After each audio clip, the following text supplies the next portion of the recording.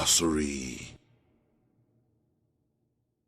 Apple, New York City. Bang, injection of narcotics. Beef, criminal complaint. Bell, notoriety connected to one's name. Bill, $100. Bit, prison term. Bite, price. Black, gunyon. Powerful, thick, dark, gummy, marijuana. Bukus, plenty. Booster, shoplifter. Boot, Negro. Boss, very good, excellent. Bottom woman, pimp's main woman, his foundation. Boy, heroin. Breaking luck, a whore's first trick of working day. Bright, morning. Bull scare, blustering bluff. Busted, arrested and or convicted. C, cocaine. Cannon, pickpocket. Can, derriere. Cap, a small glycerin container for drugs. Cat, a female sexual organ. Chili pimp, small time one whore pimp. Chippied, light periodic use of heavy drugs. Chump change, just enough money for basic needs. Circus love, to run the gamut of the sexual perversions. Coast, somnolent nodding state of heroin addict. Cocktail, to put a marijuana butt into the end of a conventional cigarette for smoking. Come down, return to normal state after drug use. Cop and blow, pimp theory, to get as many whores as leave him.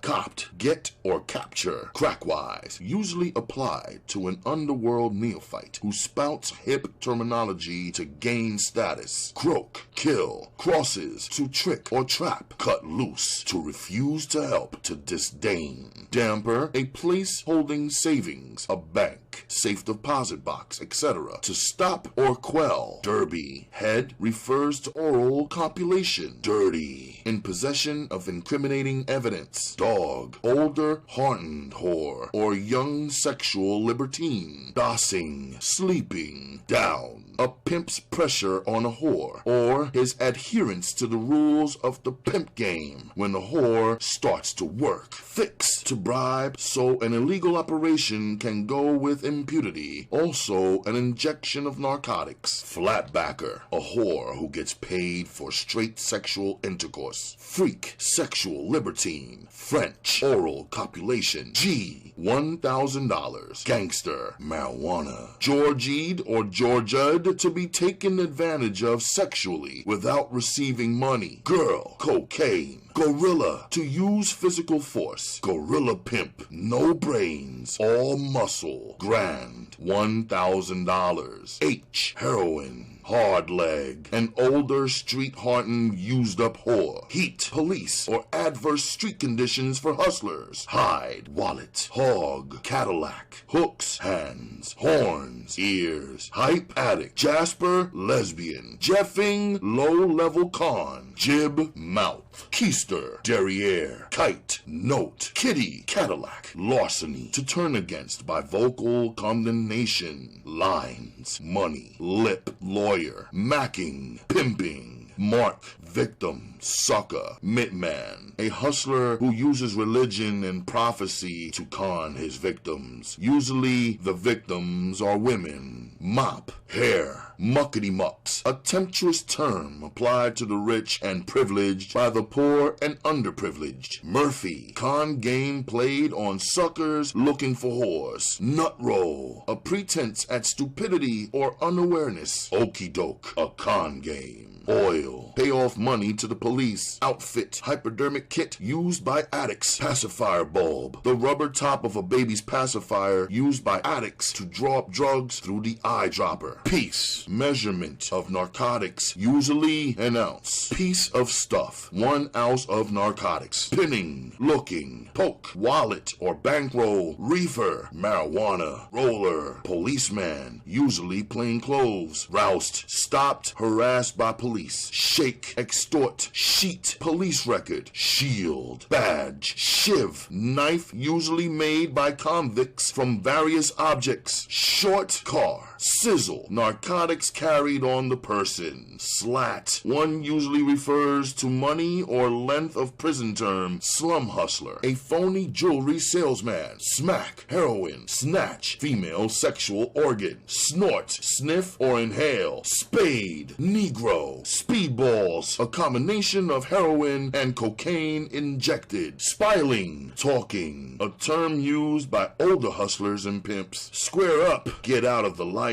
Stable, a group of whores belonging to one pimp. Stall, an accomplice of a canon. Stand up, to endure or survive. Stash, hiding place. Sting, rob. Strides, trousers. Stuff on, to play on or con. Threads, clothes. Three-way, orally, rectally, vaginally. To pull coat, to inform and teach. Turned out, introduced to the fast life or drugs. Uptight, in trouble, financial or otherwise. Vic, mark, victim, vine, suit, whale. Throw, usually applied to throwing dice. Wire, information, message, etc. Yeasting, to build up or exaggerate. Yellow, a yellow capsule containing barbiturate powder. Prat, to pretend rejection, to increase desire. Peel off, removal of only a portion of money from a wallet or roll. A pimp is happy when his whores giggle. He knows they are still asleep. All whores have one thing in common, just like the chumps humping for the white boss. It thrills him when the pimps make mistakes. They watch and wait for his downfall. A pimp is the loneliest bastard on earth. He's got to know his whores. He can't let them know him. He's gotta be God all the way.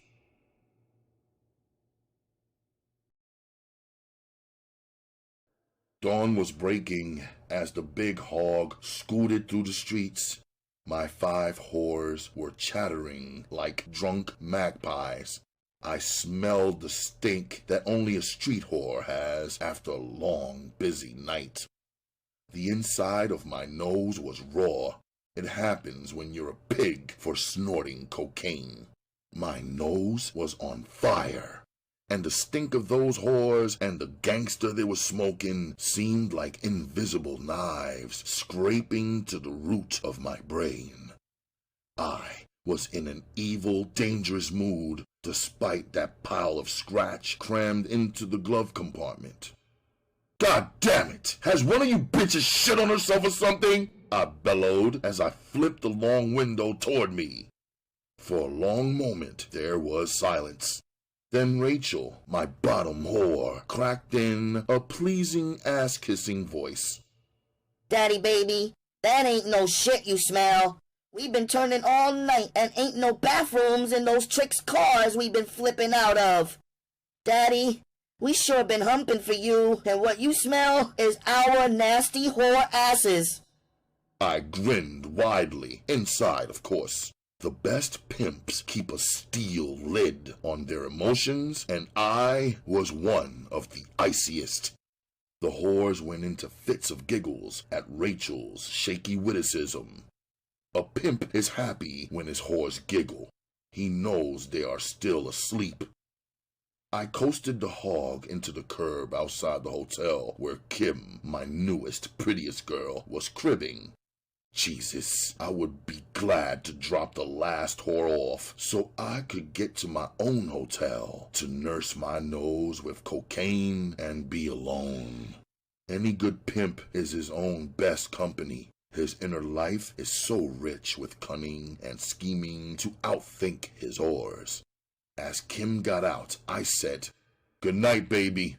Today is Saturday, so I want everybody in the streets at noon instead of 7 tonight." I said noon, not 5 minutes after or 2 minutes after, but at 12 noon sharp.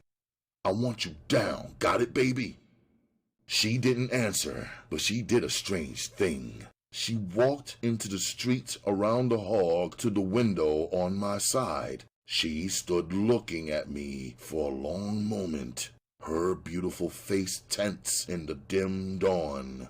Then, in her crisp New England accent, she said, Are you coming back to my pad this morning? You haven't spent the night with me in the month, so come back, okay?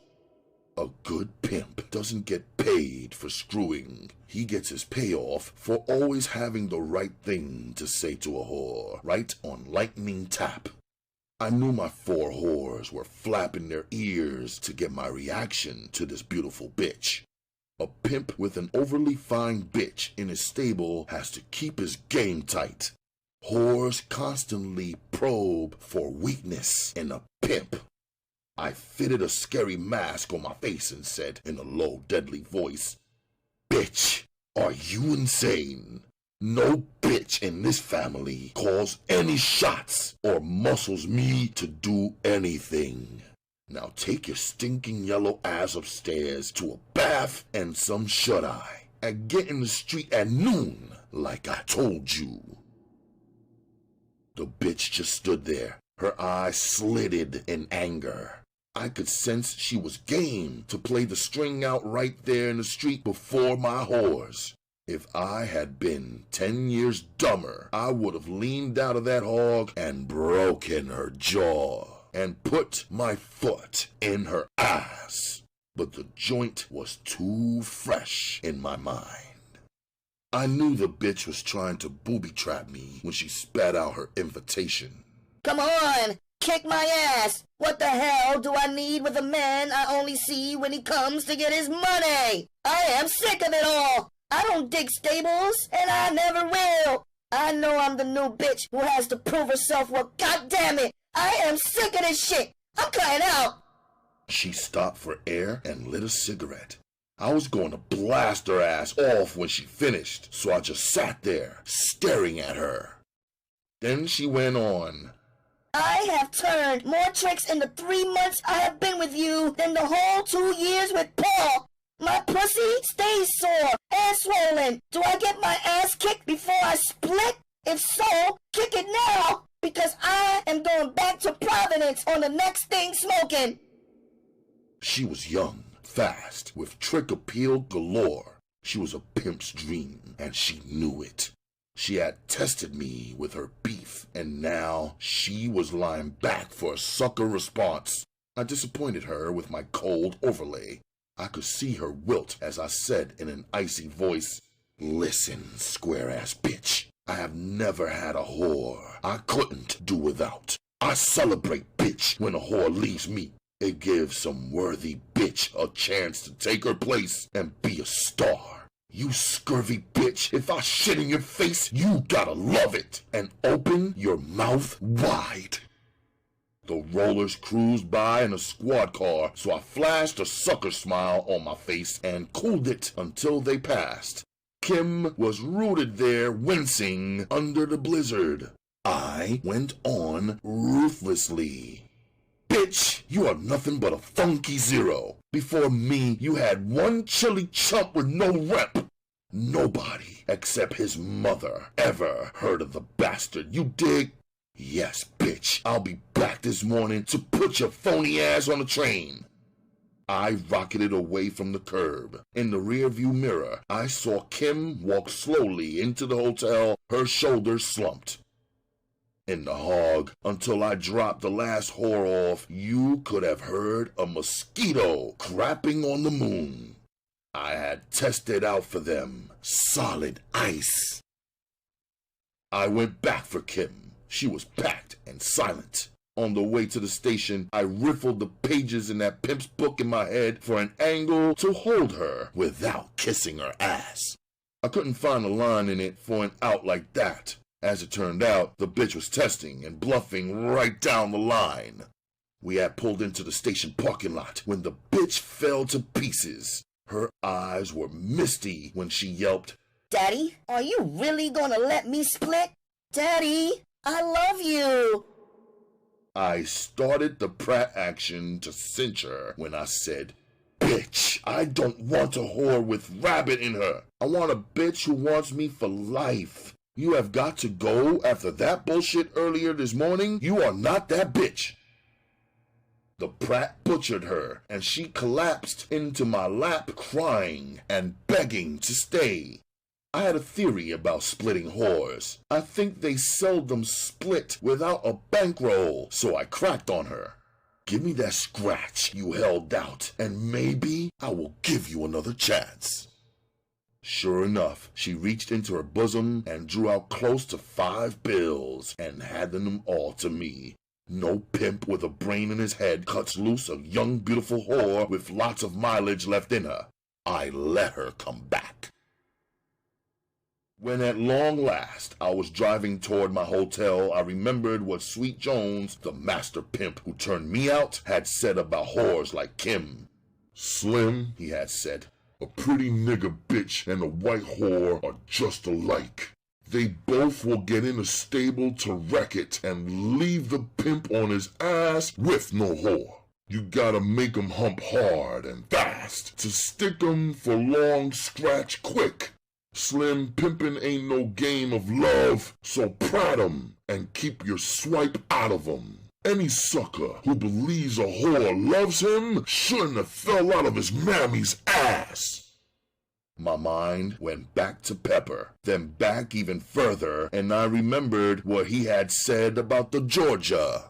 "Slim, a pimp is really a whore who has reversed the game on whores. So Slim, be as sweet as the scratch, no sweeter, and always stick a whore for a bundle before you sex her. A whore ain't nothing but a trick to a pimp.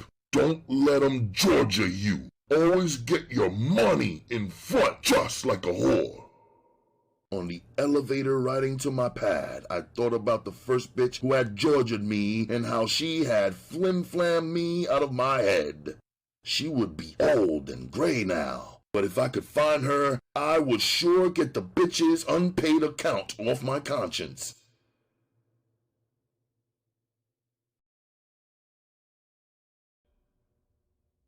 In this book, I will take you, the reader, with me into the secret inner world of the pimp. I will lay bare my life and thoughts as a pimp. The account of my brutality and cunning as a pimp will fill many of you with revulsion. However, if one intelligent, valuable young man or woman can be saved from the destructive slime, then the displeasure I have given will have been outweighed by that individual's use of his potential in a socially constructive manner.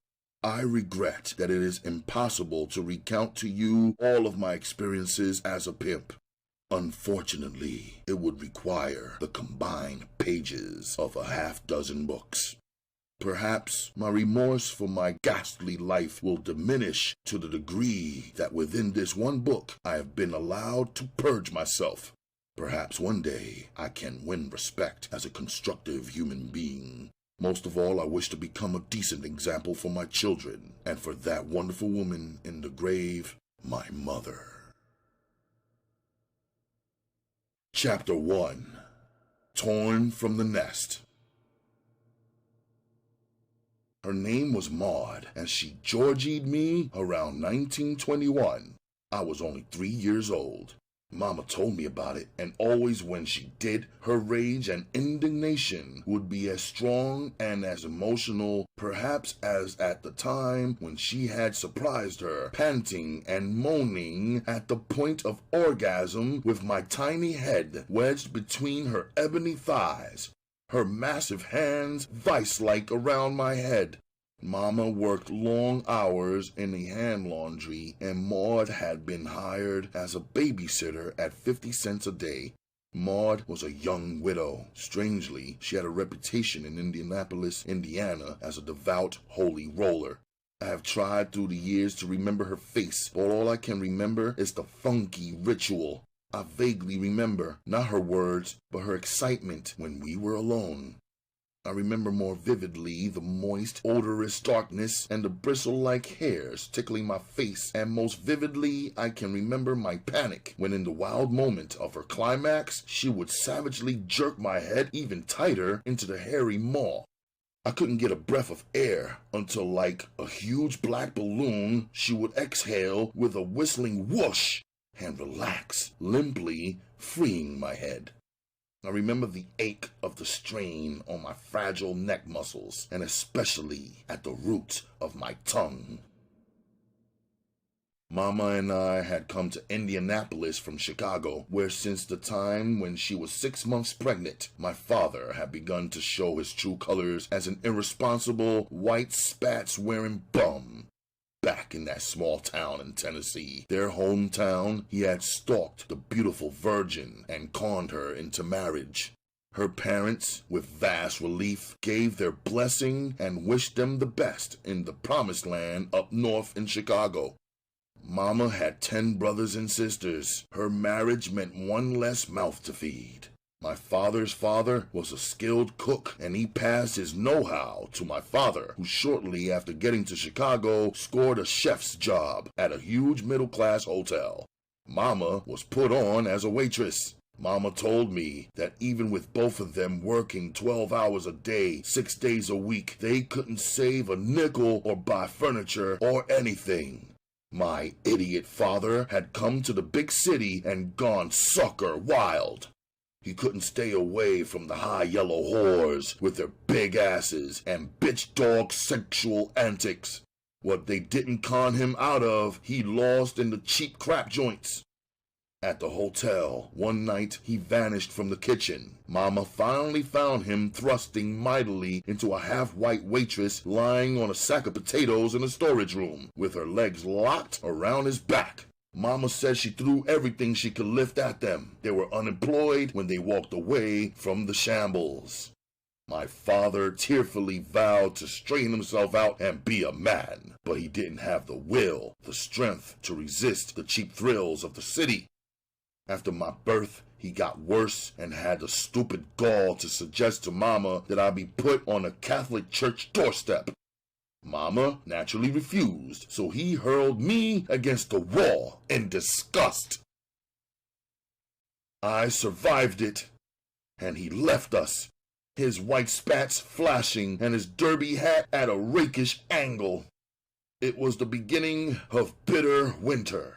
Mama packed pressing irons and waving combs into a small bag and wrapped me warmly in blankets and set out into the bleak, friendless city to ring doorbells, the bag in one arm and I in the other.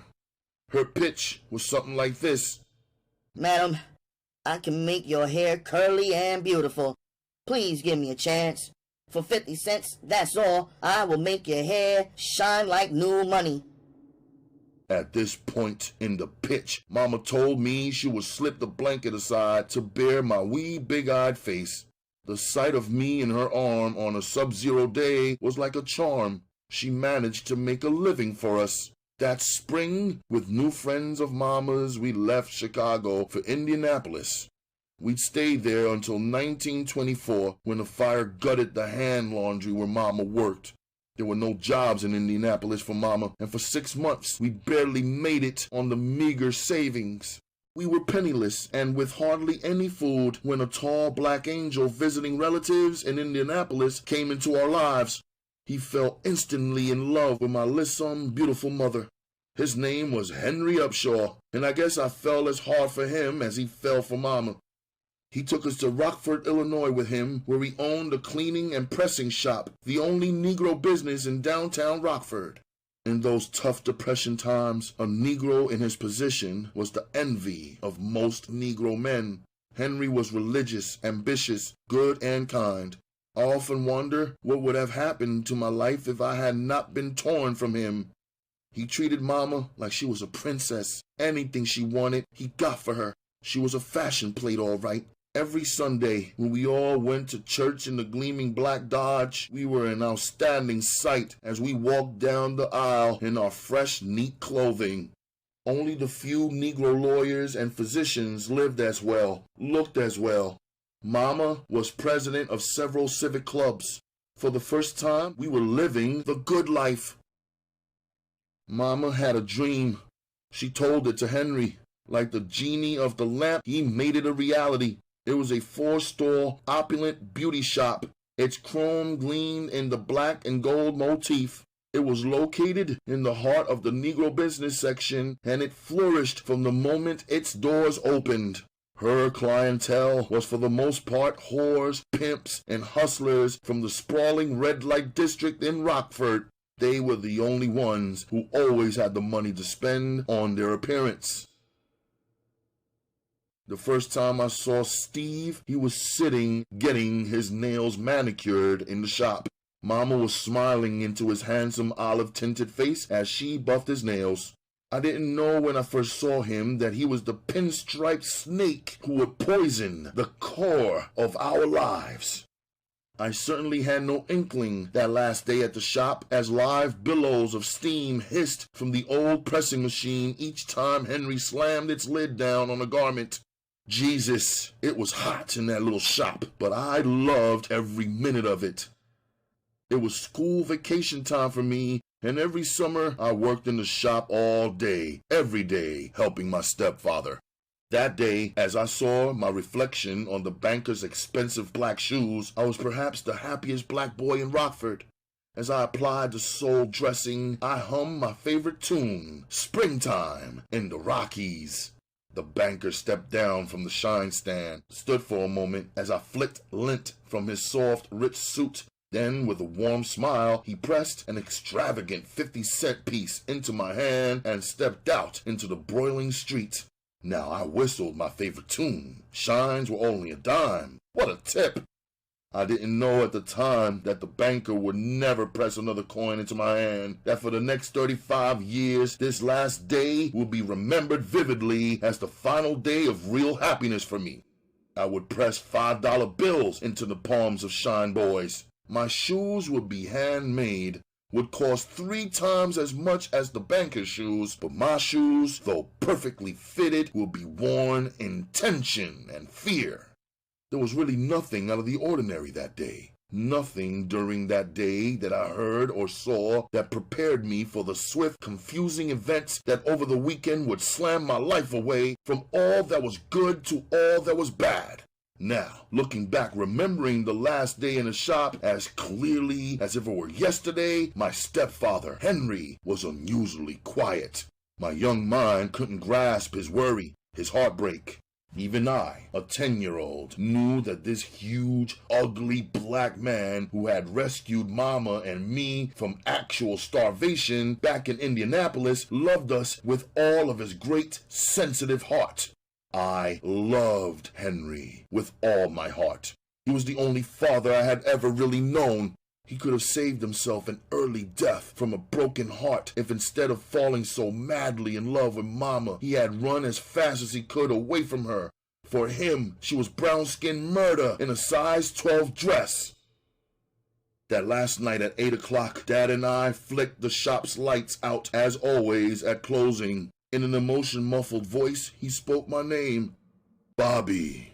I turned toward him and looked up into his face, tense and strained in the pale light from the street lamp. I was confused and shaken when he put his massive hands on my shoulders and drew me to him very tightly, just holding me in this strange, desperate way. My head was pressed against his belt buckle. I could barely hear his low, rapid flow of pitiful words. He said, Bobby, you know I love you and Mama, don't you? His stomach muscles were cording, jerking against my cheek. I knew he was going to burst into tears. I said as I squeezed my arms around his waist, Yes, Daddy, we love you too, Daddy. We always will, Daddy. He was trembling as he said, You and Mama wouldn't ever leave me. You know, Bobby, I ain't got nobody in the world but you two. I just couldn't go on if you guys left me. I clung tightly to him and said, Don't worry, Daddy. We'll never leave you. I promise. Honest, Daddy. What a sight we must have been. The 6'6" black giant and the frail little boy holding on to each other for dear life, crying there in the darkness. I'll tell you, when we finally made it to the big black Dodge and were riding home, my thoughts were turning madly. Yes, poor Henry's fears had foundation. Mama had never loved my stepfather. This kind, wonderful man had only been a tool of convenience. She had fallen in love with the snake, all right. His plan was to cop Mama and make it to the Windy. The dirty bastard knew I would be excess baggage. But the way Mama was gulping his con, he figured he could get rid of me later. Only after I had become a pimp years later would I know Steve's complete plot and how stupid he really was. Here this fool had a smart, square broad with a progressive, square John husband infatuated with him. Her business was getting better all the time. Her sucker husband was blindly in love, and the money from his business was wide open to her. If Steve had been clever, he could have stayed right there on top of things and bled a big bankroll from the business in a couple of years. Then he could have pulled Mama out of there with a big bankroll. He could have done anything with her, even turned her out. I tell you, she was that hot for him. She had to be insane over the asshole to walk away from all that potential with only $2,500 in cash. Steve blew it in a Georgia skin game within a week after we got to Chicago. I have wished to Christ in 4 penitentiaries that the lunatic lovers had left me in Rockford with Henry when they split. One scene in my life I could never forget, and that was that morning when Mama had finished packing our clothes and Henry lost his inner fight with his pride and dignity. He fell down on his knees and bawled like a scalded child, pleading with Mama not to leave him, begging her to stay. He had welded his arms around her legs, his voice hoarse in anguish as he whimpered his love for us. His agonized eyes walled up at her as he wailed, "Please don't leave me. You're sure to kill me if you do. I ain't done nothing. If I have, forgive me." I will never forget her face, as cold as an executioner's, which she was as she kicked and struggled loose from him. Then, with an awful grin on her face, she lied and said, "Henry, honey, I just want to get away for a while. Darling, we'll be back." In his state, she was lucky he hadn't killed her and me and buried us in the backyard. As the cab drove us away to the secret rendezvous with Steve sitting in his old Model T, I looked back at Henry on the porch, his chest heaving as tears rolled down his tortured face. There were too many wheels within wheels, too much hurt for me to cry. After a blank time and distance, we got to Chicago. Steve had vanished, and Mama was telling me in a drab hotel room that my real father was coming over to see us, and to remember that Steve was her cousin. Steve was stupid, all right, but cunning, if you know what I mean. Mama, at Steve's instruction, weeks before, had gotten in contact with my father through a hustler brother of Mama's in Chicago. When my father came through the hotel room, reeking of cologne and dressed to kill, all I could think was what Mama had told me about that morning when this tall brown-skinned joker had tossed me against the wall. He took a long look at me. It was like looking in a mirror. His deep-down guilt cream-puffed him, and he grabbed me and squeezed me to him. I was stiff and tense in the stranger's arms, but I had looked in the mirror too when he came in, so I strung my arms limply about his neck. When he hugged Mama, her face was toward me and stony like back there with Henry. My father strutted about that hotel room, boasting of his personal chef's job for Big Bill Thompson, the mayor of Chicago. He told Mama and me, "I'm a changed man now. I have saved my money, and now I really have something to offer my wife and son. Won't you come back to me and try again? I am older now, and I bitterly regret my mistakes of the past." Like a black widow spider spinning a web around her prey, Mama put enough resistance to make him pinch himself into a sweat, then agreed to go back to him. My father's house was crammed with expensive furniture and art pieces. He had thousands of dollars invested in rich clothing and linens. After a week, my hustler uncle brought Steve to visit us and to case the layout. My father brought the cousin angle and brought out the best cigars and cognacs for the thieves. It was another week before they took him off. Remember, at the time I had no idea as to what really was going to happen. I would learn the shocking truth only after we got to Milwaukee. On that early evening when it happened, Mama was jittery as we prepared to visit some close white friends of my father. I had a wonderful time getting acquainted with the host's children who were around my age. Too soon it was time to go home. In my lifetime, I have seen many degrees of shock and surprise on the human face. I have never seen on any face the traumatic disbelief and shock that was on my father's face when he unlocked the door and stepped into his completely empty house. His lips flapped mutely. He couldn't speak. Everything was gone. All the furniture and drapery, everything from the percolator to the pictures on the wall, even my mama's belongings. Mama stood there in the empty house clinging to him, comforting him, sobbing with real tears flowing down her cheeks. I guess she was crying in joy because the cross had come off so beautifully. Mama missed her calling. She should have been a film actress. With only a bit part, an Oscar a season would have been a lead pipe cinch for her. Mama told my father we would go to Indianapolis to friends until he could put another nest together. When we got to Milwaukee by train, 90 miles away, Steve had rented a house. Every square inch of that house was filled with my father's things. Those lovely things did us little good and brought no happiness. Steve, with his mania for craps, within weeks had sold everything piece by piece and lost it across the craps table. Mama worked long hours as a cook, and Steve and I were alone quite often. At these times he would say, "You little motherfucker, you! I'm gonna beat your motherfucking ass! I am telling you, if you don't run away, I'm gonna fucking kill you!" He was just so cruel to me. My mother had bought me a little baby cat. I loved that kitten, and this man hated animals. One day, the cat, being a baby cat, did his business on the kitchen floor. Steve said, "Where is that little motherfucker?"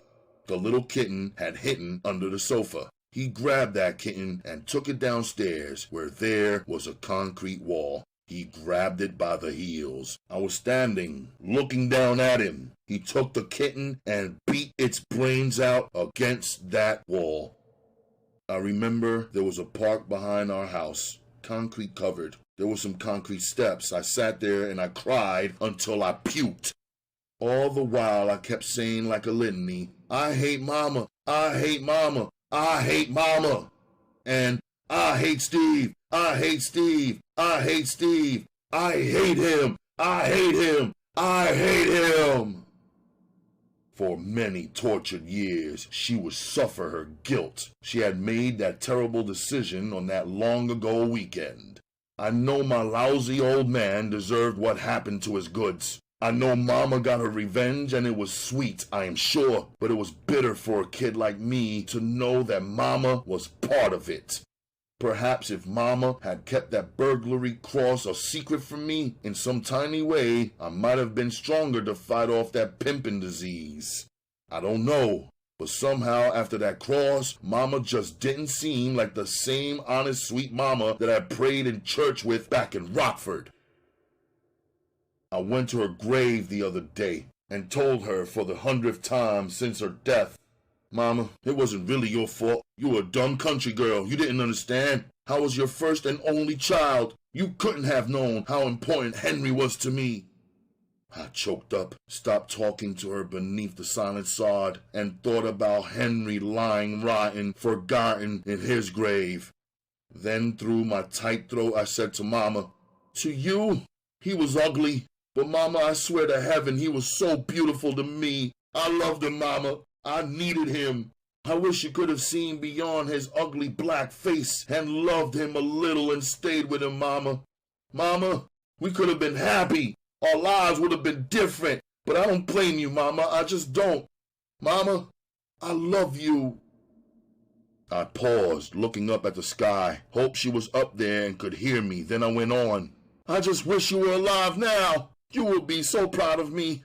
I am not a lawyer as you always wanted me to be, but Mama, you have 2 beautiful grandchildren and another on the way, and a fine daughter-in-law who looks a lot like you when you were young.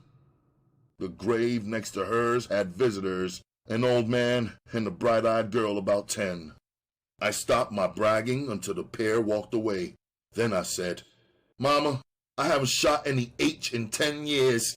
I haven't had a whore in 5. I have squared up. I work every day. How about it, Mama? Iceberg Slim. A square? You wouldn't believe it, Mama. I wear $50 suits right off the rack, and my car is 10 years old. You gotta believe it now, Mama. Goodbye, Mama. See you at Christmas, and remember, I'll always love you." I know one damn thing. I can't help crying at her grave, almost as if I was crying because I did so much to put her there. Maybe the hidden hate that I can't feel wants me to laugh that she's down there in the earth. Maybe my crying is really laughing. About 90 days after Steve smashed my kitten, Mama cast off her spell. And one gray April dawn, while Steve lay in a drunken, open-mouthed stupor, Mama and I packed what we could carry and moved into a hotel room. It was complete with hot plate and down-the-hall toilet. Steve has stomped on 3.5 years of our lives. I would soon be 14. On August 4th, my birthday, our old friend Steve, with diabolical timing, made that event unforgettable. Since that chilly dawn in April, he had searched the slum streets for his escaped dupes, thirsty for revenge. I waited eagerly in the hotel room for Mama, who had promised to bake a cake in her white woman's kitchen. She said she would be home early at 6 o'clock to celebrate my birthday. Well, she came home all right on the 7th of August from a hospital with her broken jaw wired and her body covered with bruises.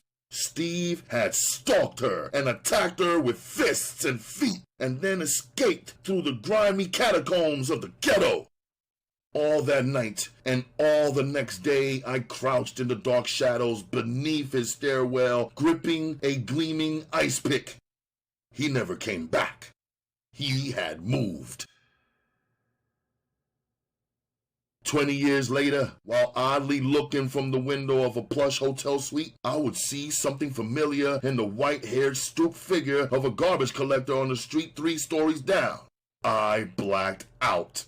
When reason returned, I was down there on the street, in the bright morning sunlight, clutching a pistol, wearing only a pair of red silk pajamas. A small crowd of passerbys stood bug-eyed, watching the strange scene as Rachel, my main whore, tugged at my arm, pleaded with me to get off the street. That was the last time I saw Steve, but I just don't know, even now, what I would do if our paths had crossed. Perhaps that beating Mama took was good, as painful as it was. I remember how it worried me in that cruddy hotel room when the hotel's neon sign outside our window would flash on her face. Her eyes would be bright, riveted on the ceiling. She would be in a trance, remembering, still hot for him. As worthless as that bastard was otherwise, he sure must have been a son of a bitch in the bed. After all that he had done to us, she still had a terrible itch for the bastard. That beating was good for her. It cured the itch. Mama had learned a bitter lesson the hard way. The country girl had rolled in the hay with the city slicker, and now I saw all of her sorrow and guilt in her eyes. We couldn't go back to the peaceful green hills of Rockford. She had destroyed a good man back there. A native son. Henry died a year after we left him. Until the grave claimed her, Henry would rise from his own to haunt her in the lonely gloom. Mama was desperate to save at least fragments of her image to hold fast the love and respect I had for her in Rockford.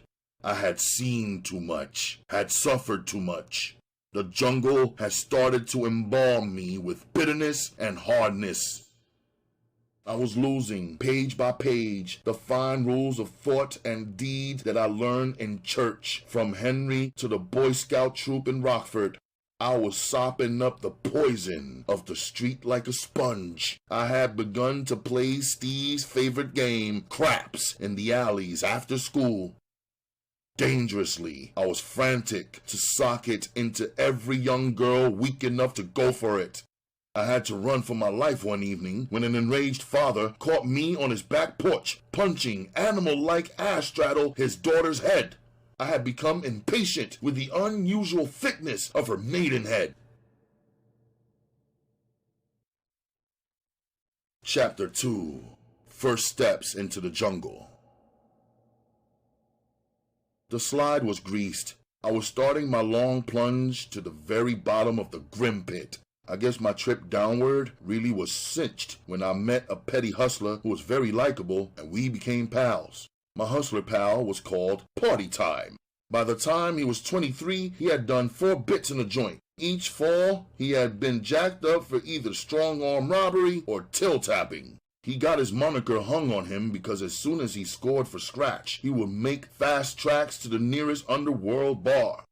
When he got inside the door, he would shout, "All right, you poor-ass bastards, it's party time! And Joe Evans is in port with enough scratch to burn up a wet elephant! Or you stop playing stink finger with those long cock horns and everybody belly up to the log and get twisted on me!" His flat African features were passed to a skull that could have belonged to a caveman. He was short, powerful, and shiny black.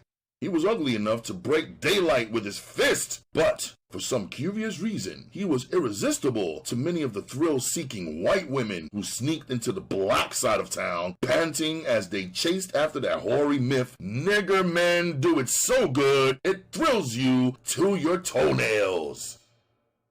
There was a fast sheet joint with the trick rooms in the rear, right on the alley. I was peeping one night into one through a frayed shade when I saw Party Time for the first time.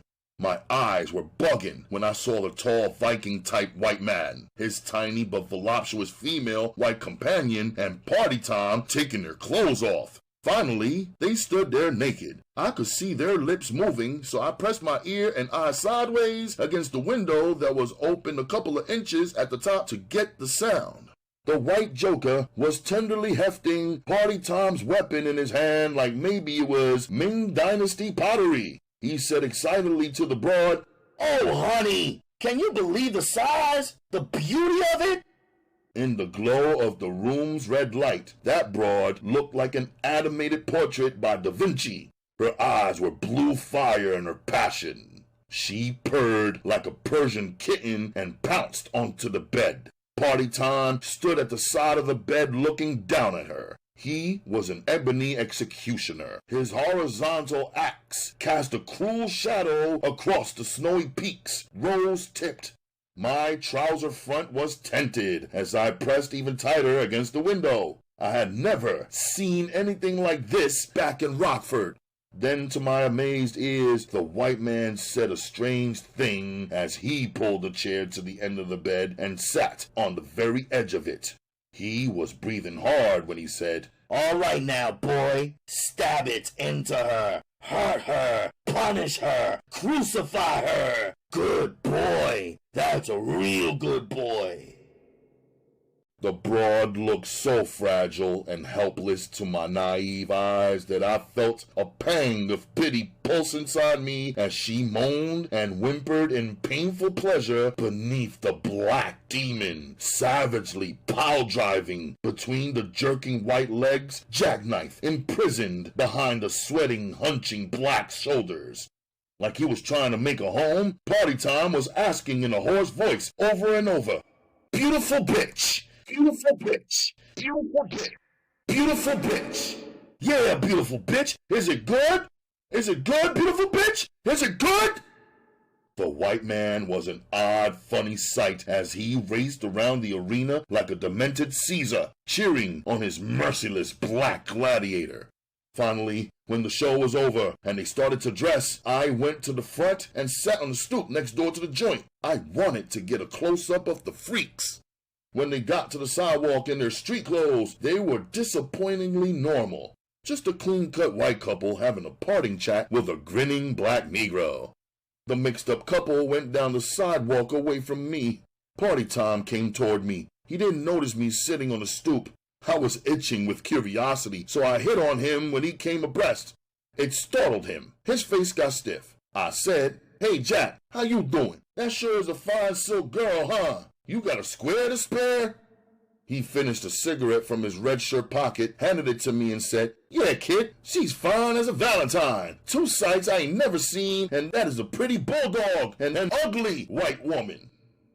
He was spouting cliches, but to a small town boy, he came off witty as hell. I was in that brain-packing mood, so I put the snow machine into high gear to hold him. My eyes bucked in mock awe as I lit the square. I said, "Thanks, man, for the square. Christ, that's a sporty vine you got on. I wish I could dress like you. You sure are clean aplenty."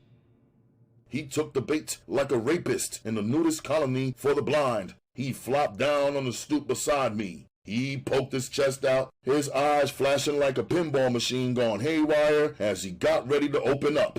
He hiked the pants legs of his green checked suit to his calves to show his blood-red socks.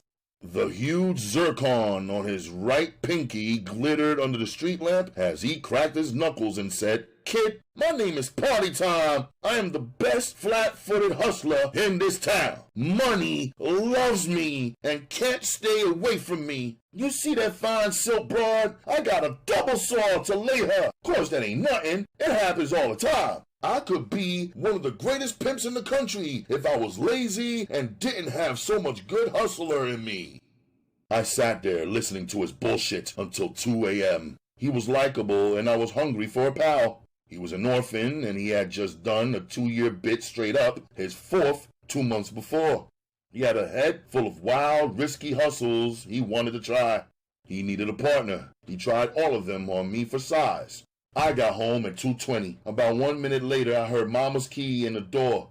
She had served a banquet for her white folks. I just made it into bed with all my clothes on when she came to look in on me. I was snoring like a drunk with a sick sinus when she kissed me goodnight. I lay thinking in the darkness until daybreak, putting myself into and trying to size myself into one of those quick buck schemes that Party had plotted. When the sun came up, fat and bright, I knew I would give Party's version of the Murphy a whirl. I didn't know his version was crude and dangerous and only a weak imitation of the real Murphy. Years later, I discovered that the Murphy, when played by experts, was a smooth, short con game with a slight risk. In any section where Negro whores operate, white men will flock to trick with them. I met Party several times after school at a pool room. He ran my roll down to me, and the next Friday night we got down with our hustle. Mama was serving a party, so I could stay in the streets until at least 1 a.m.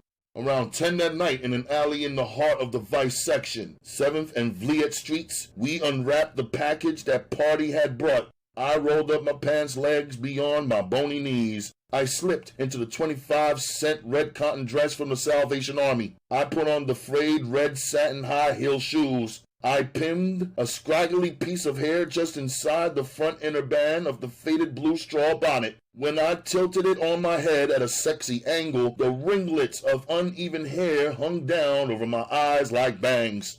I stood wide-legged, flexed my thigh and hip muscles against the tight red dress, aping the whore's stance. Party looked me over head to toe. I was wondering how I came off as a broad. He shook his head, hunched his shoulders, and walked toward the mouth of the alley to catch a sucker. I got the answer when he reached the sidewalk. He twisted his head toward me and said, "Listen, man, stay out of the light, okay?" Within 5 minutes, he gave me the office that some action was coming down the street. I watched Party giving the pitch to a short, elderly white man. I wondered if I had enough voltage as a broad to come through with my end of the deal. He officed my flash cue an instant before the white man peeked up the alley at me. I jerked my skinny ass in a series of bumps and grinds and hopefully waved him toward me.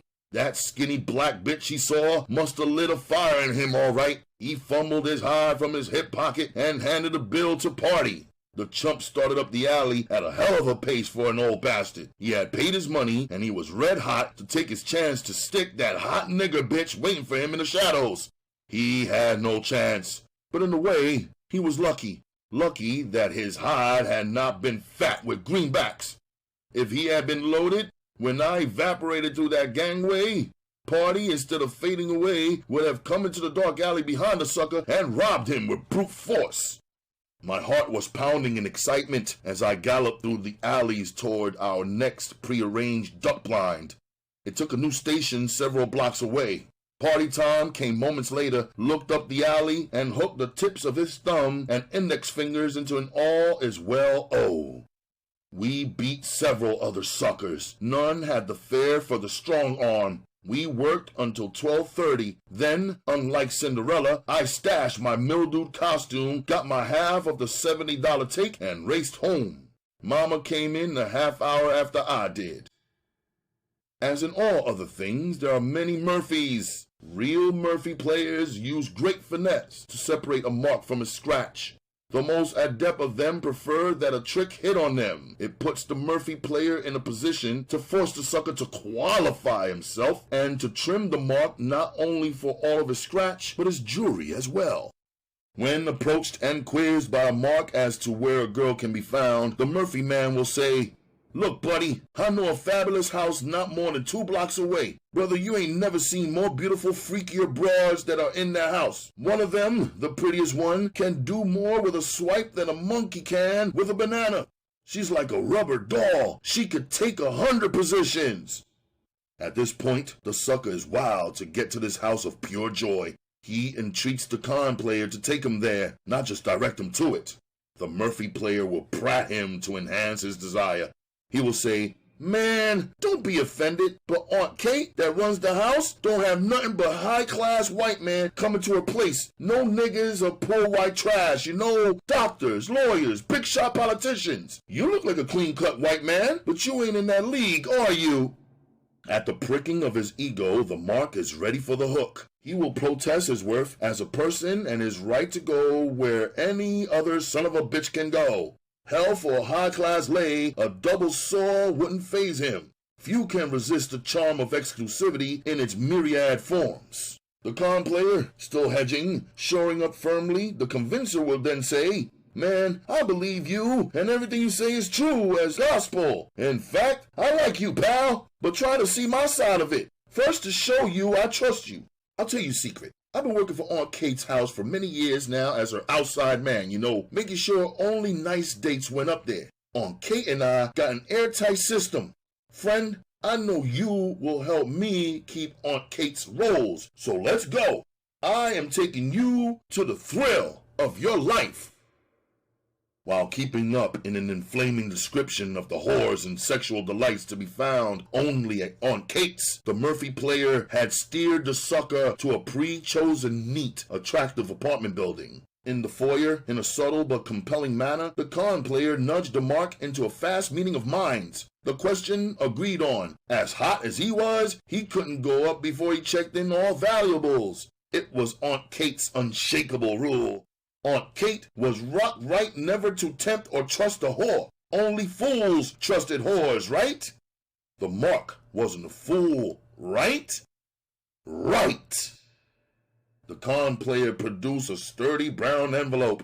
The sucker counted all the scratch in his pocket into the hand of Aunt Kate's outside business manager. The efficient, affable manager shoved it into the envelope, licked it, sealed it, and stuck it in his pocket for safekeeping from the possible larceny in the hearts of the gorgeous dolls upstairs, 3rd floor, 1st apartment to the left, number 9 to be specific.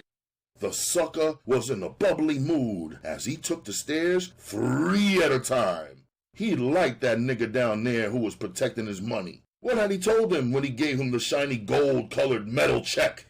"Harry, pal, this one's on me. Just go up and hand it to Aunt Kate. Everything is going to be all right. If you want, you can buy me a drink when you come down." The 2 strikes that had whiffed across the white man's mental plate and had set him up for the kill, the 3rd strike was first his desperate need to relieve himself into a black body. The second was his complete inability to conceive that the black boy before him was intelligent enough to fool him to fashion the Murphy dialogue. Party and his raw-born lure, after 3 weekends of fair success with the Murphy, ran head-on into a round brick balloon. It was only 5 feet tall, but it weighed close to 300 pounds. It was a Saturday night around 10. The vice section was overrun with Johns. It seemed that every white man in town was out there, scratch in one hand and rod in the other, ripping and running after the black whores with the whitest, blackest asses. Party and I set up a blind on the fringe of the section, because with all that mad action in the center, it would be a hectic cat and mouse game with the cruising, rousting vice squad. I would have gotten something less than pure kicks to get busted making like a broad. Party hadn't strong arms since his last bit. The only reason he hadn't was simply that none of the Johns we had fleeced was carrying wad. We were fishing in the sand pile. All the hungry suckers were swimming in center stream. From my Murphy station in the alley, I watched Party eagerly for the office for action. Around 11:30, I was standing on one leg and then the other like a bored crane with a 25-cent dress on. After 5 minutes later, the office came through. Was it a man? A machine? No. It was a walking, living, round balloon with a fat poke and a flaming itch for black kush. It stood there, fascinated by my furious bumps and grinds. I felt prickly feet of excitement stomping along my spine when the balloon took his hide out. Party jerked rigid at the sight of its contents. Even as the balloon bounced toward me, I inched toward my point of evaporation. I knew the strong-arm lust had exploded inside Party, and sure as hell he was going to come up that alley and smash the air out of the balloon. I quit the scene and poked my head into the alley farther up. I could hear guttural grunting, the kind of sound a heart case makes when he's riding hard to convince a nympho that he's a raging tiger. It was the balloon that was grunting as he held Party in a crushing stranglehold. My heartbeat backfired and melted the starch in my props. I collapsed onto a garbage can. The balloon was also a weightlifter. Poor Party was hanging high over the head of the monster and then flung to the alley floor with a shattering whoop, where he lay like a rag doll. The balloon hollered as he leapt into the air and then fell like a ton of concrete on moaning Party. I was almost puking in pity for Party, but I just couldn't find the strength to get off that garbage can and join the fray. Anyway, it wouldn't have been ladylike. The Derrick scooped Party from the alley and flung him across his back. I watched Party's rubber neck bumping against the balloon's rear end as he was carried to the sidewalk. I jetted out of there and went to the roof of my building. I watched for the rollers I was sure were coming to bust me, but they never came.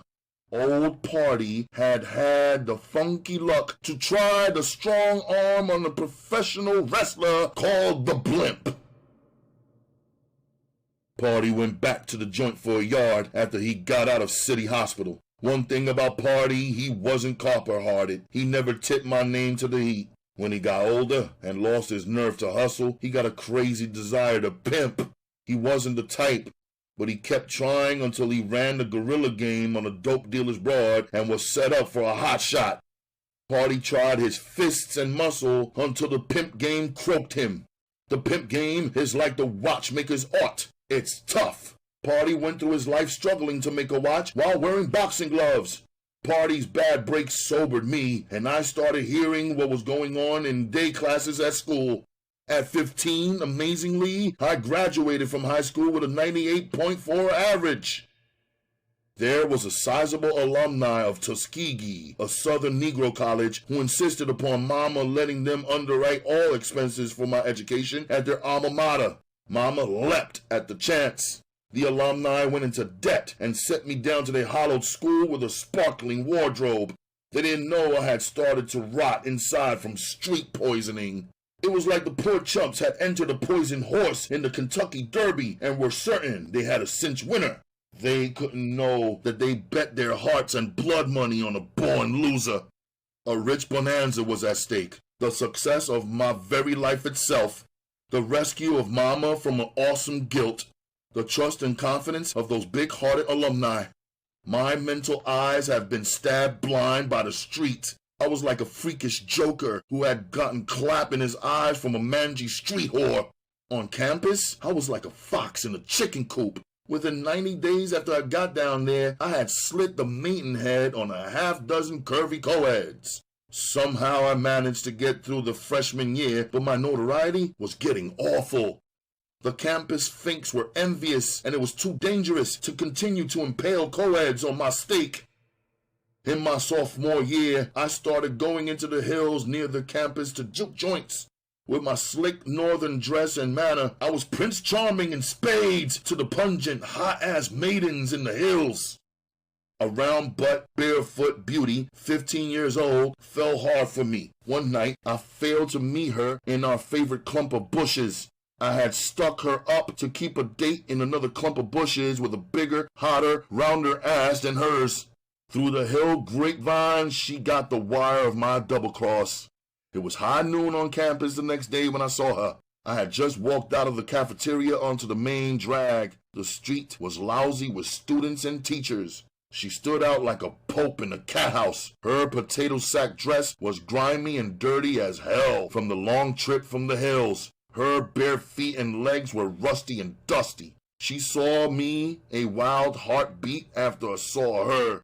She battle-cried like an Apache warrior, and before I could get the wax out of my props, she had raced close enough toward me so I could see the insane fury in her eyes. Beads of sweat clung to the kinky hair in the pit of her arm that was upraised, gripping like a dagger, a broken Coca-Cola bottle. The jagged edges were glinting in the sun. The screaming teachers and students fled like terrified sheep in the wake of a panther. I don't remember what athlete was reputed to be the fastest human in the world that year, but for those few seconds after I got the wax out of my legs, I was. When I finally looked back through the cloud of dust, I saw the crazy broad as a speck in the distance behind me. Mine had been a carper offense, and I was on it in the office of the school president. I stood before him. Seated behind his gleaming mahogany desk, he cleared his pipes and gave me a look like I had jacked off before the student body. He held his head high, his nose reaching for the ceiling like I was crap on his top lip. In a sneaky southern drawl, he said, "Boy, you are a disgrace to our fine institution. I'm shocked that sack has occurred. Your mother has been informed of your bad conduct. Our board is considering your dismissal. In the meantime, keep your nose clean, boy. You ain't leave the campus for any reason." I could have saved my own worry over dismissal. That alumni had powerful pull, all right. I got a break and got the chance to stay until midterm of the sophomore year when I went for the okey doke. I took a bootlegging rap for a pal. What goes around comes around, old hustlers had said. Party had taken our beef without spilling. Anything with a buzz in it was in great demand on campus. A pint of rock gut whiskey brought from $7.50 to $10 depending on supply. My roommate had scratch and a Fagin disposition. He was a Sharpie from a number racket family in New York. We made a deal. He would bankroll our venture if I copped the merchandise and sold it. He got my promise that I would keep his part in it a secret. He was a fox for sure. He gave me the scratch and I slipped up into the hills to contact the moonshiner who would supply me. Perhaps I don't have to say that I carefully avoided any contact with that broad who pushed me to that track record. I scored for a connection and the markup on campus was 400%. Everything was beautiful. The merchandise was moving like crazy. I was sure that when I got back home for the summer, I would have enough scratch to turn everybody green with envy. I recruited a co-ed I had laid to distribute for me in her dorm. It was the beginning of the end. There were 2 Jasper co-eds in her dorm who were fierce rivals for the love of a coffee-colored, curvaceous doll from a country town in Oklahoma. The doll was really dumb. She had no idea of the lesbian kick, so naturally she couldn't know she was a target. Eventually, the craftier of the 2 Jaspers wore the doll down and turned her out. They had to keep the secret of their romance from the other Jasper because she was tough and built like a football player. She was doing money favors for the doll, hoping to get into her pants. The doll and her jockey were in cahoots, playing the sucker Jasper hard for the scratch. One night, the doll and her jockey were tied into a pretzel doing the 69 and drunk as hell on my merchandise when their passionate outcries reached the ears of the muscular Jasper. The bloody fight and spicy details were topics for statewide gossip. In the heat of the investigation, my agent fell apart. She put the finger on me, and within a week, I was on the train going back to the streets for good. I didn't turn over on my roommate. I obeyed the code. Mama changed jobs a week after I got back to nurse and cook for a wealthy white recluse. Now, I really stuck my nose in the devil's ass. Mama had to stay on the place. I saw her once a week on Sunday when she would come in for a day. That was the only time I stayed at the hotel. I had found a fascinating second home, a gambling joint run by a broken-down ex-pimp and murderer called Diamond Tooth Jimmy. The 2-carat stone wedged between the upper front rotting teeth was the last vulgar memento of his infamy as the top ass-kicker of the 1920s. He boasted endlessly that he was the only nigger pimp on earth who had ever pimped in parents on French girls. I was to discover later, when I would meet and be trained by the master, that Jimmy was a mere buffoon, an amateur not fit to hold the master's coat. After the suckers were trimmed and all the shills had been paid, Jimmy would lock the door and then, like a ritual, light up a thin brown reefer. As he talked, he would pass it to me, cursing me affably for not inhaling deeply and holding the smoke, as he put it, deep in my belly. When dawn broke, he would go out through the joint door home to the 19-year-old Jasper on whom he lavished furs and jewels. He was a real sucker. I would go to bed in the tiny cubicle in the rear of the joint and dream fantastic dreams. Always beautiful whores would get down on their knees and tearfully beg me to take their money. For several months, I had been screwing the luscious daughter of a popular band leader. She was 15. Her name was June, and she had a wild yen for me. She had a habit of waiting down the street from a gambling joint until Jimmy left. Then she would come up and get on the army cot with me. She would stay until 7 o'clock at night. She knew I had to clean the joint for action around 9. One day around noon, I asked her, "Do you love me enough to do anything for me?" She said yes, so I said, "Even turn a trick?" She said, "Anything." I put my clothes on and went to the street and saw an old gambler who I knew was a trick and told him what was upstairs. Sure enough, he gave me a $5 bill, the asking price, and I took him upstairs and let him in on her. She turned him in less than 5 minutes. My 17-year-old brain reeled. This was still the Depression. I could get rich with this girl and drive a big white Packard. My next prospect was all wrong. He was an acquaintance of the band leader, June's father. He went up the stairs, saw her, and called the father in Pittsburgh. The father called the local police department, and my pimping career died a morning. When the detective came, I was still out there looking for tricks for the down payment on that big white Packard. Diamond Tooth's bullshit had screwed me for certain. My mother, of course, was shocked. She was sure it was a frame-up. That June, that evil girl, had led her sweet little Bobby astray. At the county jail, 2 days before my trial, I left my cell on an attorney consultation pass. A short, gopher-faced Negro sat in the cage at an old oak desk grinning at me. My blood ran cold. My palms got slippery wet as I took a seat across from him. The gleaming yellow gold teeth filling his mouth had been a flash of doom. Christ, I thought, a deep south nigger lip. Didn't Mama know that most of them turn to jelly when defending a criminal case? The rodent wiped his blue-black brow with a soggy handkerchief and said, "Well, Bobby, it seems you're in a little bit of trouble, huh? I'm Attorney Williams, an old friend of your family. I knew your mother as girl." My eyes sent special delivery murder across the table to that ugly bastard. I said, "It ain't a little trouble." He fingered his dollar necktie and hoisted his starved shoulders inside the jacket of his cheap vine and said, "Oh, now, let's not be fatalistic. You are a first offender, and I'm positive it will mitigate the charge. Rest assured, I will press the court for leniency. Now, tell me the whole truth about your trouble. Anger, everything drained out of me. I was lost, stricken. The phony will lead me to the slaughter. I knew I was already tried and convicted and sentenced to the joint. The only loose end was for how long. Without hearing it myself, I ran down the details to him and stumbled blindly back to my cell. On my trial day in the courtroom, the shaky bastard was so nervous before the bench when he pleaded me guilty that the same cheap vine that he had worn out at the first meeting was soaked by his sweat. He was so shook up by the stern face and voice of the white hawk-faced judge that he forgot to ask for leniency. That awful fear the white folks had put into him down south was still painfully alive in him.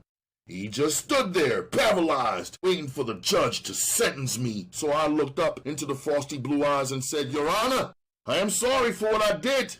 I've never been in trouble before. If Your Honor would just give me a break this time, I swear before the Lord, I won't ever come back down here. Please, Your Honor, don't send me to the pen." The frost deepened in his eyes as he looked down at me and intoned, "You are a vicious young man. Your crime against that innocent young girl, against the laws of this state, is inexcusable. The very nature of your crime precludes the possibility of probation. For your own good and for that of society's, I sentence you to the state reformatory to a term for not less than 1 year, and for not more than 18 months. I hope it teaches you a lesson." I shrugged off the wet hand of the lip from my shoulder, avoided the tear-reddened eyes of Mama sobbing quietly in the rear of the courtroom, and stuck my hands out to the bailiff for the icy-cold handcuffs. June's old man was a big wheel with lots of muscle in the courts. He had gone behind the scenes and pulled strings and put the cinch on the joint for me. My sentence was for carnal knowledge and abuse, reduced from pandering, because you can't pander from anything except a whore, and June's old man wasn't about to go for that. Yes, I was sure working at that first patch of gray in my mother's hair. Steve would have been proud of me, don't you think? My sentence to the Wisconsin Green Bay Reformatory almost cracked Mama up. There were several repeaters from the reformatory on my tier at county jail who tried to bug the first offenders with terrible stories about the hard time up at the reformatory. While we were waiting for the van to take us upstate to the reformatory, I was too dumb to feel anything. A fool I was to think the dummy was a fairy tale. In the 2 weeks that I waited, Mama wrote me a letter every day and visited twice. Mama's guilt and heartbreak were weighing heavily on her. Back in Rockford, she had been a dutiful churchgoer, leading a Christian life until Steve came on the scene. But now when I read her long, rambling letters crammed with threats of fire and brimstone from me if I didn't get Jesus in my heart and respect the Holy Ghost and that fire, I realized that poor Mama was becoming a religious fanatic to save her sanity. The pressures of Henry's death and now my plight must have been awful. The van came to get us on a stormy, thunderous morning. As we stepped into the van, handcuffed together, I saw Mama standing in the icy, driving rain, waving goodbye. I could feel a hot, throbbing lump at the base of my throat to see her standing there looking so sad and lonesome, cowering beneath the battering rain. I could feel the tears aching to flow, but I couldn't cry. Mama never told me how she found out the time the van would come. I still wonder how she found out and what her thoughts were out there in the storm as she watched me start my journey. The state called it her reformatory, but believe me, it was a prison for real. My belly fluttered when the van pulled into the prison road leading to the joint. The van had been vibrating with horseplay and profane ribbon among the 20-odd prisoners. Only one of them had sat tensely and silently during the entire trip, the fat fellow next to me. But when those high slate gray walls loomed grimly before us, it was as if a giant fist had slugged the breath from us all. Even the repeaters who have served time behind those walls were silent, tight-faced, I started to believe those stories they had told back in county jail. The van went through 3 gates, manned by rock-faced hacks carrying scoped, high-powered rifles. 3 casket-gray cell houses stood like mute mourners beneath the bleak, sunless sky. For the first time in my life, I felt raw, grinding fear. The fat Negro sitting next to me was a former schoolmate of mine in high school. He had been a dedicated member of the Holiness Church then. I had never gotten friendly with him because his only interest at the time seemed to be his church and his Bible. He didn't smoke or swear, chase broads, or gamble. He had been a rock-ribbed square. His name was Oscar. Apparently, he was still square because now his eyes were closed and I could hear bits of prayer as he whispered softly. Oscar's prayer was abruptly cut off by the screech of the van's brakes as it stopped in front of the prison check-in station and bathhouse. We clambered out and stood in line to have our handcuffs removed. 2 screws started at each of the line, unlocking the cuffs. As they moved toward the middle of the line, they stifled the thin whispers of the men. They said to each man, "Button it up! Silence! No talking!" Oscar was shaking and trembling in front of me as we filed into a brightly lit, high-ceiling room. A rough pine counter stretched for 20 yards down the green and gray flagstone floor that looked clean enough to eat from. This was the part of the shiny, clean skin of the apple. The inside was rotting and foul. Cons with starched white faces stood behind the long counter guessing our sizes as we passed them and passing out faded pieces of our uniform from caps to brogans. We passed with our bundles into a large room. A tall, silent screw, dazzling with brass buttons and gold braid on his navy blue uniform, slashed his lead-loaded cane through the air like a vocal sword, directing us to put our bundles on the long bench and to undress us for a short-arm inspection and a brief exam by the prison croaker seated at a battered steel desk in the back of the room. Finally, we had all been checked by the croaker and showered. The gold-spangled screw raised his talkative cane. It told us to go out the door and turn left, then straight ahead. 2 screws marched alongside as we made it toward a squat sandstone building 200 yards away. Was that talking cane the dummies? I heard it before I saw it, a loud scraping, thunder laced with a hollow roar. Never before had I heard anything like it. Then, mysteriously, in the dimness, countless young grim faces seemed to be bobbing in a sea of gray. 100 feet away, I saw the mystery. Hundreds of gray-clad cons were lockstepping from the mess halls into 3 cell houses. There were an eerie sight in the twilight, marching mutely in cadence like tragic robot soldiers. The roaring thunder was the scrape and thump of their heavy prison brogans. We reached the squat building. We were to stay in its quarantine cells for the next 10 days. All fish, new cons, were housed here to be given a thorough medical checkout and classification before being assigned to work details out in population. I got a putrid taste of the inside of that apple when cons in white uniforms and peaked caps gave us our supper through a slot in our cell doors. It was barley soup with a hunk of brown bread. It would have made great shrapnel in a grenade. I was new and learning, so instead of just gulping it down, I took a long, close look at the odd little things black dotted at one end. I puked until my belly cramped. The barley in the soup was lousy with worms. The lights went out at 9. Every hour or so, a screw came by the row of cells. He would poke the bright eye of his flashlight into a cell and then squint his eyes as he looked into each cell. I wondered if it were a capital crime in this joint to get caught having an affair with Lady Five Fingers. I flapped my ears when I heard one of the white repeaters running down the joint in a whisper to a fish. Oscar was listening too because he had stopped praying in his cell next to mine. The white fish was saying, "Look, Rocky, what the hell gives with that hack in the bathhouse? Why don't the jack-off never rap? What's with that cane bit?" The repeater said, "The son of a bitch is stir crazy. His voice box screwed up on him a dime ago. He's been the brass nuts here for a double dime, and guess how the bastard lost his rapper?" That screw in his light was making the rounds again, so the repeater got on the dummy. When the screw had passed, he continued, "The creep was called Foghorn by the cons before his trouble made him a dummy. They say the bastard's bellows could be heard from one side of the joint to the other.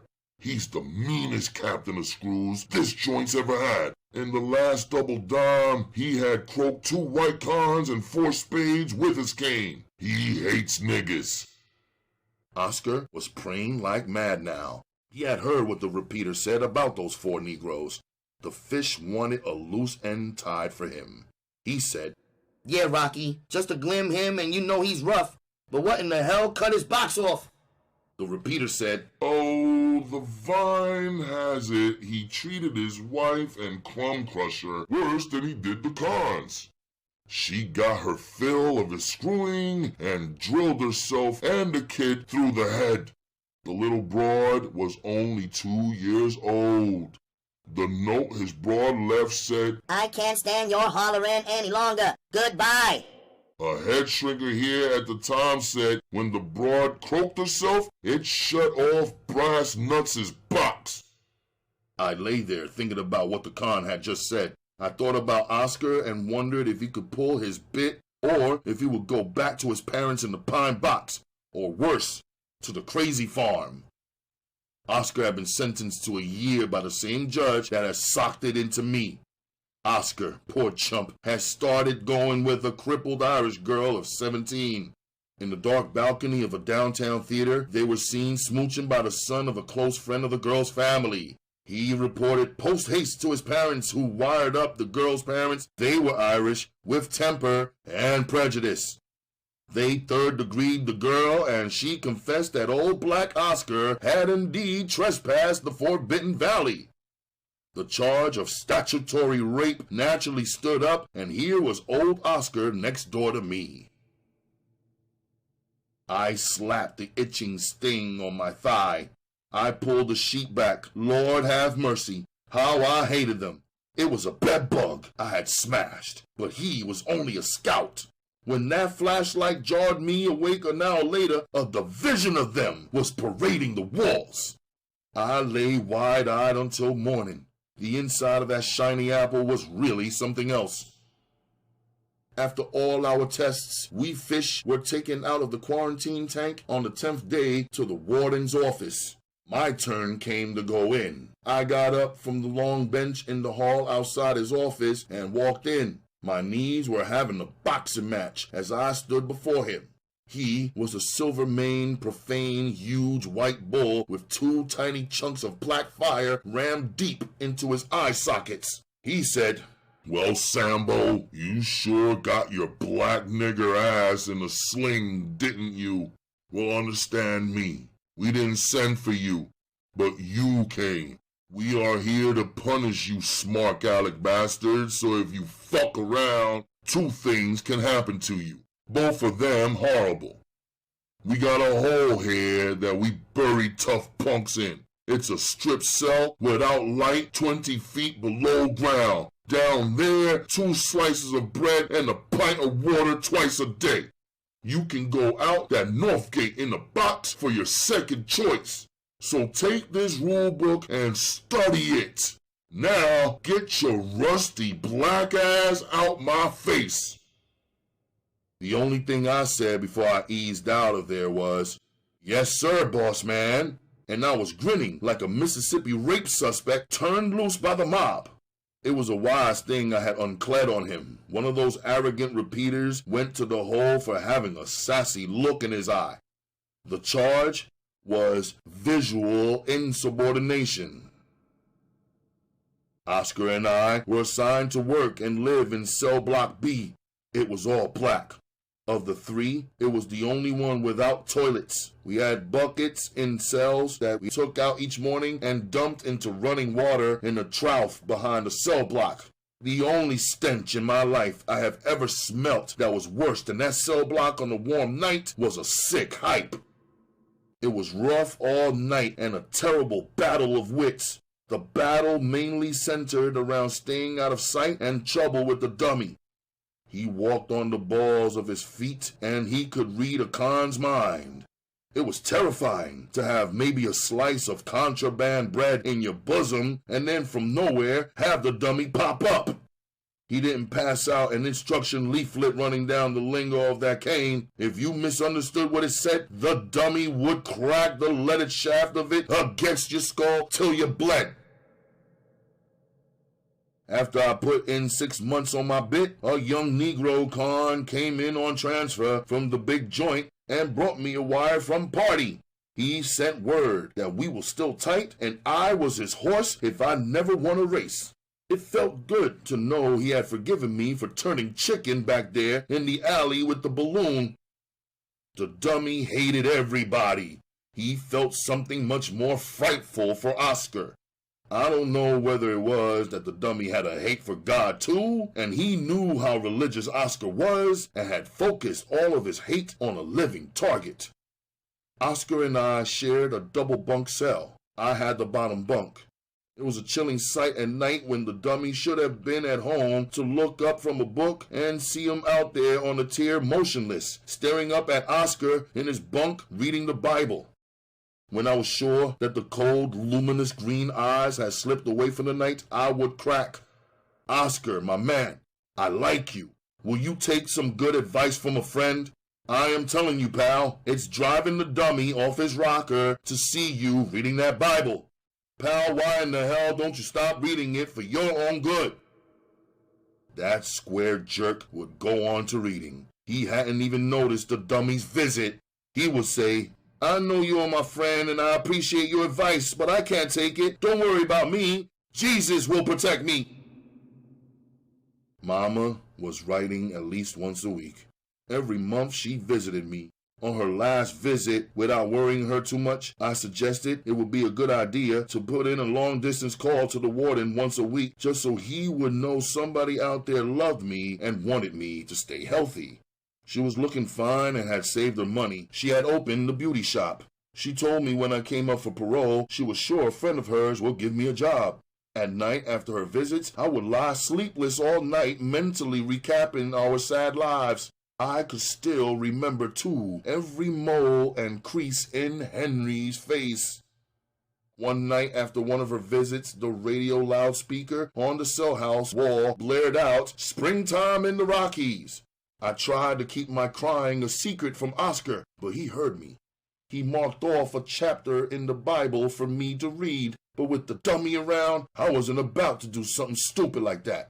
The dummy put one over on Jesus and busted Oscar.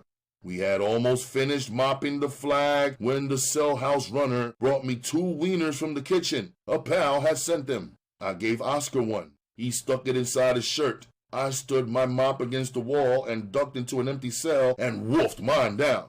We had finished mopping and we're at the supply closet putting our mops and buckets away.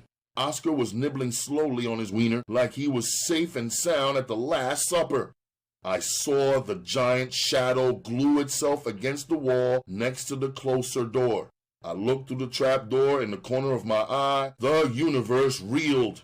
It was the dummy. He saw the piece of wiener in Oscar's hand.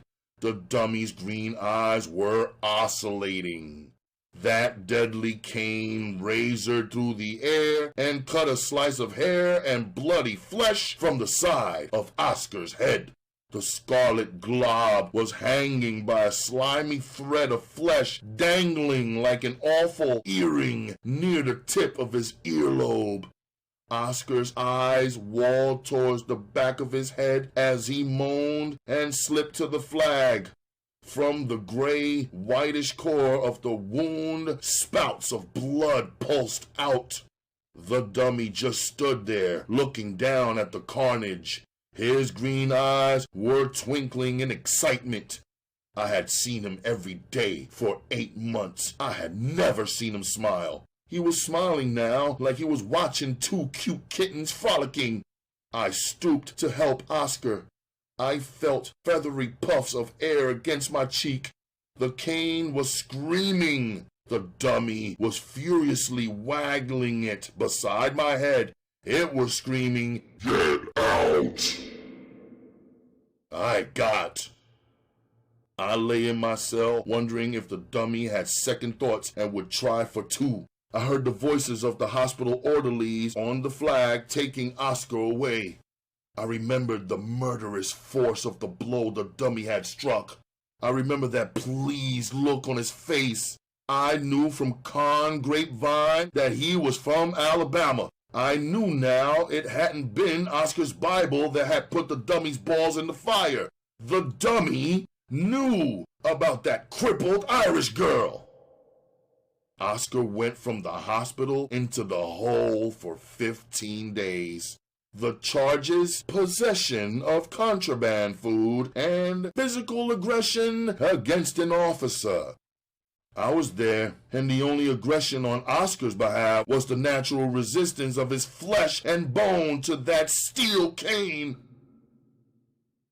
The parole board met in the joint every month to consider applications. Every con, when he had served to within several months of his minimum, started dreaming of the street and that upcoming parole consideration. Oscar was in the hole, and I missed his company. He was a square, but a nice one, with lots of wry wit. Several cons slightly older than I came in on transfer from the big joint. They claimed to be Mac men. In bad weather, when there was no yard recreation, I would join them at a table on the flag. I didn't talk much. I usually listened. I was fascinated by the yarns they spun about their pimping ability.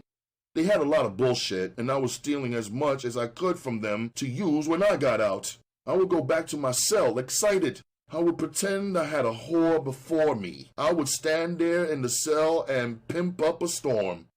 I didn't know that the crap I was rehearsing wouldn't get a quarter in the street. Oscar came out of the hole and was put into an isolation cell on the top tier of the cell house. I didn't see him come in, so I wasn't prepared when I got a chance to go up there. When I got to the cell with his number in the slot, a skinny joker was peeing in his bucket with his back to me. He was in a laughing fit. I checked the number in the slot again. It was Oscar's number, all right. I pulled the key to the supply closet across the bars of the cell door. The skeleton jumped and spun around facing me. His eyes were wild and vacant. It was Oscar. Only that livid bald scar on the side of his head made me sure. He didn't seem to remember me, so I said, "How are you, pal?" I knew they couldn't stop a stepper.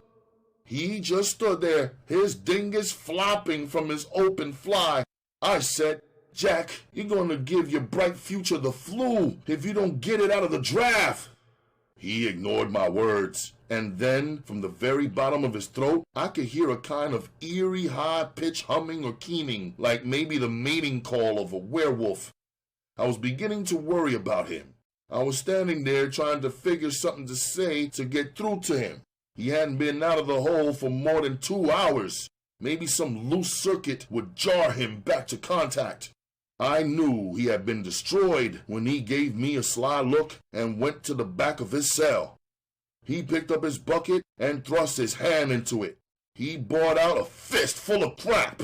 He scraped the crap from his right palm into the rigid upturned left palm. Using his left palm as a kind of a palette, he dipped into the crap with his right index finger and started to finger paint on the cell wall. I just stood there in shock. Finally, he stopped, snapped to attention, saluted me, and stuck his chest out proudly, and pointed a crappy finger at his art on the wall. There was an idiot's look of triumph on his face, like he had finished the Sistine Chapel ceiling. I gave up on him. I went downstairs and told the cell house screw. The next day, they shipped Oscar to the funny farm, where perhaps he is today, 30 years later. My time went fast after the 8th month. I had gone before the parole board and I was waiting for my pink slip. A white one meant denial and a new date for consideration. I saw the mail clerk when he shoved it through the bars of my cell. I leapt up and grabbed the small brown envelope. My hands shook so badly, it took seconds to rip it open. It was pink! I banged my fists against the steel wall of my cell. I was so happy I couldn't feel pain. They dressed me out in a cheap Glen plaid suit. I would have been thrilled to have left that den of pressure in tar and feathers. On the way out, I had to face the bull. When I walked into his office, he said, "Well, Snowball, you must have had your rabbit's foot. So long. See you in a couple of weeks." I wasn't out yet, so I gave him the same uncle smile going out that I gave him coming in. When I walked out of the joint, the fresh air was like a blast of oxygen. It made me woozy. I turned and looked back at the joint. The dummy was standing at the chapel window staring at me, but for once, that steel cane wasn't talking to me.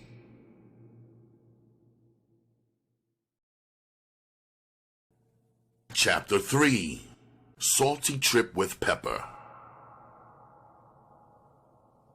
First thing back in Milwaukee, I reported to my parole officer, a Mr. Rand, I think. After asking 1,000 questions and filling out a mountain of papers, he gave me an IQ test. When he computed my score, his sea blue eyes saucered in surprise.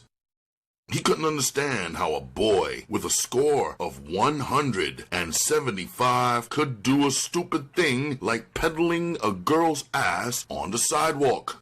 If that IQ test had been on the basis of the half-baked criminal pimping theories that I had picked up in a joint at that table from those chilly pimps that were churning in my mind and that I was so eager to try, my score would have been 0. I was 18 now, 6 feet 2 inches tall, slender, sweet, and stupid. My maroon eyes were deeply set, dreamy. My shoulders were broad and my waist as narrow as a girl's.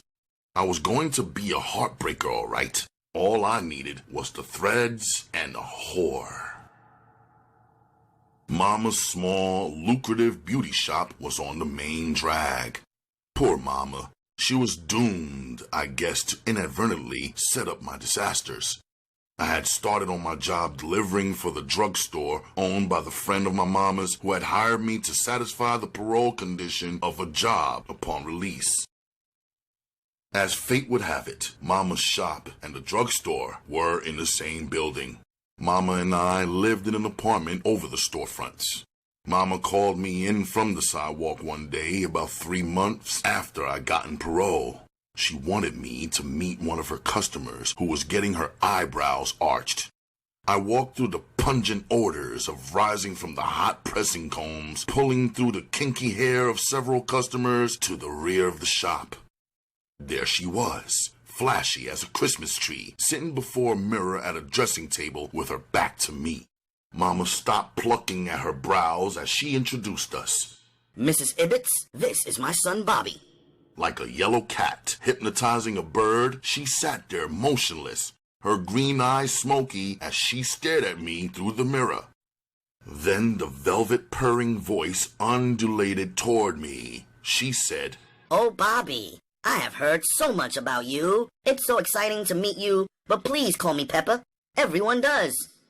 I don't know what excited me more as I stood there. Her raw sensuality or the blazing rocks on her tapered fingers that I was sure hadn't come from Kresge's. I mumbled something like I had to go back to the drugstore to work and I would see her around. Later, I saw her slide into her sleek caddy convertible, her white silk dress riding up exposing the satin sheen of her banana yellow thighs. As she gunned away from the curb, she turned deliberately and gave me a full dose of those hot green eyes. She was signing our deal. I quizzed around and got the background on her. She was 25, an ex-whore who had worked the jazziest houses on the eastern seaboard. A wealthy white fence and gambler had tricked with her out there, and it had gotten so good to him that he crossed her pimp into a 5-year bit and squared her up. 3 days later, a half an hour before closing, an order came in for a case of mums. The address was in the Plush Heights, miles from the store. I made a trip on a bicycle. She answered the door wearing only a pair of white lace step-ins. My erection was hard and instant. It was a fabulous pad, and the lights were soft and blue. The old man wouldn't be back for a week. I was just a hep punk. I wasn't in her league, but one of my greatest assets has always been my open mind.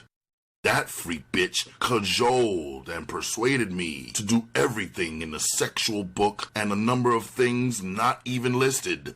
What a thrill for a dog like her to turn out a tender fool like me.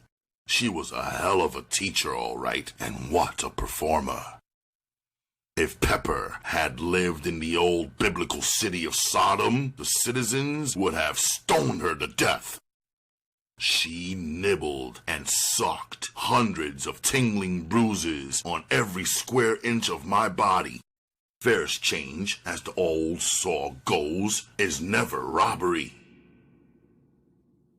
It took me a week to get the stench of her piss out of my hair. She sure had been pimped on hard back east. She hated men, and she was taking her revenge on me. She had taught me to snort girl, and almost always when I came to her pad, there would be thin sparkling rolls of crystal cocaine on the glass top of the cocktail table. We would snort it through alabaster horns, and then in the mirrored bedroom, we made circus love until our nerve ends shrieked. Pepper and that pure cocaine would have made a freak out of a priest. She had sure put me on a fast track. I couldn't know at the time that at the end of the line stood the grim state penitentiary. I was green, all right, and twice as soft, and Pepper knew it. Here was a hardened ex-whore who knew all the crosses, all the answers, who handled lots of scratch and wasn't laying a red penny on me. The dazzling edge on our orgies was dulling for me, but I was flipping Pepper with the techniques she had taught me.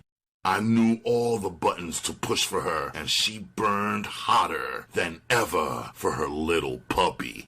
No wonder. I was freaking for free. Those Eastern pimps had charged her a fortune. I tried one night to get a C-note from her for a suit. I knew I had really come on fine in the bed. She had almost climbed the walls in her passion. Sugar, I said, I saw a wild vine for a bill downtown. If you laid the scratch on me, I could cop tomorrow. She slitted her green eyes and laughed in my face and said, Now listen, little puppy. I don't give men money. I take it from them. And besides, as sweet as you are to this pussy, you don't need a suit.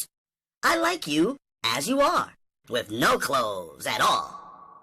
I was a rank greenhorn, sure, but her cold turn-down of my plea for the C-note was bitchy cute.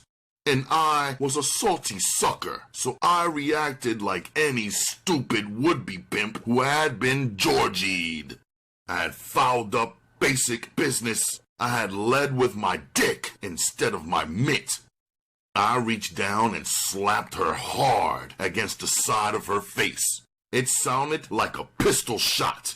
On impact, a thrill shot through me. I should have slugged her with a baseball bat. The bitch uncoiled from that bed like a striking yellow cobra, hooked her arms around my waist, and sank her razor-sharp teeth into my navel. The shock paralyzed me.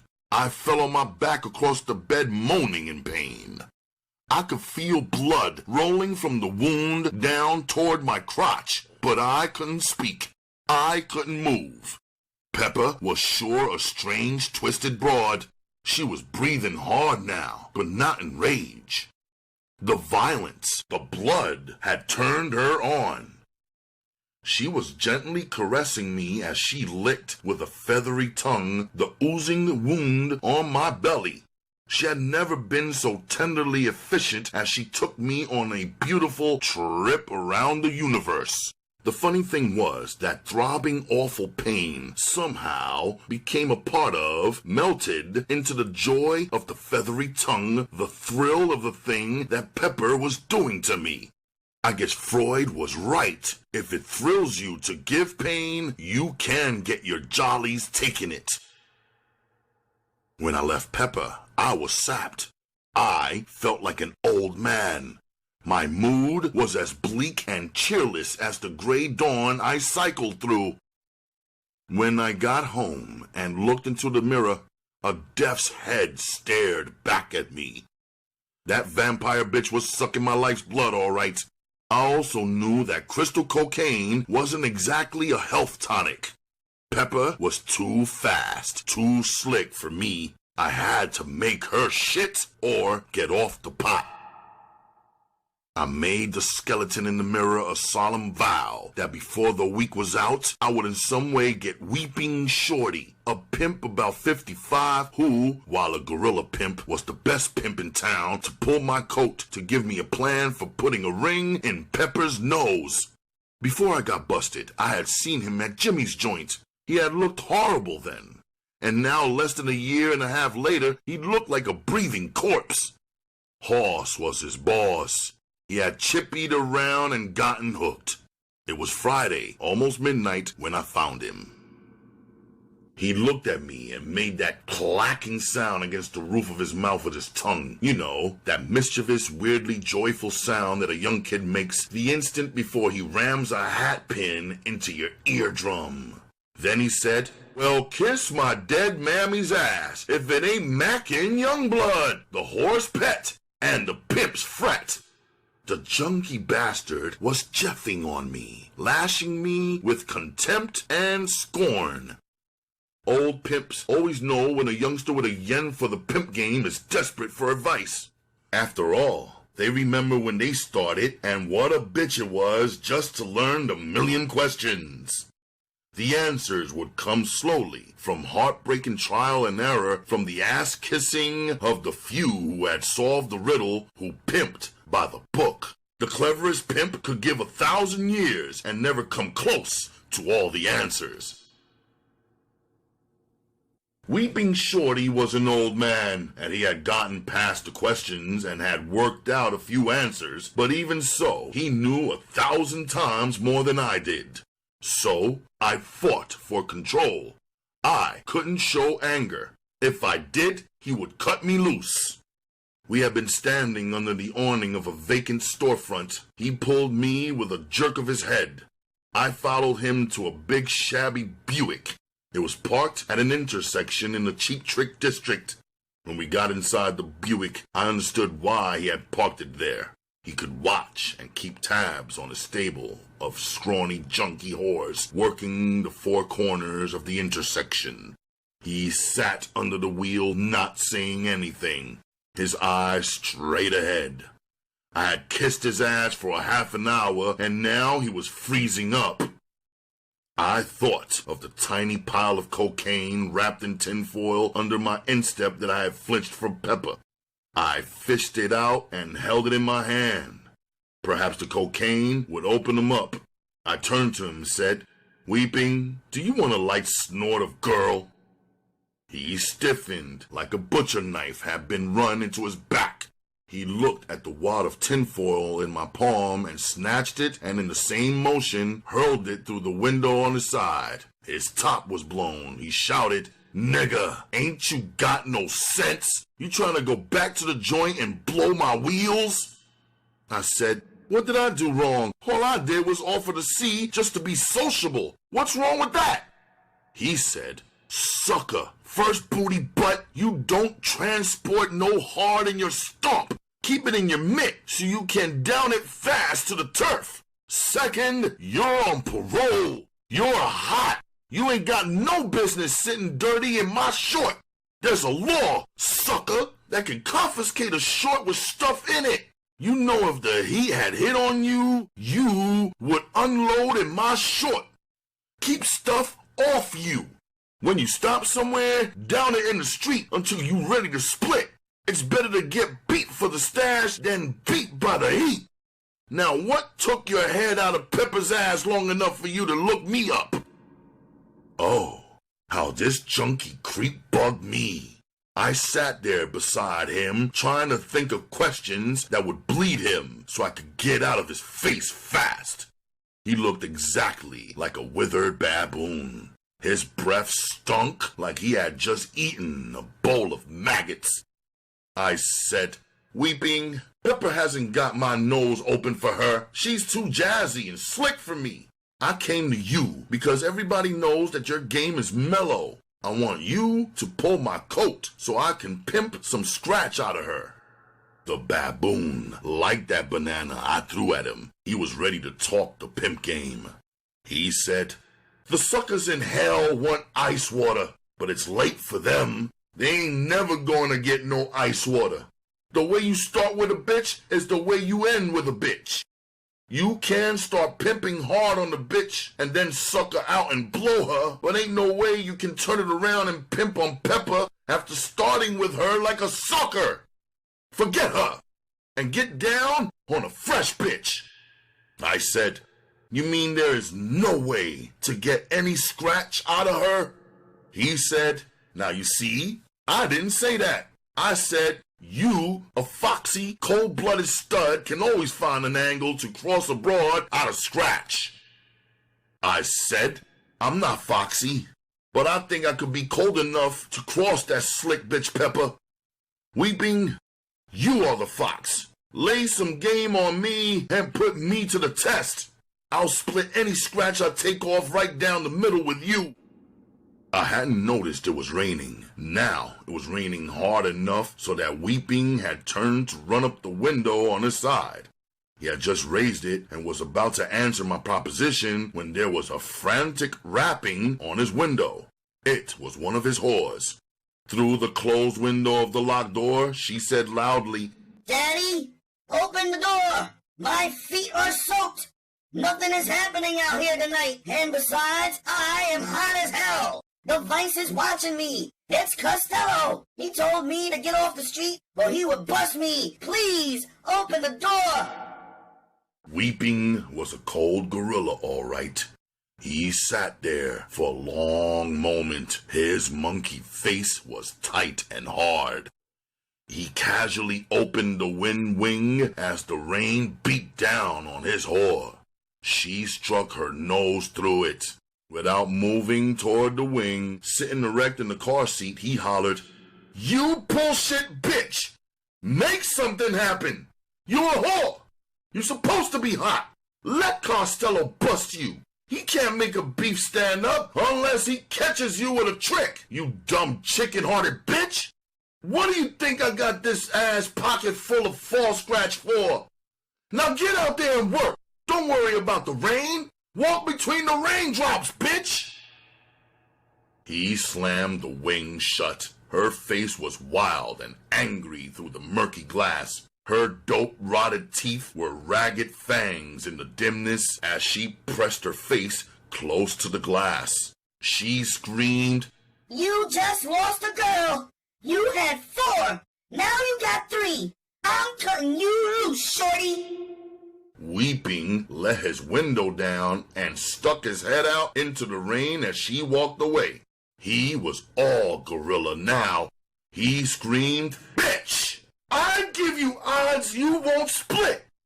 As much of my dope you've been shooting, I'm playing catch up. You rank bitch, you know if you split, I'll find you and stick my knife into your stinking ass and gut you to your breastbone. I wondered if he lost her. He read my mind. He said, she ain't going nowhere. Look at this. He turned his car engine on and started the windshield wiper so we could see the street. There she was, back out there in the rain, whistling and waving at the passing cars. He switched the engine off. He said, that bitch knows I ain't jiving. She'll make me some scratch this morning. Now, Youngblood, about Pepper, You don't know anything about her. You ain't long out of the joint. I like you. So my advice is the same I gave you at first. Forget her. Try in another spot. What he said about my not knowing her made me curious.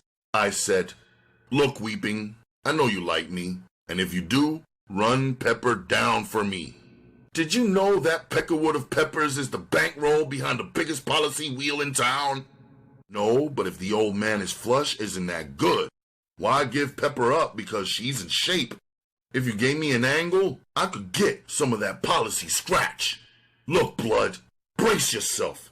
Here in the rest of the rundown. Pepper is a rotten freak broad.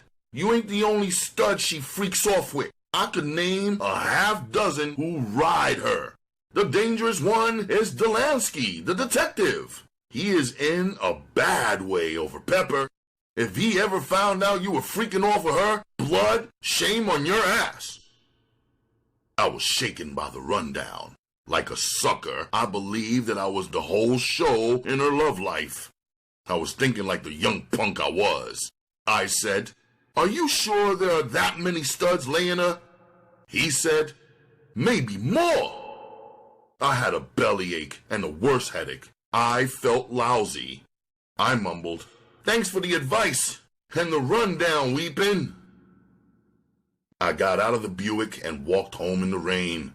When I got there, it was 3:30 and Mama was angry, worried, and raving. She was right, of course. I was violating my parole to be out after 11 p.m. I was coming out of the drugstore to make a delivery when I bumped into him on the sidewalk. It was old party time.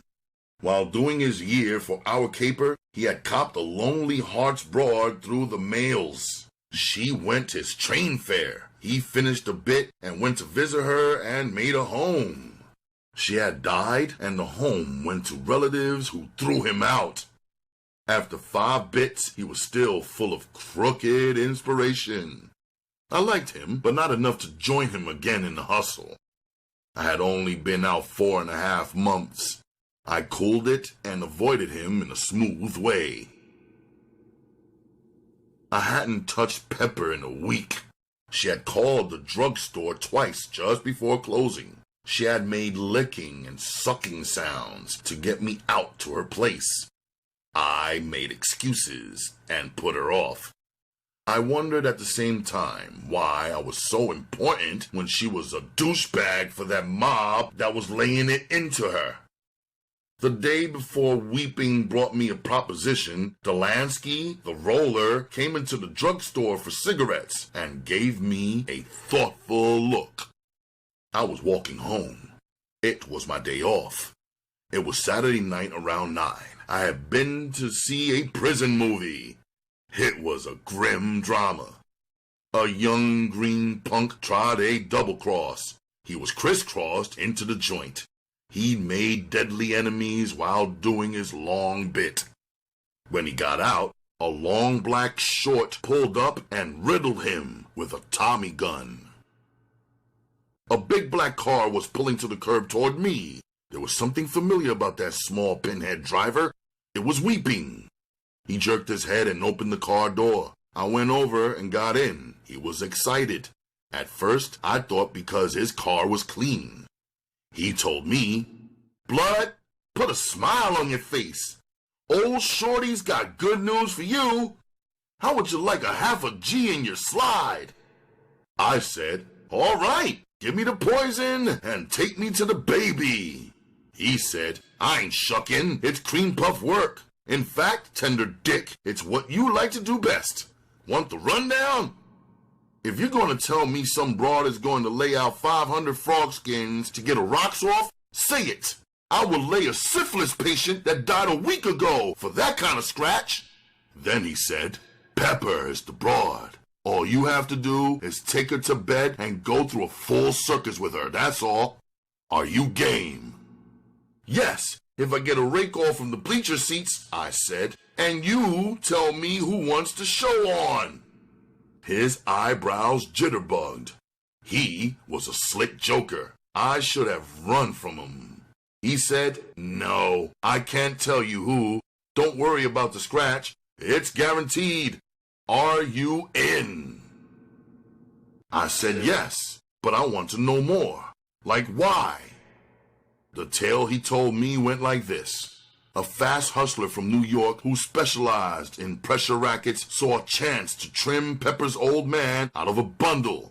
The hustler knew that Pepper was a dog and a freak. He also knew that Pepper's old man was hung up on her. Even though he had met her in the whorehouse and squared her up, he was dangerously jealous of her and unpredictable if he caught her wrong.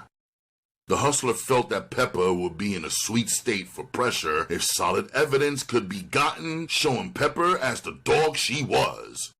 The hustler was sure he could force her to help him in his scheme to trim the old man. He needed clear, unfaked photographs. His plan would be simple. Once he got the club over Pepper's head, he would force her to sneak in phony hit slips against the policy wheel.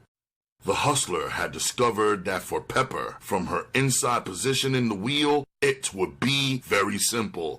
The hustler would pay me $5 after I had brought Pepper to a prearranged setup. I was all for the scratch and eager to give Pepper some grief for the way she had used me and outslicked me. Weeping told me the trap was set. I was to wait until Pepper itched enough to call me. I was not to call her. Whenever she called, I was to tell her to meet me in the bathroom of an old but still elegant hotel on the fringe of the arcade and shooting gallery section of town. I was then to call him.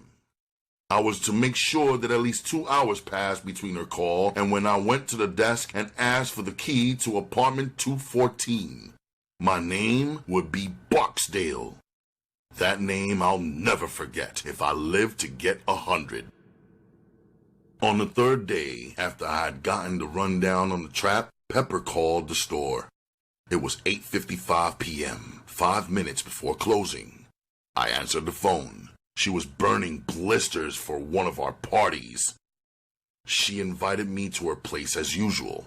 I told her that I had to tidy up the store and also mail an important package at the downtown post office for my boss. I asked her if she could get dressed and meet me by 10:30 in the bar room of the hotel. It would be more convenient that way, she agreed. I called weeping. He told me to maneuver Pepper's face toward the head of the bed as much as possible when we got into the act. I went to the bar room and drank rum and coke until she got there. I almost felt sorry for her when I saw her coming through the door. She looked so innocent and clean, not at all like the cruddy filly that humped up a funky lather beneath a mob of jockeys. We took a booth so I could watch the clock. She was Jacqueline the Ripper with a fly, but she had a great gentle touch inside, if you know what I mean.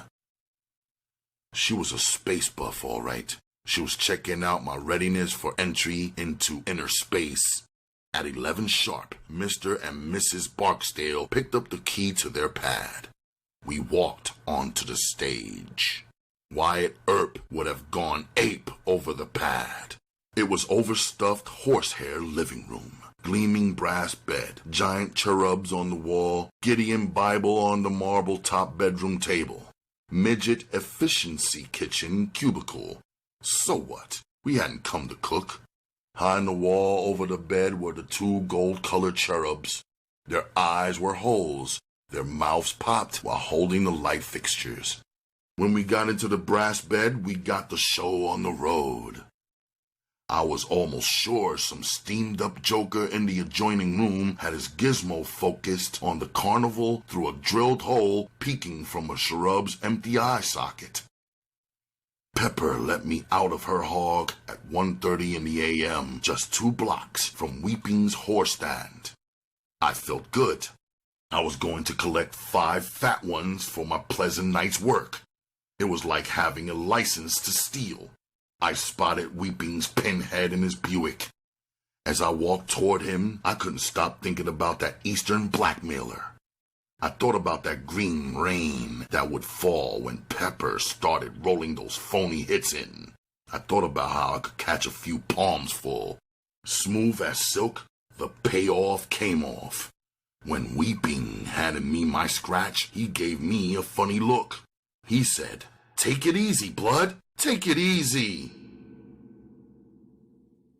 The next day I went downtown and got clean. It was the early years for the Nat King Cole trio. They were playing for a $2 dance that night at Liberty Hall.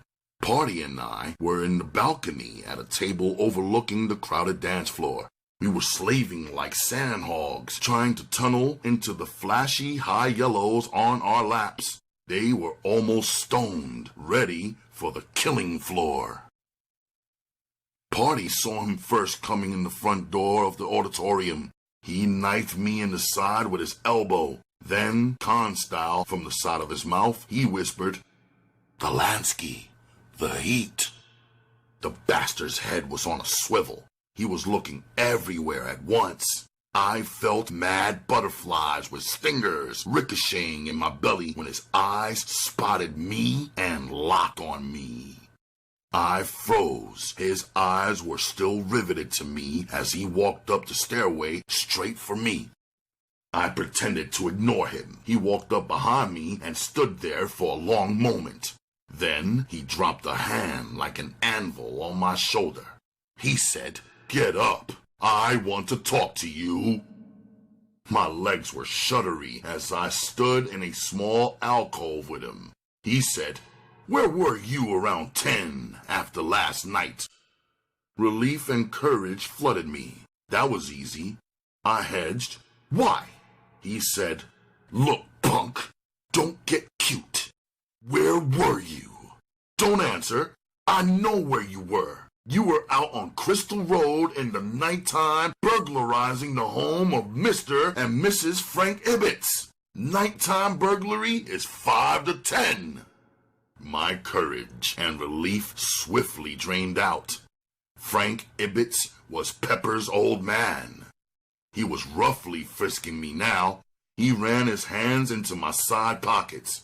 With one hand, he brought out the $300 left from my payoff plus 20 clean dollars. The other came out with a strange brass door key. He said, "Geez, for a flunky in a drugstore, you got a hell of a bankroll. Where did you get it? And where and what does this key fit?" I said, "Officer, that's crap game money. I've never seen that key before." He grabbed me firmly like he had captured Sutton and walked me through the dancers out the door to his short. He took me down and booked me on suspicion of grand theft burglary. He also booked the scratch and key as evidence. Mama came down bright and early the next morning. She was in a near-fainting dither. She was clutching her chest over her heart. She said, "Bobby, you're going to kill your mama. You haven't been out 6 months, and now you're back in trouble. What's wrong with you? Are you crazy? You need prayer. Get down on your knees and pray to the good Lord." I said, "I don't need to pray, Mama. Believe me, there's nothing to worry about. I didn't steal anything from Pepper's house. I am not nuts. Pepper will tell them the truth. Mama, I was with her."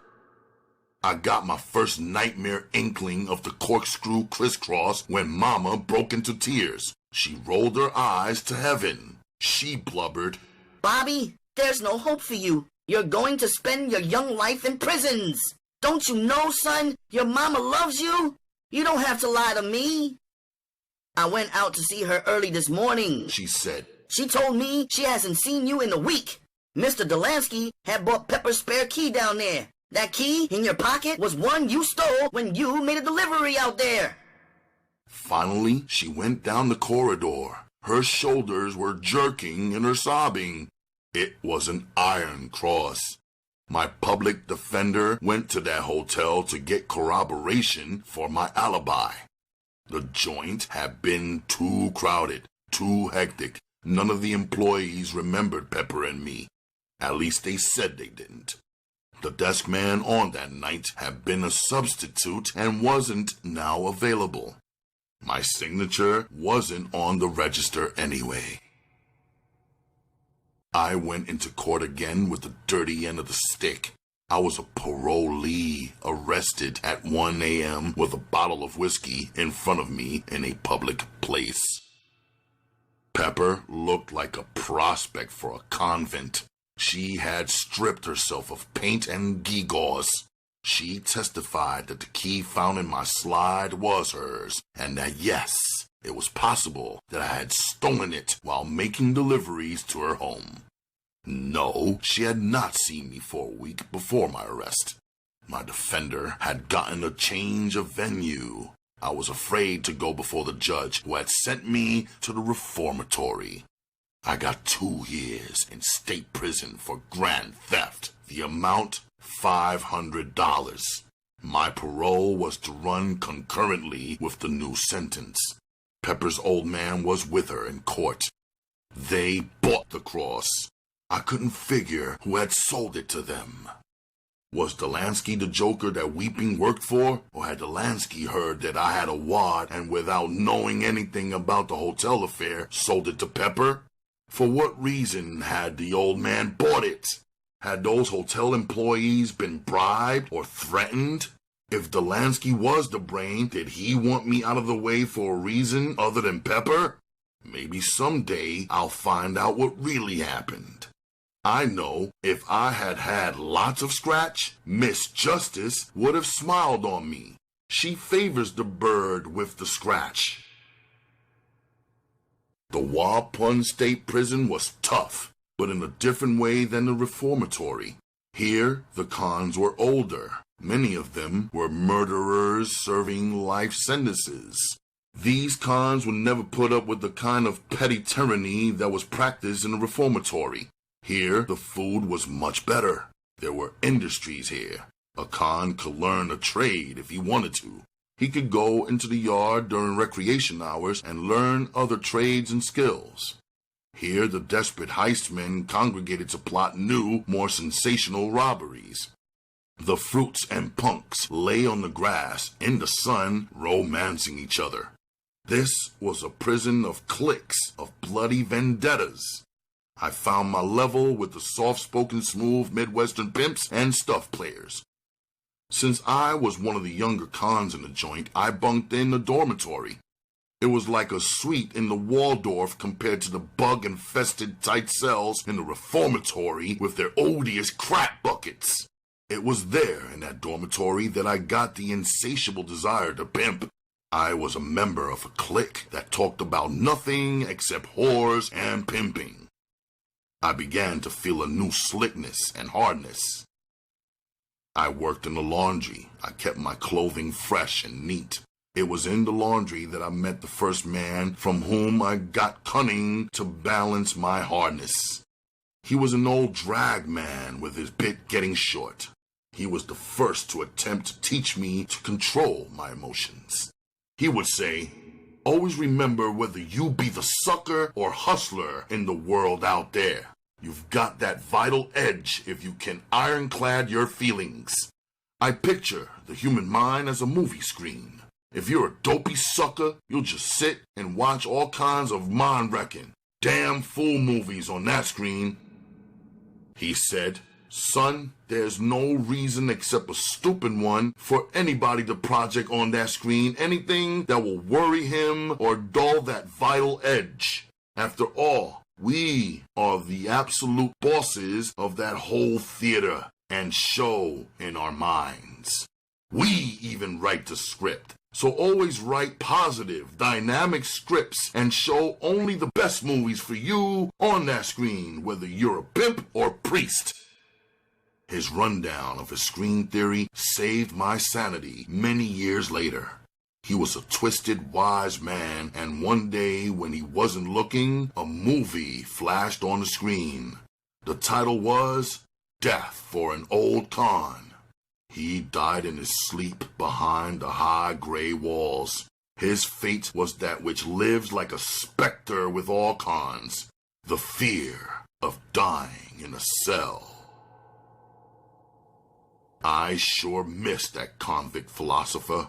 The wisdom he taught me took me successfully through my bit.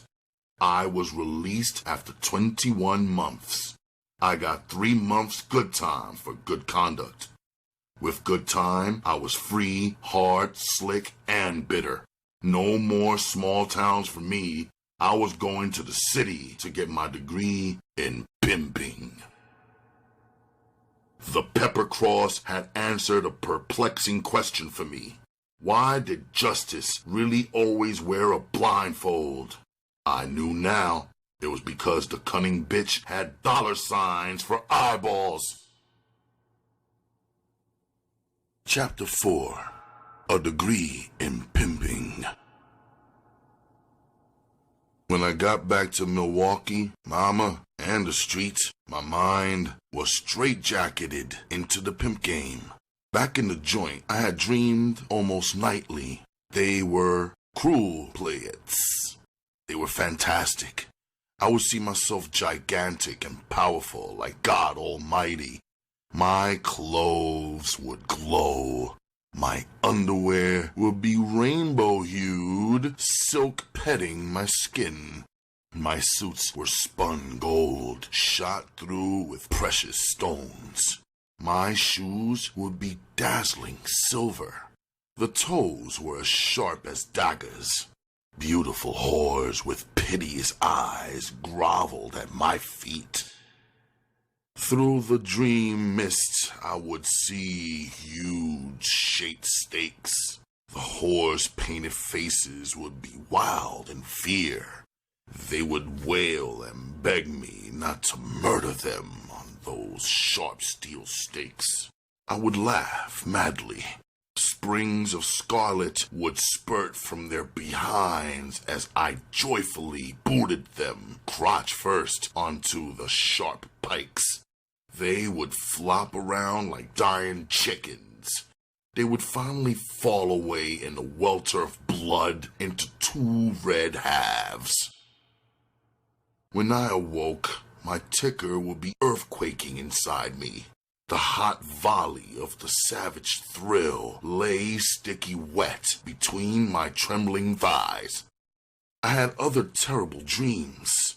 I will be very tiny. A gargantuan Christ in a sea of light will be towering above me. In his anger, his eyes will be blazing blue suns. His silky platinum hair would stand on edge in his rage.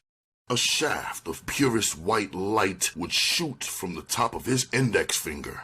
He would point toward a woman. Her back would be turned to me. He would hand me a barbed leather whip. Like a crash of summer thunder, he would command, "Punish this evil woman. Destroy the devil inside her. The Lord so directs thee." Eagerly, I would grab the heavy whip in both hands. I would bring it down with all my force on the woman's back. She would just stand there. The scarlet would drain down from her slashed back. She would be standing to her knees in the river of blood. She would turn her brown, agonized face toward me. It would be Mama. I would be shaking and screaming in my sweat. It was horrible. I could never cut the dream off until its end. I had to run its fearful course. The dreams about Mama came until her death. For a day or two following them, these dreams would recreate in daydreams. Sudden dark arrows of depression and regret would stab into that open sore in my mind. I would get high. The narcotics seemed to ward off like armor the stealthy arrows. After a week of rest and Mama's soul food, my color and strength came back. On a Saturday night, I decked myself out in one of the vines and top coat I had bought the day before Delansky busted me. I remember the pimp rundowns at the joint. I had learned my first step had to be a fast cop. I needed a whore to hit the city scene. I had to get on that fast track to pimping. I was only several months away from age 20. My baby face was gone. I was 6'2". I was as thin as a greyhound on a crash diet. I went into an underworld bar, the 7-Eleven Club, crowded with pimps, whores, and thieves. I stood at the far end of the bar, stalling with a Coke. I faced the front door. I turned and asked the slightly familiar elephant beside me about weeping and party. He turned his head. His dime-sized eyes got stuck in my fly zipper as he looked me over head to toe. He remembered me. He said, "About a month ago, your Boon-Coon party caught 60 in the county.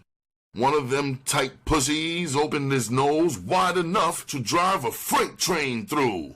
He caught a stud, whamming it into her. The stud quit the scene. The broad had to go to a croaker to get party shoe out of her ass."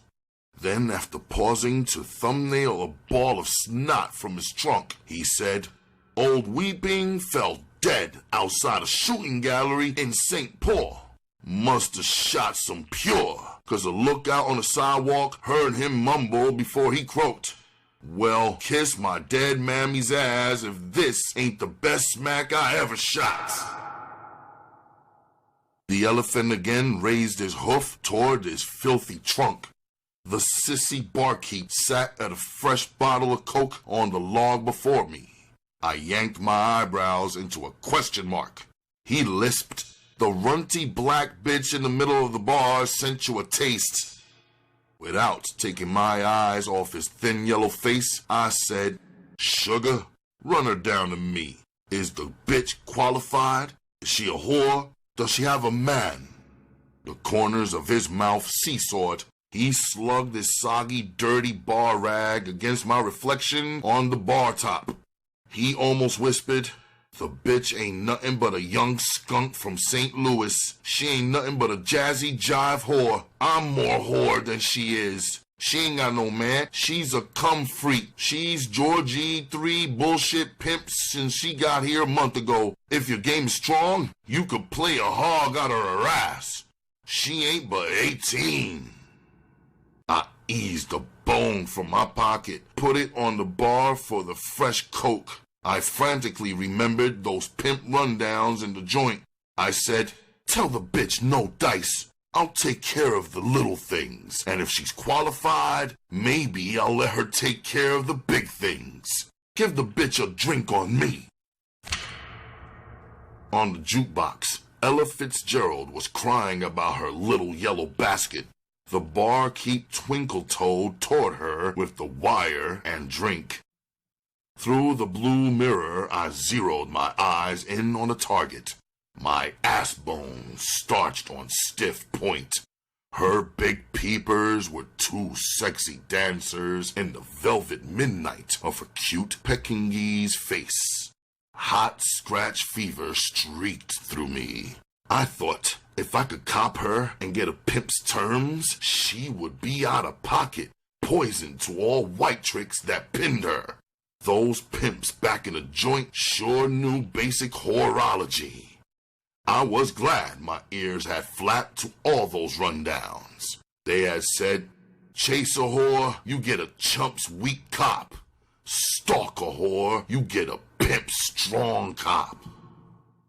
My turn down of her measly first offer had her jumpy.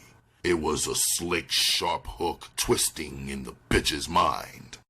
Her juicy tongue darted out like a red lizard past her ivory teeth. It slithered over the full lips. She wiggled toward me in an uneven race with the barkeep. He was sliding her green drink between me and the elephant. I heard a low, excited trumpeting in the trunk of the elephant. He had dug her flawless props and gourmet rear end. It was rolling inside her glove-tight white dress. I painted a lukewarm, indifferent grin on my face as she perched on the stool. I noticed a roll of scratch wedged deep between the black peaks. She said, "Who the hell are you? And what is that off-the-wall shit you cracked on the bartender?" My eyes were sub-zero spotlights on her face. I said, "Bitch, my name is Blood, and my wire wasn't off the wall. It was real, like me. Bitch, you sure got a filthy, sassy job. It could get your ass ruptured." The big vein at the temple in the tiny dog face quivered. Her rapper was shrill. She bleated, "I ain't no bitch. I'm a motherfucking lady. The stud ain't been pulled out of his mammy's womb that kicks my ass, god damn it. Call me Phyllis. Be a gentleman and respect me. I'm a lady." The icy blast busted the thermostat in my spotlights.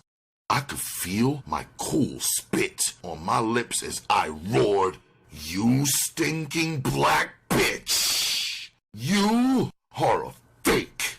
There's no such thing as a lady in our world! You either got to be a bitch or a faggot and drag. Now, bitch, which is it? Bitch, I am not a gentleman. I'm a pimp.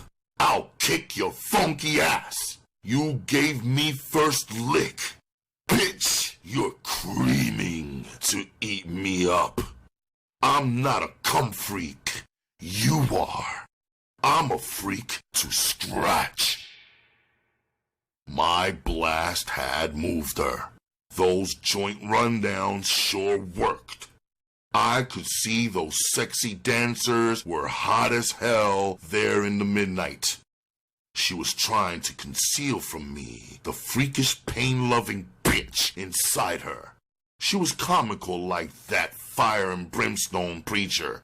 He was trying to hide his hard-on from the cute sister in the front pew flashing her cat for him. The broad was speechless. I had called all the shots. I turned toward the crapper. As I walked away, I bombed her. I said, "Bitch, I'm splitting when I come out that crapper.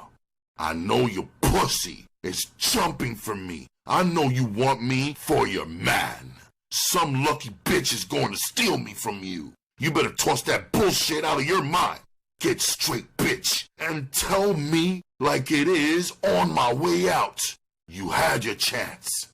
After tonight, you don't have any."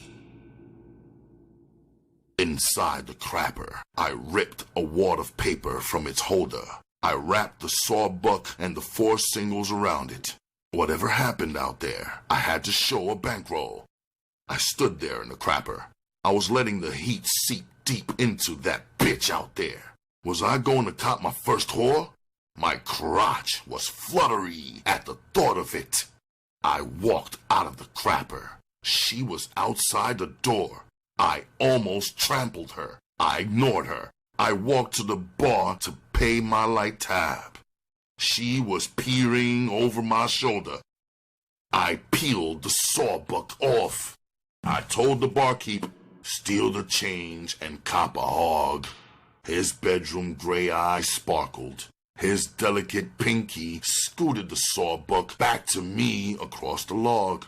He said, "Sweetie, it's on me. Come back at 2 and cop a real girl." She tugged at my sleeve as I turned from the bar. She looked up at me. Those dancers had stripped. I looked down at the hot runt and said, "Well, bitch, it's your move. Do I cut you loose?" She grabbed my shoulder. She pulled me down toward her. I could feel her hot breath on the side of my head. She popped that lizard tongue into my ear, almost to my eardrum. It sent hot shivers through me. I stayed cool. I turned my head and knifed my teeth into the side of her neck. I don't know why she didn't bleed. She just moaned. Then she whispered, "You cold-blooded sweet motherfucker, I go for you. Let's go to my pad and rap." We walked to the slammer. I glanced back. The elephant was staring at us. His tongue was frenching his chops. His trunk was twitching for a party. On the sidewalk, she handed me the key to her yellow 36 Ford. I was lucky. I had been taught to drive the laundry truck back in the joint. The Ford's motor sang a fine tune. It wasn't a pimp's wheels, but it sure would make the trip to the city track. I drove to her pad. On the way, she played on me. She was setting me up for the Georgia. That lizard thought my ear was a speedway. It did 100 laps inside it. I was still green. I shouldn't have let her touch me. Her pad was a trap for suckers, all right. She had pasted luminous white stars on the hotel room's blue ceiling. There was one blue light. It glowed sexily from behind a 3-foot plaster copy of Rodin's The Kiss. There was a mirror over the bed. There were mirrors on the walls flanking the bed. There was a polar bear rug gleaming whitely in front of a blue chaise lounge. I sat on the lounge. She flipped on the portable record player. Ellington rippled out Mood Indigo. She slipped into a cell-sized bathroom. Its door was half shut. The Peak was digging a washcloth into her armpits and cat. She was nude. She sure was panting to swindle me out of my youth. I wondered if and where she had stashed that roll of scratch. She came out belly dancing to the Indigo Sex Booster. She was a runt Watusi princess. Her curvy black body had the sheen of seal skin. I had one bitch of a time remembering the dialogue that covered this kind of a situation.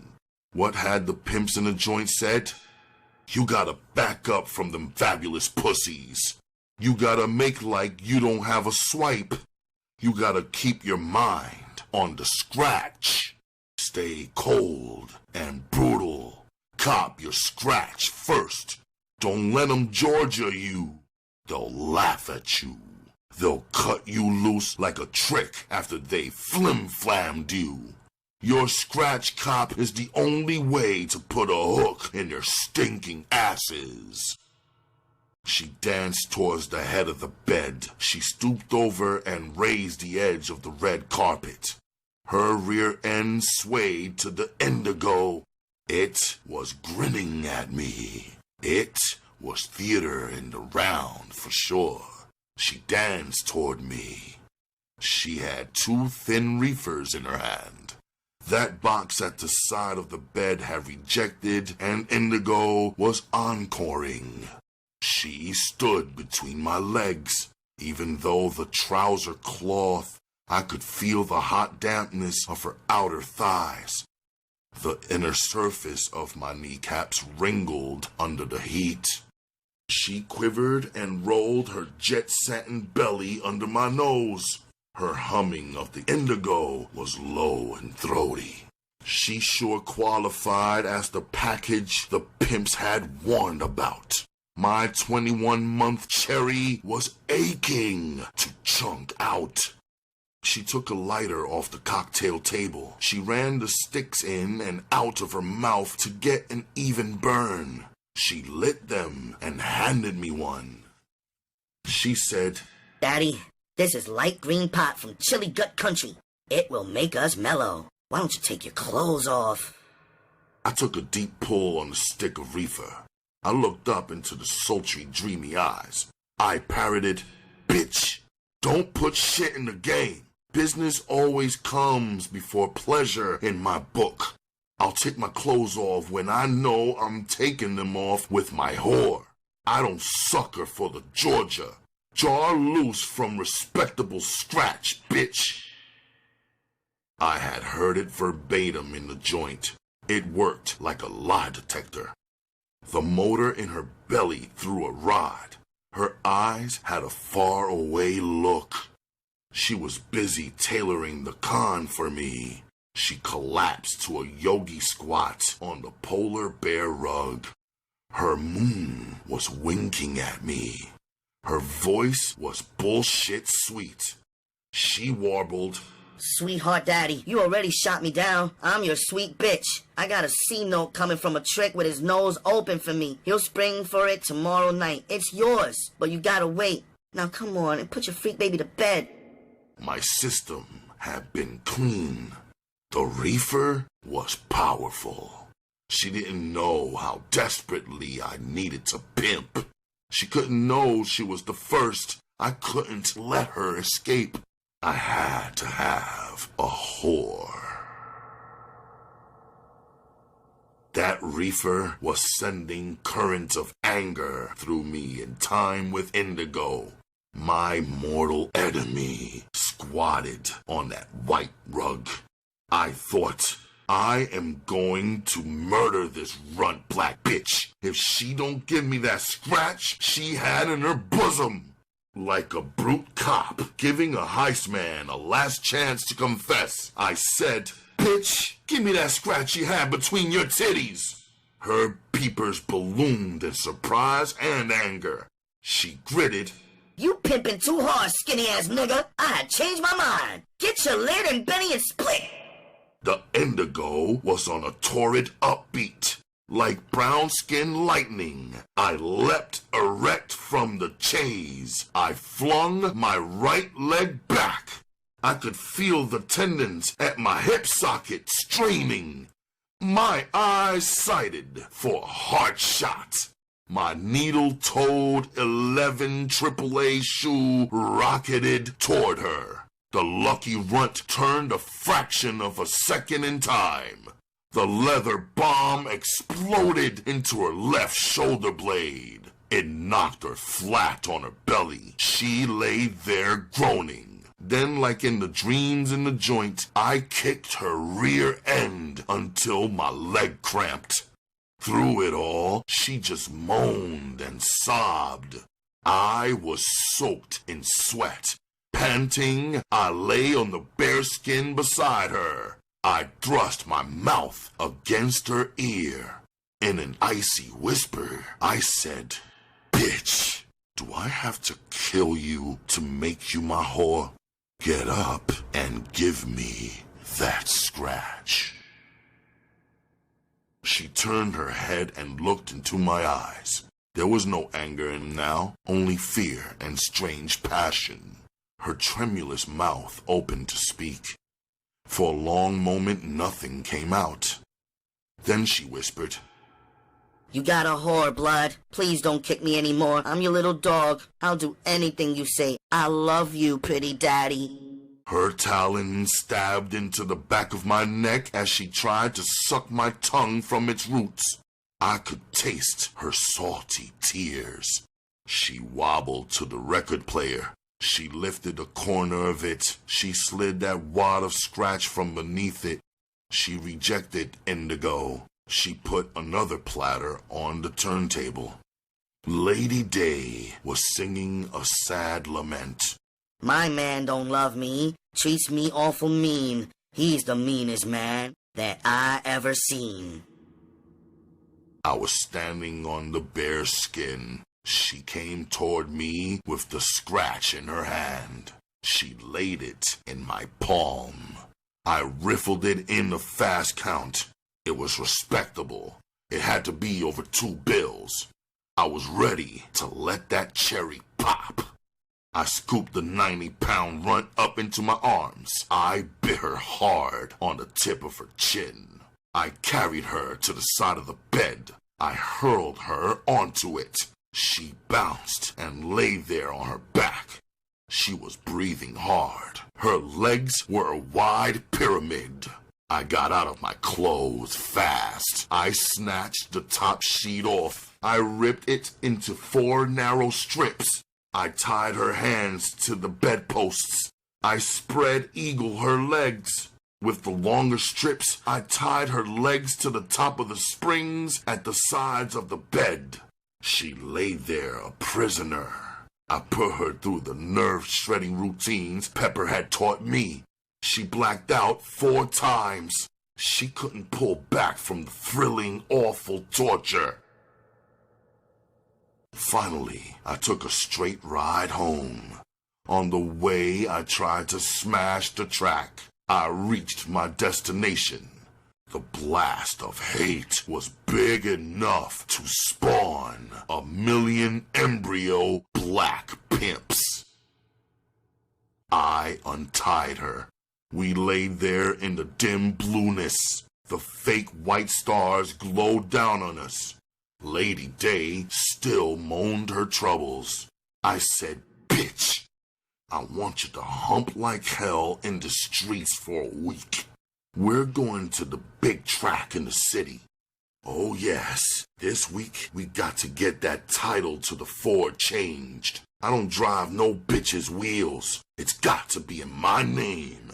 Understand?" She said, "Yes, Daddy, anything you say. Daddy, don't get angry, but I was bullshitting about that C-note trick." I said, "Bitch, I knew that. Don't ever try to con me again." I got up and put my clothes on. I peeled the fin off the scratch and put it on the dresser. I said, "I want you in the street at 6 tonight. Stay out of the bars. Work the area around 7th and Apple. I'll come through sometime tonight. You be there when I show. If you get busted, your name is Mary Jones. If you forget it, I can't raise you fast. Have some scratch whenever I show." I went down to the street. I got into my Ford. It roared to life. I drove toward Mama's. I felt good. I wasn't doing bad for a black boy just out of the joint. I shuddered when I thought, what if I hadn't kept my ears flapping back there in the joint? I would be a boot black or porter for the rest of my life in the high-walled white world.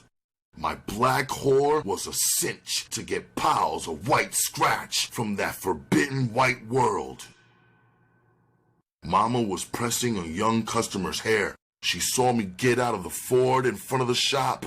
She called me inside with a waggle of the pressing comb. She said, "I have been worried. Where have you been all night? Where did you get that pretty little car? Did you find a job?" I said, "A friend of mine let me borrow it. Maybe he'll sell it to me. I stayed with him all night. He's got 103 fever. I'll try to find a job tomorrow."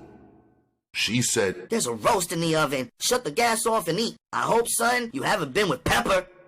I looked down at the nut-brown, shapely girl getting her hair pressed. I said, "Pepper? She's too old for me. I like pretty young brown-skinned girls. Pepper's too yellow for me." The young broad flashed her eyes up at me. She smiled. I winked and ran my tongue over my lips. She dug it. She blushed. I put her on file. I turned and walked to the sidewalk. I went upstairs and attacked the roast. I took a long nap. At 5:30 p.m., I went down and got into the Ford. I drove to 7th and Apple. I parked. At 5 minutes to 6, I saw Phyllis coming toward me. She was a block away. I fired the engine and pulled away. It sure looked like I had copped a whore. I went back at midnight. She looked mussed up and tired. She got into the car. I said, "Well, how goes it, baby?" She dug in her bosom and handed me a damp wad of bills. I counted it. It was a fin over half a C. She said, "I'm tired and nasty, and my shoulder and ass ache. Can I stop now, Daddy? I would like a pastrami and coffee and a bath. You know how you kicked me last night." I said, "Bitch, the track closes at 2. I'll take you to the sandwich and coffee. The bath will have to wait until the 2 o'clock breakdown. You needed your ass kicked." She sighed and said, "All right, Daddy. Anything you say." I drove her to an open-air kosher joint. She kept squirming on the hard wooden bench. Her butt must have been giving her fits. She was silent until she finished the sandwich and coffee. Then she said, "Daddy, please don't misunderstand me. I like a little slapping around before my man does it to me. Please don't be as cruel as you were last night. You might kill me."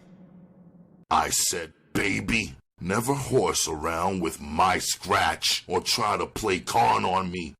You blew my stack last night. You don't have to worry so long as you never violate my rules. I will never hurt you more than to turn you on. I drove her back to the track. She got out of the car. As soon as she hit the sidewalk, two white tricks almost had a wreck pulling to the curb for her. She was a black money tree, all right. The next day, I took her to a notary. In 10 minutes, we walked out. She gave me the 3 bills back that I had paid her for the Ford. It was legal now. She wasn't beefing. Her bruises were healing, and she was ripe for another prisoner of love scene. She finished the week in great humping style. I had a 7-bill bankroll. Sunday evening, I packed the runt's bearskin and other things into the trunk of the Ford. I parked around the corner from Mama's. I went up to get my things together. Mama caught me packing. Tears flooded her eyes. She grabbed me and held me tightly against her. Her sobbing was strangling her.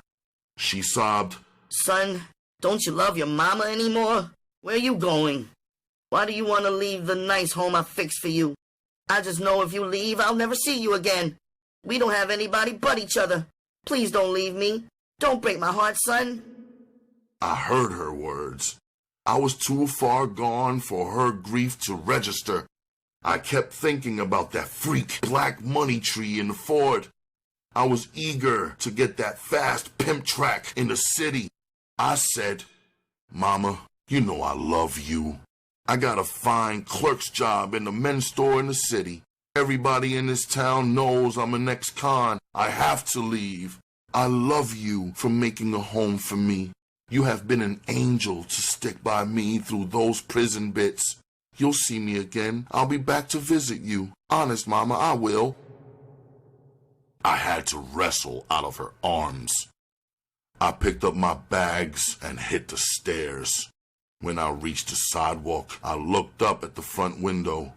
Mama was gnawing her knuckles and crying her heart out.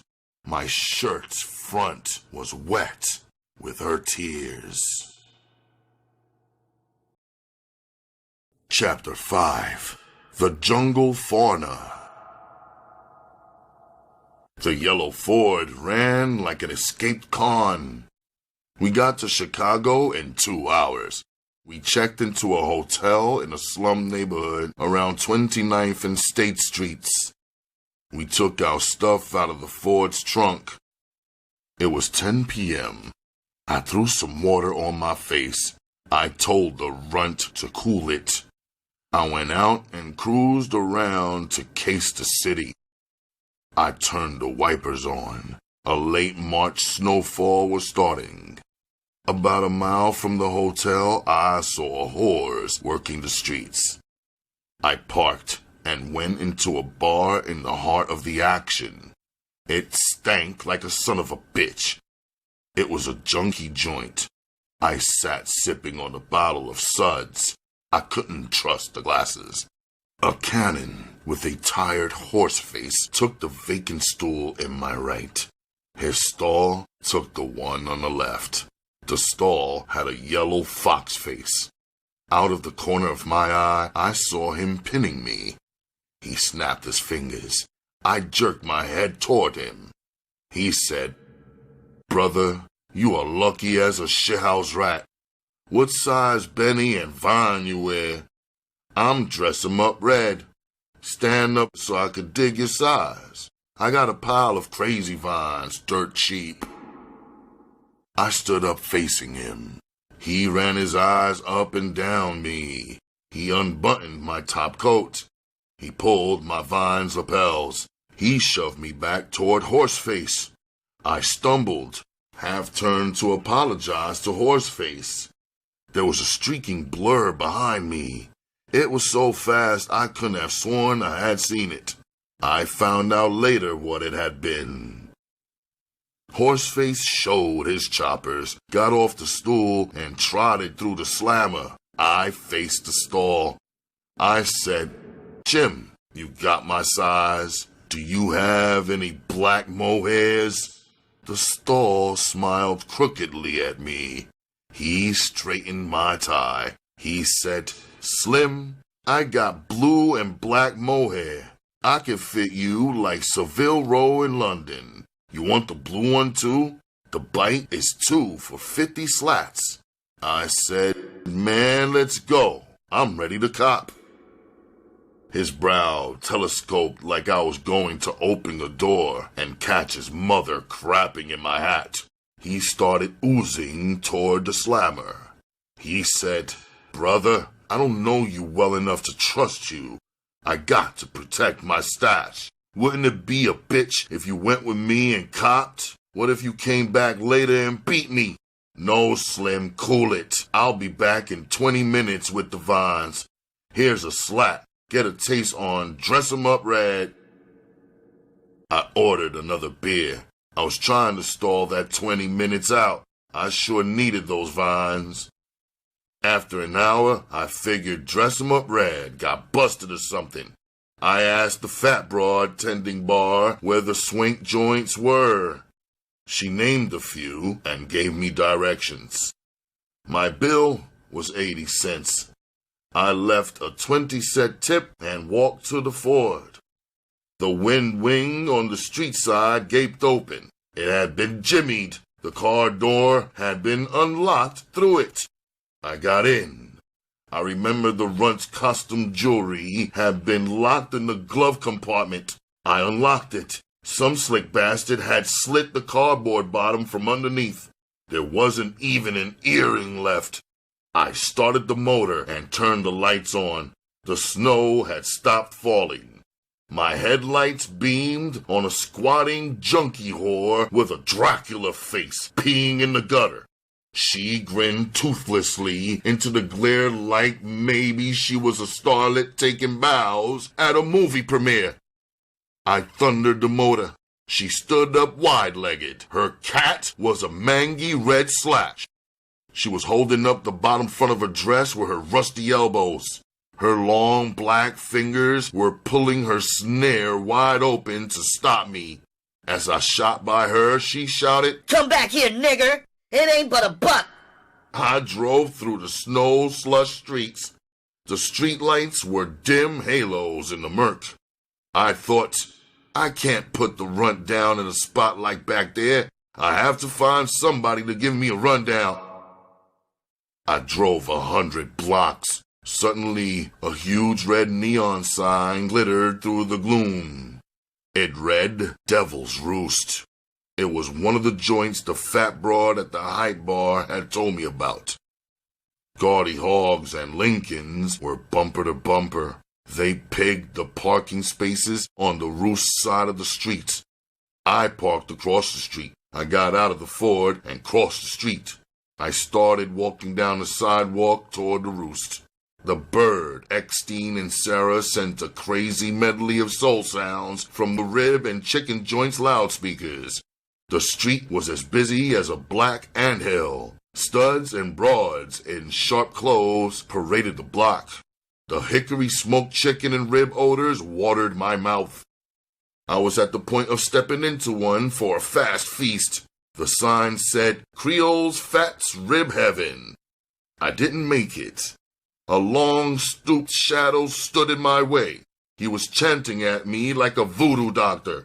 He pointed toward the storefront.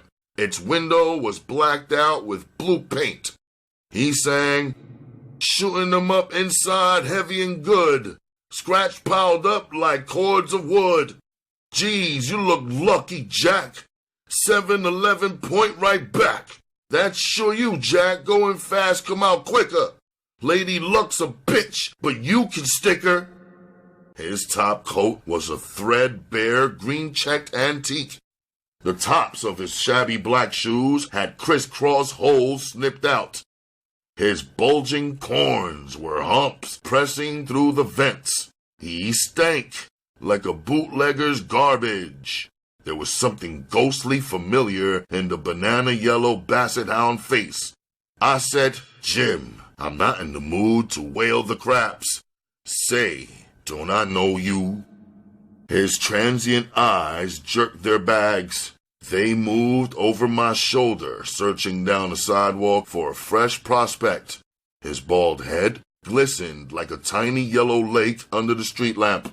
He said, "Jack, I can't put a pistol on you. I can't force you to go inside and collect your scratch. Kid, you too young to know me. You might have heard of me. I'm Pretty Preston. I gave the whores blues in the night when I was pimping at my peak. Who are you?" His name triggered my clear memory of him. He had driven a gleaming black LaSalle car. I had shined his shoes back in the pressing shop days. Then he had been sleek and handsome like a yellow Valentino. I remembered his diamonds. They had winked and sparkled brightly on his fingers and his shirt cuffs, even on his shirt front. I thought, could this really be the same dandy? What happened to him? I said, "Preston, I know you. I'm the kid who used to shine your Stacy's back on Main Street. Remember me? I'm pimping myself now.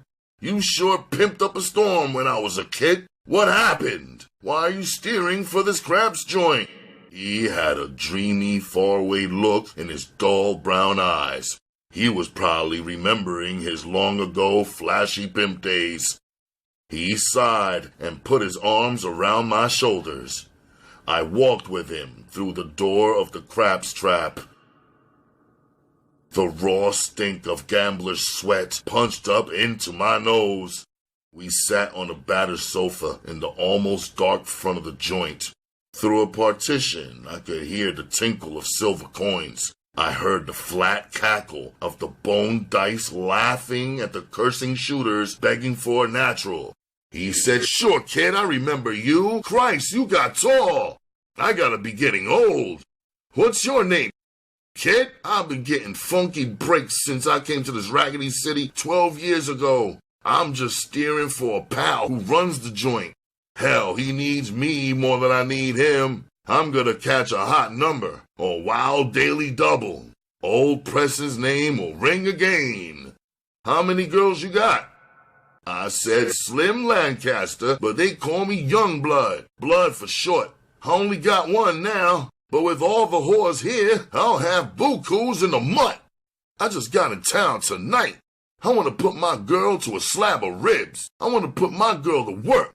Give me a rundown on some streets after I dash next door for a slab of ribs. I haven't dirtied a plate since noon. Anything I could get you? He said, "Blood, if you must do something, get me a half pint of Old Taylor at the corner liquor store. I'll run down for you, but you ain't gonna like my tail end rundown at all." It felt good to step out into the fresh, chilly air. I stopped in the rib joint and put my order in. I saw the front of the roost on my way to the corner. I tiptoed and peeked through the bottom of the window blind.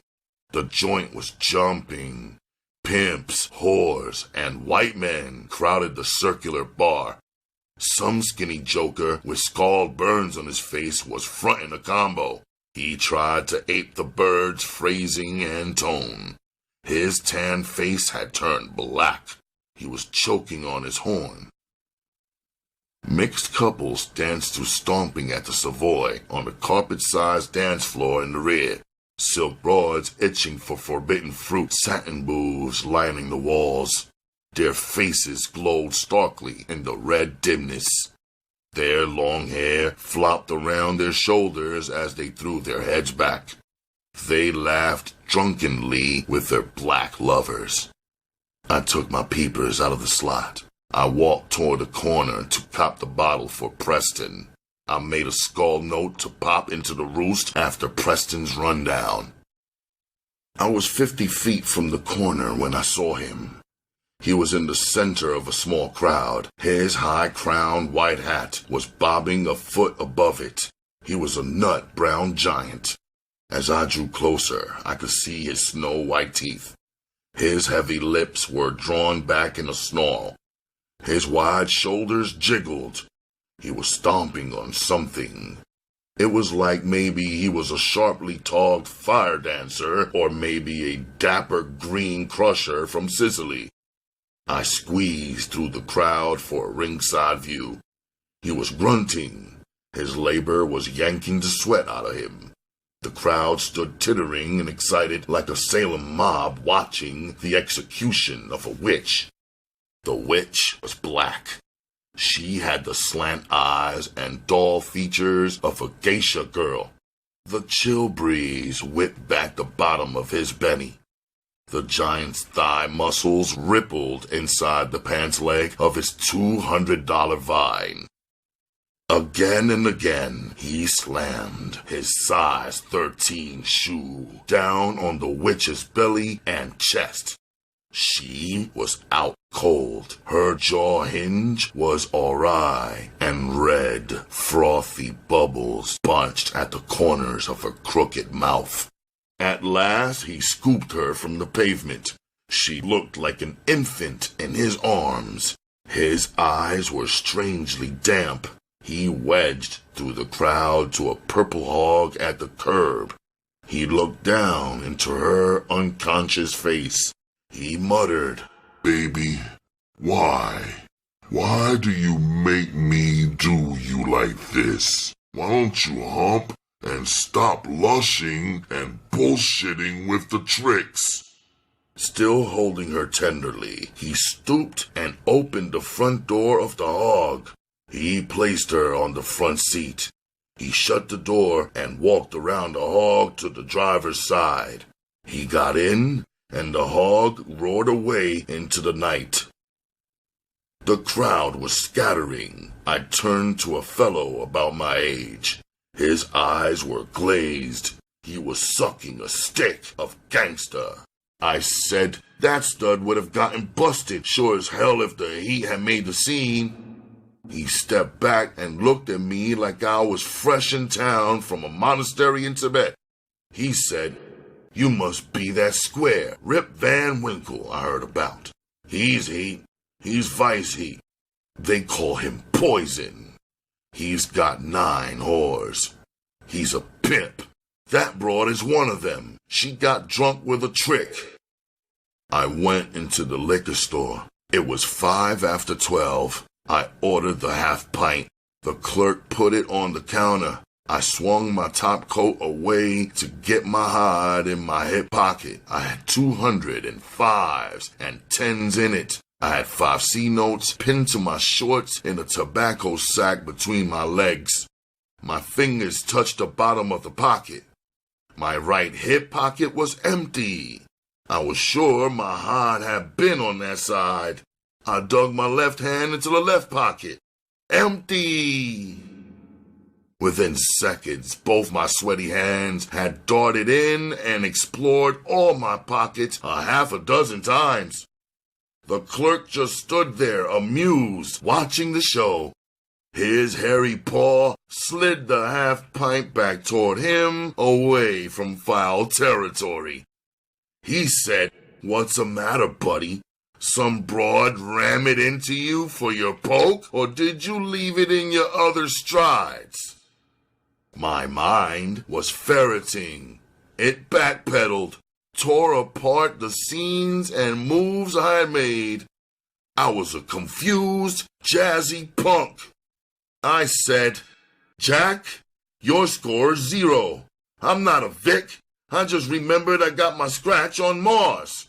I'll be back when I get back." He was shaking his head when I walked out. I crossed the street. I was headed toward the Ford.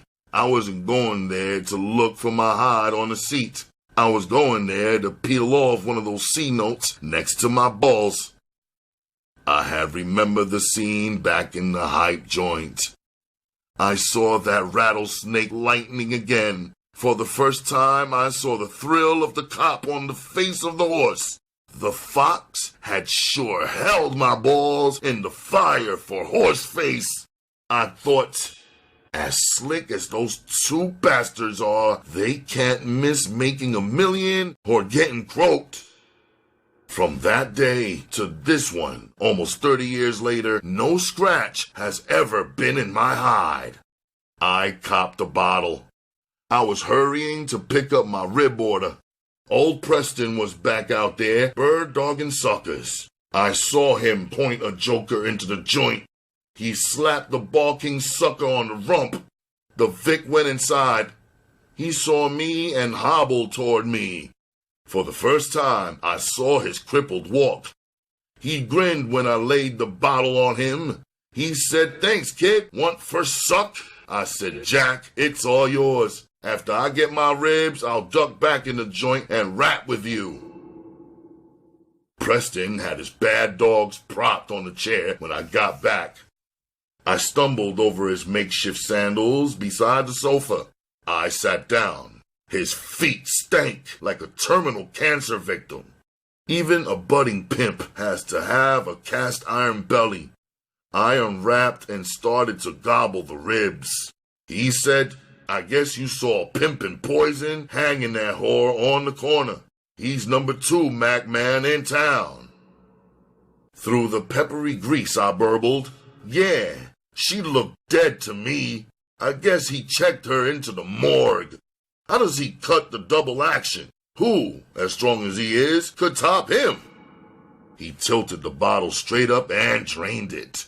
He said, "She ain't croaked. She'll be back out there before daylight humping her ass off. He's the top nigger vice roller in town. His pimping don't faze the white brass just so he don't kick no white asses. Poison is a nice sweet stud compared to Sweet Jones. Sweet's the top spade pimp in the country." I said, "Preston, I want to be great like Sweet. I want my name to ring like his. I want to be slick enough to handle 100 whores.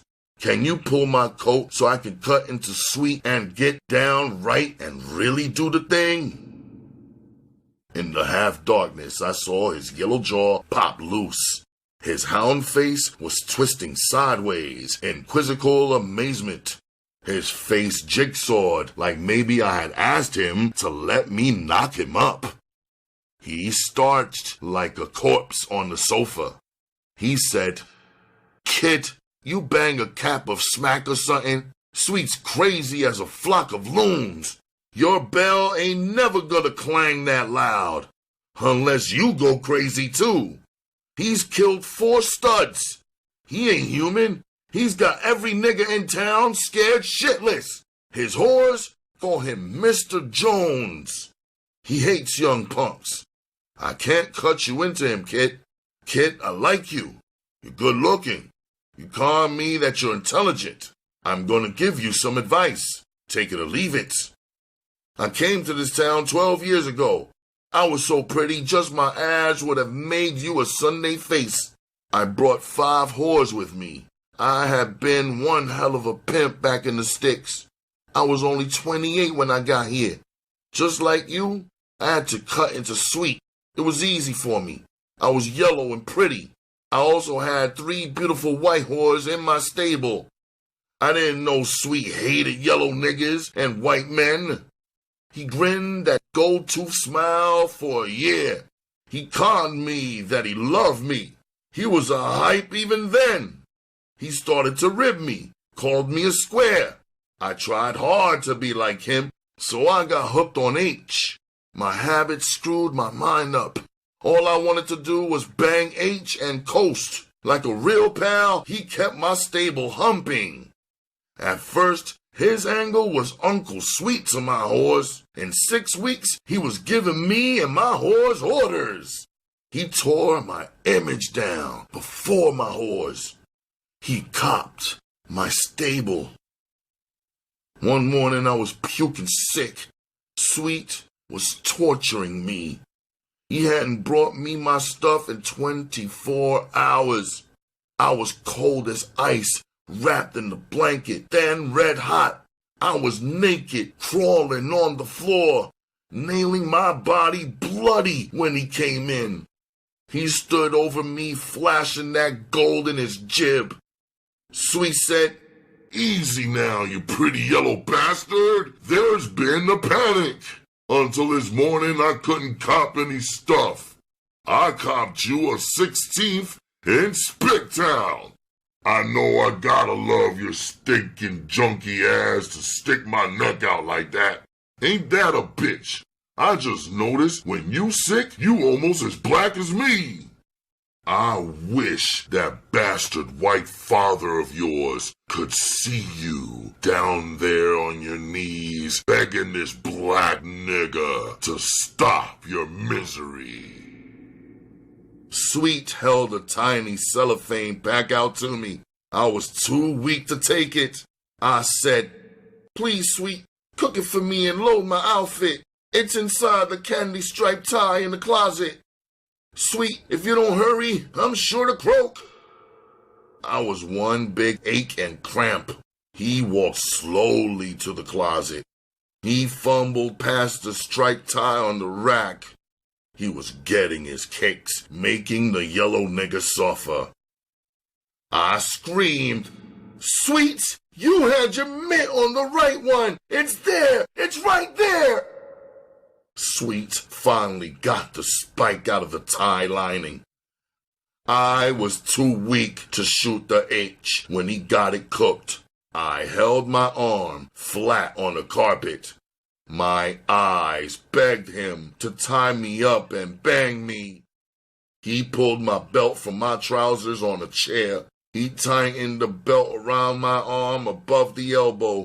My veins stood out like blue rope. He stabbed the needle into a vein in the hollow. The glass tube turned red. I lay there freezing to death, waiting for the smack to slug the sickness and pain out of me. Preston stopped for breath. Bubbles of sweat had popped out on his bald head. While running down Sweet's double cross, he had really relived it. I licked the hot sauce off my hands. I crushed the greasy sack into a ball and sailed it into a paper box at the end of the sofa. I fished my handkerchief out and wiped my mouth and hands. Those dice the house was using had a PhD. Every 10 minutes, a chump will shuffle from the rear with a tapped-out look on his face. I said, "Christ, Sweet, slick, and cold-blooded." "What happened after that?" Preston said. "That shot took the fever and pain away. I wasn't ready to go a fast 15 with Joe Louis. I felt better." Sweet stood in the middle of the floor watching me. My legs were weak when I finally stood up. I stood there naked. I said, "Sweet, I know you have stolen my stable. I know I've been a prize sucker. I demand that you lay $1,000 or so on me. I got to kick this habit you conned me into. I won't give you any headaches. You got to loan me that G."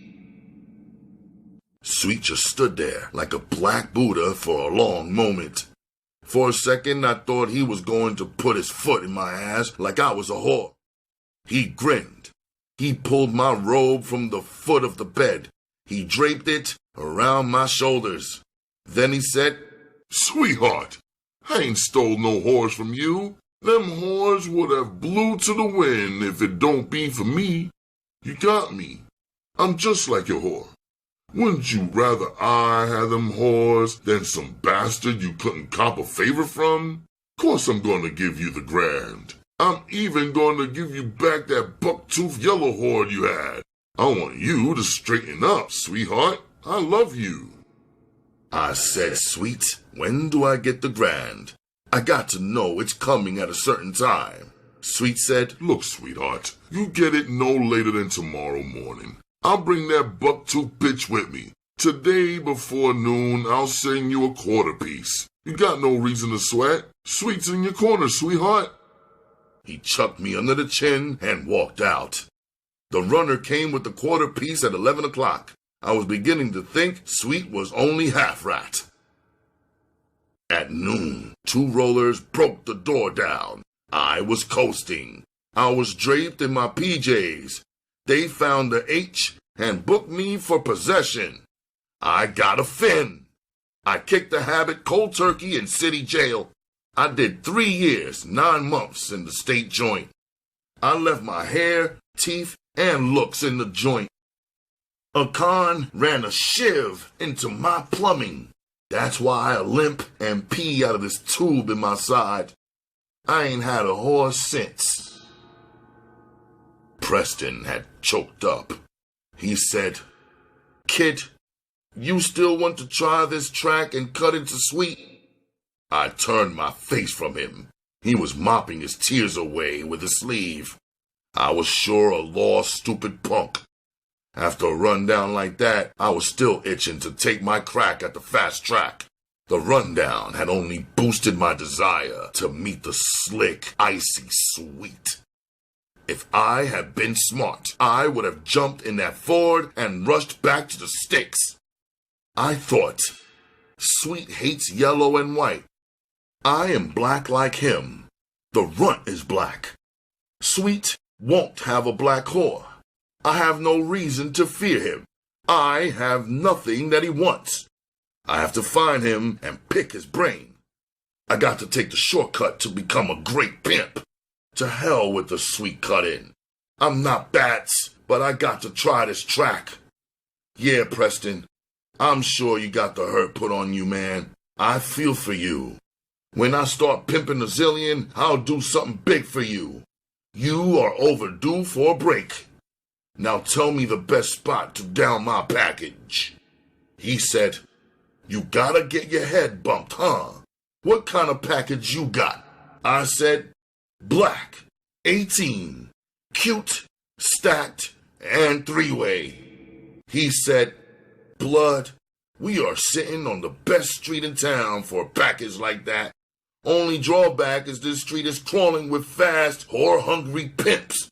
You will also be playing your girl against a half-dozen strong Jasper whores on the stem. They pimpin' tough as studs. They got some fancy corn to lay on a fine young whore. If your game ain't tight, you'll blow your girl fast. How long you had her? What kind of wheels you got?" I said, "About a week, but I got her up tight.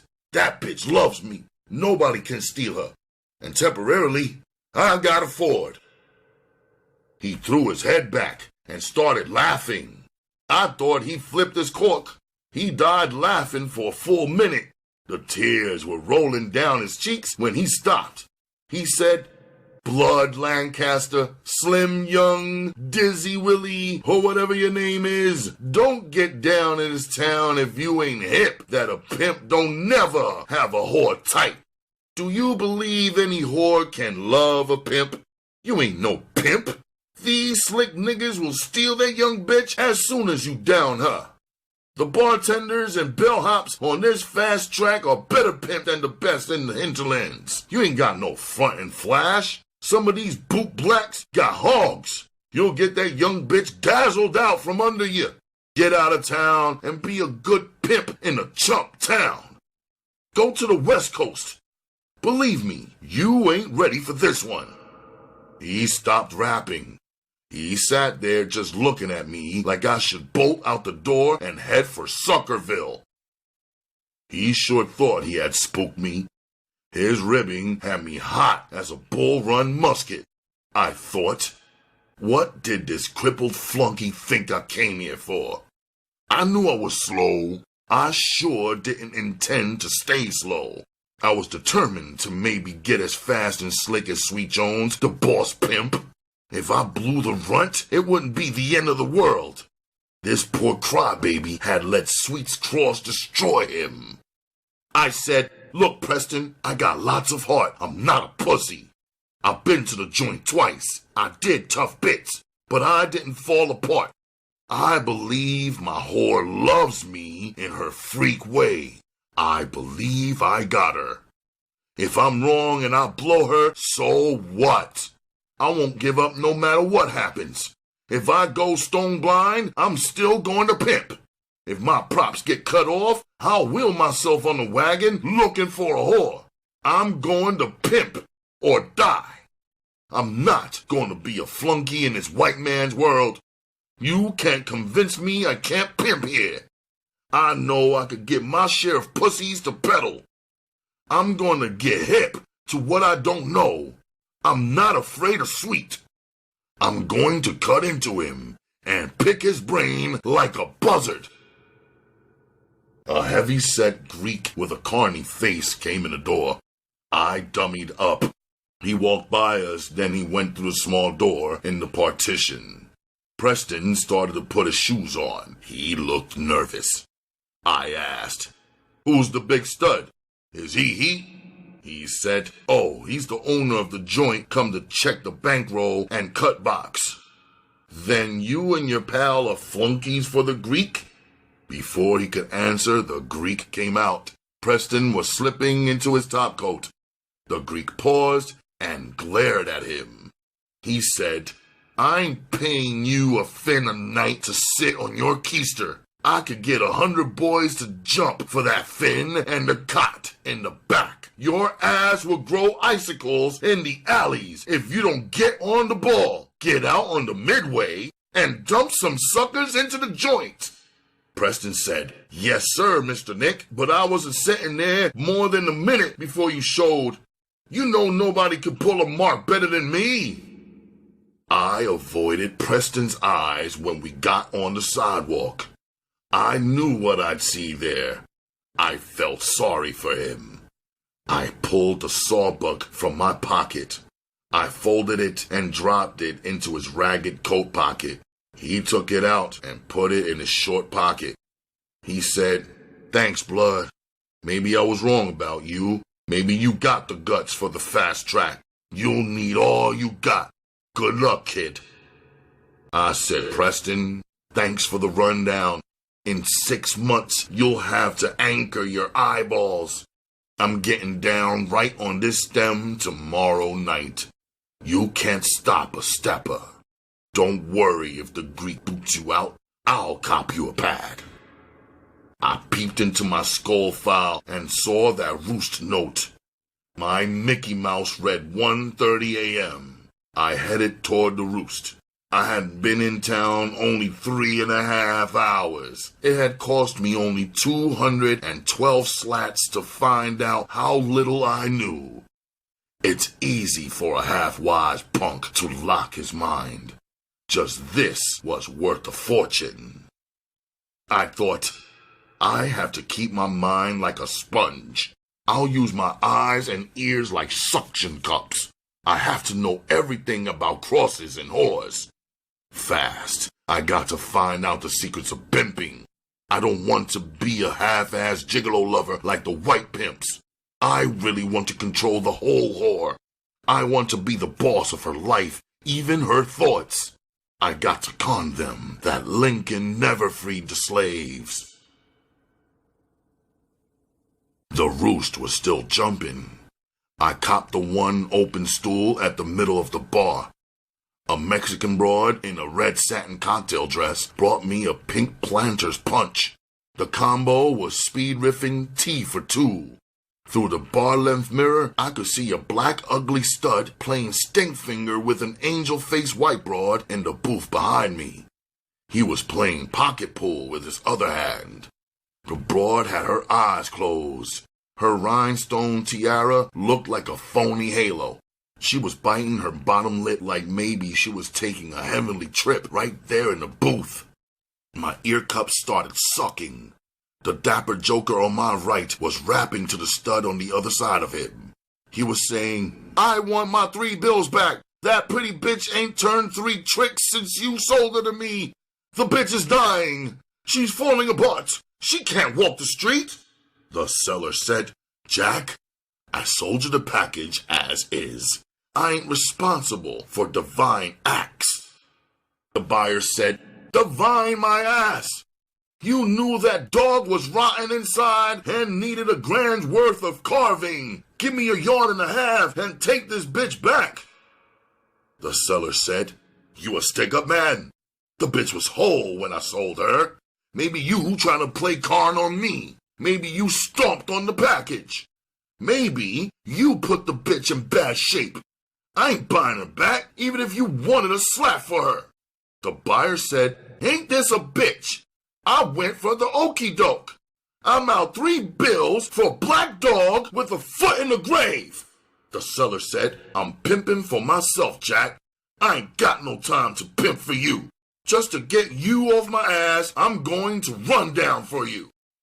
There's a whorehouse upstate with all spit trade. They don't spend but a fin, but there's a zillion of them. On weekends, they line up on the sidewalk. All you gotta do is cop some pills, patch the bitch up, and take her up there. Up there ain't no walking. She can flap back, and so long as she keeps breathing, you can get some scratch. Jack, she may even last long enough so you can invest the scratch to overhaul her and still show a profit. The bitch is black and pretty. She ain't got much mileage on her. Them spies are wild for black broads. Jim, I've been running down the out for you. If you go for it, call me at noon. In the meantime, I'll contact the joint. Me and the house broad are tight. It's a cinch. You can place your grief tomorrow. The buyer said, Jack, you know I deserve some cooperation. I'll try anything to break even on that dog. I'll call you at noon. I ain't salty with you now. Let's split and make the scene at the lair. I'll pop for a couple rounds. The buyer stood up. He knocked his knuckles against the log. The cute Mexican broad came toward him to check him out. She stood before him. She was smiling. The seller drained his glass and stood. He leaned across the log, staring into her bosom. I was digging the action from the trapdoor in the corner of my eye. She said, Both tabs come to $12. Yours is $7, your friend's is $5. The buyer said, I've got 'em both. Here's a double saw. Keep the change, Miss Bet I get you. Say, girl, was that bum your father who brought you in when you started to work here last night? Ain't you afraid I'll salt and pepper you and eat you raw? She said, No, not my father. My husband. He's no bum. He had on his work clothes. People are not good to eat. It's not nice to eat people. Thanks for the tip. Come back soon. The buyer hurled his beak toward the ceiling and laughed. Flakes of grayish-white dust clung to the hairs in his nostrils. He had snorted and loaded his skull with H. Her mouth was still smiling. Her big black eyes had slitted in Latin fury. She turned away toward the register. She punched it. She came back. She stood staring at the buyer. She had a fin and 3 slats in her hand. She was crushing them into a missile. In the mirror, I saw the seller shaking his head as he walked out the door. The buyer was looking at her like the 8 slats had made her his indentured slave. The 4-carat stone on his left hand flashed like neon as he caressed his fly. He said, If that tramp was your man, I'm stealing you. Shit, I should kidnap you right now. You ain't got no business juggling suds. Bitch, you got a mint between your big hairy legs. I'm gonna show you how to make a grand a week. I ain't never wanted nothing and didn't get it. Bitch, I'm gonna get you. I'll be back at 4 to pick you up. A massive black bulk with a face like a rabid bulldog had come on the scene. It had to be the joint bouncer. He was standing several feet behind the buyer, grinning like a starved croc. He was hunching his shoulders. The Mexican broad was shaking. She fired a missile. It struck the buyer on the tip of his beak. He threw his hands across his face. She shouted, You stupid, ugly filth. You insane nigger bastard. Do you think I let you touch me? I wouldn't shit in your mouth to save your slimy life. If you ever look at me again, I'll cut your heart out. The bouncer streaked toward the buyer like a howitzer shell. His feet clickety-clacked like the wheels of an express train against the parquet floor. He vised the buyer's rear end through the tail split in his topcoat. He seized the scrawny neck with his other giant paw. The buyer was almost airborne. The tips of his shoes did a tap dance against the floor on his way to the door. The joint was silent. The buyer swiveled his head back toward the angry tamale. Just before he skittled toward the sidewalk, he screamed, You square-ass greasy chili gut bitch! I'm gonna triple-cross you! The joint got back on jump time. The combo started to riff Moon Indigo. I thought about the runt. The Mexican broad had her hands on her hips. She was looking at me. She wanted me to say the buyer was a no-good bastard. She didn't know I was up as a pledge in this club. I put a deuce on the log and walked out. It was 2:30 in the a.m. I walked to the corner. Preston had been right. Poison's black whore was standing in front of the liquor store. She hit on me. That terrible beating she had taken sure hadn't cured her bad habit. She said, "Hi, Slim. Give me 10 and sock it in. I won't put the rush on you, handsome. Cop a jug and let's go freak off." I jerked my head away from the sight of her like she was Medusa. I put my dogs in high gear and crossed the street. I had a quick vision of Poison's 13s giving me a butt ache. I got it to the Ford and made a U-turn. I was going to the runt and some doss. I caught Preston in my headlights on the turn. He was still out there trying to make the Greek richer. He waved. I honked. The mercury had fallen. The icy streets were like a ski run. Less than a mile from the roost, I saw a clean front of a hotel. The blue neon sparkled out, Blue Haven Hotel. I went into the blue and red lobby. A broad was on the desk. She had a razor slash on her tan cheek. She had the build and wrapper of a heavyweight wrestler. She said, "You want something permanent or just for the night?" I said, "How much are the permanent pads? I want the best you got. Whatever it is, it's got to be on the front with a view." She said, "The best single rooms are $32.50 a week. The best 3-room apartments are $100 a week." She got up and went to a red board behind her. She took several keys off and gave them to me. The elevator operator was an old stud reading a Wild Maggie and Jigs comic book. He was whistling "When the Saints Go Marching In." His peepers were glued to it like maybe he found the map to the Lost Dutchman. I got off on the 3rd floor. I looked at 2 single rooms. The carpets in them were stained and the furniture was battered. This was an underworld hotel, all right. I could smell the odor of gangster grass in the hallways. I took the stairs to the 4th floor. I looked into 2 apartments. I went for the second one. It was freshly decorated in gold and black paint. The furniture was blonde and new. It was spotless and flashy. The gold-draped front window gave a wide view of the stem. The pad was perfect for now. It would do until I hit the big time with a big stable. I went to the elevator and pressed the down button. The floor indicator dial was stuck between floor number 2 and 3. I took the stairs down. I figured the antics of Maggie and Jigs had put a lot of pressure on the old joker. Some whore in the hotel was probably down there with the old coot. They were maybe using the comic book as a guide. I went to the desk. I registered and paid a week's rent in advance. I put the key in my pocket and went to the Ford. I drove toward the runt. I saw a black whore leading a white man into the front door of the Martin Hotel 100 yards from the Haven. The runt could take her good tricks there. It was 4 a.m. when I got there. I parked and went up to the hotel stairs. An elevated train shook the stairway as it passed. Its shadow leapt through the 2nd floor window and plunged like a rattling, speeding ghost across the wall. I turned left to number 20. I twisted my key in the lock and stepped inside.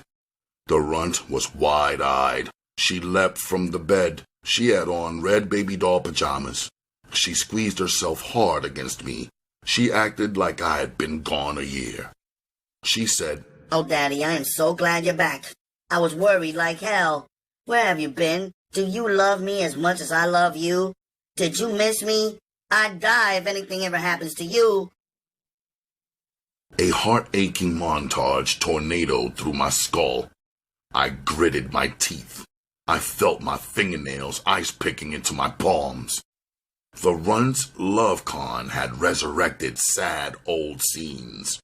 I saw poor Black Henry. He was on his knees, blubbering his love for Mama. I saw his pitiful eyes begging Mama not to break his heart. I saw Mama kicking herself free of his clutching arms. I saw that terrible look of scorn and triumph on Mama's face. I thought about the worms that had devoured his flesh in his lonely grave. I shuddered and punched a runt with all my might against the left temple. On impact, needles of pain threaded to my elbow. She moaned and shot backward onto the bed. She bounced like she was on a trampoline. There was a crunchy, pulpy thud on the second bounce. She'd crashed face first on the steel edge at the foot of the bed. She just laid there breathing hard. I moved to the foot of the bed. I grabbed a fist full of air. I turned her face toward me. Her eyes were closed, and there was a bloody gash just above her right eyebrow. I went to the face bowl and drew a pitcher of cold water. I doused her full in the face. Her eyes flickered open. She just lay looking up at me.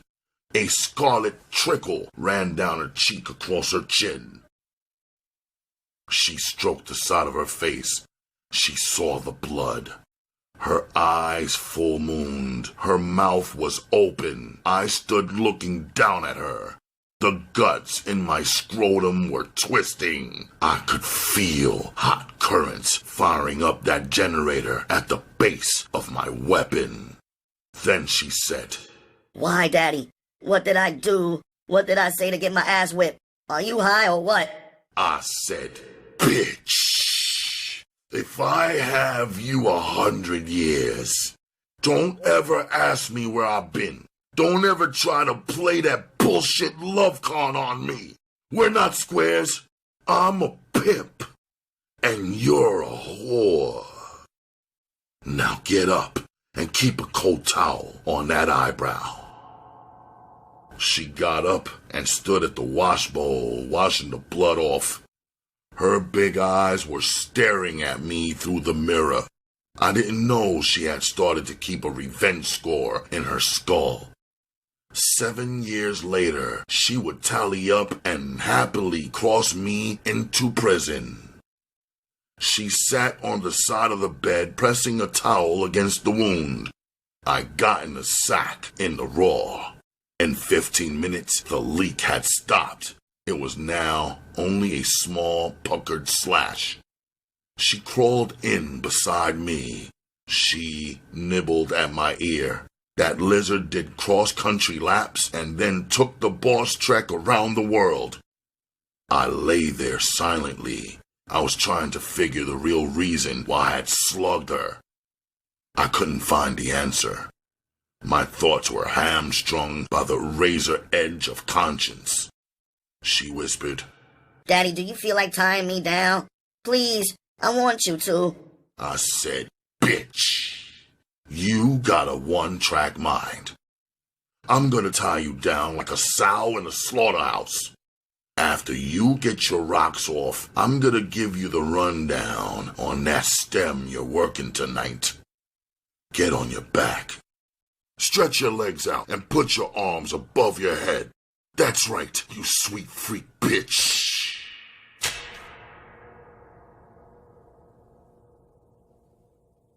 Chapter 6.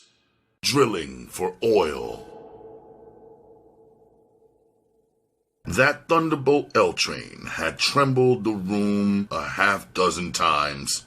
Dawn had broken through a smeary sky. Fingers of pale gray light poked through the frayed window shades.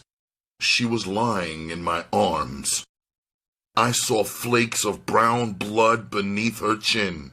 Her heart against my side was sprinting like a wildcat's facing the hounds. I could hear the clip-clop of an ice huckster's horse. The creaking wagon. Wheels were in rhythm to his pitch. He sang, Iceman! Ice! 100 for 20, 50 for a dime. Keep your watermelon cold and your pork chops fine. Invite old Joe up to Chitlins just any old time. Ice, man, ice. I thought, even the Iceman is starving down here. I gotta get down up there on that stem. Off Preston's rundown, that stem must be a son of a bitch. I gotta down her there. It's where the scratch is. When I run down to her, I have to be cool and confident. I can't falter and tip her. I'm still going to school. I'm gonna really remember to get down, run down. I hustle from those pimps in the joint. I said, Phyllis, Daddy's been out there casing those streets. It's like walking in the river of tricky crap. If I had any other bitch but you, I wouldn't say she couldn't go out there and get me some scratch. Baby, I got a lot of confidence in you. I know no stud or con bitch can sell you a pig in the poke. In fact, I would stand in the halls of Congress and swear that you would be too busy getting scratched to even listen to bullshit. Am I right so far about you, or have I overrated you? She said, Daddy, I'm a big girl now. No nickel slick bastard can steal me from you. You know what you, and always will. Honey, I just want to be your little dog and make you $1 million. When we get rich, maybe you won't mind if Gay, my daughter, lives with us. She's only 2. She's so cute and friendly, you'll be crazy about her. My aunt in St. Louis takes care of her. I was sure a sap making like a pimp. Here I'd had her a week and I was flat-footed. I hadn't heard about a crumb crusher. Worse, I haven't given her a deep quiz. I really knew nothing about her. It had been the one rundown from the joint I'd goofed. I had been satisfied with the shallow rundown from that sissy barkeep. The pimps in the joint had said, They ain't nothing more important than what makes a new bitch tick and why. You gotta scrape her brain. Find out whether the first joker who laid her was her father or who. Make her tell you her life story. If she can remember back in her mammy's ass, good. Fit all of the pieces together. Maybe then you'll know if she's a 2-day package or a 2-year package. Don't try to play him in the dark. Quiz him into a crack-up if you have to. Wake him up from a dead sleep. Check the answers you got with what you get. I said, Girl, your rap is right on the scratch. It's you and me against the world. I'm gonna make a star out of you. We are going to get rich as cream. You gotta hump your ass off in those streets, baby. As soon as we get a big bundle, you go cop the kid.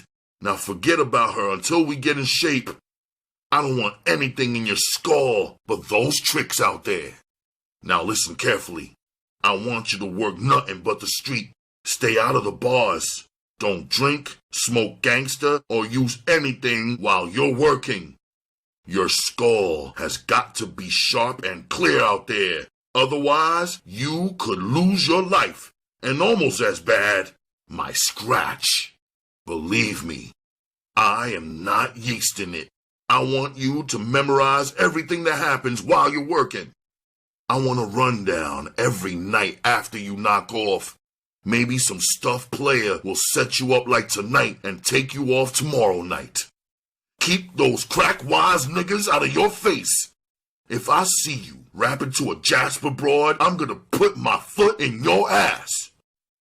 Play for cruising white tricks. Spade tricks are trouble. They all want to make a home. You're black and beautiful. They cannot resist you. They are the freaks and they got the scratch. Ask them for 100 and take 10. You can go down on the price. You can't go up. Don't go to nobody's pad. For a double saw or over, take them to the Martin down the street from where we are gonna move. Flip out of wheels as much as possible. Flip them fast and crack more scratch for overtime. Your name is Mary Jones. I got enough BR to raise you fast. You're not a thief. I don't need a bondsman or a lip now. You don't have a sheet. You see a young girl out there, square or whore, pull her. Be friendly to her. Build me up. You know, tell her how smart and sweet I am. Don't let no bitch pull you. This family needs some whores. Don't bring no junkie bitch to me. Now, is there anything you don't understand? She said, No, Daddy. I dig everything. You can wire me if something turns up I don't dig. Daddy, I am so proud of you. You are so clever and strong. I feel so safe being your girl. I'm gonna be a star for you. I had told her all I knew.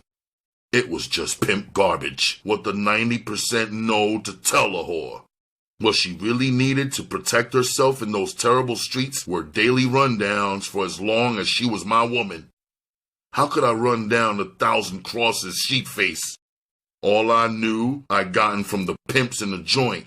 There were only fair pimps from small towns. None of them had the guts or savvy for this rapid track. The runt and me were a pure case of the blind leading the blind. I was bone tired. I had to be fresh for our debut. I said, Sugar, let's cop some DOS. We got a hectic night coming up. Oh, I forgot. Some louse put the heist on your slum. Don't worry. With what you got to offer, I'll have enough scratch soon to score for the real thing. This is our last day in this flop house. I copped us a jazzy little pad uptown. Sleep tight, baby puppy. She said, All right, Daddy. I'm going to sleep. I wonder how Gay is doing. When I woke up, I thought the runt had scalded me with hot grease. I was in a flaming sweat. My ticker was smashing inside my chest like a wrecker's demolition ball. That cunning joker playing God had conned me again. I had whipped my poor mama again. The runt's frightened big eyes almost touched mine. That puckered gash looked like she had grown an extra cat. She was saying, Daddy, are you alright? It's your baby, Phyllis. Damn, you had a bitch kitty nightmare. Was the heat chasing you or something? I said, No, baby. As a matter of fact, you were in trouble. You had done a stupid thing in the street. You let a nigger pip con you into his hog. It turned out he was a crazy gorilla. He was trying to cut your throat. I saved you before he croaked you.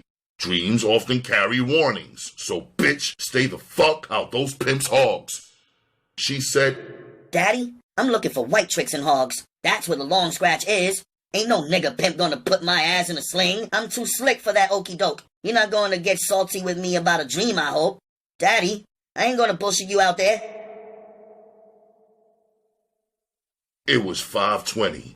By 7 o'clock, we had moved to the Blue Haven. The runt went for the pad. First thing, she lifted the phone off the hook to see if it worked. I said, Tell your tricks to call you here. She laid the bearskin and freaked the joint off with her lights and other crap. Except for the fake stars, it was a fair mock-up of her pad where I had copped her. She went to the street to get down at 8. I told her to work just the block where we padded for a week or so. I went to the front window. 10 minutes after she got down, she broke luck. A white trick in the 37 Buick picked her up. I timed her. She had racehorse speed. She was back on the track in 9.5 minutes. A black pretty broad could sure scratch a white man's itch fast. I watched her scratch 3. I showered and got as pretty as I could. I made an urgent skull note to cop a hot vine connection. I also needed a gangster and cocaine contact. I got the elevator. I left the key at the desk. I had told the runt to check her scratch past 40 slats into the toe of my tan Stetsons. I got into the Ford. I waved to the runt on my way to the roost. It sure was a thrill to have a young, fine bitch humping for me. I parked across the street from the roost. I dabbed a sponge into the box of Sunglow face powder in the glove compartment. I made my face up into an even glowing tan. I got out and crossed the street toward the roost. It was 10:30. The sky was a fresh, bright bitch. This first April night had gone sucker and gifted her with a shimmering bracelet of diamond stars. The fat moon lurked like an evil yellow eye staring down at the pimps, hustlers, and whores hawk-eyeing for Mark, a cop. I felt the raw tenderness of first April winds lashing at the hem of my white alligator. I felt the birth stirrings of that poisonous pimp's rapture. I felt powerful and beautiful. I thought I was still black in the white man's world. My hope to be important and admired could be realized even behind this black stockade. It was simple. Just pimp my ass off and get a ton of scratch. Everybody in both worlds kissed your ass black and blue if you had flash in front. I was 6 storefronts away from the roost. He stood in the center of the sidewalk. I looked down at him. He was a foot shorter than the runt. He looked like a black baby who had taken ugly pills. His head was the size of a giant pumpkin. His voice was a squeal like a clappy joker when the croaker rams a sound down his dingus. He squealed, "Shine 'em up, hotshot. If I had your hand, I'd throw mine away. Get on big time. Shines ain't but a dime. Shine 'em up." I looked down at my stomps. They could stand a gloss all right. I followed the pointing, gnarled finger to the dwarf's open-air stand. It sat at the mouth of a gangway between 2 buildings. The red fringes of its tattered canvas top rippled in the breeze. I climbed into the chair. The dwarf was slapping polish on my Stetsons. A thin stud with at least half a grand in threads on his back took the other chair. He was wearing silver nail polish. He was reeking with perfume. A gleaming black custom Dosenberg eased into the curb in front of me. The top was down. My peepers did a triple take. A huge stud was sitting in the back seat. He had an ocelot in his lap dozing against his chest. The cat was wearing a stone-studded collar. A gold chain was strung to it. He was sitting between 2 spectacular high yellow whores. His diamonds were blazing under the streetlight. 3 gorgeous white whores were in the front seat. He looked exactly like Boris Karloff in blackface. He was rapping something. All 5 of those whores were turned toward him. They were listening and paying attention like he was God giving them a pass to heaven. He could have been running down a safe place to hide because the world was coming to an end. I said, "Who is that?" The dwarf said, "You gotta be from out of town. That's Sweet Jones. He's the greatest nigga pimp in the world." The thin joker said, "That spotted cat, Miss Peaches, is the only bitch he cares, lives, or croaks. Shit, them whores you pin in ain't but half the stable. If they got nigga pimps in outer space, he's the best of them, too. He's gonna take them whores into the roost and pop some. He's lugging 20 G's in his raise. Ain't no heist man crazy enough to stick him up, though. He croaks niggas for his recreation." I couldn't believe what I saw. This was only 1938. Those Duesenbergs cost a fortune. He must have been the only black pimp in the country who owned one. My peepers jacked off just watching him and those high-powered whores. It was as exciting as maybe Christ making his encore. The dwarf had shined my stomps. I gave him $1. I sat there and watched Sweet Jones and those whores get out of the Duesenberg and walk toward the roost. The black-spotted cat slinked beside him. I thought, tonight I got to cut into him. I got to be careful so I don't blow him. The cut-in has to be in the roost. I'll go in and cook up something in there. I got off the stand. I passed Poison's problem whore. She was sitting beside a joker in a red hog. She had a bottle of gin in her jib turned straight up. As I neared the roost, I saw old Preston trying to shoo 2 marks into the Greek's joint. Just as I turned into the roost, he bucked his eyes and jerked his thumb at me. He was tipping me Sweet was in the roost. I nodded my head and went in. It was an off night for the combo. The jukebox was grinding out pennies from heaven. The joint hadn't crowded yet. There were maybe a half-dozen couples in the booths. Sweet Jones and his whores were the only people at the log. They were in the center. The cat was licking her paws beneath Sweet's stool. I sat at the log near the front door facing him and the stable. The pretty Mexican broad was standing in front of him. Sweet was buying the house a drink. She served his party. She glanced at me. She remembered my drink. She brought me a planter's punch on Sweet. The floor waitress loaded a tray from the log and served the couples in the booths all on Sweet. I sat there, studying Sweet. He had to be 6'6". His face was like a black steel mask.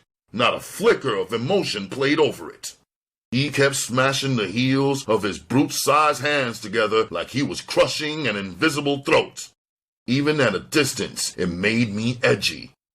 I guess it kept his whores on the brink of peeing on themselves. If he had smiled, maybe they would have dropped dead from shock. He sure proved pimping wasn't a charm contest. Those whores lit his cigarette. They took turns feeding him sips of his coke. They fought to ram their noses up his ass. I froze. One of the white bras was whispering in his ear. Those unearthly gray eyes of his in the ebony sockets were staring at me. I could hear the thud of those meat sledges. I thought, Christ almighty, mama darling, I hope my double hasn't put the muscle on this broad for some snatch or scratch. Please don't let this broad bum finger me. He slid his terrible pearl gray peepers off me. I saw him pound the bottom of his glass against the log. The Mexican broad expressed to him. He was rapping to her. She was nodding her head and looking down the log at me. My Stetsons on the stool rung were slamming together like the heels of a flamenco dancer. The jukebox was sobbing Lady Day's beef about her mean but sweet man. I wondered if I'd see the runt again, and if not, how soon she'd get another ass kicker. The couples in the booths were bug-eyeing the arena. It was maybe like the Circus Maximus. The doomed Christian, me, pitted against the king of beasts, him, plus the ocelot. The Mexican broad came slowly toward me. Her face was tight and serious as she stood before me. She had pity in her peepers. She hated capital punishment. She said, Mr. Jones wants you to come to him pronto. I started hoofing that 1,000 miles to Mr. Jones. On the way, I dusted off the 175 IQ in my skull. I got to him. The cat snarled under the stool. It pasted its yellow eyes on me. I jerked my eyes from the cat and kept them riveted to the floor. I was afraid to look into Sweet's glowing peepers up close. I knew I'd crap in my pants. He whirled around on his stool, his back to the log. I glued my peepers to the tapping tips of his needle-toed patent leather stomps. I flinched at each crash of his huge hooks. He whispered, Nigga, you know who I am? Look at me while I'm smiling to you. That teletype in my skull hammered out the escape hatch. It read, For this maniac, you gotta be just like a Mississippi nigga. You gotta pretend he's a white lynch mob leader. You gotta con him. But be careful, don't get cute. Keep your nose square in his ass. Jeff it out all the way. I said, sure I know who you are, Mr. Jones. You're the black god of the sporting world. Ain't a nigga alive unless he's stupid and deaf that ain't heard your fame and name ring. The reason I don't look at you is because I remember what happened to that sucker in the Bible that snitched a peep. His whores broke out into gales of laughter. Miss Peaches wasn't a lady. She broke wind and grinned. Those patent leather toes stopped tapping. Could I be selling it? He reached out and grabbed my chin. He held my head up and cupped it in his giant hook.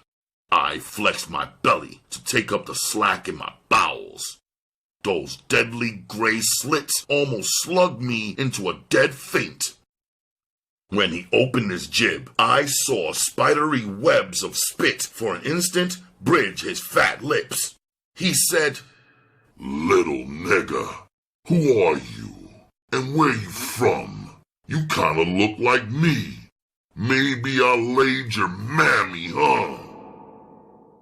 I neatly sidestepped his booby trap. I said, Mr. Jones, I'm nobody trying in your world to be somebody. I was born right here in your town. Could be my mammy went for you. What bitch wouldn't? If I was a bitch, I'd give you some scratch to get some. He said, Nigga, you like fine white pussy? This dog of mine wants you to lay her. I give my whores what they want. You gonna lay her for a double saw? My skull raced out the warning. Fool! Watch your ass! I said, Mr. Jones, I don't want no kind of a pussy unless it hangs on my own whore. Mr. Jones, I'm a pimp like you. I don't want nothing but some pimp scratch. My principles won't let me turn no reverse trick. Mr. Jones, I ain't no party freak. I want to be great like you. I ain't never going to amount to anything if I screw up the rules of the pimp game. You the greatest pimp on earth. You got great pimping by the rules. Would you want a poor dumb pimp like me to chump out at the start? His freak white woman pouted at his side. She begged Nero to flip his thumbs down. She said, Mr. Jones, make this pretty punk freak off with your baby. You don't let nobody say no to you. Since he's dreaming he's a pimp, it will be wild kicks for me. Force him, Daddy. Force him. Show him who's boss. Sick Miss Peaches on him. He shoved her aside. The boa constrictor uncoiled from around my chest. I saw contempt paint over the skull and crossbones in his peepers. I drew a deep breath. He roared, You little pissy green-ass nigga. You a pimp? You can't spell pimp. You couldn't make a pimple on a pimp's ass. Nigga, I'll blow your head off through that ceiling. Don't let the word pimp come out of your jib in my presence. Now get out of my face, pussy. I ought to stick my swipe in your jib. The cat slithered from under the stool. She crouched on her belly and stared up at me. I wasn't David. Good thing I wasn't. I was sure mad at the kooky bastard. I grinned and fished a fin out. I tossed it on the log and dragged tail out the door to the streets. I was glad I hadn't stacked that slingshot switchblade in my pocket against that .38 Magnum stuck beneath Goliath's belt. The door smacked Preston a hard shot in the forehead. He had been peeping through a slat in the door blind. He rubbed his head. He looked scared. He said, Kid, I told you he's nuts. You keep it up, a groundhog will be your mailman. To play it safe, you better give me your mama's address. I gotta know where to ship your corpse. Where you going now? I said, Look, Preston, I didn't cut into him. He cut into me. Hell, I ain't no head shrinker. I couldn't handle the maniac. I'm splitting to the Ford to think. He was clucking his jib when I walked away from him. I collapsed onto the forward seat. I was stinking from the fear sweat in the bar. My pants were soggy. I saw the white broad that was burning the freak off of me. She was holding the roost door open. Sweet filed out. His whore strutted out behind him. They walked behind him to the Duesenberg. A tall, brown-skinned joker with a gleaming head of processed hair got out of a red hog. He was the gutty stud I saw pouring that gin down Poison's girl. Sweet's stable had gotten into the Duesenberg. The shiny-topped joker and Sweet were rapping on the sidewalk. They pounded each other on the back. They looked like boon buddies. Miss Peaches stood lashing her tail at Sweet's side. I almost leapt out of my hide. It was Preston banging on the car window. I unlocked the door. He slid in. His peepers were ballooning, looking past me to Sweet on the other side of the street. He was sucking air like a mackerel on the beach. He was shoving a rusty Owlhead .22 pistol across the seat. He was trembling like the 0 second had come to assassinate maybe FDR. He said, "Kid, you sitting here hating him, ain't ya? You despise his guts. I saw the way you was looking at him. A bastard like him ain't got a right to live on God's green earth. Do yourself and the world a favor, kid. Take this rod and walk sneaky-like down that sidewalk while he's rapping to Glass Top. Stick the barrel in his ear and pull the trigger. Then quick, blow the cat's brains out. It's easy, kid. You can do it. Every nigga in the country will love you, kid. It's your chance to get great. Go on, kid. Do it now. You ain't never gonna get a choicer chance." I said, "Preston, I'm not hip to the murder game. I don't want to get hip to it. I don't want to blow his brains out on that sidewalk and waste them. I want his brains to work inside my skull. You getting old, Preston. You can't even dent the mustard. He screwed you around 1,000 times worse than me. You can't lose for winning. Why don't you be the hero and croak him?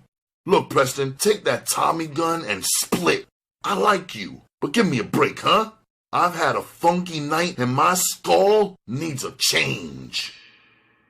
He said, "Kid, you think I ain't got the guts? He ruined me, kid. He destroyed me. He's just another nigger.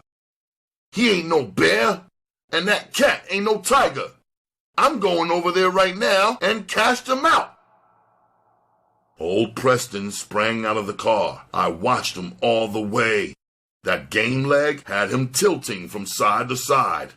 He looked like one of those doty Spirit of 76 jokers on the posters around the 4th of July. I wondered if he was tanked up with enough rot gut moxie to really fold Sweets' dukes for good across his chest. Preston was on the other side of the street, only 20 feet from Sweet and Glass Top.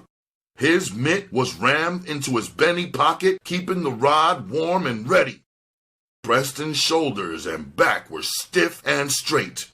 Sweet's back was toward me. He was facing the sidewalk. I thought, the old dingbat may do it. He sure had reasons. Sweet put the hurt to him all right. Will there be much gore? Will Sweet croak right away? Or flop around in the street like a chicken with his head wrung off? Will Miss Peaches leap up and cut Preston's throat? If Preston croaks him, I'll have to cut into poison. I'll bleed his skull. He will be top pimp. Maybe a couple of those 10 whores Sweet's got will go for me. I'd be some kind of son of a bitch and young pimp in a Duesenberg. Preston came abreast of Sweet. He had slowed to an amble. I could see his yellow mint easing out of his pocket. He got maybe 3 feet past Sweet and stopped. He was going to do it. He was coming back for a fatal flank sneak. At that instant, Sweet turned his buffalo head and looked down at Preston. Miss Peaches stiffened. I saw a black cavern open in Preston's toothless yellow face. The chicken-hearted bastard had been chilled by those awful gray orbs and a cat. He was grinning at Sweet. He scooted his empty hand out of his pocket. Preston might have made it if Sweet hadn't turned those lights on him. Old Preston bowed his bald head. He walked toward the Greek's joint. His shoulders were sagging. His back was a stooped slouch. Old Preston had missed his choice chance at glory. I just sat watching Sweet and trying to plot a way to cut into him. It looked hopeless. Finally, Sweet got in the rear seat of his Duesenberg. The cat leapt into his lap. One of the white broads roared it away. I saw Glass Top pat his greasy dome as he turned into the roost. I thought that glossy top stud with a face like a pretty whore's might be the tunnel to Sweet. I took my sponge out and freshened my makeup. I got out of the Ford and walked to the roost. The joint was getting crowded. I was lucky. There was an empty stool. The beautiful Joker was on a stool next to it. The memory of that 4-slat tip out of the fin sent the tamale skidding to me. I sipped my planter's punch. I drummed my Stetsons against the stool legs. Hamp's Flying Home was rocking the joint. A pack of white broads had a booth behind me. They looked like they had been to a PTA meeting. Their perfume sent a medley of sexy odors through the joint. They were flirting their cans off. I guess they were writers. They were maybe doing urgent research on the sexual habits of the black male. I wasted no time. I was afraid the pretty Joker might split. I snatched my eyes from the excited pack in the mirror. I turned my head toward him and touched him lightly on the sleeve. He was sure a wrongdoer, all right. He frogged at least 3 inches off his stool.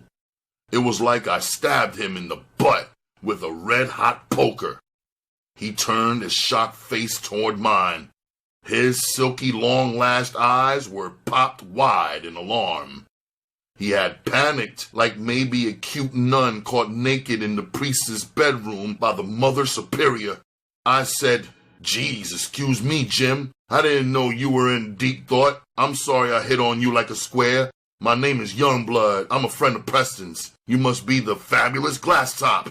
It will be a boss honor to buy you a taste." He patted his shiny mop and said, "Yeah, man, I'm Glass Top. What's your stupid story? You young studs sure ain't got no finesse. It drags me to get hit on like that. When somebody touches me, I like to be digging it and facing the stud, you know? I ain't salty. I dig you ain't nothing but a punk that needs his coat pulled to social polish and class. I ain't no lush. You can spring for a Coke if you want. Tell her to sugar it heavy." The Mexican broad spooned sugar into a glass and brought his Coke. He stirred it with a straw. He raised the glass to drink. I noticed ugly black tracks tracing the veins on his light brown mitt. He was a junkie for sure. He would know where the cops see and probably gangster for the runt. He was also a pal of Sweet's. Maybe I could make a 2-bird killing here. He said, "So you know Preston. What's your racket? You a till tapper? Or maybe a burglar, huh?" I said, "I've been knowing Preston since I was a kid. I used to buff his stomps when he was pimping. I'm no till tapper or burglar. I'm a pimp. You must be a pimp yourself. I saw you rapping to the best pimp there is." He said, "You a pimp? I ain't never heard of you. Where you pimping? In Siberia? Sweet ain't the best pimp there is." I am. "Pimps are just like cars. The best known ain't no real yardstick to the best car. It's like I'm a Duesenberg and Sweet's a Ford.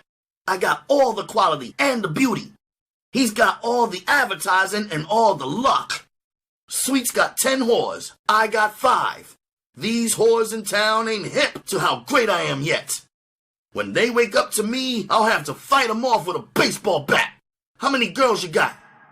I said, "I only got 1 girl now. I just got out of the joint, but I'm going to have 10 in a year. This town will hear about me. I was thinking about cutting into some top pimp like Sweet. I'm not stupid enough to think I don't need to learn 1,000 times more about pimping than I know. I also need connections like for Girl and Gangster. I'm just a kid in darkness waiting for some brain to help light the way. He said, "Stay cool, blood. I just remember I left my kitty slammer open. I'll be back after I lock it." I looked in the mirror and saw him go out. He turned left towards the Greek's joint. I knew he was going to Preston to check me out. When he walked out, that panting pack behind me turned as one. It was like Gary Grant had walked out. The jukebox was moaning gut bucket blues. Some joker was singing "Going Down Slow." "Don't send no doctor. Doctors sure can't do no good. Please write my mother. Tell her the shape I'm in. I'm going down slow." I remembered it had been my father's favorite record. He had kept it spinning on the rich Victrola. I remembered his shocked face there in the doorway when he discovered it and everything else gone. I wondered if he were alive and still in town. If I ran into him, I sure wouldn't know what to say to him after all these years. I saw the silk chicks crane their necks toward the door. I switched my eyes left in the mirror. I saw Glass Top coming in. Those chickens were clucking when he sat down. I said, "Jack, aren't you afraid those silk bras behind us will rape you?" He said, "Shit, if you stripped and searched all of them, you wouldn't find a C-note. They ain't nothing but square housewives. They sick of the half-ass screwing at home. They layin' to swindle chump niggas out of their youth. They know enough on each other to keep all their jibs sealed. Ain't a chance for their husbands to tumble to what's going on, so what if some white joker who knows them made the scene and saw them? Every one of them is just slumming out with the girls, Jack. What they got is a secret sex club." I said, "Top, I'm afraid. I sure wish I had a snort of girl. Can you score?" He told me, "Blood, I believe you are down, young stud. I got news for you. You could score right with me. I got the best girl and boy in town. Even my reefer is dynamite. Blood, I love you. You got heart. How much stuff you want?" I said, "What's the bite for girl?" "A fin for a number 5 cap, a 16th for a C, a piece for $1,000. I got a cozy pad around the corner. There, you can fly to the moon, pimpin' buddy." I said, "Top, let's split to your pad. If your girl is mellow, I'll maybe go for a C note." I threw a fin on the log. The Mexican showed me her choppers like I was her dentist. 3 square black studs were standing, rapping to the purring pack in the booth. We went out and got in Glass Top's hog. My foot struck a bottle. I looked down. It was the dead gin soldier Poison's whore had sucked dry. The hog shot from the curb like a red torpedo. Eckstein syrupy cottage for sale oozed from the hog's radio. I thought, I sure gotta hurry and get my ass into a hog at least. I'll cop a Duesenberg in maybe a year. Jeez, it must be 1:30. I should have checked on the run. My luck is changing though. This glossy top joker is my end to sweet. He lived in a plush apartment building. It had all the jazz. Technicolored lights spotlighted the exterior. Fake rubber plants stood tall in the foyer. We took a chrome and brass elevator to a second-floor pad. Thick red broadloom carpet wall to wall in the hall. Fresh black and gold paint sparkled the walls and ceilings. A Polynesian-type dream took our bennies and my lid in a small silver-mirrored entrance hall. My feet sank into the soft lavender carpet. I could hear the deep-throated boom of a console phonograph. The Ink Spot's lead tenor was parfaiting, whispering grass.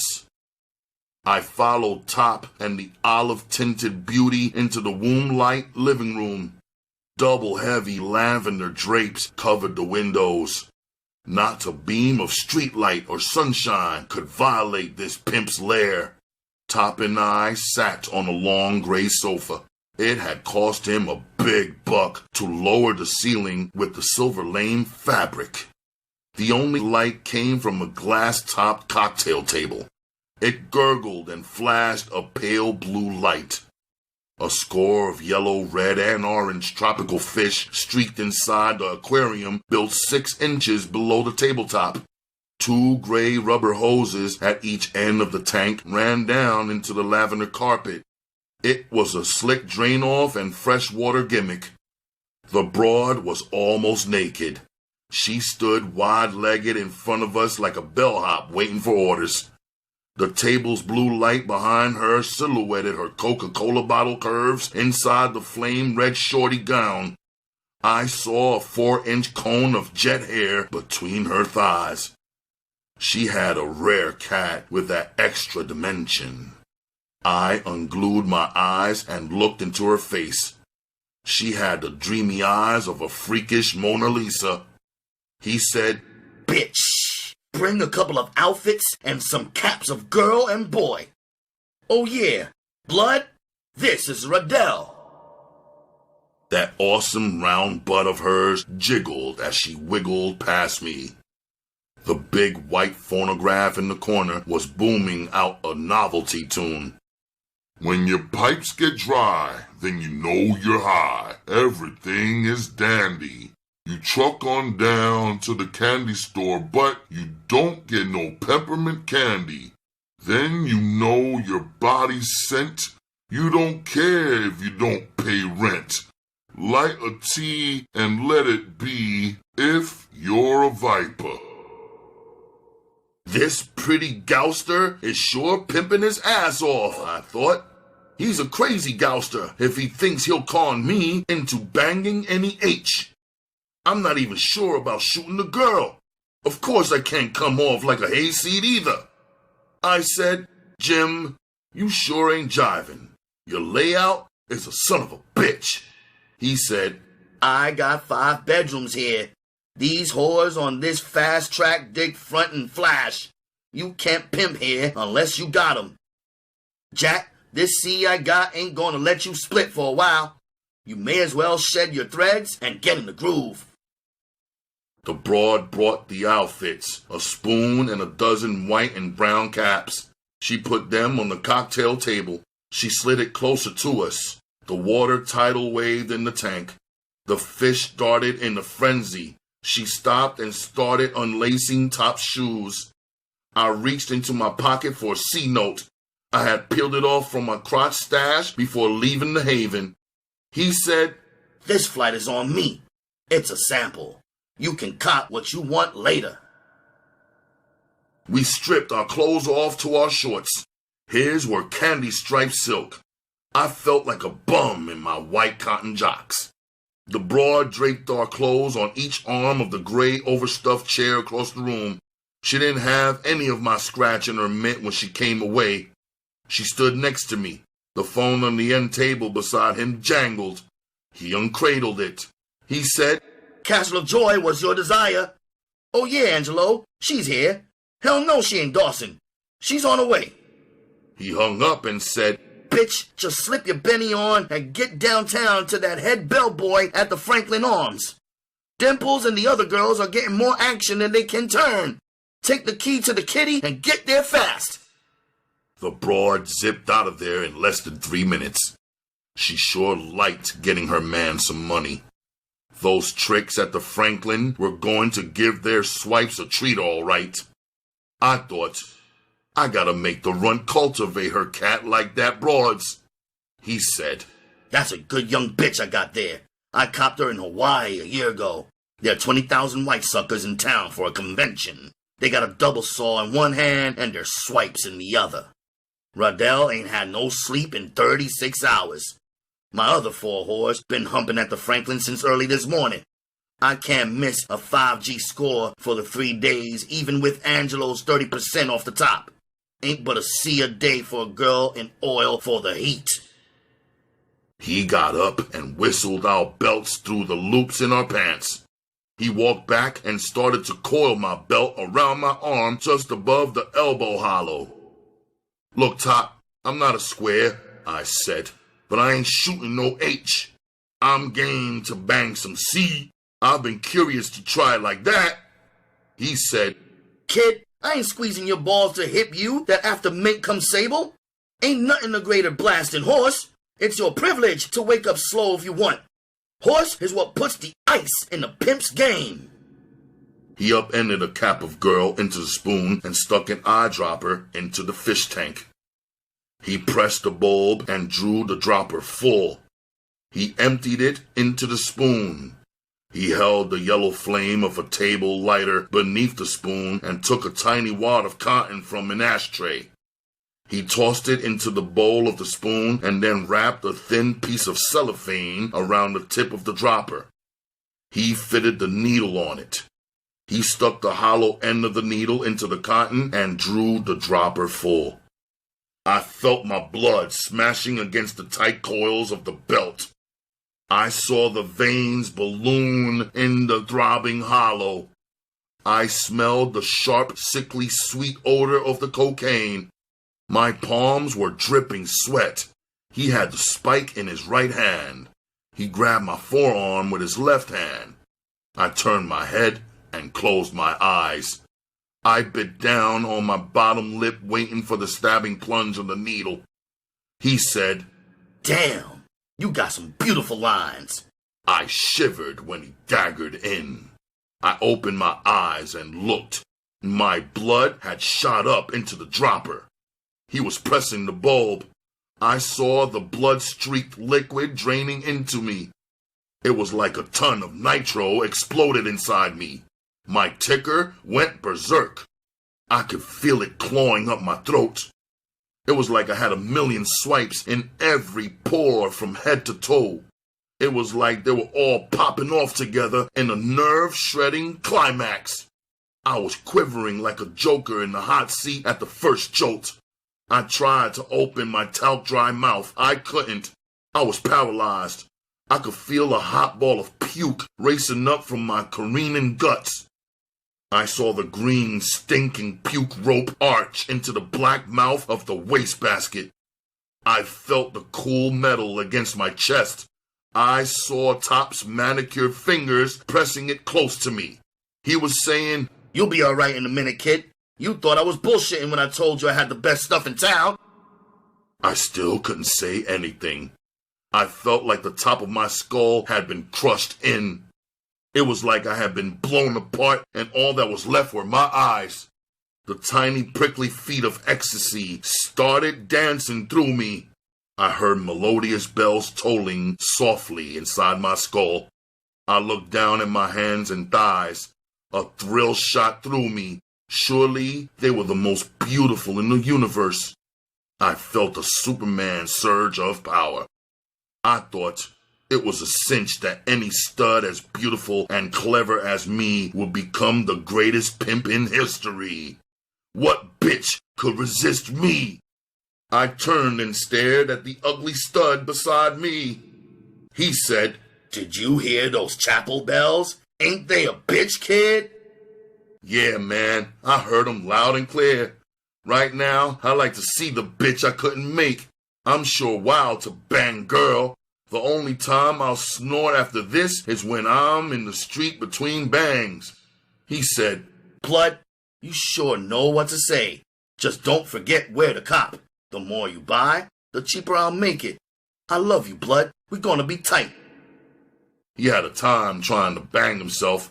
He was only around 32, but most of his veins had folded. He finally hit pay clay in his inner right thigh. He kept the needle in, pumping the horse into the vein, then drawing it out. I said, "Jack, why the hell do you screw around like that?" He said, "Man, you ain't hip? That's where the thrill is. When I jack this joint off, the horse kicks my ass groovy." I lost tally of time while we sat on the sofa and banged stuff. After the second cap, I started banging myself. After that first bang, the thrill wasn't as good and sharp. Top was coasting. There were 3 caps of H still on the tabletop. There was no girl. I had banged 5 caps of girl. I looked at my Mickey. It was 5 a.m. I went to my clothes and started to dress. My ticker was speeding inside my frosty chest. I said, "Top, I got a split. I want a 16th of girl and a can of reefer. Here's a C note and 20 slats." He pulled up from the sofa. He took the scratch and went into a bedroom. He came out and handed me a tobacco can sealed with rubber bands. He said, "Kid, I put a couple yellows in your bag so you can come down and get some DOS. Where you patting? You don't want to walk through the street with that package of sizzle on you. I'll call a cab." I said, "Thanks, Top. I'm patting at the Blue Haven, but my wheels are just around the corner across from the roost. I'll hoof it there. The fresh air will be a kick." I stood at the living room doorway to the entrance hall. He was uncapping a thing of horse. I thought, now's the time to crack on him to sew up the cut into sweet. I gotta phrase it right. This joker envies sweet. I said, "Top, I was thinking how much more common sense and cool you got than your pal Sweet." His hands froze. His eyes beat his mouth to the question. I knew Preston hadn't told him about my clash with Sweet. I guess Preston's chicken act had blocked Sweet out of his mind. Top said, "You know Sweet personally?" "I met him last night in the roost. That tall blonde of his wanted me to freak off of her. Sweet offered me a double saw to do the job. I stood on pimp principle and turned him down. He flipped his cork. He forced me to split. He told me he'd blow my head through the ceiling. I figured he might do it. I guess now I had blown my chance to get acquainted with him. I don't suppose anybody in town is strong enough with him to square me and cut me into him. As foxy as you are, Top, I wouldn't be shocked if you couldn't cut it. After all, the man is complicated. Come to think about it, Top, I don't have a real need to meet him since I met you. My main reason now is I don't want a crazy enemy like that. So if you tell me it's over your head, I'll forget it. Stay out of his way and take my chances. I love you, Top, and I wouldn't want anything to happen to you on my account." He gobbled it raw and whole. He flung this girlish head back and roiled off the sofa to the floor. He held his elbows against his belly and laughed like I told the funniest joke human ears had ever heard. He was gasping when he finally stopped. He patted his mop. "Sweet ain't dangerous, sucker," he began. "He ain't never croaked anything but yellow niggas. He's croaked 4 of them in the last 20 years. He ain't croaked nobody in over 2 years. He's 90% bull scare. He don't kill nobody unless they badmouth him or muzzle his whores. But he sure hates white folks. He pimps awful tough on white whores. When he puts his foot in their asses, he's really doing it to the white man. He says he's paying them back for what they've done and are doing to black people. His brain is rotted from hate. Shit, he probably wouldn't know you if he saw you again. He wasn't salty with you for turning down the freak off. He was playing strong con on his white whore. He's got his whores thinking he's God. Even a square from Delaware should know God ain't going to kiss your ass when you tell him to, you poor boob. I'll tell you what. I'm going to take him some stuff this weekend. I'll buzz your crib to let you know just when. I'll stop on the way and pick you up. He ain't nothing but a big ugly nigga with a filthy loud mouth." I said, iPad and 420 under the name of Lancaster. Top, you gotta overlook my dumbness. I told you, I was just a kid in darkness, needing some brain to light the way. Top, I sure appreciate your coat pulling. See you later, pal. He said, "All right, kid. Keep that sizzle in your mitt so you can down it in a hurry. Oh yeah, you can cop a spike in any drugstore. You got a crack for insulin with it." I walked into the entrance hall. I flicked my sponge across my greasy face in the silver mirror. I went out the door to the elevator. It opened on the ground floor. I flinched before the stark morning light. Out on the sidewalk, I saw Glass Top's red hog pulling to the curb. It was his 5 whores back from the Franklin Arms salt mines. I thought as I walked to the Ford, how about it? Those 5 whores are probably checking in a couple of grand for a night's work. Why couldn't it be me up there in that crazy pad with my mitt out for all those frog skins? The night people had vanished from the street. Knots of squares on the way to work bunched at the streetcar stops. I got in the Ford and U-turned toward the Haven. I saw an all-night drugstore and pulled into the parking lot. I copped a sawbuck pair of binoculars at the drug counter. I got the insulin and copped spikes and eyedroppers. 5 minutes later, I got to the Haven. I parked on the street. I glanced up at our apartment window. I saw the drapes flutter.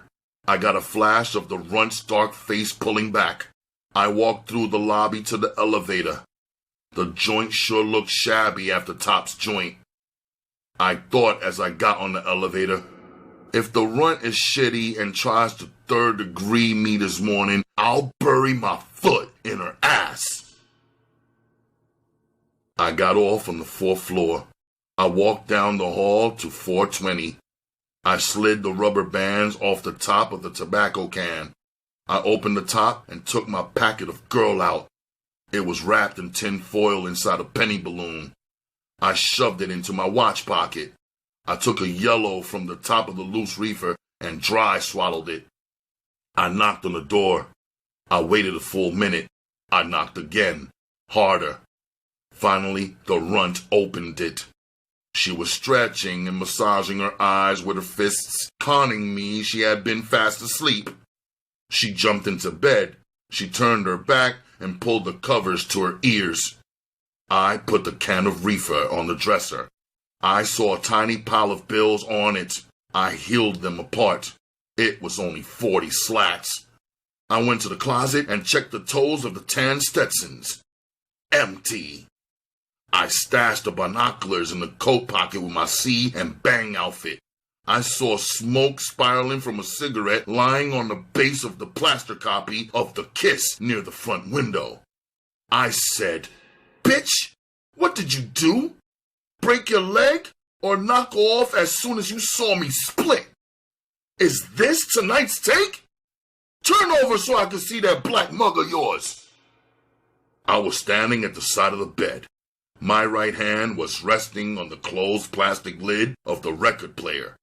The tips of my fingers were touching the back of it near the motor. It was warm. I raised the lid. Lady Day's whimper about that mean man was on the turntable.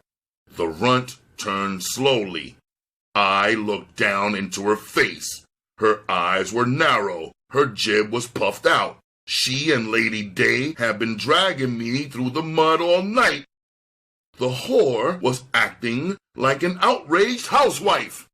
She said, "Ain't I never gonna be nothing but a bitch to you? Call me Phyllis, the whore, or Runt, the fool. You never believe it, but I'm human. That scratch I made tonight ain't bad. These streets are new to me. I gotta feel my way and get hip to the tricks." That cocaine was blowing a frosty blizzard through my skull. I said, "Bitch, when your funky black ass is in the grave, you'll still be a bitch. Bitch, one of these nights you're gonna shoot your jib off. I'll curtsy and call you Runt, the corpse. You stinking bitch. I'll hip you human. You're a human black slop bucket for those peckerwood swipes. Gutless idiot, I'm gonna throw you out that window if you don't get the kicks out of your ass and hustle some real scratch. Don't get hip to the tricks, bitch. Get hip to what I'm rapping.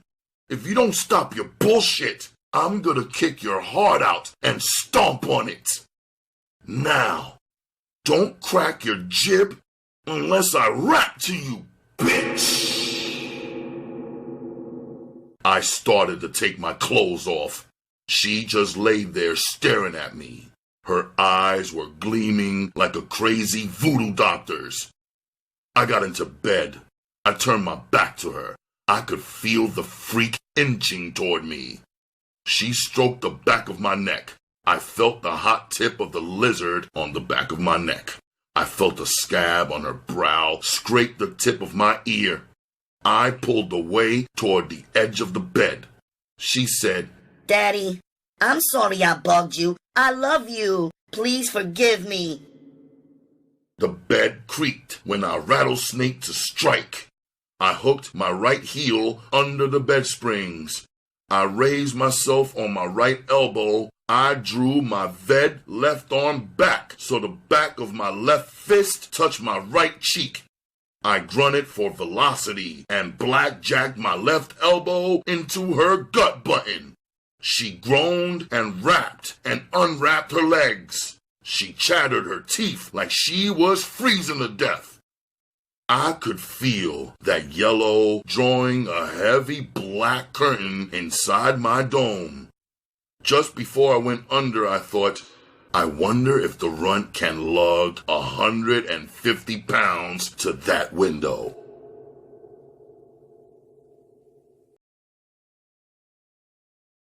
Chapter 7. Melody Off Key. The blast of the phone woke me. The pad was dark as hell. I flung my left hand out for the runt. She wasn't there. I fumbled the receiver to my ear. I said, "Hello, this is Mary's brother." He said, I want to speak to Mary. Put her on, yeah? I said, "She just went out. She's taking a walk." He hung up. I cradled the phone on the bedside table. I switched the table lamp on. I checked Mickey. It was 7:30 p.m. I wondered if I had blown the runt. I got up and checked the closet. Her clothes were still there. I went to the dresser. I checked the 40 slats. 2 were missing. There was a note beside the scratch. It read, Daddy, I took a deuce for the street. I'm gonna hunt my ass off. Please try to be a little sweet to your little bitch dog, huh? I thought, I'm stumbling upon some pimp answers. It looks like the tougher a stud is, the more of a whore goes for him. I'll be glad when those 4 days pass and I go with top to the sweet cut-in. I gotta watch that the runt don't get hip. I'm banging stuff. Gee, I'm starved. I gotta eat before I bang some girl. I went to the phone. The broad who should have been a wrestler picked up. I said, "Anybody down there to get me bacon and eggs?" She said, Wait a minute. I'll let you talk to Silas, the elevator man. The old Maggie and Jigs fan said, "Yeah, big timer, what is it?" I said, "Silas, can I get a bacon with eggs over light and toast?" He said, "Yeah, there's a greasy spoon right across the street I'm going now." I hung up and went to the closet. I got the spy piece. I went to the window. I saw the old Jink hobble across the street toward the Busy Bee Cafe. I made a sweep up and down the street to spot the runt. I didn't see her.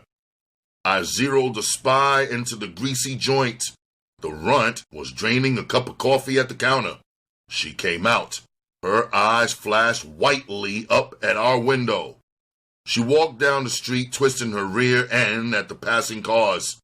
I saw the round black ass hook a white trick in a black hog. He skittled to the curb.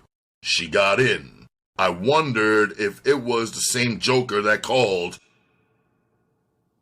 I ducked into the shower. I was toweling off when I heard a rap on the door. I saronged the towel. On the way to the door, I scooped the can of gangster off the dresser and stuck it behind the mirror. I heard Silas outside the door whistling when the Saints go marching in. I opened the door. He had a tray in his hands.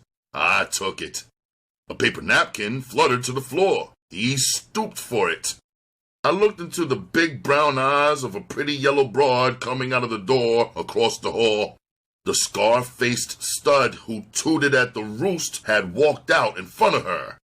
He had a saxophone case under his arm. She rolled her lustrous eyes at me. They rocketed to that lump on the sarong. Her sly, hot smile made a flat statement. "Please try it for size." I skull-noted her.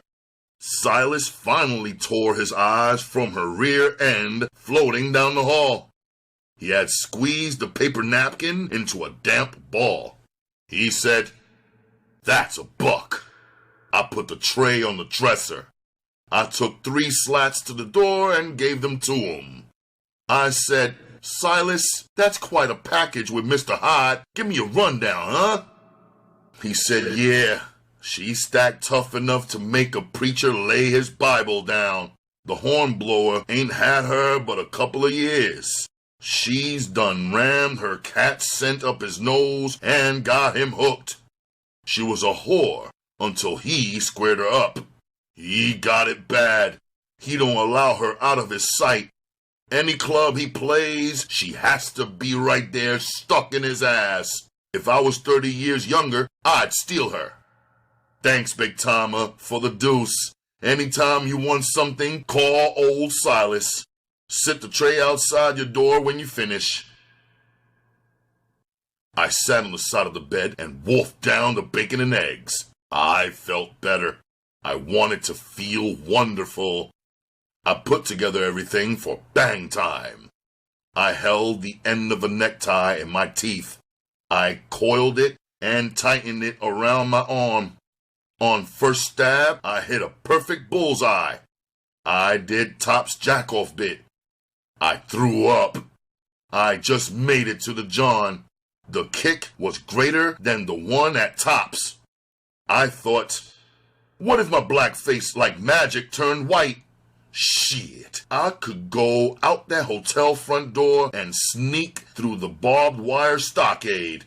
I'd be like a wolf turned loose on a flock of sheep. That white world wouldn't tumble that I'm a nigger.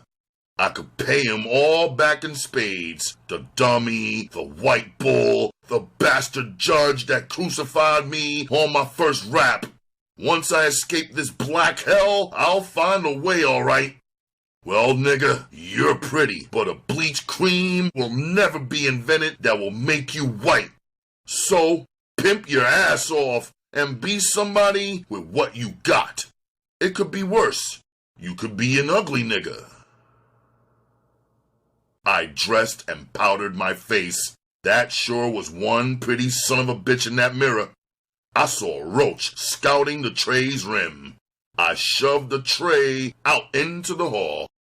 I thought, I gotta start stalking that fine bitch across the hall. Maybe I'll decoy the runt to get past that scar-faced watchdog. I guess I'll take a walk. Maybe I could cop my second whore. I feel hard and lucky as a horseshoe. I put the can of reefer and the other sizzle into a paper bag. I locked the door and went down the hall toward the elevator. On the way, I stopped at the porter's broom closet. It was unlocked. I tiptoed and shoved a bag of sizzle behind some junk on a shelf. The cocaine had me froggy. I saw the floor indicator stop at floor number 2. I took the stairway to the lobby. I dropped the key on the desk and glided to the street. The cocaine had fitted wings on my feet. I felt cool, breathless, and magnificent. It was a balmy 80 degrees. I was glad I'd left the Benny. I walked toward a rainbow bouquet of neon maybe 10 blocks away. My senses screamed on the razor edge of cocaine. It was like walking through a battlefield. The streaking headlights of the car arcing the night were giant tracer bullets. The rattling, crashing streetcars were army tanks. The frightened, hopeless black faces of the passengers peered through the grimy windows. They were battle-shocked soldiers doomed forever to the front trenches. I passed beneath an L-train bridge. A terrified, glowing face loomed toward me in the tunnel's gloom. It was an elderly white man trapped behind enemy lines. A train furled by overhead. It bombed and strafed the street. The shrapnel fell in gritty clouds. I was too nervous for the combat zone. I whistled at a general in a yellow staff car to halt. He whisked me to that oasis of neon. It turned out he was a mercenary. He shafted me a slat and a quarter for the evacuation. I got out and morphed toward a haggling flash, the funhouse. It was a bar. I opened the door and stepped inside. It almost busted the gaskets in my bowels. A phosphorescent green skeleton popped up out of the floor in front of me. It screeched a hollow howl and then dived back into the floor through a trap door. I just stood there shaking. I couldn't figure why those crazy jokers at the bar were yucking like pickaninnies. To stay with the program, I mastered a kingfish grin. I went to the bar and sat between Amos and Andy. I saw a tall stud with a Frankenstein mask on behind the log. He darted his hand in a sneaky way under the log. There was a whooshing noise like a tire going flat. My stool descended beneath me. I looked up at Amos. My nose was an inch from the log. Amos was grinning down at me. Amos said, "You sure enough ain't been here before? You from the Bigfoot country?" Andy said, "Wait till he catches wind. He gonna buy us a pitcher of suds. We gonna learn, old homeboy, about this big city rigmarole." Everybody at the crowded log yucked in a deep South accent. Frankenstein pushed his mercy button. I felt the stool stretching up. With the cocaine kangarooing me and this booby-trapped nest of low-life suckers I stumbled into, I had more than a frantic yearning for maybe 420 at the Haven. He walked down the log to me. He said, "It's all in fun. Welcome to the funhouse. What'll it be?" I ignored him. I got off the stool. I looked down at it. Its metal legs were tubular and anchored to the floor. It had to be a compressed air gizmo. I stepped back and looked at the two ex-cotton pickers. I twitched my nose. I looked down and around them, then the length of the log. I fingered the button on that slingshot in my rays. I said, "King-fished. Holy mackerel, boys. You smell that?" I wonder if in some post-stupid nigga's funky-ass, nappy-head southern mammy ain't done shit out another square-ass, ugly bastard turd. Amos and Andy dropped their jibs like plantation idiots. They shot an anguished look at the white joker behind the log. I walked out the door. They didn't dig my humor. Maybe it was too in. I slammed into a perfumed linebacker. In reflex, I threw my arms around her soft shoulders. She had the flawless face of Olivia de Havilland. She was bigger and prettier. I felt the fabric of her tailored black suit petals stroke across my fingertips. She was the finest broad I'd seen since my last movie. I wondered if she was a whore. I decided to hit on her. I said, "I'm sorry. Ain't it a bitch? Baby, the first time we meet, it had to be in a collision like two square. Sugar, were you going into this tramp joint? Believe me, there's no action inside for a package like you. I just stopped in to make a call. My name is Blood." Her big curvy legs were wide-tracked. I saw the fabulous shadow of her rear end on the sidewalk. Through the filmy orange blouse, I saw a pink mole on her milk-white midriff. She brushed back a wayward lock of silky black hair from one of the big electric blue eyes. Her even choppers gleamed like rare china. Her crimson tongue doodled across the cupid bow lips. She was doing a bit that would have shook up a eunuch. She said, "Blood, how quaint. Your idiom is fascinating. My name is Melody. I don't drink in bars. Occasionally, I go to a supper club. I am not looking for action. As a matter of fact, my car is disabled. I was going inside to call for help when our heavenly bodies collided. Is it possible that you're not oblivious to the esoteric aspects of car repair? Mine is there, at the curb. My eyes followed her manicured finger to the sparkling new Lincoln sedan. Everything about her hollered class and affluence. I thought, this beautiful white bitch has class. She sounds like an egghead. With wheels like that, she's probably got a bundle in the damper. Maybe she's got some rich sucker in her web. I'll nut roll on her. I'll stay out of the pimp roll until I case her. I'll go Sweet William on her. Maybe I can string her out and get all that scratch she's got. Then make a whore out of her. With her rear end, this bitch is sitting on a mint. I said, darling, I am not a mechanic. I did learn a little about cars from a buddy in the prep school I just finished. You get in, I'll raise the hood and have a look. She got in. I raised the hood. I spotted the trouble right away. A battery cable had jarred loose. I put it back on. I looked around the hood and signaled for the starter try. She did, and smiled happily when the engine throbbed to life. She waved me to her. I stuck my head through the open window. She said, Are you driving? If not, I shall love to take you wherever you want to go. I said, honey, I'm not driving, and it's a long, sad story. You don't want to hear my troubles. If you drop me off at some nice bar, I promise not to bore you with it. I got in. She pulled out into traffic. We cruised along. For 2 minutes, we were silent. I was busy trying to think of the opener for that long, sad story. I had read a cell house full of books. I knew I could rise to a smooth pitch.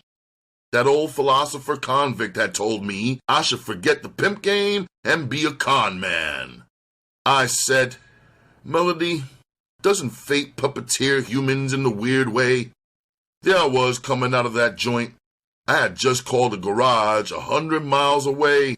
The engine of my car burnt up on my way here from St. Louis a week ago. I was depressed, lonely, and hopeless in a big, friendless city.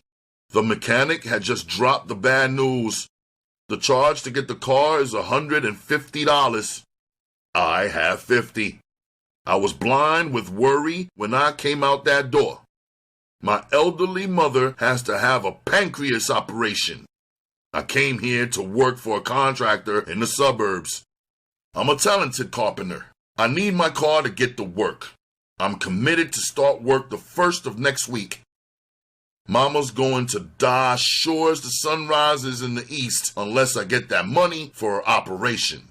The strange, wonderful thing is, darling, with all these problems, I feel so good. See those garbage cans glittering between the tenements?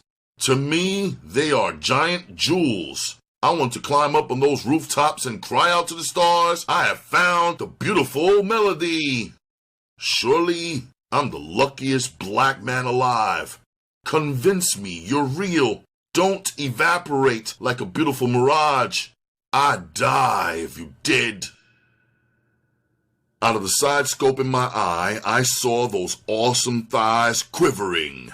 She almost crashed the Lincoln into the rear end of the gray Studebaker ahead of us. She cut in sharply and grated the Lincoln's wheels against the curb. She shut the motor off and turned toward me. Her eyes were blue bonfires of passion. The pulse of the satin throat was menacing. She slid close to me. She zippered her scarlet mouth to mine. That confection tongue flooded my mouth with sugar. Her nails dug into my thighs. She gazed at me. She said, Blood, you sweet black poetic panther. Does that prove I'm real? No, I know I don't want to evaporate ever. Please, let's don't go to a bar. You can't solve your problems with alcohol. My parents are out of the city until tomorrow noon. Settle for coffee and conversation at my place. Will you, Blood? Perhaps we can find solutions to your problems there. Besides, I'm expecting Mother to call me at home later this evening. I said, Angel of Mercy, I'm putting myself in your tender hands. She lived a long way from the black concentration camp. She drove for almost an hour. I could smell the pungent odors of early April plant life. This white world was like leaving hell and riding through heaven. The neat rows of plush houses shone in the moonlight. The streets were quiet as maybe the cathedral in Reims. I thought, ain't it a bitch? 98% of the black people back there in hell will be born and die and never know the joys of this earthly heaven. There ain't but two passports the white folks honor, a white skin or a bale of scratch. I sure got to pimp good and cop my scratch passport. Well, at least I get a Cinderella crack at heaven. This is good. It's hipping me to what I'm missing. We turned into her driveway. I saw the soft glow of a table lamp behind blue drapes in the front room. She parked the Lincoln in a pink stucco garage that matched the house. The garage was connected to the house. We went through the back door. We passed through the kitchen. Even in the dimness, it sparkled. We moved like burglars through the half-darkened house. We walked on deep pile carpet up a stairway. We got to the top. She stopped. She whispered, Blood, I was born in this house. Everybody in the block knows me. If some friend passed and knew someone was at home, we might get an unwelcome visitor. We'll go to my bedroom in the rear. I followed to her bedroom. She flipped on a tiny blue light over a mirrored dressing table. The bedroom was done in pale blue and off-white. The queen-sized bed had a blue satin canopy over it. I sat down on the white silk chaise next to the dressing table. She switched on an ivory radio. Debussy's Clair de Lune sweet-noted gently through the room. She kicked off her tiny black calfskin shoes. She was even more beautiful here than she had been in the street. She stroked my earlobes with fingertips. She said, Mommy's pretty Black Panther, don't run away now. I'm going downstairs and make coffee. She went down the stairs. I thought, I'm gonna crack on her for scratch. She should be good for a C-note at least. A C-note ain't bad to break the ice with. If she springs for it, I'll tie her to that bed and put my pepper specialty on her. It's certain to flip a young broad like her who's lived in heaven all her life. Besides, I ain't never sloughed around in the bed with a canopy, especially one in heaven. I heard the faint bounce of her tiny feet on the stairway. She came into the bedroom with a silver service. We were going to have coffee in style. She set the gleaming tray on the dressing table top. She said, Blood, pour us a cup. I'm going to get out of these clothes. Then we can chat. I poured two and left them black. I sipped mine. She stepped into a walk-in closet. She stepped out a moment later. All she had on were black panties and the red top of a transparent shorty nightgown. Her small but sculptured bosom straight jutted against the red gauze. She sat on the floor of the bed facing me and crossed her legs. I handed her the cup of black. She said, So, you're going to stay in town for a while? I said, Baby, if I get strong enough encouragement, I'll stay all my life. Baby, it's a pity I had to meet you when I'm in bad shape. I want to be good company, but that car problem and Mama won't let my mind stay on a pleasant track.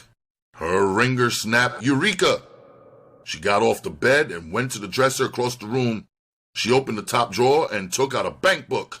She came back and sat on the bed. She tapped the red nail on her left finger against her white teeth.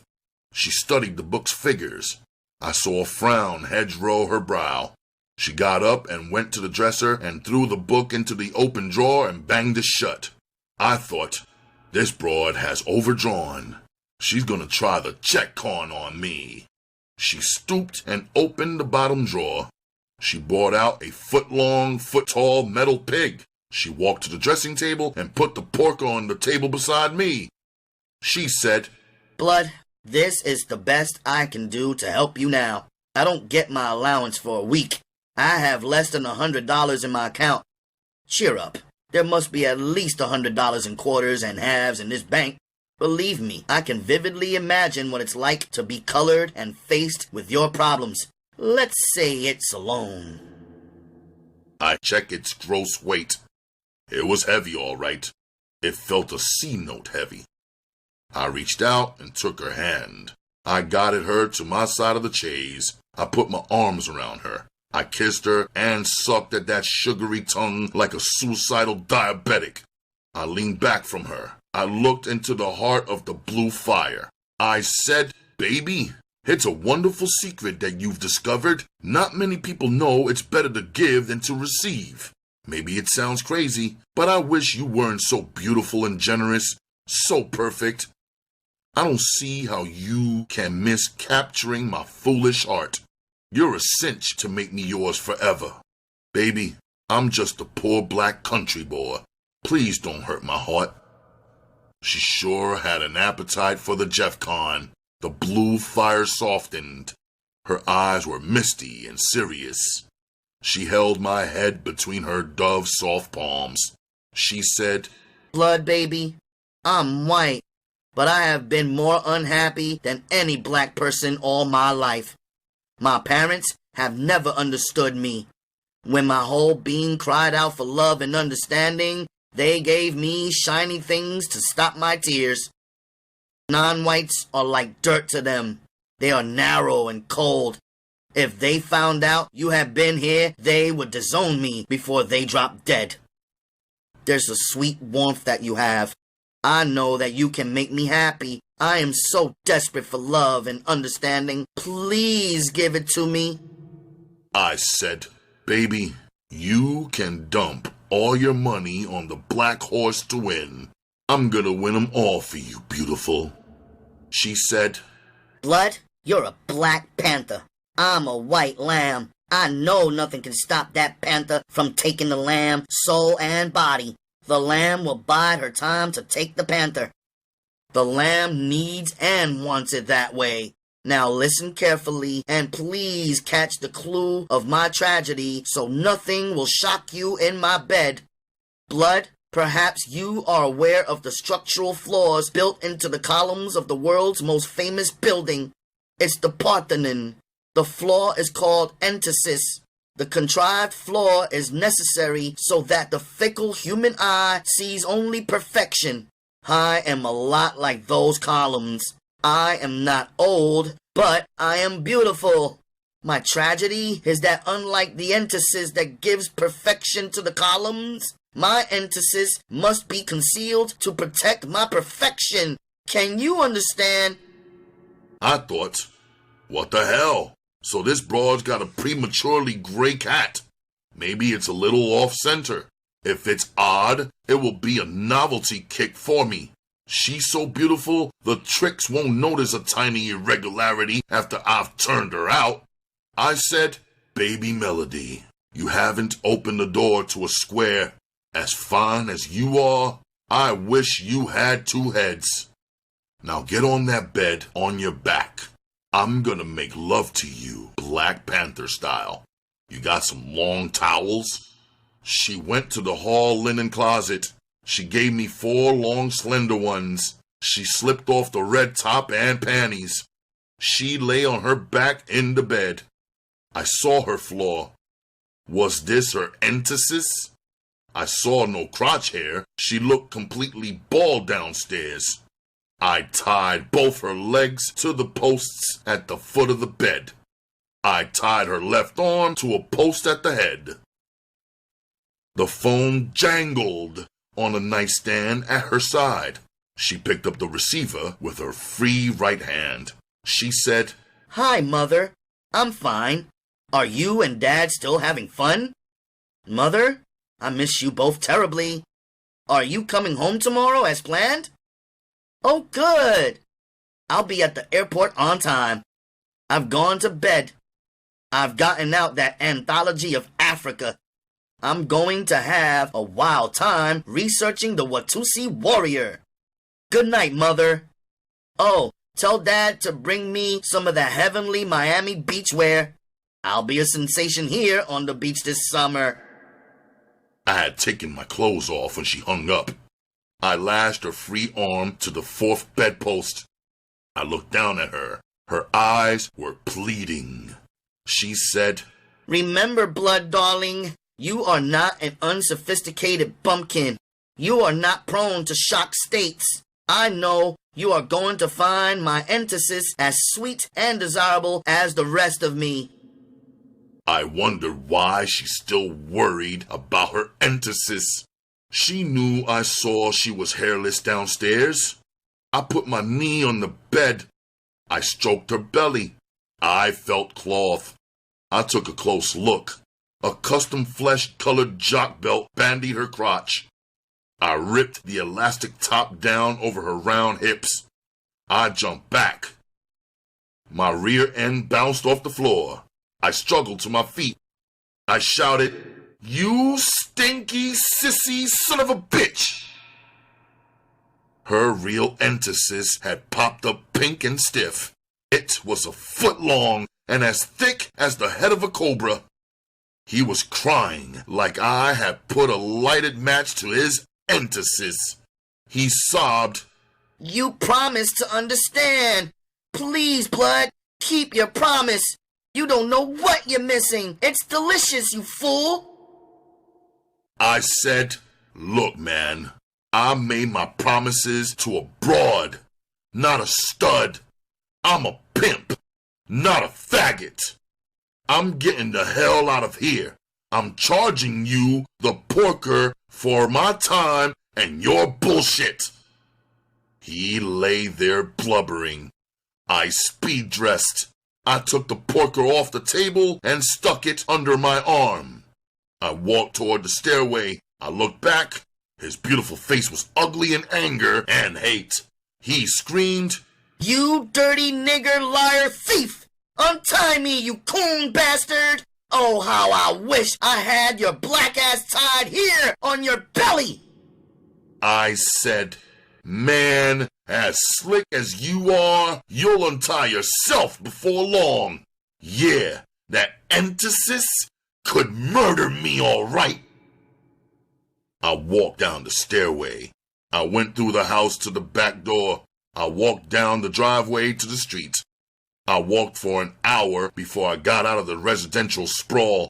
I was lucky to hail a yellow cab as soon as I got to a busy intersection. When it got me to the Haven, the meter read 1430. I gave the cabbie a fin and a sawbuck. I looked up at my window. The runt was at it. It was 2 a.m. It had been like a nightmare, Halloween all the way. All trick and no treat. I was icy sober. Then it struck me riding up on the elevator. That white faggot could cross me. What if he couldn't free himself by the time his folks got home? He was a cinch to cover himself. He'd say a nigger burglar or hold-up man had robbed him and trussed him up. I was a two-time loser. 5 to 10 would stick to me like fly paper. Even if he untied himself right away, he might be mad enough to frame me. I remember the Delansky pepper cross. I was sweating salt balls when I retrieved my stash in the broom closet. I went to my watch pocket with the cocaine. I knocked on 420. The runt opened the door. She was grinning. She said, Hello, Daddy Angel. Your dog bitch bumped her black ass off tonight. Got a piggy bank, huh? I said, So what you want, bitch? A medal for doing your whore duty? I didn't answer her question. I looked down to see if she'd sprouted an entasis. She was buck naked. I stepped inside and bolted the door. There were 70 slats on the dresser. I turned and lowered my face. She kissed me. I put the porker on the base of the kiss statue. I gave her the can of grass. She sat on the bed. She shook some grass out of the can onto a newspaper in her lap. She started rolling a joint. I took my clothes off. I went into the bathroom to shower and scrubbed the sissy taste out of my jib. The piercing, heavy odor of the gangster wafted to me. Over the roar of the shower, I shouted, "Girl, there's a gap under that slammer. Chink it up with a rag or something. Torch a couple of sticks of incense." I came out of the bathroom and got into bed beside her. She handed me a joint. I lit it and sucked it into a roach. I squeezed tobacco from the tip of a cigarette. I stuck the butt of gangster into the empty tip. I twisted the end and lit it. It was a good reefer. I could feel my skull go into a dreamy float. I got one brilliant thought after another. The trouble was, each one I tried to hold long enough so I could put a saddle on it stampeded. It was maybe like the painful irritation a drunk wrangler suffers trying to corral a herd of greased mustangs. Gangster was sure a whore's high. That reefer confusion was no good for a pimp's skull. That beautiful sissy had buried a hot seed in my guts. The wildflower blossomed. I dreamily drifted into the runt. I rolled sleepily out of the warm churning tunnel. I wouldn't need a yellow tonight.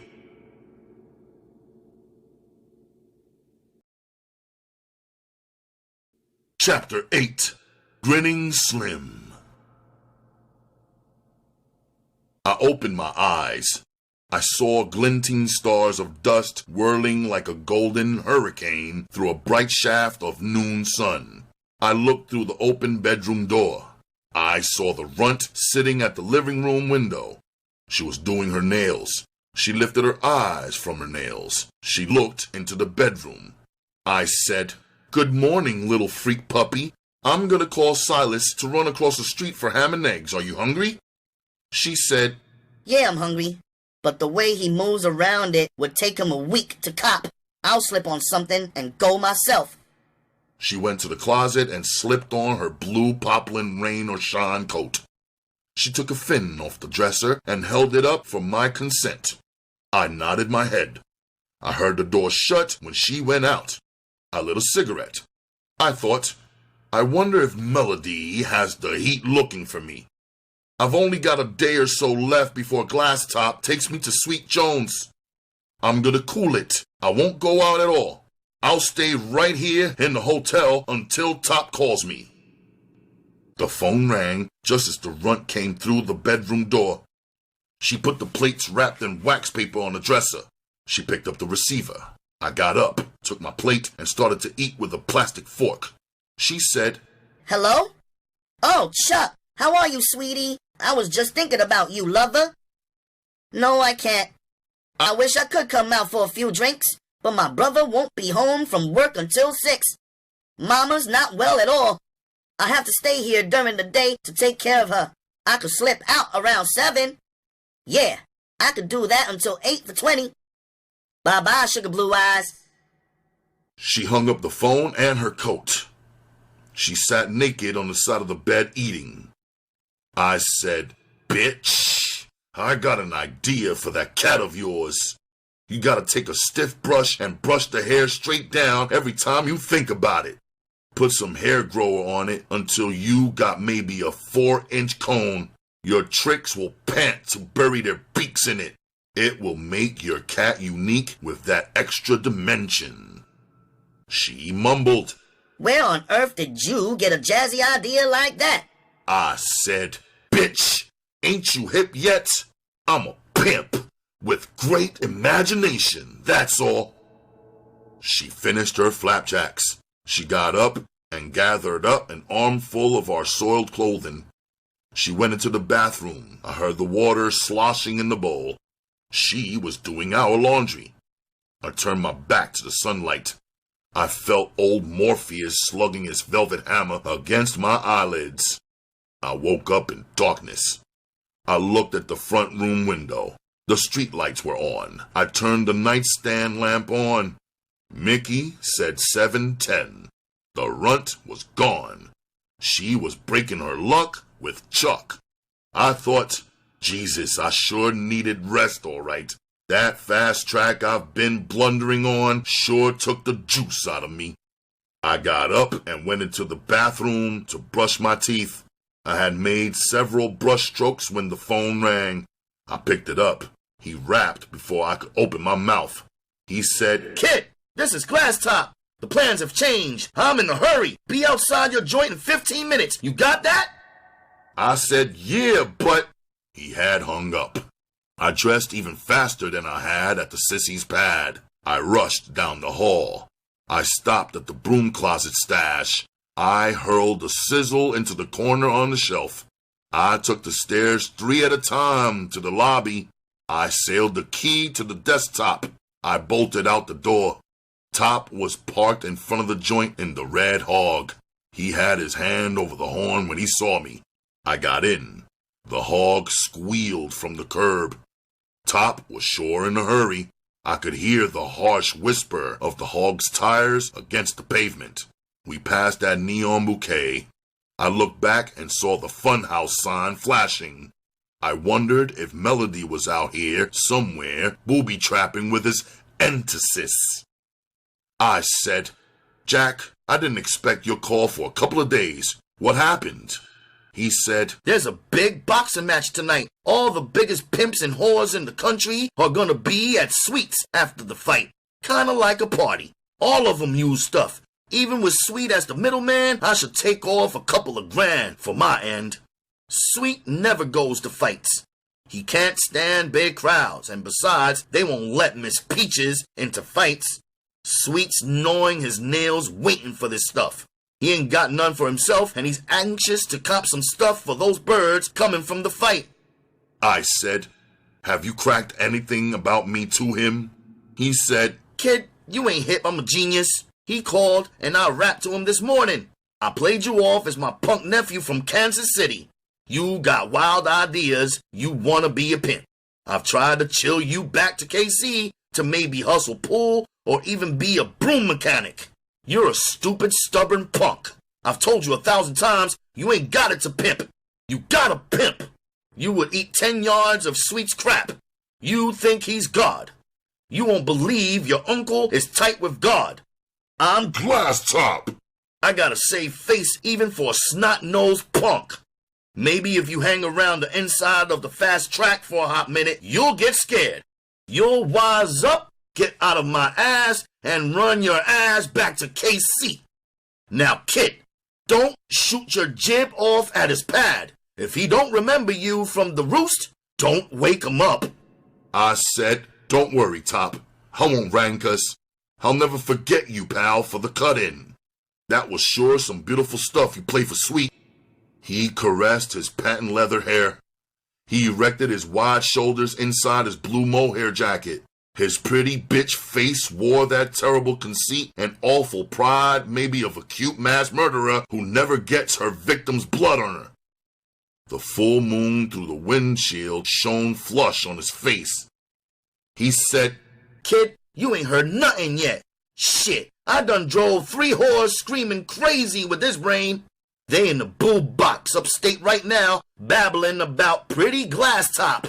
Even Sweet ain't shit but 2 up there. He's been pimping almost twice as long as me. I said, Christ, Top, I don't get it. Why drive a whore nuts if she's still humping out the scratch? A stud will have to be slick as grease to plant bats in the skull of a bitch that was sane. I can't dig how a stud could do it. I ain't hip to it. He said, sucker, what you don't dig and ain't hip to would make a book bigger than this hog. Now you take Sweet. The 2 he crossed were young white broads with small mileage. He's sick in the head. He's got an insane hate for the whole white race. He was a crumb crusher of 7 down in Georgia when the white folks first poisoned his skull. His mammy was jet black and beautiful. The peckerwoods for miles around were aching to lay her. The son of the wealthy plantation owner that Sweet's old man sharecropped for waylaid her on the way to a spring. He punched her out, tore her clothes off, and socked it into her. She was naked and crying when she got back to her shack. The peckerwood pig hid out in the woods. Sweet's old man came in from the fields and found his wife clawed and bawling. He was close to 7 feet and weighed 300. Sweet still remembers how his old man hollered and butted his head against the door of the shack. The hinges ripped loose. He knew the woods like a fox. He found that white boy. He left him for dead. He covered him with brush. He slipped back to his shack. Sweet remembers the white boy's blood on his old man, even on his old man's bare feet. He had stomped the white boy to a red pulp out there in the lonely woods. The old man figured he was safe. The white folks would never find the corpse in those thick woods. He cleaned himself, repaired the shack door, and waited. He hadn't croaked the white boy. He had only maimed and paralyzed him.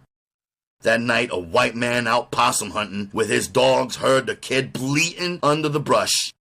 He was out of his skull. It was midnight before the kid's raving made sense to the white folks. Sweet heard the mob's horses galloping toward the shack. He hid in the loft just as the crazy gang came through the shack slammer. Sweet peeked through a crack and watched them beat his old man's head bloody. They dragged him outside. Sweet saw the whole mob rape his mother. Finally, all was quiet except for his mother whimpering on the bed. He sneaked out of the loft. Through the open door, he saw his old man swinging in the moonlight from a peach tree in front of the shack. His mammy went to the funny farm. Sweet was taken in by a sharecropper on the same plantation.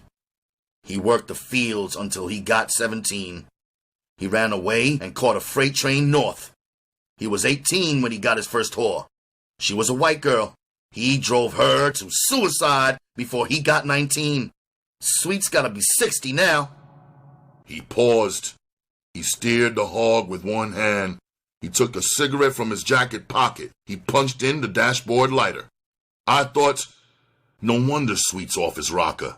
I wonder why Top really gave me that tight rundown on Sweet. The lighter popped. Top lit his cigarette. He sucked hard. He blew out a white cloud against the windshield that for an instant blotted out the moon. He said, I ain't insane like Sweet. My skull is clear and cool. I ain't no mixed up southern nigga. I was born in the north. I grew up with white kids. I don't hate white people or any other people. I ain't no black brute. I'm a pretty brown-skinned lover. I love people. When I was a square, I was even engaged to marry a white girl. Her parents and friends put pressure on her and she chickened out. I guess I loved her. Right after we quit, I went to a hospital for my nerves. I ain't had nothing but whores since. It's like I told you when I met you. Sweet's a Ford and I'm a Duesenberg. He's just an ugly, lucky nut. I said, but Top, you cracked your booby box score was higher than Sweet's. Those 3 gibbering bitches upstate sure don't show no love for whore people. He said, There you go, fool. A young chump is just like a dumb bitch. He can't figure nothing out himself. He's gotta have a rundown on everything. Of course I drove those whores crazy, but for a sane reason, sucker. A pimp cops a whore. He cons her maybe if she stays in his corner humping his pockets fat. At the end of the rainbow, she's got a husband and a soft easy chair. To hold her beat to the grindstone, he pumps air castles into her skull. She takes all the stable grief.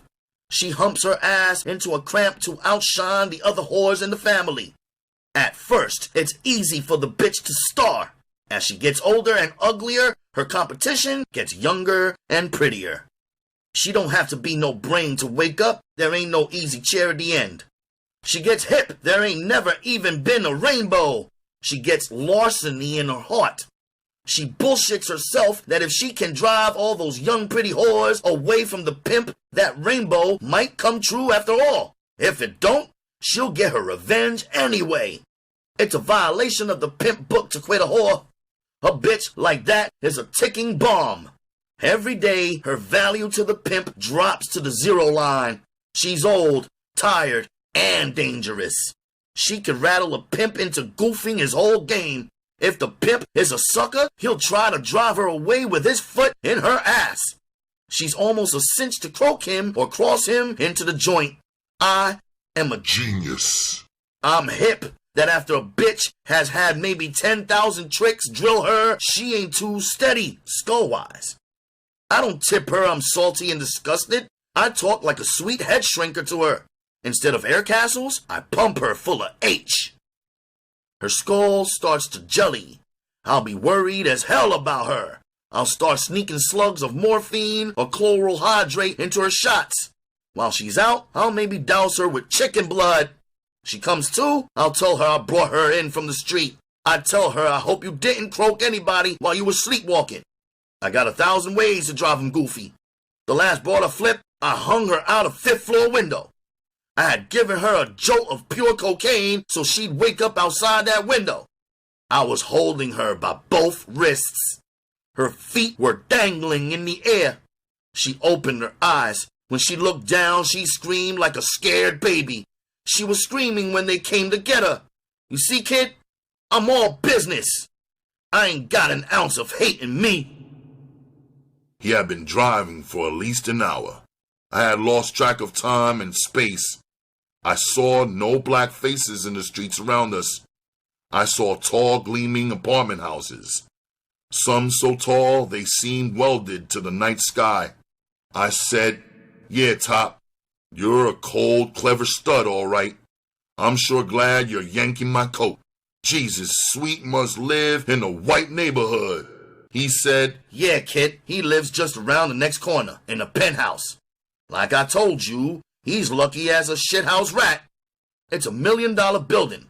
The old white broad that owns it is Sweet's freak white dog." I said, "But don't the white tenants blow the roof because Sweet lives there?" He said, "Sweet's old white broad owns the building, but Sweet runs it. At least he runs it through an old ex-pimp pal. Sweet stuck him into a pad on the ground floor. Patch Eye, the old stud, collects the rents and keeps the porters and other flunkies on their toes. All the tenants are white gamblers and hustlers. Sweet has got the old ex-pimp running book wide open. The action a day just from the tenants run $2 or $3 grand. I'll say it 1,000 times. Sweet is a lucky old stud." He turned the corner. He eased the hog into the curb in front of a snow-white apartment building. A moss-green canvas canopy ran from the edge of the curb 25 yards to the Klieg-lighted fancy front of the building. A gaunt white stud in a green monkey suit was standing in stooped attention at the curb. We got out. Top walked around the hog to the doorman. The doorman said, "Good evening, gentlemen." Top said, "Hello, Jack. Do me a favor. When you take my wheels to the back, see that it's parked close to an exit. When I come out, I don't want a hassle out of there. Here's a fin buster." The doorman said, "Thank you, sir. I'll relay your wish to Smitty." We walked into the green-painted, black-marbled foyer. I was trembling like maybe a hick virgin on a casting couch. We walked up the half-dozen marble steps to an almost invisible glass door. A Boston coffee-colored broad slid it open. We stepped into the green and pearl lobby. A tan broad as flashy as a cotton club pony sat behind a blonde desk. We walked across the quicksand pearl carpet to the front of it. She flashed 2 perfect dozen of the 32. Her voice was contralto silk. She said, "Good evening. May I help you?" Top said, "Stewart and Lancaster to see Mr. Jones." She turned to an elderly black broad sitting before a switchboard beside her. She told her, "Penthouse, Messrs. Stewart and Lancaster." The old broad shifted her earphones from round her wrinkled neck to her horns. She plugged in and started batting her chops together. After a moment, she nodded to the pony. We got the ivory flash again. The pony said, "Thank you so much for waiting. Mr. Jones is at home and will see you." I followed Top to the elevators.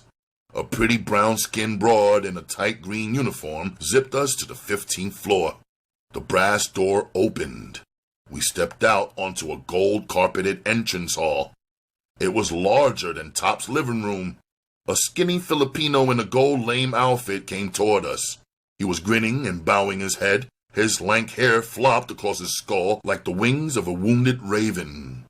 The crystal chandelier overhead glittered his gold suit. He took my lid. He put it on the limb of a mock mother-of-pearl tree. He said, "Good evening. Follow, please." We followed him to the brink of a sunken living room. It was like a pasha's passion pit. A green light inside the gurgling bowl of a huge fountain beamed on the vulgar face of a stone woman squatting over it. She was nude and big as a baby elephant. The red light inside her skull blazed, her eyes staring straight ahead. Her giant hands pressed the tips of her long breasts into each corner of her wide-open mouth. She was peeing serenely and endlessly into the fountain bowl. We stepped down to the champagne oriental carpet. Sweet was sitting across the dim room on a white velour couch. He was wearing a white satin smoking jacket. He looked like a huge black fly in a bucket of milk. Miss Peaches was curled at his side. She was resting her black spotted head on a silk turquoise pillow. Sweet was stroking her back. She purred and locked her yellow eyes on us. I got a whiff of her raw animal odor. Sweet said, "Sit your black asses down. Sweetheart, you've been dangling me. What happened? Did that raggedy nickel hog break down? So this is your square country nephew, huh?" Top sat on the couch beside Miss Peaches. I sat in the blue velour chair several yards to the side of Top. Sweet's gray eyes were flicking up and down me. I was nervous. I grinned at him. I jerked my eyes away to a large picture on the wall over the couch. A naked white broad was on her hands and knees. A Great Dane with his red tongue lolling out was astraddle her back. He had his paws hooked under her breasts. Her blonde head was turned looking back at him. Her blue eyes were popped wide open. Top said, "Man, that hog ain't no plane. I got here quick as I could. You know I don't play no games on you, honey." I said, "Thank you, Mr. Jones, for letting me come up with Unc." My voice triggered the Roost memory. He stiffened and glared at me. He smashed his hooks together. It sounded like pistol shots. Peaches growled and sneered. He said, "Ain't you the little shitball I chased out of the roost?" I said, "Yeah, I'm one and the same. I want to beg your pardon for making you salty that night. Maybe I could have gotten a pass if I had told you I'm your pal's nephew. I ain't got no sense, Mr. Jones. I took after my idiot father." Sweet said, "Top, this punk ain't hopeless.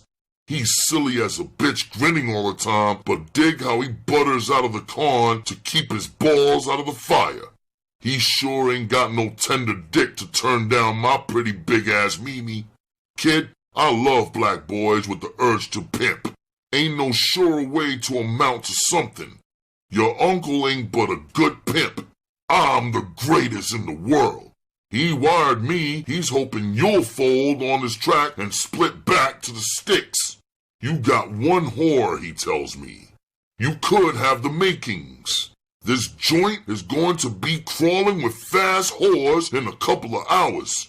I'm gonna be pinning you.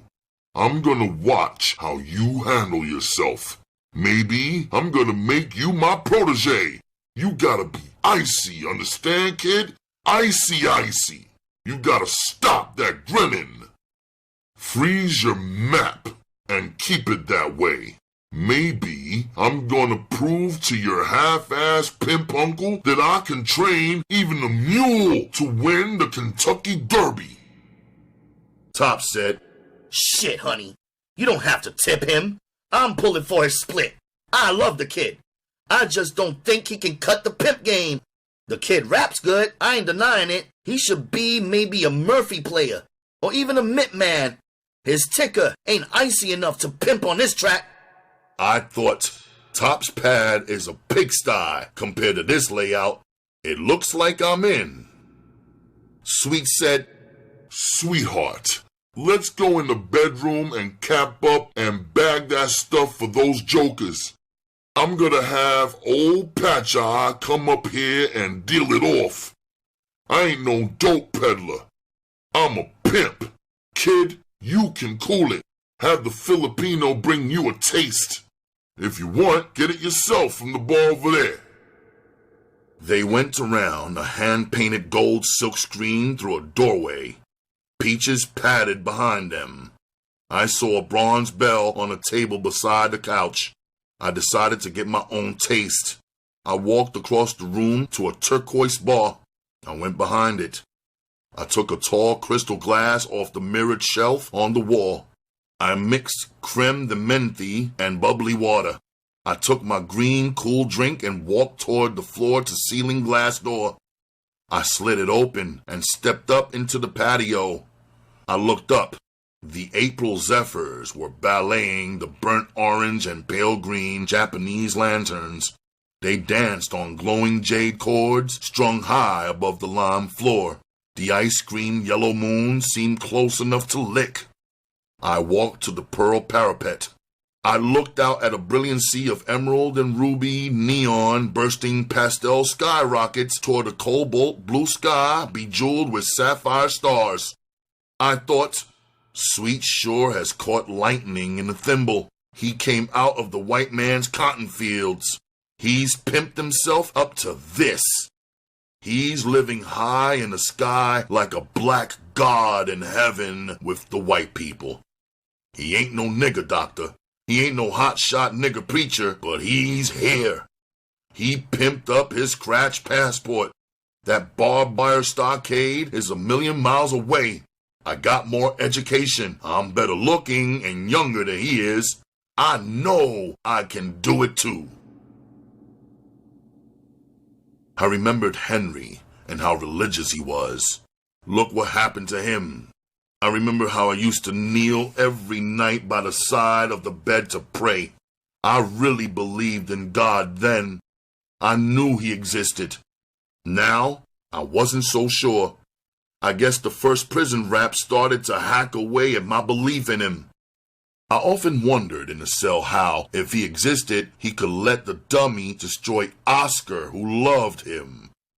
I told myself at the time, maybe he's got complicated long-range plans. Maybe he's even got divine reason for letting the white folks butcher black people down south. Maybe some morning about dawn, all the black folks will sing hallelujah. God's white board of directors will untie the red tape. God will roll up his sleeves. He'll smash down the invisible stockades. He'll kill all the rats in the black ghettos. Fill all the black bellies and con all the white folks that niggers are his children too. Now I couldn't wait. If he were up there or not, I had to go with the odds. I stared into the sky. It was the first time I'd prayed since Steve, the tramp. I know now it was more a fearful alibi than anything else. I said, Lord, if you're up there, you know I'm black and you know my thoughts. Lord, if the Bible is really your divine book, then I know it's a sin to pimp. If you're up there and listening, you know I'm not trying to con you. Lord, I'm not asking you to bless my pimping. I ain't that stupid. Lord, I know you ain't black. Surely you know if you're up there what it's like to be black down here. These white folks are doing all the fine living and sucking up all the gravy.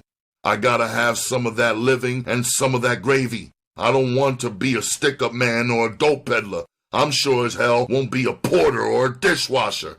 I just want to pimp, that's all. It's not too bad because whores are rotten.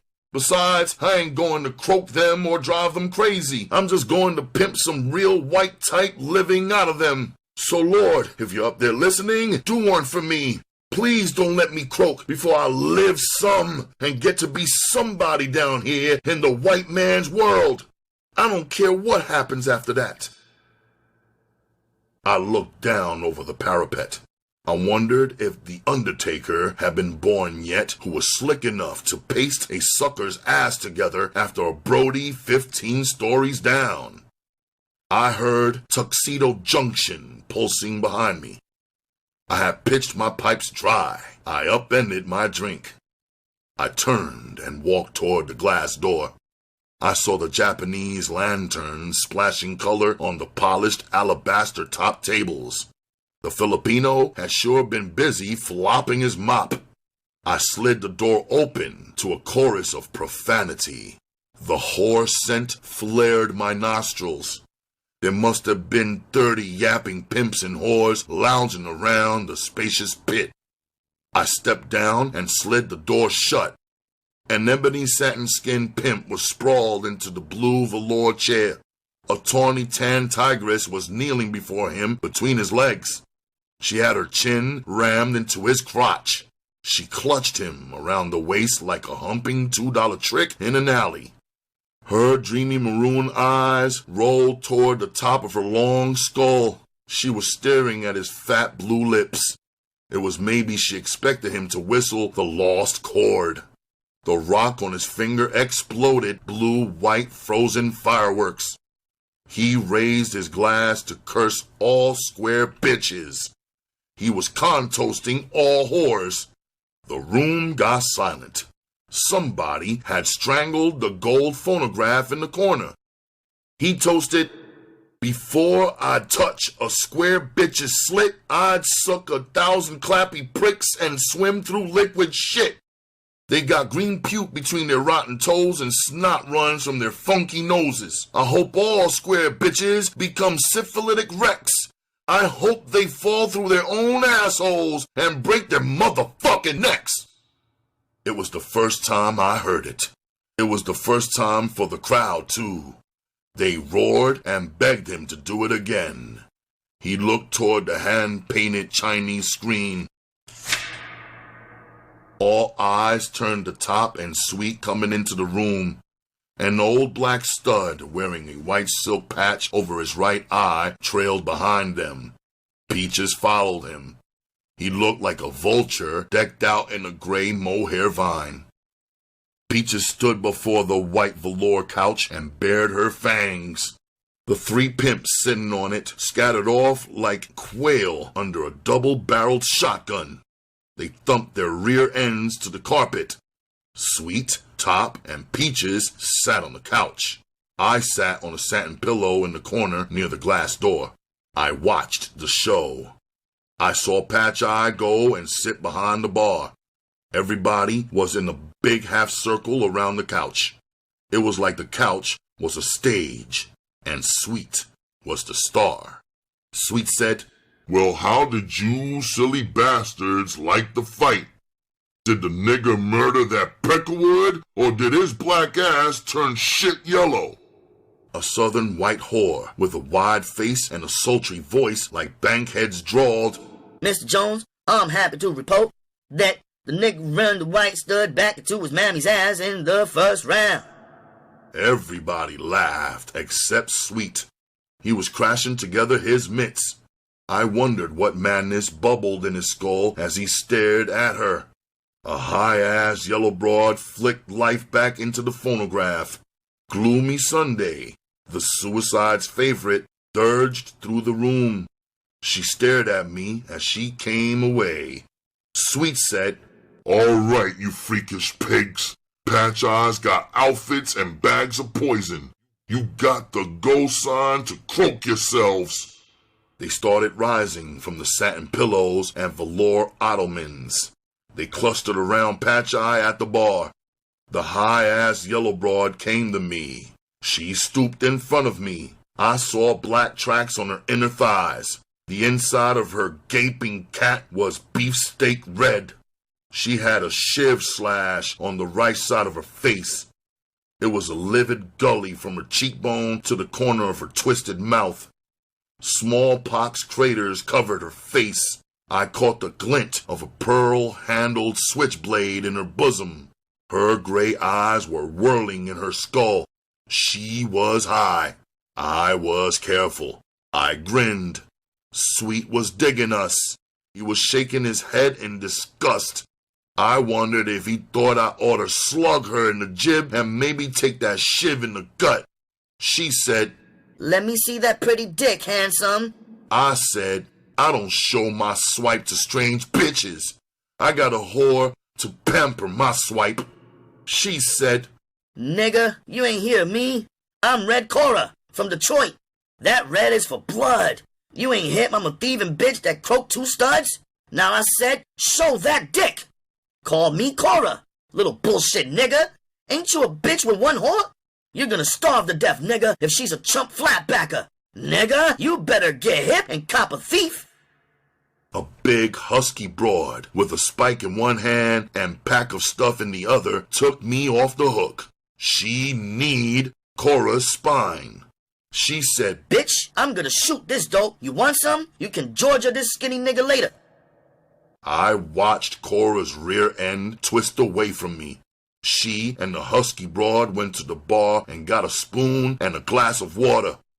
I looked at Sweet. He was giving me a cold stare. I thought, this track is too fast, I can't protect myself. With young soft bitches like the runt, I'm a champ. These old hard bitches I gotta solve. I gotta be careful and not blow Sweet. If I sucker out any more tonight, he'll freeze and boot me. I sat in the corner bug-eyed for 2 hours. My ears flapped to the super slick dialogue. I was excited by the fast-paced, smooth byplay between these wizards of Pimp-The. Red Cora kept me edgy. She went to the patio several times. She was head out of her skull. Each time she passed, she cracked on me. She was sure panting to view my swipe. Several of Sweet's whores came in. None of them had been at the roost with him that first time I saw him. All of them were fine with low mileage. One of them was yellow and beautiful. She couldn't have been more than 17. There was a giant black pimp from the Apple. He had 3 of his whores with him. He had been boasting about how he had his swipe trained. He was one of the 3 at the party that didn't bang stuff. I had watched him snort girl and down a few mixed drinks. He had a glass in his hand standing over Sweet and Top on the couch. He said, "Sweet, ain't a bitch living can pop me off unless I want her to. I don't care if she's got velvet suction cups in her cat. Her jib can have a college degree. She ain't gonna make me pop against my will. I got the toughest swipe in the world. I got a C note to back my crack." Sweet said, "Sucker, I got a young bitch I turned out 6 months ago that could blow that tender suck swipe of yours in 5 minutes. I ain't gonna teach you no lesson for a measly C note. If that C note ain't all you got, put 5 bills in Top's mint and you got a bet." The big joker snatched a roll from his side pocket. He plunked 5 C notes into Top's palm. Sweet eased a bale of C notes from the pocket of his smoking jacket. He covered the bet in Top's hand. Sweet snapped his fingers. The beautiful yellow broad kneeled before the standing giant. She started to perform before the cheering audience. Within less than 3 minutes, she had won the bet for Sweet. The big joker stood there for a long moment with his eyes closed. He had a goofy grin on his face. One of his whores snickered. He slapped her hard against the jaw. He went to the bar. I thought, she sure has a head for business. Pepper was great, but she couldn't hold this broad's douchebag. I got up and went behind a Chinese screen through the door. I went down a long hall. I passed 3 way-out bedrooms. I went into a mirrored john. It was as big as a bedroom. I pushed the door shut. I should have locked it. I walked to the stool. I raised the lid. That tough bitch, Red Cora, darted in. She was licking out her red tongue. Her gray eyes were voodooing in her skull. She was hot as hell for my relative innocence and youth. She was a double murderess with a skull load of H and a hot jib. I stood there before the deadly bitch. I searched the thin catalog in my skull. I didn't know the right crack for a situation like this. I mumbled a plaintive pitch. I said, "Now listen, girl. You haven't given me a nickel. I'm not your man." It was like trying to stand off a starving leopard with a broom straw. She snaked that shiv out of her bosom and popped the gleaming blade open. She clawed my fly open with the other hand. I heard buttons bounce on the tile floor. My ticker was doing a foxtrot. She said, "You jiving pretty son of a bitch. You ain't no pimp. I'm gonna eat your sweet ass up or chop off your dick." I backed up to the wall beside the stool. I could feel the wet, throbbing tips of my fingers against the cool tile. She was grabbing inside when Sweet bowled in. He seized a fistful of her long hair. She squealed in pain. He jerked her away from me toward the door. He cussed her as he drove his needle-toed shoe into her wide caboose several times. He said, "Bullshit, bitch. This chump is in my school. I ain't gonna let you Georgia him. Now nix, bitch, nix." I heard her high-heel staccato against the tile as she fled. He turned toward me. His black face was gray with fury. Maybe Sweet would forget I wasn't yellow. I remembered what Top had told me about those 4 murders. He thrust his flat black nose against mine. I could feel a spray of spit strike my lips as he cursed me. He twisted the collar of my vine like a garrote around my throat. He had snatched me 6 feet from the wall. He shouted, "Listen, you stupid little motherfucker. You know why that bitch screwed you around? You're always grinning like a Cheshire cat. What's so funny? Can't I get the sucker out of you?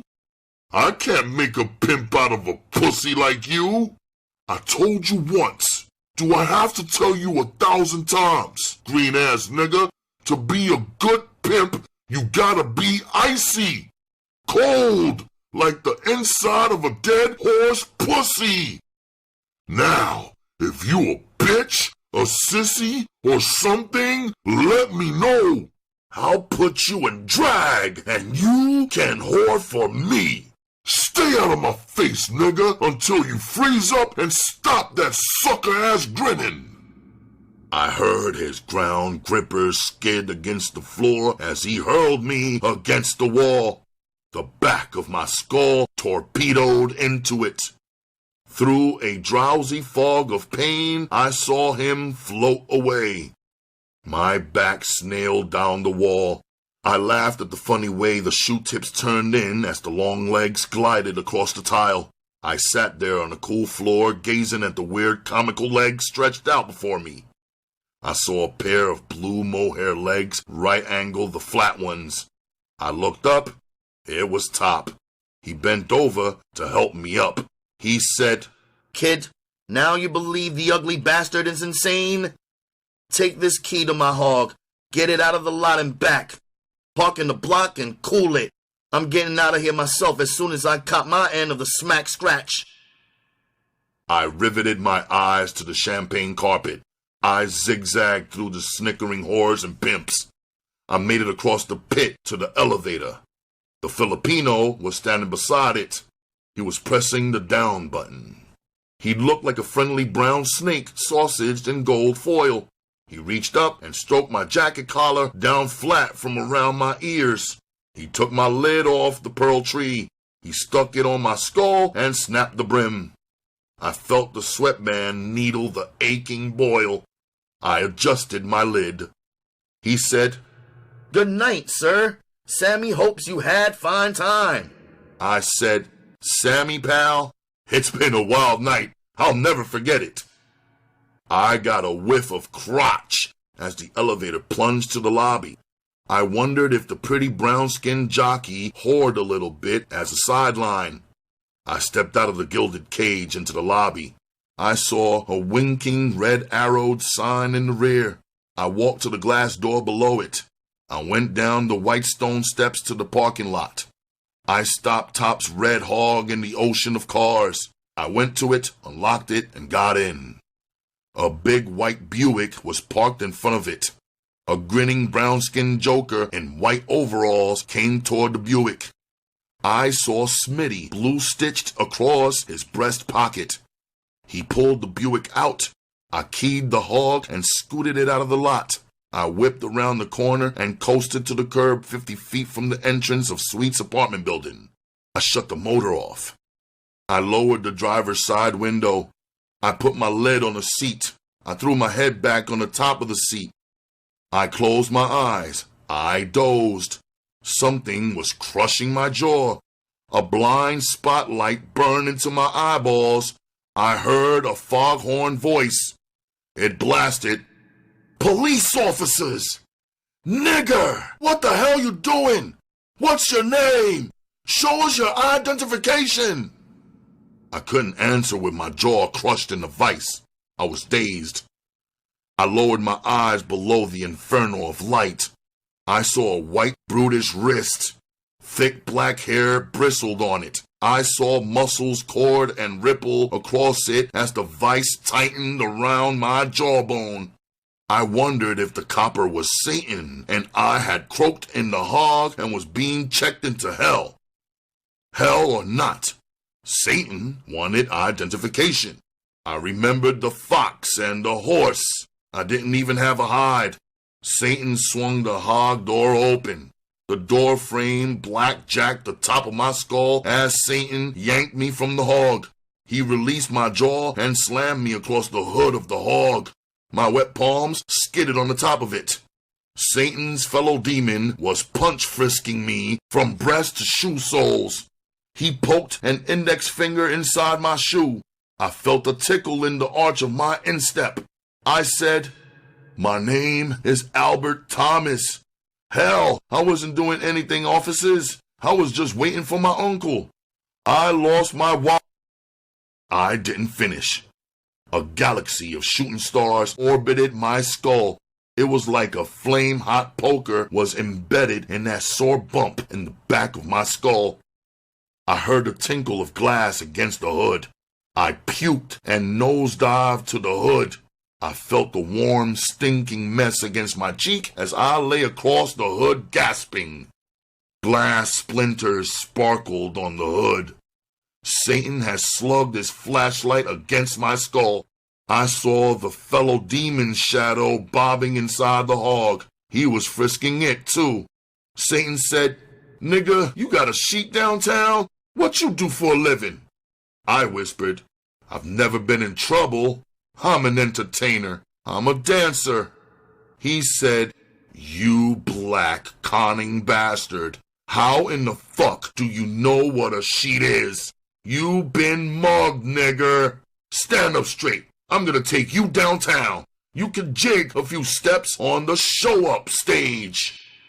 I struggled off the hood. I turned and faced him. I looked up into the red, puffy face. Top came around the back of the hog and stood between us. He said, "What's the beef, officer? This is my nephew and my Cadillac. The kid was waiting for me. He's clean. We've been to a party at Sweet's. You know who he is. We're personal friends of his, you dig?" Satan's puffy face creased into a hyena grin. He rapped on the windshield. I saw the demon's starch white face peer over the rear seat.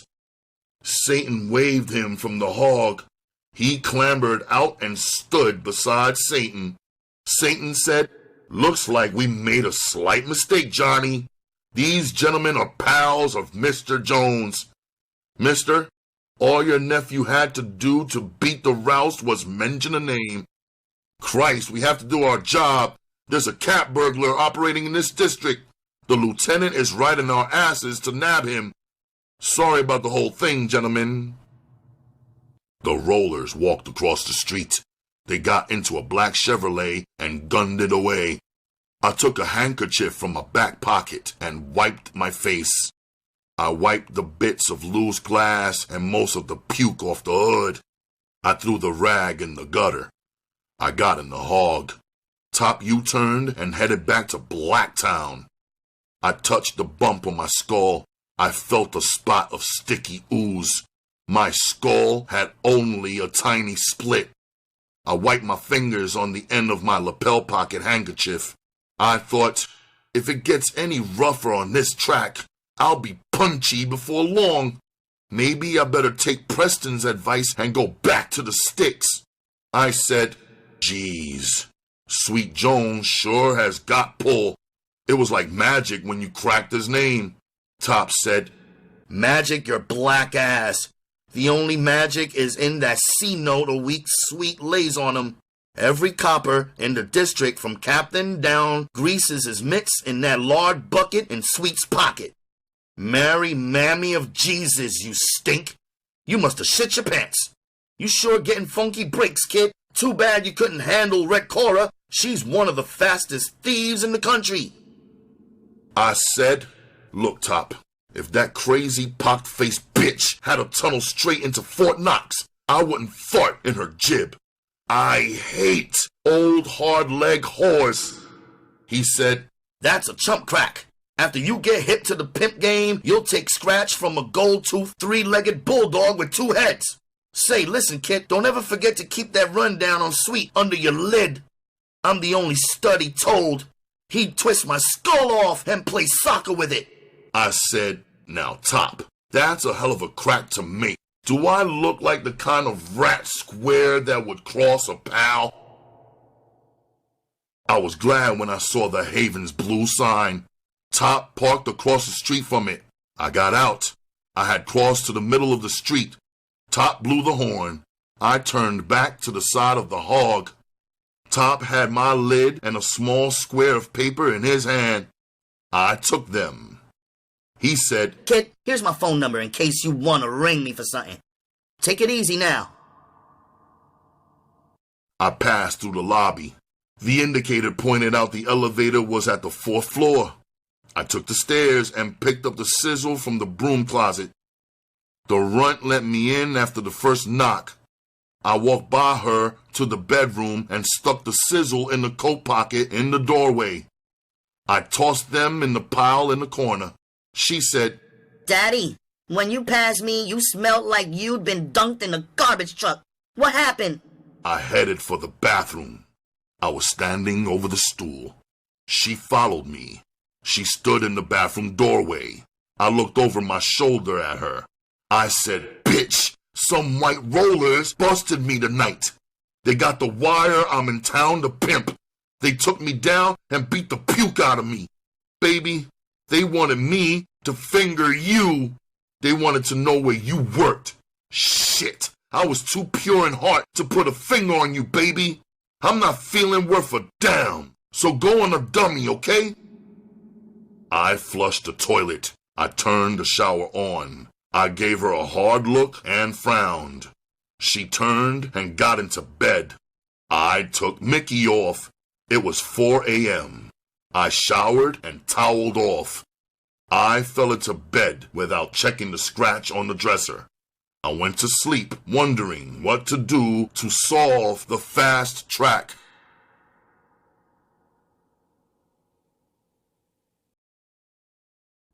Chapter 9. The Butterfly. I woke up. The sun was noon bright. I heard a squad of rats or something in the direction of the closet. I turned and looked. It was the runt. She was on her knees in the closet, scraping and pulling suitcases and shoes around. The back of my skull was sore and throbbing. I touched it and felt a crusty cap over the bump. I thought as I watched the runt's rear end, what the hell is she doing? I said, "Damn, bitch, can't you put a damper on that racket? I got an aching skull. I'll wake up, the first living thing I pin is the rusty black ass of a dizzy whore. She's digging a ditch in the closet. Now there's gotta be a prettier way to start the day." She snapped her head around and said, "I'm looking for the reefer. I feel low. Where did you stash it? I couldn't find it last night when I came in." I got up and went to the closet. I ran my hand into the coat pocket stash. I gave her the can. I saw 2 lonely sawbucks on the dresser. I went back and got into bed. I said, "Bitch, I'd take an outside stash. Where else? I don't want to come home some night and greet a roller. Wouldn't it be a bitch if he had that can of 1 to 2 in the penitentiary in his mitt? Christ, your scratch for last night is shitty. What happened? Some joker stick you up? That reefer ain't making you lazy, is it? A double saw take for a young freak bitch is outrageous. Shit, you broke your luck for the double saw with the lover, Sugar Blue Eyes. You must have shot a blank the rest of the night. I'll murder you, bitch, if I find out you freak off with your tricks for a double saw." She was licking at the sides of the joint she had rolled. She sat on the side of the bed next to me. She rolled her sassy eyes at me. She said, "Daddy, I'm your girl. If I ever stop loving you, I'm gonna quit whoring for you. If you don't croak me, I'll get another black man when we're washed up. Right now, I'm in your corner all the way. White tricks don't move me. I want to vomit when they paw and slobber all over me. I baby talk them, but I hate them. Daddy, I just want their scratch. I get a thrill with them, alright? It knocks me out that here I am, a black nigger bitch, taking their scratch. A lot of them are clean-cut, high muckety mucks in the white world. Some of them show me pictures of beautiful wives and cute children. It makes me feel greater than those white bitches living in soft luxury. Those white broads got nigger maids they laugh at. They think we ain't good for nothing but clowning and cleaning. It would give them a stroke to see their trick-ass husbands moaning and groaning and licking between a black whore's thighs. I know I ain't got no silky hair and white skin. I'm damn sure hip those white men ain't leaving heaven to come to hell every night just for the drive. They coming because those cold-ass white broads in heaven ain't got what these black whores in hell got between their legs. Black and low as I am, I got secrets with their white men those high-class white bitches ain't hip to. Now, Daddy, we rap so little I got carried away. I ain't nobody's fool but yours. I wanted to run down to you this morning about last night. You put me on the dummy, remember? After I turned Chuck at the Martin, I got aroused. 2 white vice coppers picked me up. They rolled me around and fell all over me. One of them was a mean, nasty bastard. The other, blonde, nice one, was sorry for me. Nasty said, "I know this black bitch is a cinch ringer for those 8 larceny from the person beefs. We ought to take her down and put her on a show-up or 2. What the hell, Carl? We know she's a whore." Blondie said, "But Max, she ain't no hard leg. She's just a beautiful young sexy kid with a mother to support. You know how tough it is for Boots to get 3 squares and a roof in his town. Let's give her a break and cut her loose. Jesus, Max, this broad has got a pair of thighs on her. She's soft as kitten fur." Nasty said, "Carl, you sure got a weak spot for spades. This broad says she's broke. That black ass of hers ain't enough to buy a pass from me. If she ain't too shy to show what her derby's like, maybe, I say just maybe, I might give her a break.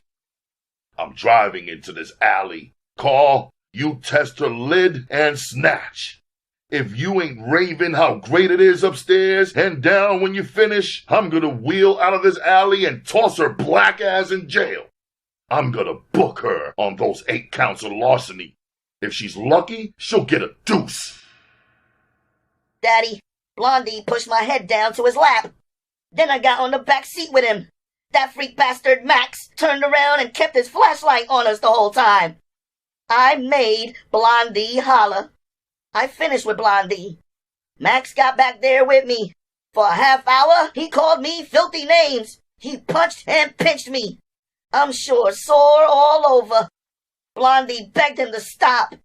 My ass feels like he split something back there. I had a rough time.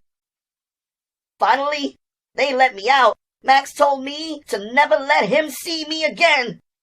I was scared, so I came in. That's why the scratch is so short. Max will bust me if he sees me again.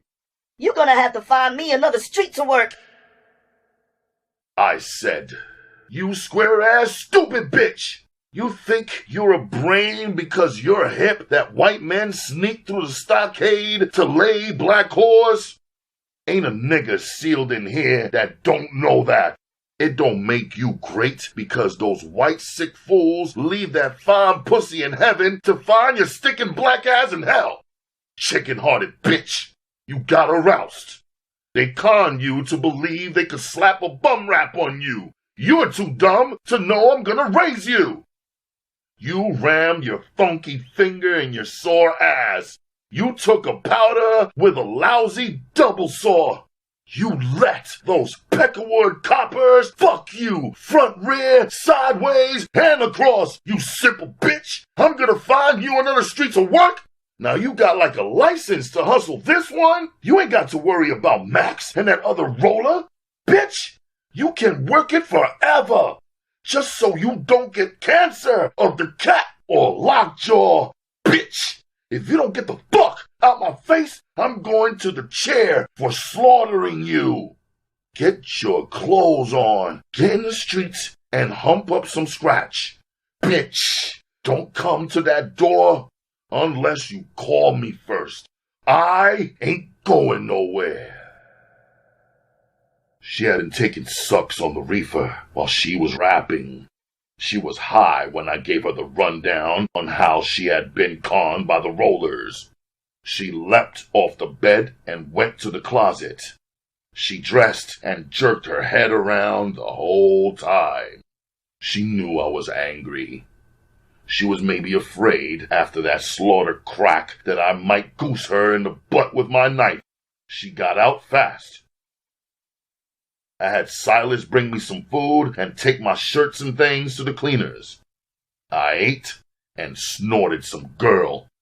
Later, I banged some. Except for the bump on my skull that still ached a little, I felt all right.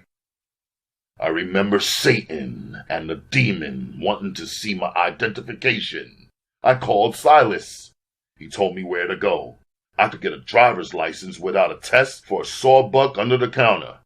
I dressed and made the trip. Sure enough, I copped. I was back home in an hour. I pulled the chair to the front window. I had my spyglass. It was still daylight. I didn't see the runt on the street. I spied into the greasy spoon across the street.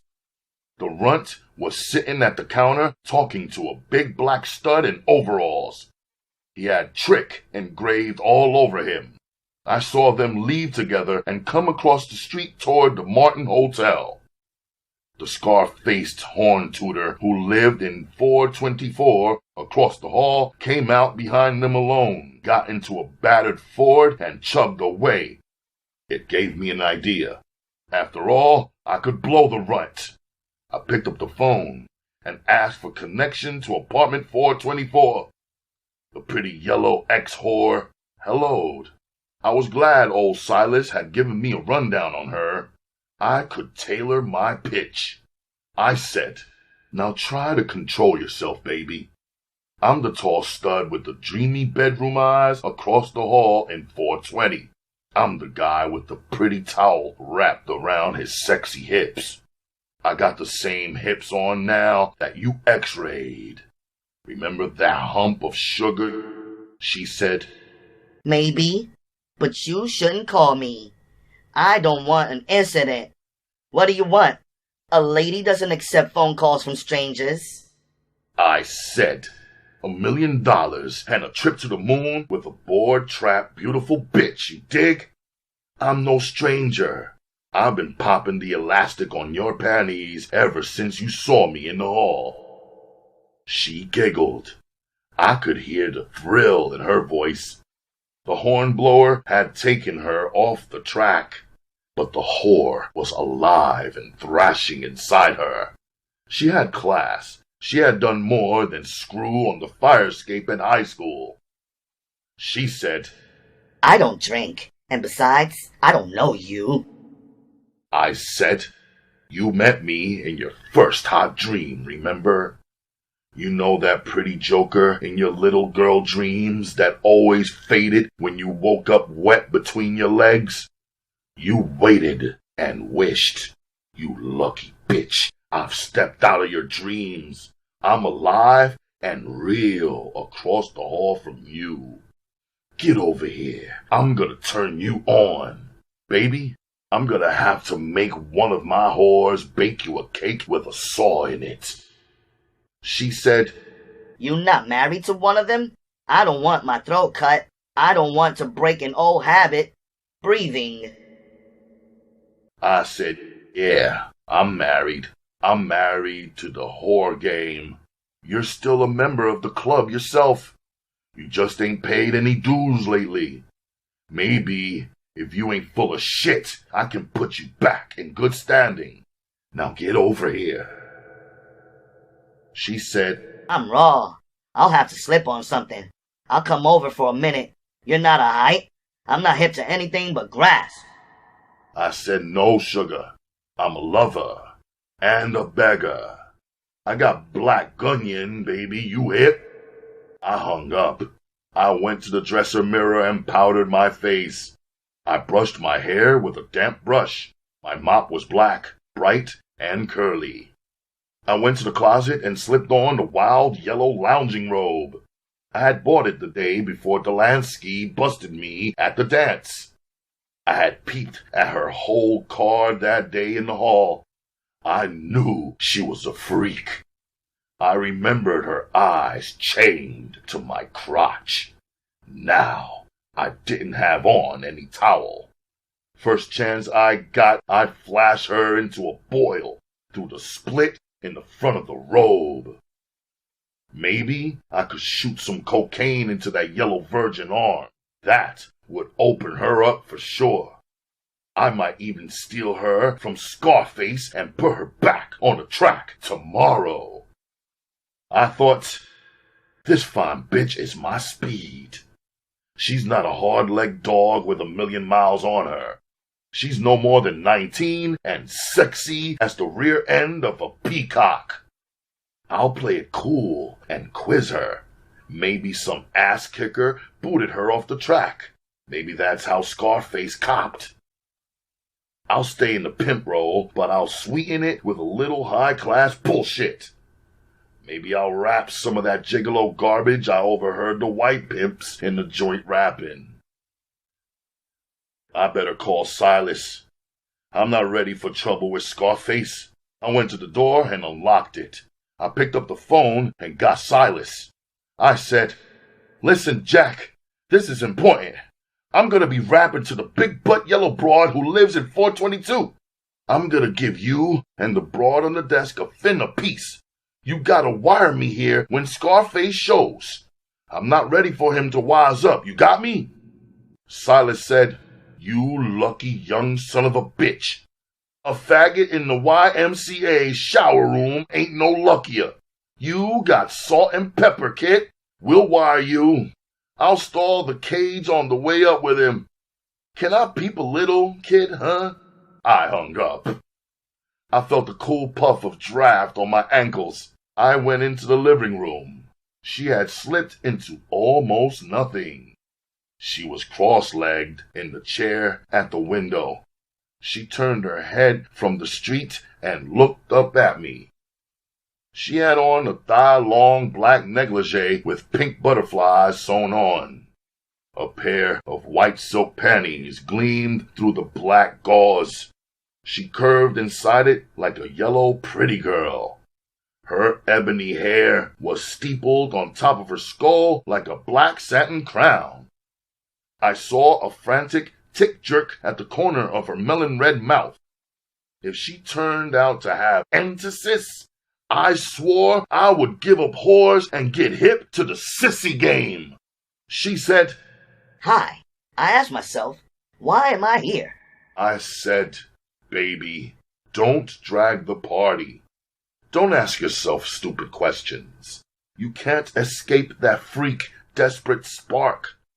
You know, baby, that awful sweet electricity that makes a farm boy kiss a you. The same power that yowls a hot tomcat in the alley. You hip to it? Now just relax. I'm gonna roll you up a bomber. Baby, your luck has changed. You've hit the jackpot. You found me. Oh yeah. My name is Blood. She said, Blood? It's nice to meet you. I'm Christine. Chris I like better. I can't stay long. I have to be careful. My old man is very jealous.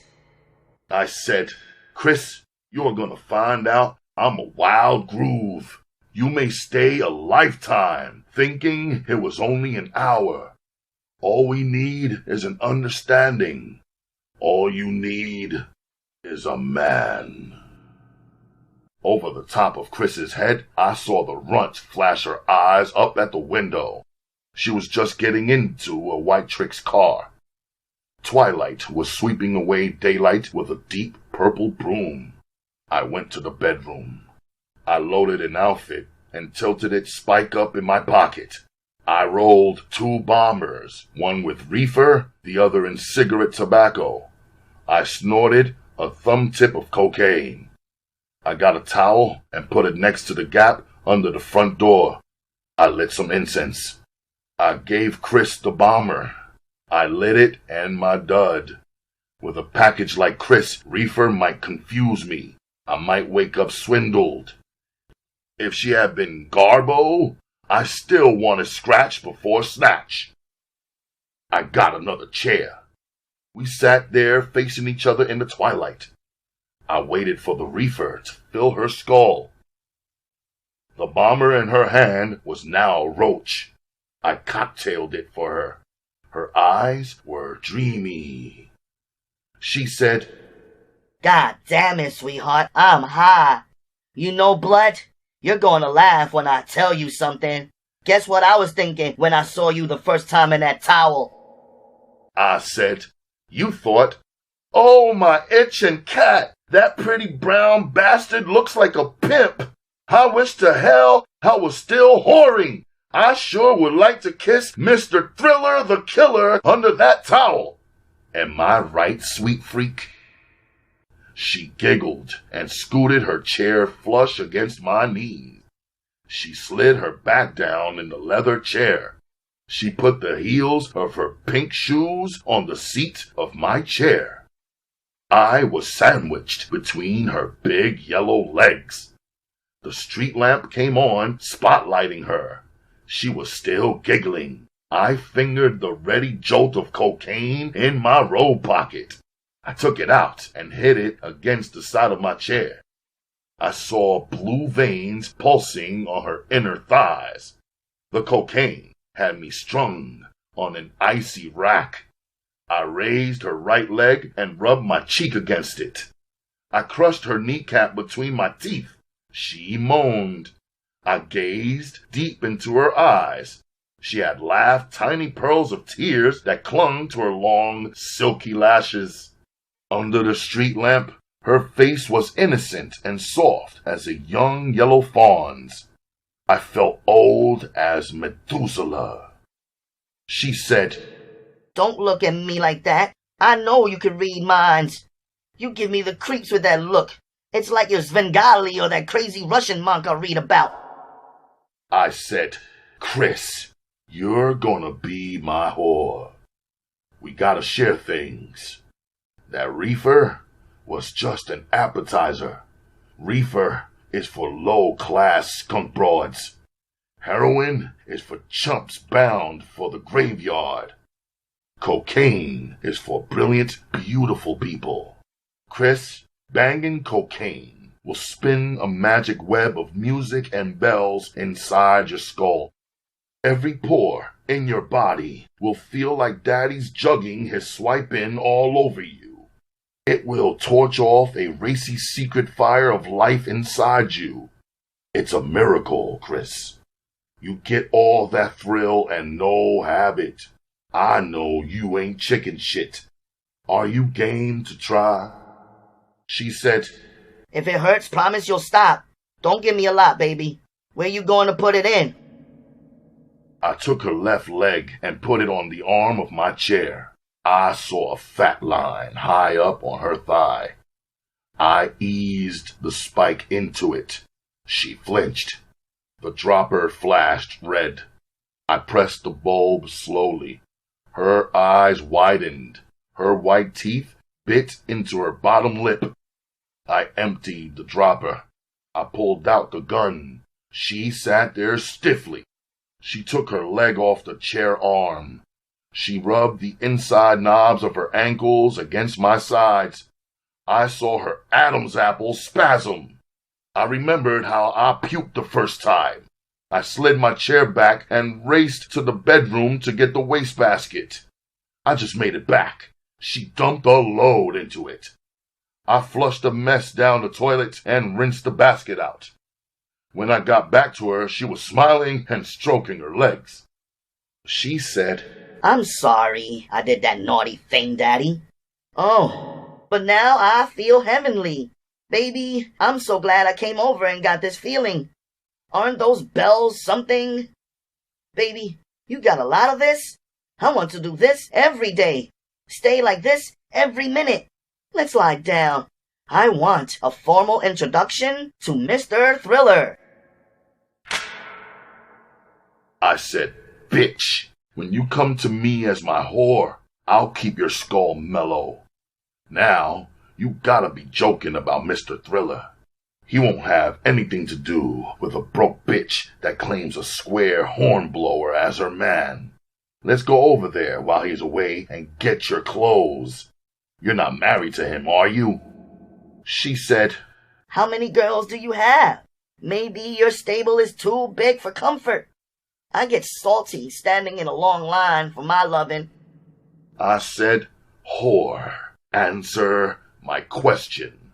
What are you, a roller or something? When you are my whore, you don't worry about anything but your own ass and scratch. Now, answer my question. Blood, I didn't want to answer because I am married to him. Leroy, that's my husband. Saved my life, really. He's been wonderful to me. He used to be good looking. He didn't get so insanely jealous until after his accident. We've been waiting over 2 years for a settlement. Blood, honestly, you are my kind of stud. My life is so screwed up. I don't know what to do. I don't know what to tell you. Would you believe that you're the first fellow I've talked to in over 2 years? Blood, I don't love Leroy. That cocaine had her speed rapping. I couldn't cop her tonight unless I croaked Scarface. My plans had to change. I had to unhook her from Leroy soon. She'd make bales of scratch. Maybe I could work an angle to get her and a slice of that settlement. Of course, I couldn't wait forever. If I had to, I'd cop without a slice of that settlement. I knew Leroy was going to blow her. He didn't have a chance to hold much longer with that ugly face and that jealous bit. I had to find out if she would level with me all the way. Silas had told me she was an ex-whore. I said, Chris, give me a fast rundown of your life story. I'll have all the answers for you when you finish. She said, if you let me sit in your lap. I nodded, and she climbed onto my lap. She hooked an arm around my neck. Her cheek was against my ear. The cocaine thudded her thicker against my breast. Out of the side of my eye, I saw the runt go into the greasy spoon. I was hoping she wouldn't use the phone just inside the door and interrupt the rundown. I felt her balloon bottom blasting heat to the throbbing cup of my lap. Too bad I worked so hard at the pimp game. Mr. Thriller was playing stiff con on me.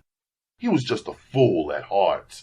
The poor chump wanted to suck her out in that bed with this luscious doll. Good thing he had me to stand guard over him. She said, I remember nothing but good until I was 12. Then my mother died. My father had been a kind, good man until then. He always worked. He was a good carpenter. He changed quickly after Mama died. He took my bed down. He said he wanted me to sleep with him. He told me how lonely his bed was after all those years with Mama. Nothing happened at first. One night, a month later, I had a nightmare. A wild, ferocious animal was sucking my breast. It was terrible. I woke up. It was Papa. I screamed. He slapped me hard. His face was all twisted and hateful. He looked like a crazy stranger. I blacked out. When I came to, Papa was crying and begging me to forgive him. After a while, I would just lay there, numb, and let him use me. I hated his guts. In school, I had the crazy feeling the students could see and feel my shame and filth. By the time I got 15, I was a skeleton. By now, he had me doing everything to him. I'm glad he's dead in hell. Papa, the beast, was killing me. I was so nervous I couldn't wash dishes. I broke dozens. I wasn't eating enough to keep a bird alive. I collapsed one day coming from the grocery. I woke up in the hospital. My system was shot, and I was pregnant.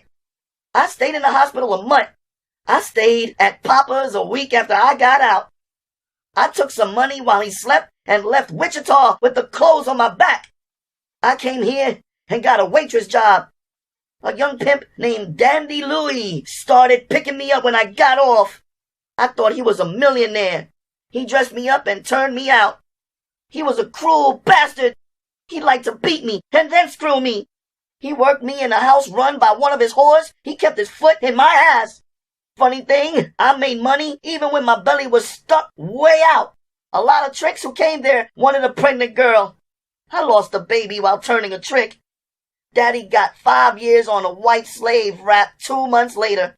I got a barmaid job and met Leroy. He was playing a gig in the spot. I was a sick girl. I fell out twice while serving the bar. The doctor said I needed rest. He said I couldn't expect to live long unless I rested. Leroy nursed me back to health. He was so good to me. I needed someone who cared. I married him when I was just 4 months shy of 17. I went with Leroy on a string of one-nighters in the Midwest. The group broke up in Youngstown, Ohio. We were stranded. Leroy got a job in an industrial cleaning plant. The second week, a boiler exploded and you've seen his face. His lawyer says we can expect a $10,000 settlement any time now. Leroy is driving me crazy with his jealousy. I don't mind hustling. I'd be your girl, Blood. I'd go for you, Blood. Are things clearer now? What should I do? I said, you had nothing but heartache. I feel so sorry for you. I feel so sorry for you, baby. Now I know you've got to be my woman. I gotta protect you. I gotta give you affection and understanding. Don't worry, Angel. With me, life will be smooth as the snow at Sun Valley. You'll be so happy you'll be out of your mind half the time. With our color combination, we could make a son of a bitchin' baby together after we get rich. Tell me, does Leroy plan to work the roost for a while? She said, Oh, I forgot to tell you. Last night was his last night. They want him for another 6 weeks, but he's going to drop the combo. It's too much headache to get them to show for work sober and on time. He's out now with a booking agent. I think he might go with a big band on an East Coast tour, and I hope he gets it. Band leaders want band members' wives to stay at home. Daddy, please figure things out fast. I want to be your girl as soon as possible. I was sucking her scented cheek. I flogged my skull for a quick plot to tear the yellow gold mine from Scarface. The phone rang. She got out of her nest. I rushed to the phone. It was the excited broad on the desk. She said, "Forgive me for goofing. 422 went up 2 minutes ago. I was having a hassle with a checkout. I saw him come in. It didn't register until the second that I called you. You better clean house fast." I ran into the living room. I snatched her from the chair. I pulled her to the door. I cracked it. We peeped down the hall. Scarface was 20 yards away coming down the hall. He had a big stack of papers, maybe sheet music, under his arm. He shifted the bundle to his other arm. A paper fluttered to the carpet. He stooped to get it. I saw her door ajar. I stepped aside. I slapped her on the rump. She blurred across through her doorway. Scarface was standing with his mouth open, staring toward his now locked door. He was sure he'd seen her. His face was puzzled. I shut my door easy-like. I stood with my ear against the door. A bomb of sound shocked my eardrum. Someone was punching his fist against my door. I ran into the bedroom and got my switchblade. I came back to the door. I held the open blade behind me. I opened the door. It was Scarface. He looked like Mr. Hyde, all right. His orange-brown eyes were spinning counterclockwise. I saw the bundle of papers in a careless heap in front of his door. His right mitt was deep in his coat pocket. I saw the faint outline of maybe a skinny lead pipe or a gun barrel. I gauged the moves for a heart stab to beat his mitt out of his pocket. I said, "Yeah, Jack, what is it? I'm on the phone with my bondsman. The court just raised my bond on a double murder beef. I'm in a bad mood. I don't want to buy anything." He just stood there like a Scarface zombie staring at me. He looked down at the carpet in front of my door. I looked down. A pink butterfly lay there like a silent indictment. He heaved his chest and took a deep breath. It was like his last one. He stooped and picked it up. The eerie bastard took his other hand out of his pocket. Tears rolled down from his unblinking orange eyes as he stared at me. His scarred cheeks were quivering as he shredded the butterfly into pink lint on the carpet. He turned and walked away. I shut my door and got a beak load of cocaine. I took the lounging robe off. It was dripping sweat. I showered. I sat in Chris's chair at the window. Her sweet odor was still rising from it. For an hour, I heard a loud sobbing whine across the hall. It was Scarface chewing out Chris. Mickey said midnight. I hadn't eaten since morning and I wasn't hungry. Cocaine was a strong con for the belly. I thought, I hope that jealous chump doesn't croak her.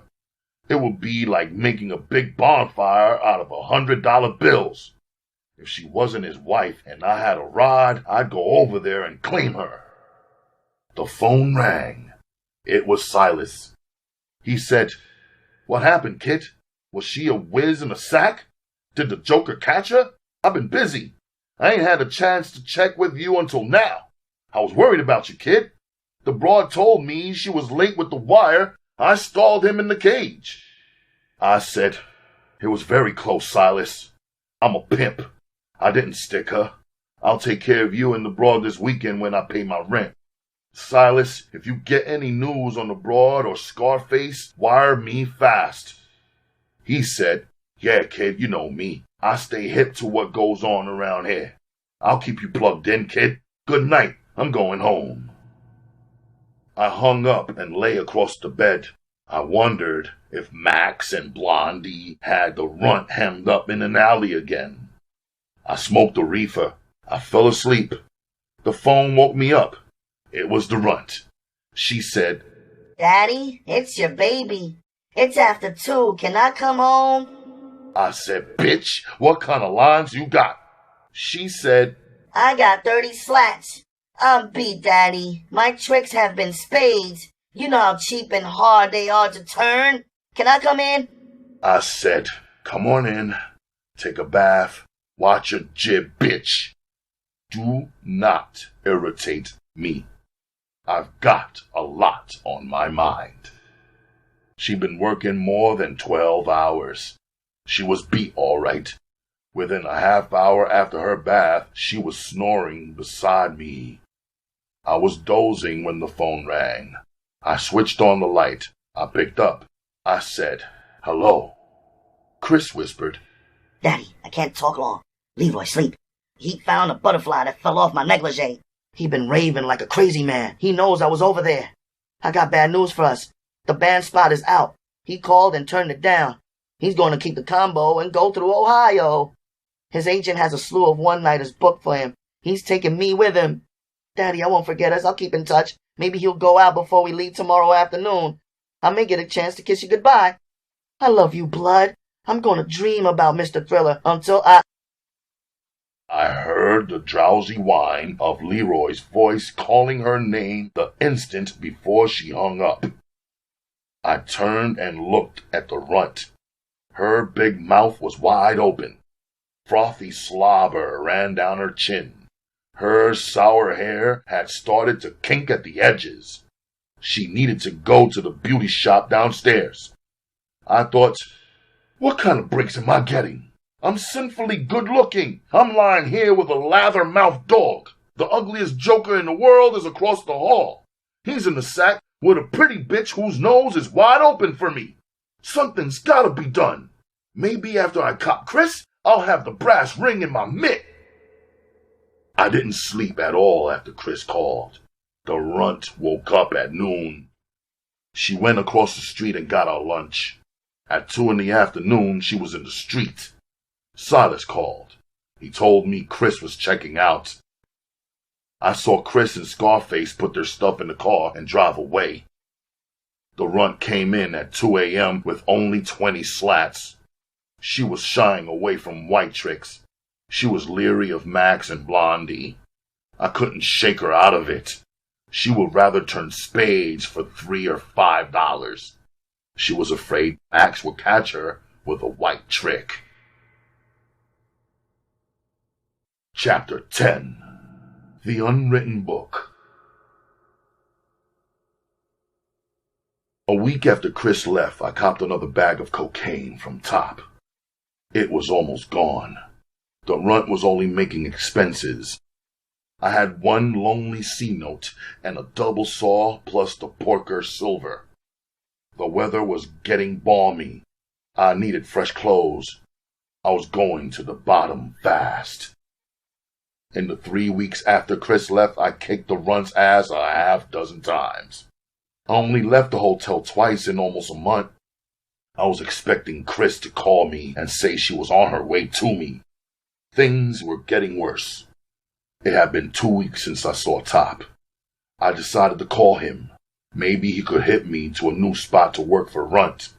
My bankroll was thin. At 10 a.m., I called Top. One of his broads said he was out of town. He wouldn't be back for a week. I got a sudden thought. I asked her if she knew Sweet's phone number. She said she did, but she'd have to call and find out if Sweet wanted me to have it. She called back in 10 minutes and gave it to me. I called him. He answered. He was in a good mood. He said, "Well, what do you know? If it ain't Grinning Slim. You still got that one whore, or have you grinned yourself whoreless?" I looked over at the runt. She was still asleep. She hadn't been in the street for 3 days. Her period had run 5 days. She claimed she was too weak and sick to go out. I had given her a terrible whipping the night before. I needed advice badly. I said, "Sweet, my bitch is falling apart. She's playing dead. If you don't pull my coat, I'm gonna starve to death. You gotta help me, Sweet." He said, "Nigga, you ain't cracking to nick me for scratch, are you? I don't loan my scratch to suckers who got whores and can't pimp on them. I ain't gonna support you and that lazy bitch." I said, "No, Sweet. I don't want scratch. I want you to run the game through my skull. I got a tiny bit of scratch. I gotta get my coat pulled before I tap out. He said, You got wheels? You know how to get out here. Now remember, you get aroused out here, crack my name. Don't repeat your boner. I said, Yeah, I'm driving. I think I could find your pad. When should I come out there? He said, Quick as you can get here. You get here and grin in my face, I'm gonna throw you over the patio wall. Say, kid, Peaches and me got a taste for some of that barbecue chicken down there in hell. Bring one with you when you come. He hung up. My ticker was pounding like Chris had walked in the door naked with $1 million. I shook the runt. She opened her eyes. I stood over her. I said, Bitch, you better be in the streets when I get back. She said, You can't do anything but kill me. I'm ready to die. I don't care what you do to me. I'm sick. I said, All right, bitch. Just hit me where you want your black sticking ass shipped. I got in the Ford. I realized I hadn't put on a tie. I didn't have a lid. I looked into that rearview mirror. I sure looked scroungy. Maybe he'd be alone. Then I remembered the lobby. What the hell did it matter? I drove for about 15 minutes before I saw a clean, open barbecue joint.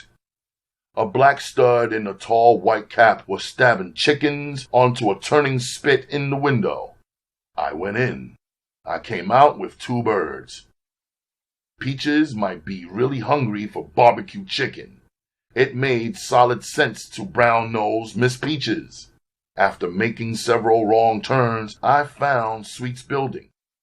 I parked the Ford in almost the same spot at the curb where Satan had sapped me a month ago. A young white stud in a monkey suit was out in front. Crusader Sweet was doing his bit to reverse the social order. I went to the desk in the lobby. I felt like a tramp as I waited for the pass. I got on the elevator. A different broad was at the controls. The spicy scent of the chicken wiggled her nose. She wasn't as pretty as the ripe-smelling broad. She sure kept her crotch from advertising. Maybe it was just that she didn't get heavy action. I stepped from the cage. The friendly brown snake wasn't at his station to flop his mop for me. I figured it was his off day. The odds were 100 to 1 he was in the sack somewhere with a 6-foot blonde. She was probably a little like the blonde coming up from the pit on her way to the cage. It was Mimi. She flicked her green eyes across my face. They were cold as a frozen French lake. She passed me. She looked like a fancy French pastry in her sable stole. I wondered how I got the stupid courage to turn down her freak off. I walked to the doorway of the pit. The stone broad was still in her squirting squat. Sweet was sitting on the couch. Miss Peaches beside him saw me first. She bounded across the carpet. I felt her choppers graze my hand. She snatched the bag of chicken. She flung it on the alabaster-topped cocktail table in front of Sweet. Sweet looked at me. I tightened my face into a solemn, grim mask. I stepped down and walked toward him. He was wearing only a pair of polka-dot shorts. In daylight, I noticed a mole on the broad in the picture over the couch. I said, "Hello, Mr. Jones. I hope those birds are still warm." He said, Kid, your map sure looks like that bullshit bitch you got has been shooting you through hot grease. I like that look you got today. Maybe you're getting hip the pimp game ain't for grinning jackasses. Get over here and sit on this couch while baby and me eat our barbecue. Run down you and your whore. I want to know where and how you copped her. Tell me everything you can remember about her and what's happened since you copped her. Run down your whole life as far back as you remember. It don't matter which is first. I ran down my life for him. Then I ran down from the night I met the runt until the moment I left the haven. It took maybe 45 minutes. I even described the runt in detail. Sweet and his greedy girlfriend had devoured both birds down to the bare bones. Sweet was wiping Miss Peach's whiskers with a paper napkin. She put her head in his lap. She was jammed against my thigh. Sweet leaned back on the couch. He put his bare feet on the top of the cocktail table. He said, "Sweetheart, you're black like me. I love you. You got the hate to pimp. You a lucky nigga to get your coat pulled by me. You flap your horns and remember what I'm gonna spile to you. There are thousands of niggas in this country who think they're pimps. The pussy weak white pimps ain't worth mentioning. Don't none of them pimp by the book. They ain't even heard about it. If they was black, they'd starve stiff. There ain't more than 6 of them who are hip to and pimp by the book. You won't find it in the square nigga or white history books. The truth is, the book was written in the skulls of proud slick niggas freed from slavery. They wasn't lazy. They was puking sick of pickling white man's cotton and kissing his nasty ass. The slave days stuck in their skulls. They went to the cities. They got hip fast. The conning bastard white man hadn't freed the niggas. The cities was like the plantations down south. Jeff and Uncle Tom still did all the white man's hard and filthy work. Those slick nigger heroes balled like crumb crushers. They saw the white man just like on the plantations, still ramming it into the finest black broads. The broads were stupid squares. They still freaked for free with the white man. They wasn't hip to the scratch in their hot black asses. Those first nigger pimps started hipping the dumb bitches to the gold mines between their legs. They hipped them to stick their mitts out for the white man's scratch. The first nigger pimps and sure-shot gamblers was the only nigger big shots in the country. They wore fine threads and had blooded horses. Those pimps was black geniuses. They wrote that skull book on pimping. Even now, if it wasn't for that frantic army of white tricks, nigger pimps would starve to death.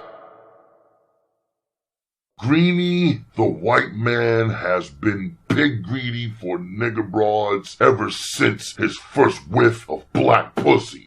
Black whores con themselves. The only reason he sniffs his way to 'em is white broads ain't got what it takes to please him.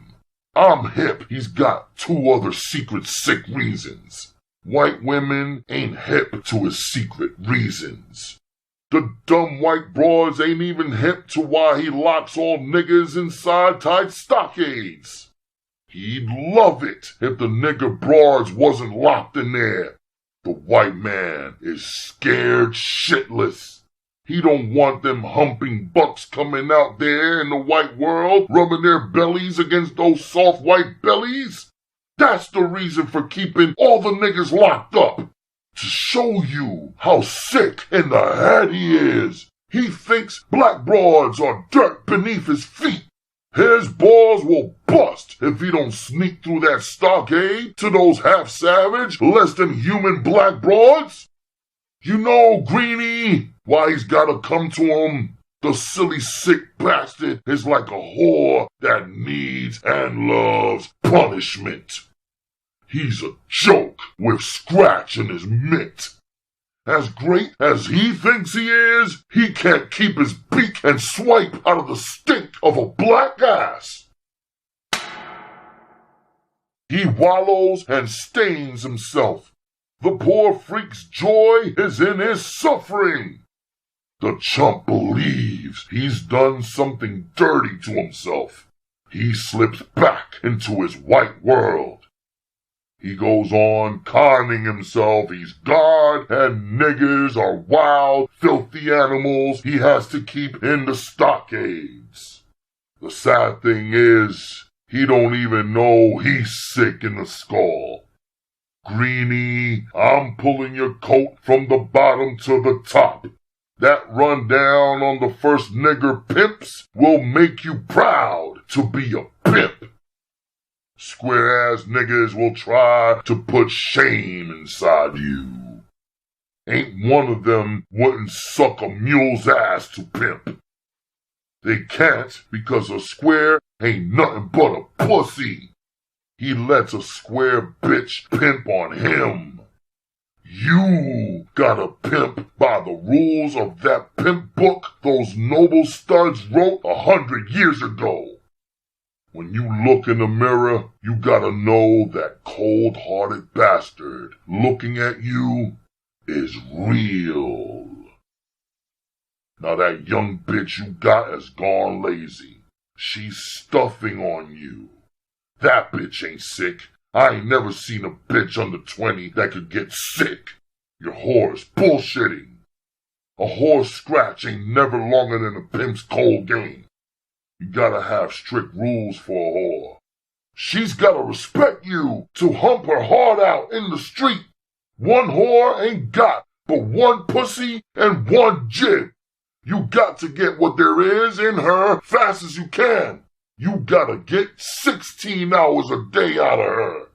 There ain't no guarantee you're gonna keep any bitch for long. The name of the pimp game is cop and blow. Now this young bitch you get is shitty alright.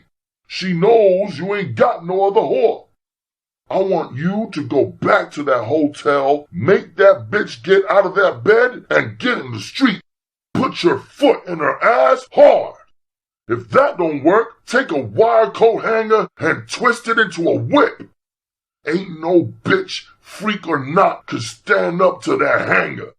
Maybe your foot and fist can't move that young whore anymore. She's a freak to them. Believe me, Greenie, that coat hanger will blow her or straighten her out. It's better to have no whore than a piece of whore. Get some cotton and make her pack herself. The show can't stop when a whore bleeds.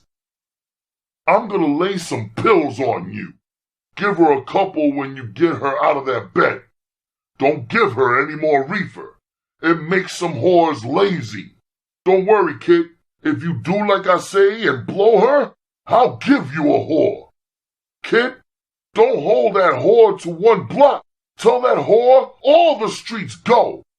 Turn her loose. It's the only way to pimp.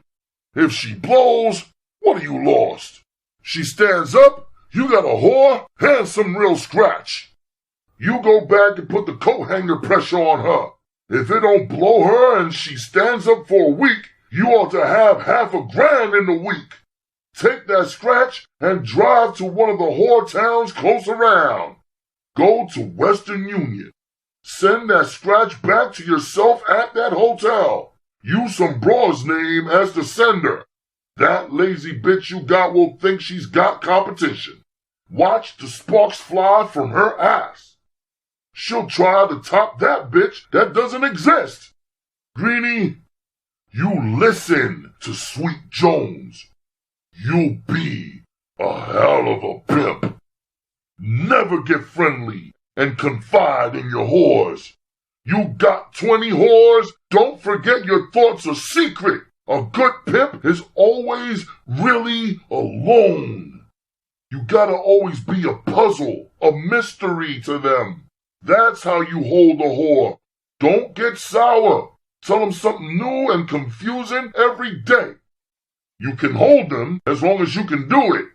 Sweet is hipping you to pimp by the book. I'm the greatest nigger pimp in the world. Now, Greenie, is your skull going to hold everything I told you? I said, 30 years from now, I'll still remember every word. Sweet, you won't be sorry you helped me. I'm gonna pimp my black ass off. I'll make you proud of me. I'll call you later and hip you to what the runt did under hanger pressure. Oh yeah, don't forget to give me those pills. He got up. Miss Peaches stretched her legs. She jumped down and followed him.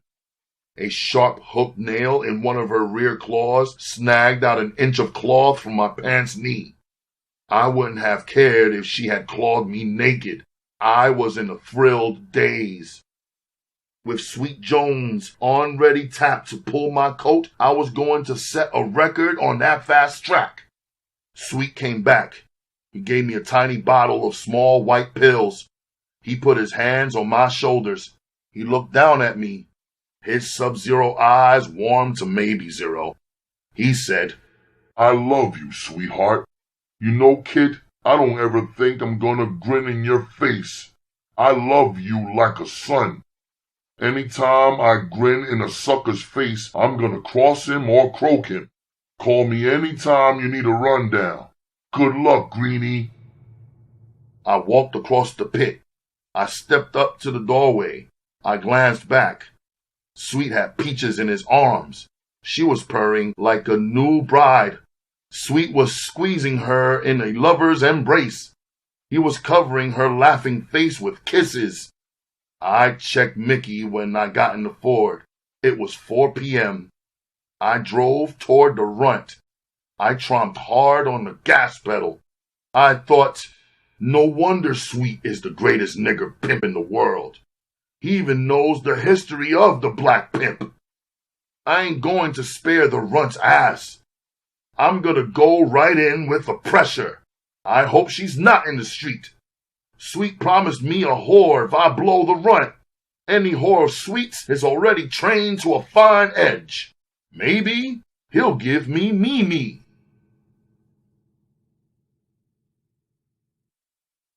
Chapter 11. To Lose a Whore. I pulled the Ford into the curb across the street from the Haven. I didn't see the runt anywhere in the street. I peeped into the Greasy Spoon. She wasn't at the counter. I looked up at our window. I crossed the street and went through the lobby. I took the stairs to the 4th floor. I made 3 stabs at the lock with the key before I made it. I stepped inside. I was excited. I chain bolted the door. I walked to the bedroom. The runt was propped up in bed smoking a stick of gangster. Lady Day was tar brushing that mean, sweet man again. I stood by the side of the bed next to the record player. I saw the edge of a paper plate sticking out of the wastebasket. I took it out and put it on the bed. 2 navy beans were in a puddle of grease on the side of the plate. A pile of sucked, clean neck bones were heaped in the center of it. The runt had gone out to the Greasy Spoon and copped a hearty meal. She sure had a healthy appetite for a sick bitch. Her eyes were wild and big, looking up at me. She fingered gently at the hole in my pants knee. I shut the box off. I ripped the record off the turntable. I broke it in half and hurled the pieces into the wastebasket. She kept her eyes on the hole at my knee. She ignored the broken record. She played it cool. She said, You'll have to get it rewoven, huh? Daddy, I'm feeling better. I felt good enough to go across the street for food. Maybe by tomorrow, I'll feel good enough to go into the street. Baby, I would have went out after I ate, but my legs were too weak. I said, bitch, I already passed the death sentence on you. It's good you had your last meal. I'm gonna send your dead ass to your daughter, Gay. Take off that gown and lie on your belly, bitch. I went to the closet. I took down a wire hanger. I straightened it into one long piece. I doubled it and braided it. I wrapped a necktie around the handle end. I turned back to the bed. She was still propped in the bed. Her mouth was gaped open. She had both her hands clapped over her chest. She was like a broad in a movie. She opens a door and there's Dr. Jekyll just going into his frightful change. I saw her tongue tremble inside her jib. Her lips made a liquid plopping sound as they mutely pounded together. She rolled across the bed away from me. I raised my right arm up and back. I heard my shoulder socket creak. Her gown was hiked up to her waist. Her naked rear end had scrambled to the far edge of the bed. I raced around the foot of the bed. She rolled to the middle. She was on her back. Her arms held her jackknife legs against her chest. The whites of her eyes glowed like phosphorus. I brought the wire whip down. I heard it swish through the air. It struck her across the shin bones. She cried out like she was celebrating New Year's Eve. She screamed, "Ooh-wee! Ooh-wee!" She jerked flat, rigid on the bed, then smalled her fist against her temples. She sucked her bottom lip up into her jib. I slashed the air again. It sounded like maybe a dum-dum bullet striking across her gut button. She moaned, "Wee Lordy! Wee Lordy!" She turned over on her belly. I tore the gown from her back. She was naked. She flailed her arms like a holy roller. The whip whistled a deadly lyric as I brought it down again and again across her back and butt. I saw the awful welts puffing the black velvet skin. I stopped and turned her over. The pillow stuck to her face. I snatched it away. There was a ripping sound. I saw feathers sticking to her tear-wet face. She had chewed a hole in the pillow. She was thrashing her legs and mumbling. Her chest heaved in great sobs. She was staring at me and shaking her skull. Her eyes had that pitiful look of Christ's on those paintings of the crucifixion. Her lips were moving. I got on the bed. I stuck my ear near. She whispered, "I don't need any more whipping. I give, Daddy, you're the boss. I was a dumb bitch. It looks like you got a whore now. Kiss me and help me up." I felt tears roll down my cheeks. Maybe I was crying in joy that I broke her spirit. I felt sorry for her. I wondered if I was falling in love like a sucker. I kissed her hard. I carried her into the bathroom. I placed her tenderly in the tub. I turned the water on. A stream burst from the shower nozzle overhead. She squealed. I pushed in the shower bypass on the tub faucet. The warm water started filling the tub. I dumped a bottle of rubbing alcohol into the tub. She looked up at me. I took the tiny bottle of pills out of my pocket. I shook out 2 into my palm. I took a glass off the face bowl. I handed her the pills. She put them in her mouth. She washed them down with the glass of water I gave her. I said, "Phyllis, why do you make your sweet daddy mean? Daddy's gonna kill his little bitch if she don't straighten up and whore like the star she is. Bitch, lie down in that water for a while, then get in the street and get some real scratch for your man. You don't have to stay in this block. Just walk and work until you get the respectable scratch to bring in. I can raise you if you take a fall. They gotta let you make a phone call. If I go out, I'll check the desk here by phone every hour or so. Bitch, get down and star. You want your man? Get him some real scratch." I went and sat on the bed. The sheet looked like a red zebra had lain down and his stripes had faded on it. I heard her sloshing the water in the tub. She was humming the record I smashed. Sweet's pills sure weren't hurting her. Whores are strange people, all right. She was silent while she combed her hair and fixed her face. She put on a red knit suit. She stood in front of me. She held her hand out. I saw dark stains on her stockings at the shins. Her eyes were bright. She said, "Daddy, I don't have a dime.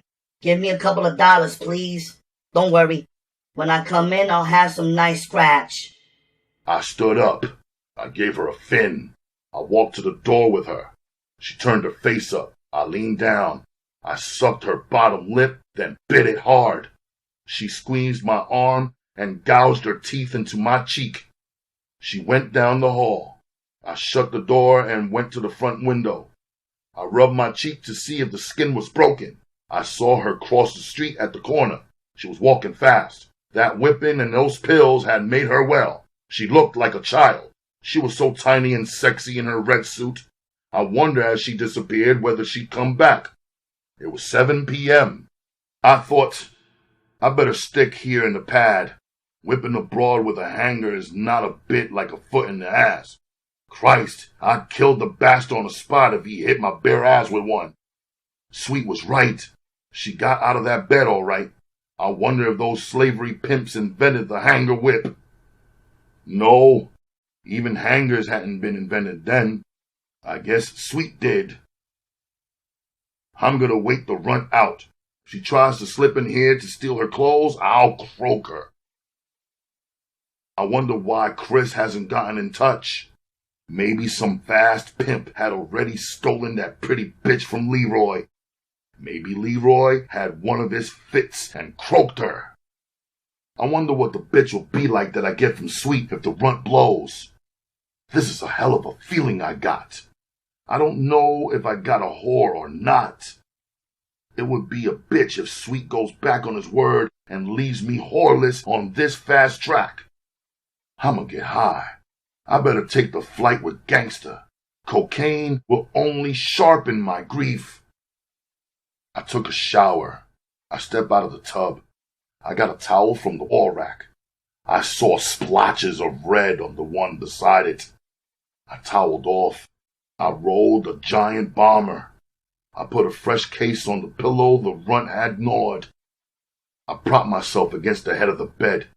I sucked the bomber down to a roach. The reefer and the sibilant murmuring of tires against the street lulled me into deep sleep. I woke up. I was still half propped against the pillows. It was broad daylight. The runt hadn't come in. I had blown whoreless with that wire hanger. I lit a cigarette. It was 7 a.m. I lay there staring at the entwined lovers on the Kiss statue. I thought, the runt's got a pair of tits like that broad. Geez, she was sure a freak. Some pimp is going to have a sweet bitch when he straightens her ass out. I wonder if that little bitch will miss me. She damn sure can't forget me. Hell, I can't worry about the mule going blind. I'll wait until noon or so. I'll rip open that whore grab bag Sweet promised me. Maybe I was hasty to shut the door on Melody and his antithesis. At this point, I could get hit to anything except work. No one could know I was freaking with a stud. Christ, I wish beautiful Chris would call. What a thrill if she'd tell me she was rushing to me. To get her tight, I'd maybe eat everything but the tacks in her shoes. I'm hungry. I'm not going to let my troubles abuse my skull and my belly. I got Silas on the phone. I ordered home fries and sausage. I got up and brushed my teeth. I skull noted to call Top when he got back in town. Maybe he could find out who booked Leroy. Maybe I'd trace Chris that way. I'd get Preston's owl head and take her from Leroy at gunpoint. I was listening to Moon Indigo and thinking about the runt. I was remembering that day when I left Mama crying at the window. I couldn't wait to get around the corner to the runt. Then I was sure I had a black gold mine sitting in the Ford waiting for me. In this tough pimp game, you couldn't count your scratch until you had it in your mitt. Holding whores was like trying to cinch grip Quicksilver. I thought, poor Mama. I haven't called her or anything. I'm gonna call her when things get straight.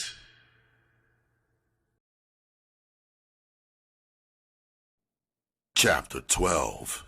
To gain the stable. I heard Silas knock on the door. I went and opened it. Silas was a strange, beautiful sight.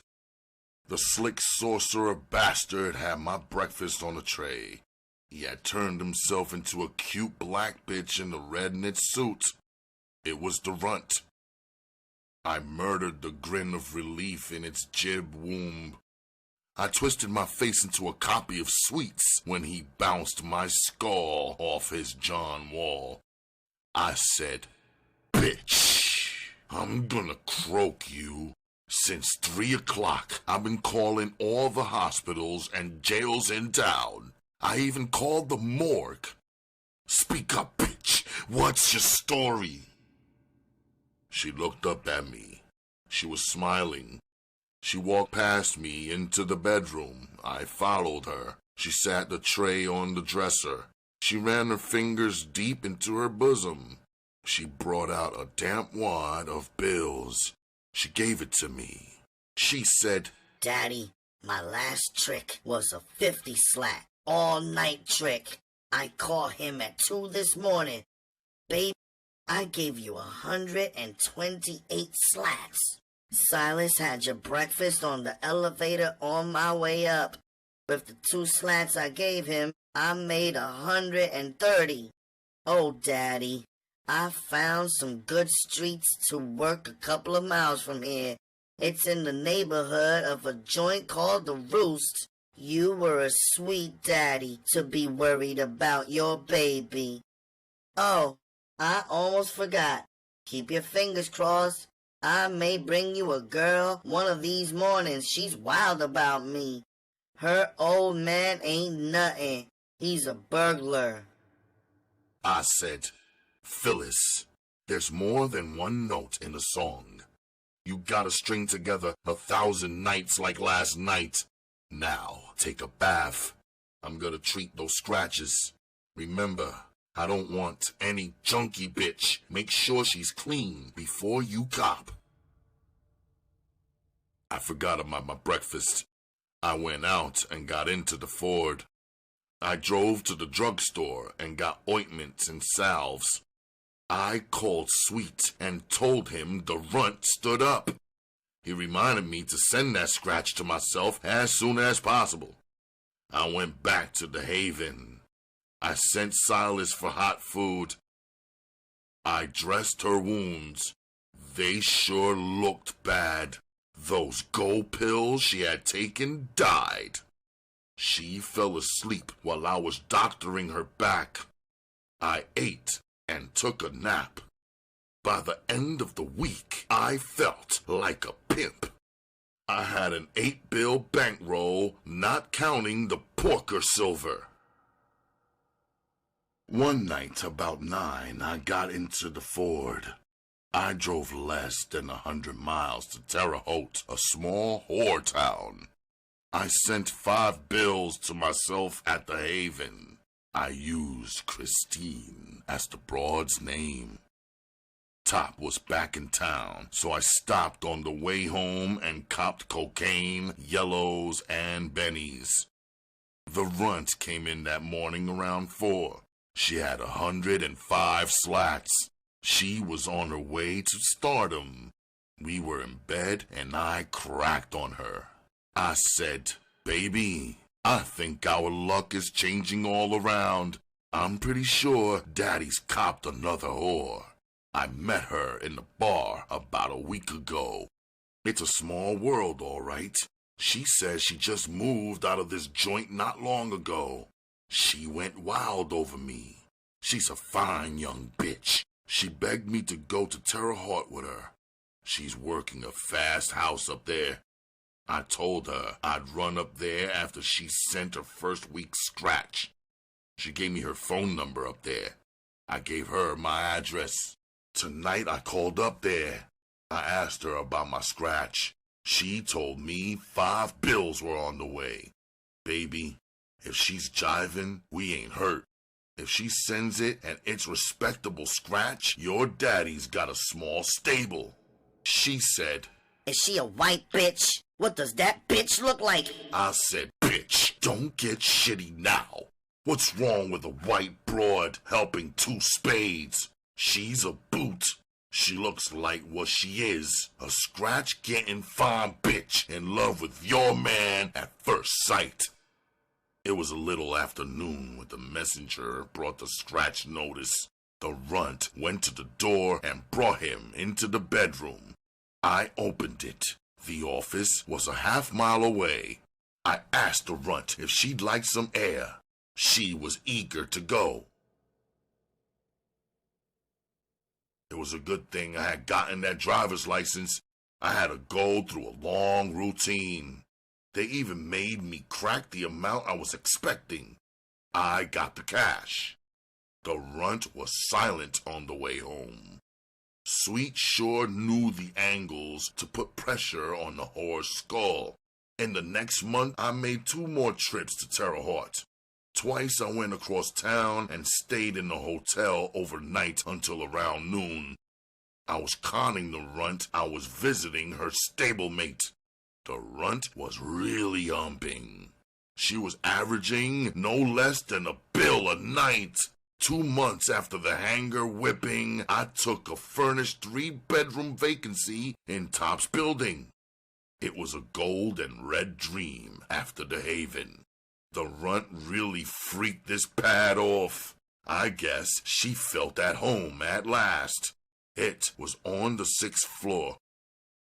I caught 6 $200 vines at 60 slats apiece. The booster lived on the 2nd floor beneath me. The same week, Top cut me into a stud who had a black LaSalle car in mint condition. He was out on an appeal bond and his lip wired him he was joint bound. I gave the stud 4 bills in his mitt. I paid off the last 2 notes on the wheels. I had 2 cars. I gave the runt her Ford back. She could cover and get down in the wider area.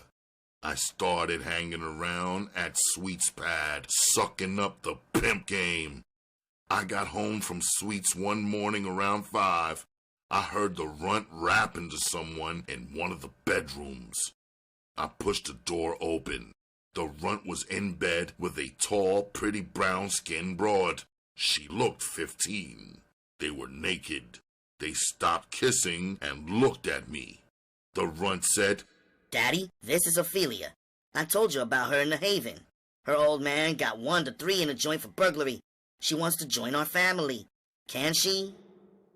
I said, Ophelia, if you're not full of shit and you obey my rules, you're welcome. Have you bitches been in the streets working tonight? I hope you just got in that bed to freak off. Phyllis, get out of that bed and get my double action scratch. The runt went into the closet and brought me a roll of bills. She said, A bill of this I made. I fast counted a yard and 75 slats. I took off my clothes and got between them.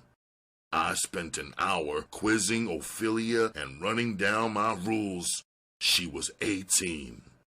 The circus started. I was circus master. I had become too much pimp to freak off with a new package.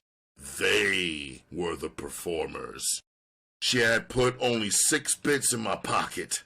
How cheaply does she get me if she blew tomorrow? It was the night before my 20th birthday in August. I had gone to the West Side to cop some dresses for Phyllis and Ophelia. I had left the booster's pad. I was loading the dozen or so pieces in the trunk of the LaSalle. I slammed the trunk lid shut and locked it. I heard screaming and smashing sounds coming from a cabaret just down the street. I saw a hatless, gray-haired man come staggering to the sidewalk. He was holding his head. The side of his head looked shiny. I walked down the sidewalk toward him. He was bleeding from a deep cut in his head. He was moaning and trying to stop the flow of blood with his hands. A dark, thin joker ran out behind the old man. I saw something gleam in his hand as he raised his arm again and again. I moved closer. The thin joker was savagely pistol whipping the old stud. He was beaten to his knees. He looked like someone had painted his face red. The thin joker turned his face. The light coming from the open door of the cabaret shone on it. It was Chris's Leroy beating the old man. 20 customers had come out. They formed a circle around the massacre. I moved to the outside of the circle. Then I saw Chris standing on the other side of the circle. She was screaming and tugging at Leroy's pistol arm. Leroy had gone insane. I moved around the circle closer to Chris. I stood behind her. I saw greasy stains on the back of her dress collar. Her hair looked frowsy and dull. Scarface was sure taking her to the dogs. I heard the screech of brakes. I saw 2 huge white rollers muscle through the crowd. Leroy was astraddle the unconscious figure, still pounding his pistol against it. They shoved Chris backward.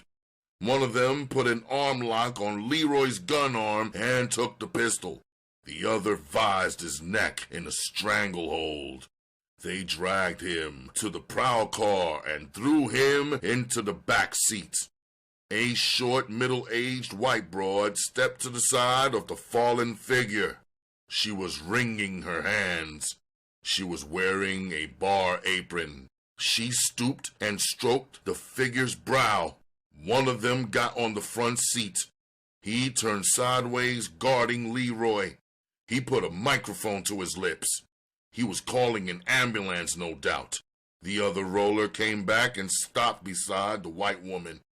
He said, "Anybody you know?" She sobbed. "Yes, he's my father-in-law." He said, "What happened?" She said, "Everybody knows Papa Tony loves to kid around the girls. He's got a heart as big as New York. Everybody loves and understands him. Papa Tony came in the bar. He started kissing the cheek of all the girls at the bar. He kissed that one behind you. That maniac man of hers stopped singing. He leapt off the stage. He started to beat poor Papa Tony with his pistol. It's the first night the maniac has worked for my husband. If my husband Vince had been here, that jerk's brains would splatter the sidewalk." The roller looked back at Chris. He started making notes in a small book. I knew he'd quiz her after he got the full picture. I touched Chris lightly on the shoulder. She turned and looked up at me. She got weak in the knees. She slumped against me. I took her arm and steered her down the sidewalk. I heard the distant whine of an ambulance siren. I said, "Chris, you had better split. That's a white man Leroy beat up. The white folks are going to cross you into it. After all, you're the reason he nipped." We got into the LaSalle. I moved it down the street toward the prowl car. I put on the brakes. A couple came in front of the prowl car. They crossed the street in front of me. I had stopped beside the prowl car. Chris could have reached out and touched it. I turned my head and looked into the rear seat of the prowl car. Leroy was staring at Chris. His eyes shifted to me. He leapt toward the front seat. The roller backhanded him. I saw Leroy's head dip out of sight as I pulled away. I made from that frantic leap of his that he remembered me. The LaSalle moved quickly away from the west side. Chris was crying.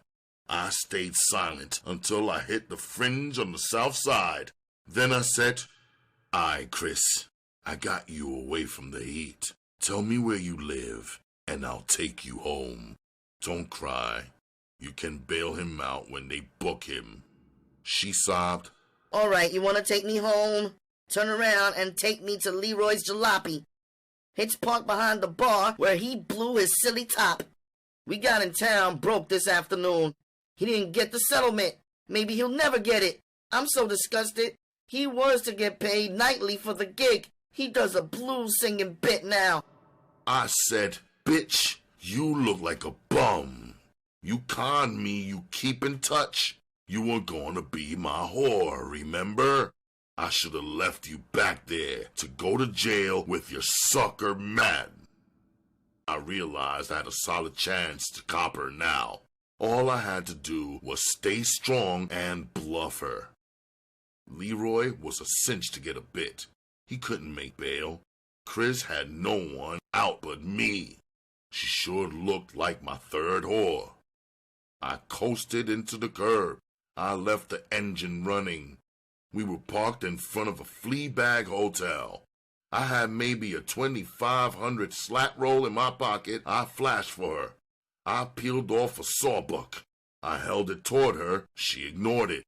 She said, Blood, it wasn't that I didn't think about you. I wanted to call you. I wanted to keep my word. Leroy never let me out of his sight. He would even follow me to the toilet. You don't know how much I hate him. I hope he gets life. Don't cut me loose, Blood. I'll keep my promises. I'm free now. I'm yours, baby. Tell me to jump in the river. I'll do it. I said, no, Chris. I'm afraid of you. I think Leroy had made a tramp jive bitch out of you. I'm pimping too good to bring a headache into the stable. I'll always be your friend. I'll always be your friend, Chris. My ticker is bleeding for you, baby. I gotta think of number one. My whores are humping 16 hours a day in the street. They love it. I don't figure you got the guts and heart for the street track. Chris, for the rest of my life, I'll be sad when I think of you. I'll have a lump in my throat when I think of what might have been. Take this sawbuck, baby, and the best of luck always. Goodbye, Chris.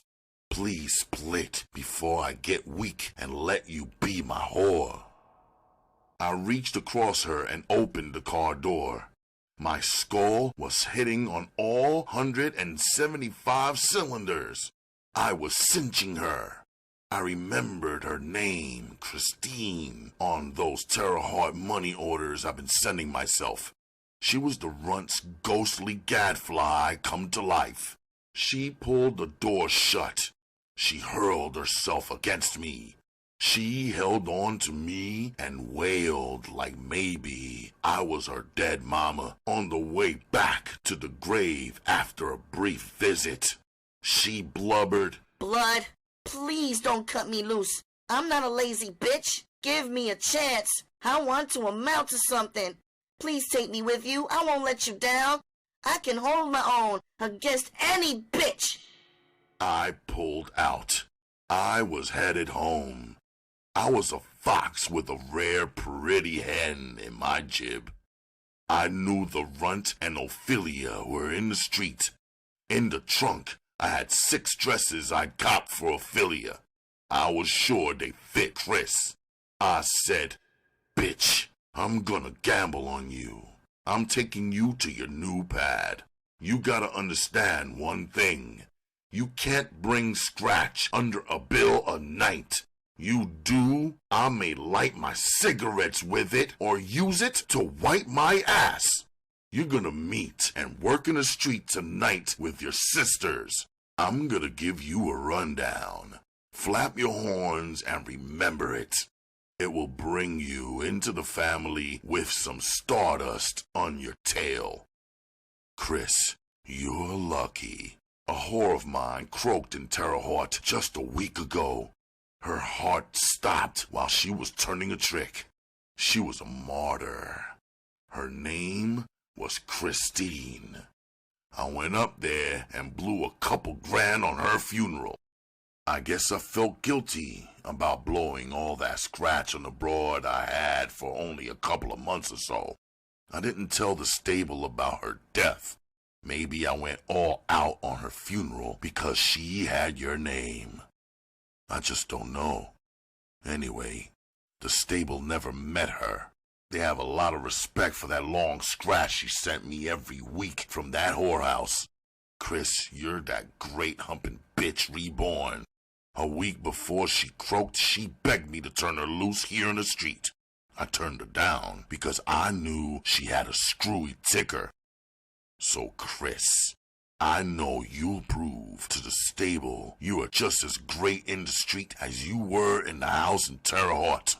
I'm taking you home to get pretty for the trick people baby bitch. Chapter 13. The Iceberg. When she saw the pad, she flipped. A pink silk dress from the trunk fitted her perfectly. After a bath and a shampoo, she was again the gorgeous Chris I'd met at the Haven. I gave her 2 gold pills and took her to the street for the cut into Phyllis and Ophelia. It was midnight when I curbed in the block where they were working. They were walking together across the street. They looked over at the LaSalle. I blinked my headlights. They crossed the street and came toward me. The runt stuck her head through the window on Chris's side. Ophelia was stooping down, pinning Chris. I said, "Both of you get in." They got into the back seat. In the rearview mirror, I saw them look at each other, then at the back of Chris's head.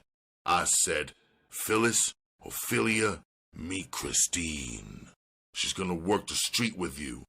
She's tired of giving up 50% of her scratch. She wants Daddy to have all she makes." I pulled her out of the whorehouse. What the hell? The whole family should be together anyway.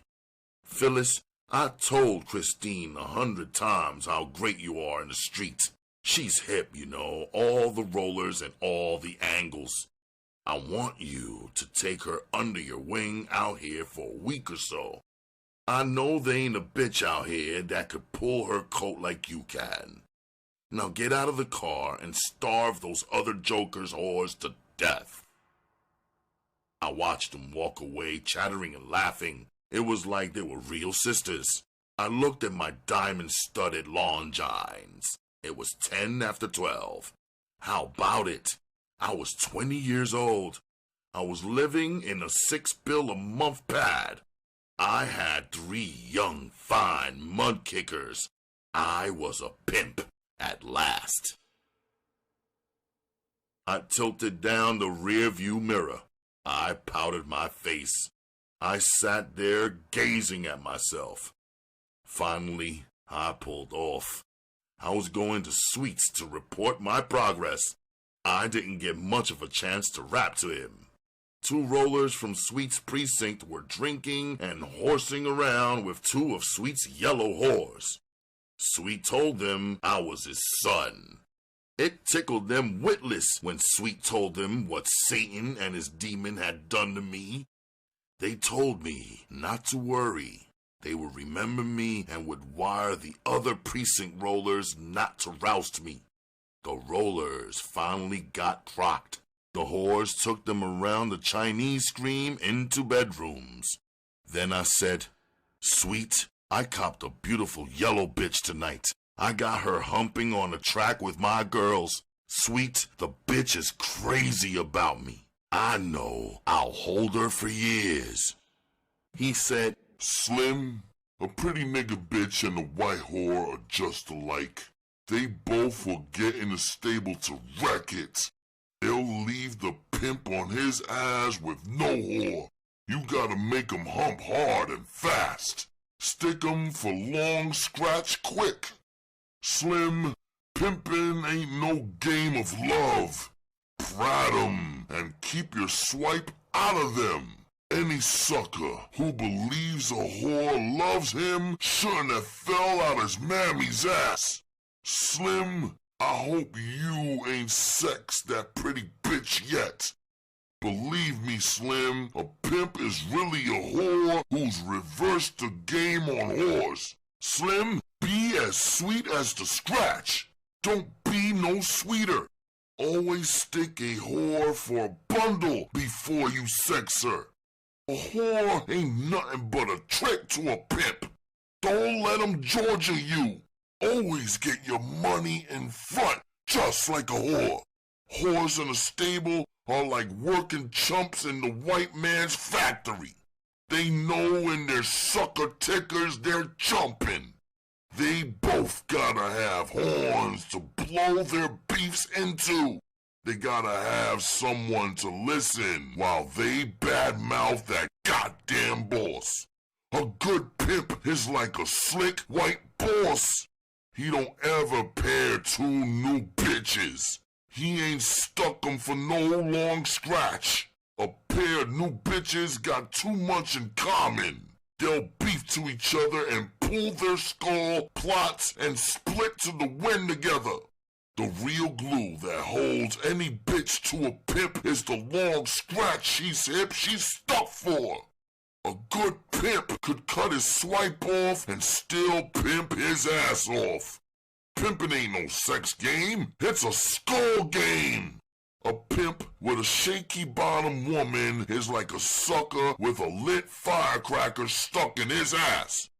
When his boss bitch turns sour and blows, all the other bitches in the stable flee to the wind behind her. There ain't more than 3 or 4 good bottom women promised the pimp in his lifetime. I don't care if he cops 300 whores before he croaks. A good pimp has gotta have like a farm system for bottom women. He's gotta know what bitch in the family could be the bottom bitch when mama bitch goes sour. He's gotta keep his game tighter on his bottom bitch than on any bitch in the stable. He's gotta peep around her ass while she's taking a crap. He's gotta know if it's the same stink and color it had yesterday. Slim, you're in trouble until you cop the 4th whore. A stable is sets of teams playing against each other to stuff the pimp's pockets with scratch. You got an odd bitch. You ain't got but a team and a half. A young pimp like you has gotta learn not to cop blind. Your 4th bitch has gotta be right to pair with the 3rd whore. She can't be no ugly bitch unless she likes pussy. She can't be smarter than the pretty bitch. She can be younger, even prettier, but she's gotta be dumber. Slim, all whores have one thing in common, just like the chumps humping for the white boss. It thrills them when the pimp makes mistakes. They watch and wait for his downfall. A pimp is the loneliest bastard on earth. He's gotta know his whores. He can't let them know him. He's gotta be God all the way. The poor son of a bitch has joined a hate club he can't quit. He can't do a turnaround and be a whore himself in the white boss's stable unless he was never a pimp in the first place. So kid, rest and dress and pimp till you croak. I ain't had no rest in a couple of days. I think I'll try to get some DOS. Kid, these skull aches are getting bad. Good luck, kid. Call me tomorrow, late. Oh yeah, happy birthday, kid. That rundown was a birthday present. My skull was reeling from his rundown on the way home. It was 5 a.m. when I got there. The runt and Ophelia were asleep. They were locked together like Siamese twins. I picked up my scratch off the dresser. It was 2 1/4 bills. I went and looked in on Chris. She was in bed reading a book. She looked up and put the book across her belly. She reached under the pillow. She gave me a roll of bills. I checked it. There was 6 bits. It wasn't bad for a new bitch who got to the track late. She held out her arms. She was naked. I had to cop her some sleepwear. To avoid her arms, I lit a cigarette. She said, Daddy, did I do all right? I said, Chris, you made a start. It's like the first buck of that million you're gonna make. I ought to frame it like a sucker who's opened a new hot dog stand. I want you to put that book down. Get some DOS. I want you to take a fin to Leroy tomorrow. Hip him, I'm your man now. The family is gonna cabaret tonight. It's my birthday today. I'll get a rundown of your first night when I wake up. I'm gonna cop you a partner for the street real soon, baby. Good night, Chris. When I woke up, it was 1 p.m. I turned on my side. 2 big brown eyes were looking at me. It was Ophelia. She started kissing my eyelids. She said, Daddy, you're so pretty. You got eyelashes just like a bitch's. Phyllis took Chris to visit that sucker in the shithouse. Daddy, can I kiss my candy? I said, Christ in heaven, ain't I got a whore in this family without a hot jib? Go on, bitch, then get your kit and trim my toenails and paint them. We're all gonna get pretty for my birthday party tonight. She said, How old are you, Daddy? I bet you're 19. I said, bitch, I'm 119. I just got a pretty baby face. Chris and the runt got back from Leroy around 3 p.m. Chris had a serious look on her face. I said, well, how did he take the news? Did he hang himself from the bars before your eyes? She said, Daddy, he fell apart. He would have killed me if he could have reached me. He cried like his heart was broken. He said he was going to kill you wherever he saw you. I feel bad, Daddy. He really upset me. I'm gonna lie down. I thought, that square chump is sure a wingding. I'm gonna put the hurt to him fast if I run into him. We partied at a swank white joint near the Gold Coast. We got home at 4 a.m. I was sober. The whores were stoned. I went and got into my bed. I dozed. An hour later, I woke up. The 3 whores were crowded into bed with me. They were stroking and kissing me all over. Mr. Thriller sure ached to be a circus performer. I was having trouble convincing Mr. Thriller he had to take only one at a time. He was a pimp, not a freak. The ringmaster put the show on and stayed cool. It was 8 o'clock before I got to sleep. It was a month before I copped the 4th whore. She was a cute, tiny 17-year-old broad about Chris's color. The stable had brought her home from a coffee joint at closing time. They took their breaks there. The little broad was a waitress in the joint. She was curious about the whore game. She was wild to wear flashy clothes. She thought I was rich when she dug the pad. The excitement in her eyes hipped me I could make a fast cop. I took her into the living room. I cracked her into saying she'd be my woman and stop slaving for $30 a week. Then I gave her the pitch to tie the knot. She was sitting in a chair. I stood looking down at her. Her eyes never left my face. It was maybe like a rattlesnake charming a robin. I said, Joanne, I gotta congratulate you. You're not only lucky, you're smart. You knew when you saw me that I was going to be your man. I'm hip that you were just waiting to meet me. You have wanted since you were a little girl to live an exciting, glamorous life. Well, sugar, you're on blood's magic carpet. I'm gonna make your life with me outshine your flashiest daydreams. I'm a pimp. You gotta be a whore. I don't have squares. I'm gonna be your mother, your father, your brother, your friend, and your lover. The most important thing I'm gonna be to you is your man. The manager of the scratch you make in the street. Now, sweet bitch, have you followed me so far? She whispered. Yes, blood. I understand. I reached down and took her hand. I took her to the window overlooking the city. I held her against me. I said, look out there, baby angel. Out there is where you work. Those streets are yours because you're my woman. I've got 5 G's in fall money. If you get busted for anything, even murder, I can free you. Baby bitch, this family is like a small army. We got rules and regulations we never break. I am really two studs. One of them is sweet and kind to his whores when they don't break the rules. The other one comes out insane and dangerous when the rules are broken. Little baby, I'm sure you'll never meet him.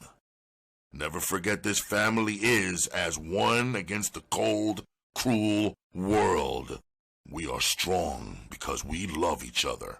There's no problem I can't solve. There's no question I can't answer about this game. Tomorrow, I'm gonna start filling your skull with everything about this game and street. I'm gonna make a star out of you, Angel.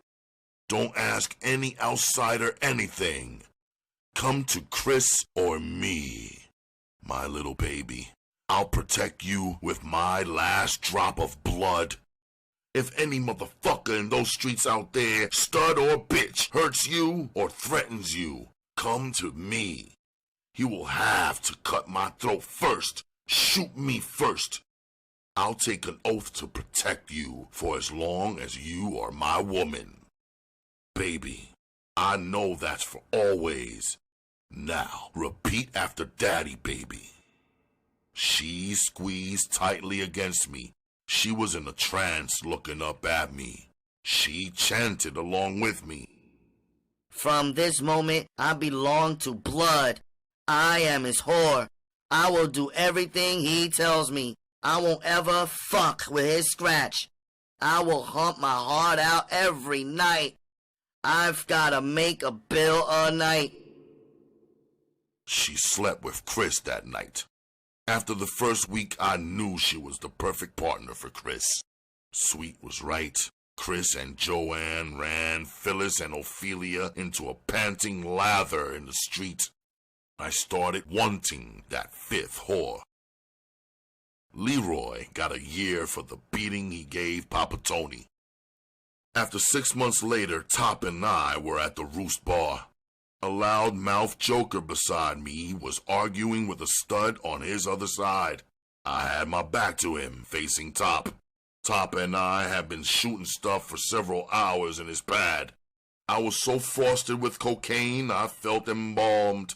It was maybe like I was at the Roost and I really wasn't. I had raised my glass of Coke to my jib. I was being fascinated by the tiny bubbles popping inside the glass. I was trying to count them before they all popped away. I heard an explosion behind me. My skull was numb. It was maybe like the noise behind me happened a year ago on an ice floe in the Arctic somewhere. I saw a light gray lid that stirred a faint memory. It wobbled across the log and stopped in front of where Top had been. I thought, that's a Knox 40. I had one once that color. That crazy joker Top was on the floor between the log and his stool. His eyes were wide in fear. He was looking up at me like he thought I had gone bats and was going to croak him. I laughed at him. I heard running feet behind me. I looked over my shoulder. The joker who had been arguing with Loudmouth was running through the door with a rod in his hand. I looked behind me. Loudmouth was on his back, out cold. He had a long red gouge across his temple. Some of the frost melted away in my skull. The bullet that grazed Loudmouth had torn my lid off. The joint was still. Top was standing and dusting himself off. The joint had emptied. I reached over and picked my lid off the bar. I took a casual look at the entrance. Exit holes in the top of my crown. I stuck it on my head. Top was staring at me. I tilted my glass and drained it. I turned to Top. Loudmouth was groaning and coming to on the floor. I said, Jack, let's get out of here before the rollers come. I ain't got time for a quiz. You know, Top, if my skull had been pointed, I'd have had a bad break. Top followed me out the door. He got into his hog in front of the roost. Top was still staring at me. His jip was gaping. He said, "Kid, I saw it, but I don't believe it. I've seen some cool studs in my time, but I ain't never seen nothing to equal that. Kid, you were cold in there, icy. Icy like an iceberg, kid. I got it. You're getting to be a good young pimp. All good pimps got monikers. I'm gonna hang one on you. Kid, you've outgrown young blood as a moniker. How about Iceberg Slim? Kid, it's a beautiful fit. Iceberg Slim. How about it? And I thought it up. Cocaine sure chills you. I guess you picked the right high for you."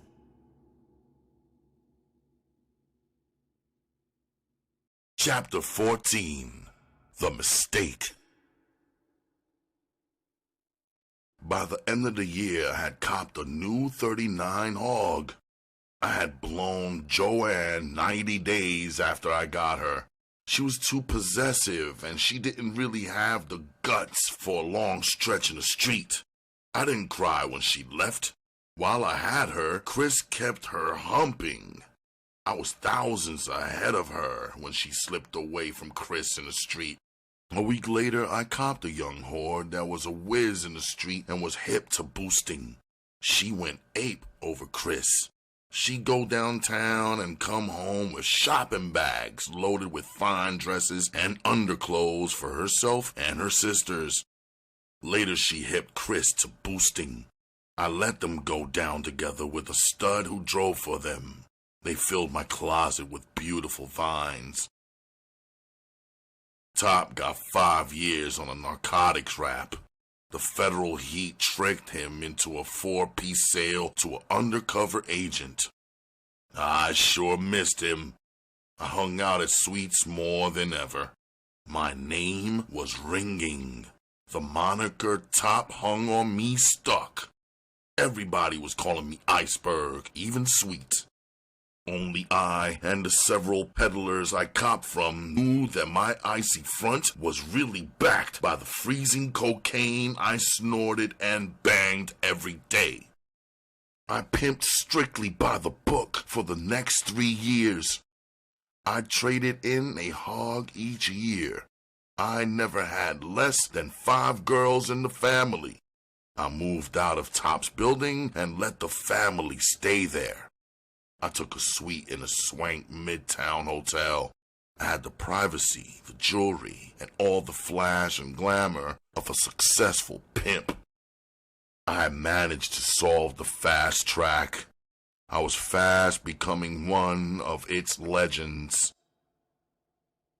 Top had gotten out. He was in Seattle with relatives serving out his short parole paper. Only one of his women stuck with him.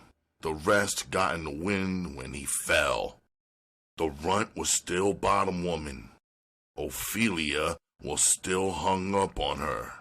Chris was proving every day she had the qualities of a bottom woman. I noticed the runt was acting like she might be wearing thin fast. The other 2 whores I had been stablemates. I copped them when their pimp shot an overdose of H. I was at Sweets when Pearl Harbor was bombed. I had stayed all night. I was still in bed. The friendly brown snake had brought my breakfast. I was just finishing when Sweet walked into the bedroom.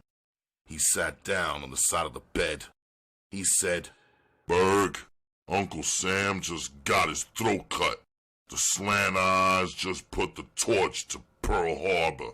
Whore's gonna make more scratch now than ever before. Berg, I got a feeling this Second World War is gonna hurt the pimp game in the long run." I said, "Sweet, how do you figure that?"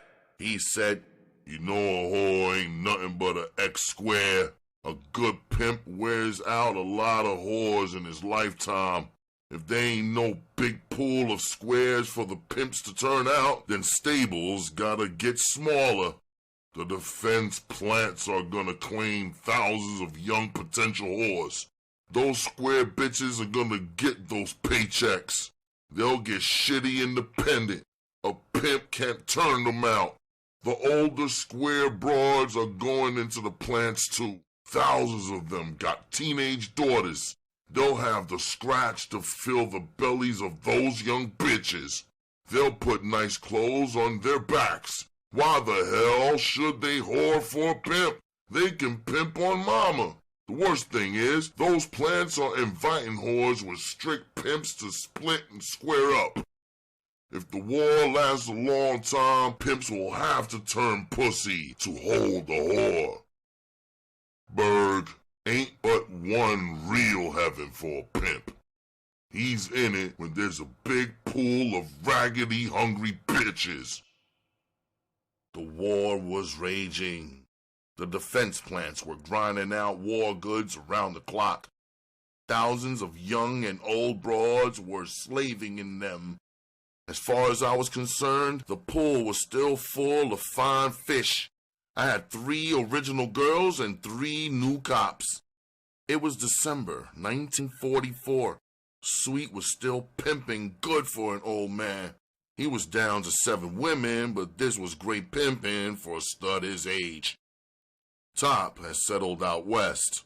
I had held Chris, Ophelia, and the Runt a long time. Since 38, I had copped and blown 6 to 70 whores and turnouts. Turnover in turnouts was big. Some of them would hump for a month and split. Some a week, others a couple hours before they cut out. Sweet had been so right years ago. The pimp game was sure cop and blow. I spent Christmas Day with Mama. She was really happy to see me.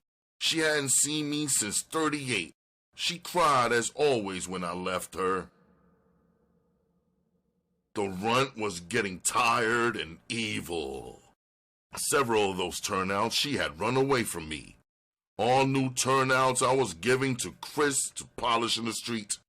I started sending the Runt to small towns near army camps.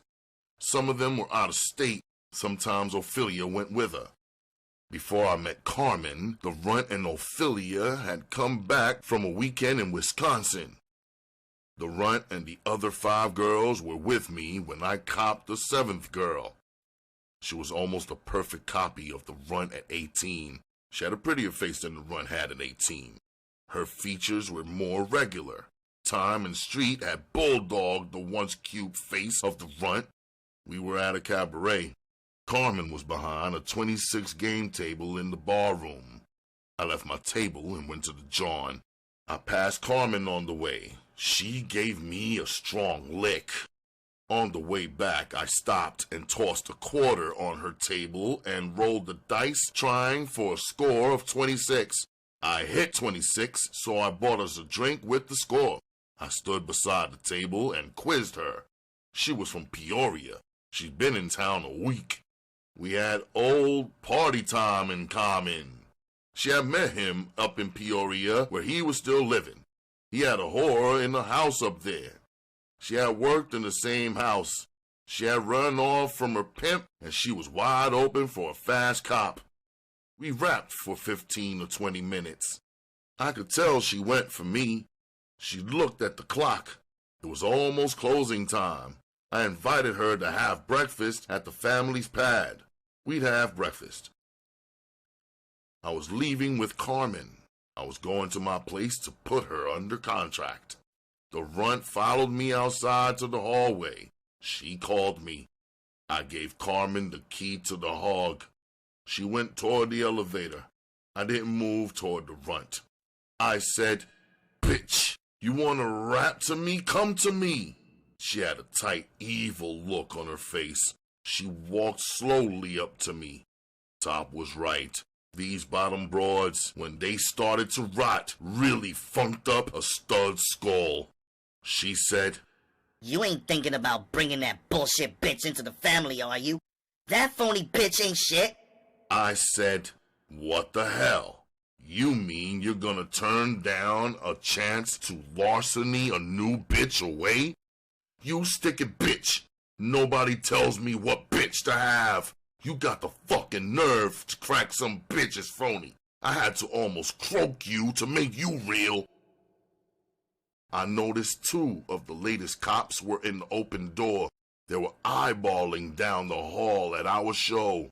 She shouted, Nigger, you were a raggedy, nowhere scarecrow until you got me. You didn't have no wheels. You muscled me for mine. Nigger, I'm the bitch that made you great. Without me right now, you'd go to the bottom fast as shit through a greasy funnel. I made a bad mistake. I should have maybe used Top's jelly skull technique to get rid of her. Instead, I left hooked her hard as I could against the jaw. There was a pop like a firecracker going off. She fell to the carpet in a quick heap. I kicked her big rear end 12 times. I walked to the elevator. I looked down the hall. I saw Ophelia and Chris dragging her toward the apartment. The runt got her broken jaw wired up. She split with Ophelia. Chris said she tried to take 2 of the newer girls with her too. I had made a pimp's classic blunder. I had blown a tired bottom bitch in the rough. Carmen was an easy cop. A pimp wants everybody who can hump his pockets fat. He's in real clover when he cops a fine young whore who wants him. Carmen really wanted me. She was starting with Chris. 6 months later, Sweet called me early in the morning. His voice was laced with excitement. I jerked erect in bed.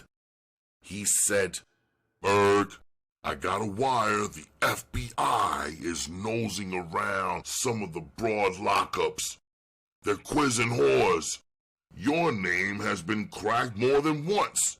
It looks like they already got a solid beef to go on. It's my guess they're trying to build the 5 or 6 count rap against you. I said, Sweet, I bet it's that stinking runt. Christ, Sweet, I've sent her and Ophelia across state lines 12 times since the war started. They're trying to ram a white slave rap into me, Sweet. What would you do? He said, I would give one of those nice sweet jokers on the west side expense scratch and a ball-peen hammer. I'd tell him as soon as I read they was found in an alley with their skulls caved in, he could get a cinch $2,000. It would be easy to trap him. They're whores. He'd be judged another freakish trick wanting to party with 2 whores. Tell you what, Berg, get them whores out of that crib over there fast. Move out of your pad today. Go groundhog. Switch your whores to new stomping grounds. Stay out of the street after you move. Call me when you get out of there. He hung up. I thought, I'm a sucker. I should have destroyed the runt Top's way. I had moved the stable and myself to new pads by 7 that night. Chris, my new bottom woman, was the only one in the family who knew the reason for the move. I took the hog and put it in a garage I rented from an old widower. The garage was behind his house in a respectable neighborhood. I got a cab to one of my stuff connections. I was going underground. I had to have at least a piece of stuff. I had copped and was walking down the street looking for a cab. I passed a barber shop. I got a glimpse of the white spatted dogs of a joker in the barber's chair next to the window. I thought, geez, that square joker is pitiful. He ain't hip spats wearing out with high-button shoes. I was walking fast. I had the sizzle on me. I needed a cab in the worst way. I was almost a half a block from the barber shop. I thought I heard some joker yelling, "Run! Run!" I looked back over my shoulder. A tall, skinny stud in a barber's apron was on the sidewalk. His white spats flashed on his feet. He was screaming and flailing his arms like a minstrel clown singing Mammy. He was loping down the sidewalk. The out-of-fashion bastard was yelping, "Son! Son!" He galloped by the neon lights toward me. His wrinkled brown-skinned face changed colors like a chameleon. He ran into me and clutched me like I was a winning sweepstakes ticket. He was panting and sweating like a whore on soldier's payday. I could smell witch hazel and the stink of emotion sweat. I saw white specks of barber's talc on the bald crown of his head. I couldn't see his face. He had it buried in my chest. He was blubbering, "Oh, son, precious son, sweet Jesus, answer that old man's prayer. He's let me see and hold my one and only son before I got to my heavenly rest." I had the damnest thought while he made love to me. I wondered if my skull had chipped any paint off that wall he threw me against when I was 6 months old. I stiff-armed him away. I stared coldly into his face. I saw a weak blaze of anger light his dull brown eyes. He said, "God don't like ugly, son. You saw your father back there. You ignored me, didn't you?" I said, "Shit, no, I didn't see you. I thought you had croaked. Look, Jack, I'm happy to see you, but I'm in an awful hurry. See you around." He said, "I did my part to bring you into this world. You ain't gonna treat me like a dog. Where do you live? You look prosperous. What's your line? Are you with some big company? Are you married to some nice girl? Do I have any grandchildren, son?" I said, "You haven't heard about Iceberg Slim? He's famous." He said, "You don't associate with black filth like that, I hope." I said, "Look, Jack, I am Iceberg. Ain't you proud of me? I'm the greatest nigga that ever came out of our family. I've got 5 whores humping sparks out of their asses." I thought he was gonna have a heart attack. The apron was quivering over his ticker.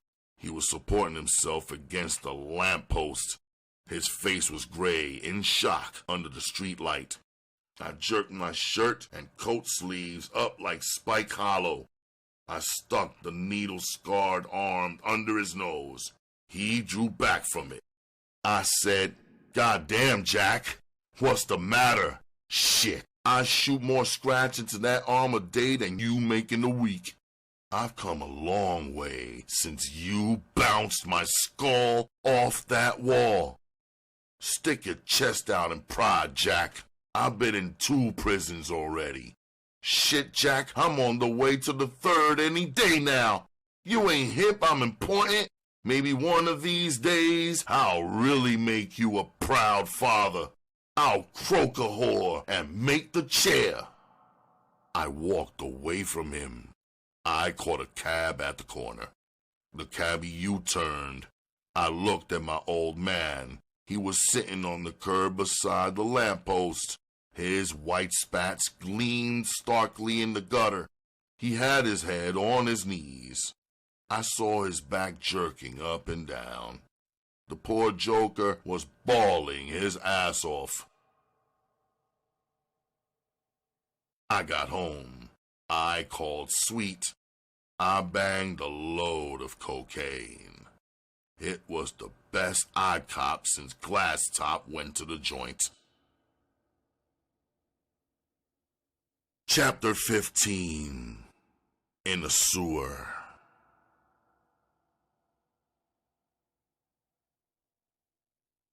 After I called Sweet and banged the cocaine, I had chilling thoughts. I've got 5 whores just like poor Preston had when Sweet crossed and destroyed him.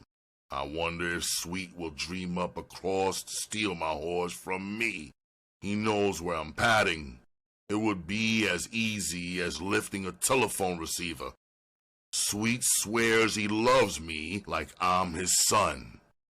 These 7 years on this fast track have hit me to one solid truth. To a pimp, there's nothing more important than copping whores. While I'm holed up, I'll keep my stable headaches a secret. I won't give him a cue to volunteer his help. It would be a bitch to have him handling my stable. I'm sure glad Chris is a boss bottom bitch. Oh, this pressure is really screwing my skull around. Sweet wouldn't cross me.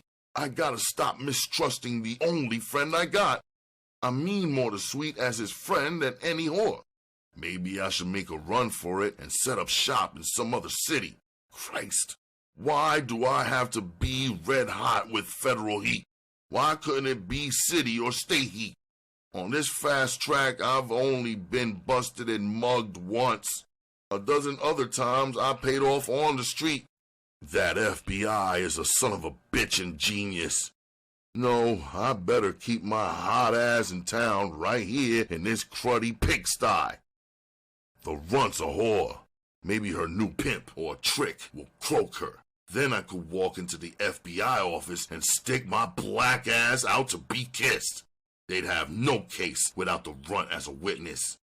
The runt took Ophelia on all those out-of-state trips. I gave the runt instructions and expense money. I ain't never told Ophelia to cross a state line. The runt was screwing Ophelia. That was the runt's bitch. It's a good thing I holed up in this rat's nest. The FBI would never look for a good pimp in the sewer. It was December 1945. The war was over. The world was licking its bloody wounds. Drugs and the pimp game had hardened away my baby face. My hair was thinning. I was turning 28, but I looked 40. For 7 years, I had devoted myself to getting hip to that pimp's book. I had labored with the zeal of a Catholic brother agonizing for the priesthood. I had thought and acted like a black god. I was now trapped in my dingy one-room kitchenette. I was in a very old 2-story building. I was on the first floor in the rear in number 10. Down the hall at night, rats would come scampering. They came under the back door, which hung crookedly on its hinges. I had a vague, disturbing doubt in my skull. Was it possible I wasn't even a poor imitation of a god? Maybe I was just a sucker black pimp on his way to a third bit in the joint. Chris was the only one of the stable that visited me. We'd bang cocaine together. I wouldn't let her know how worried I was. God couldn't have skull aches. I couldn't let the others see me in a crummy setting. After all, how can a god live like a square chump? Chris knew all the reasons why. To her, God's fart still had the fragrant odor of roses. I worked out with Chris a smooth system. Even the best pimp has to keep some personal contact with his whores. The system was simple and for a while effective. Chris and I would go out into the hall to the phone on the wall. She could call the stable at her pad. It would always be 3 or 4 o'clock in the morning. One of the girls would pick up. Chris would pretend to be a long-distance operator. It was rare luck that Chris had a talent for mimicry. They didn't get hip to it. It was always be a person-to-person call from me to one of them. Chris and I conned them the calls came from New York, Boston, and Philadelphia. I would get on the line and talk to all 4 of them. There were extensions in all 4 bedrooms. I could con and tighten my game on all of them at the same time. The first call we made was supposed to be from New York. It took maybe a minute for me to have all of their horns to receivers. I said, "Well, girls, I know you've missed Daddy. You've all probably wondered, when in the hell is Daddy coming back to town? Jesus Christ, has he forgotten a whore needs to see her man sometime? Sure, we're in his corner. We prove that when we hump our asses off in the street, we check our scratch into Chris to send to him.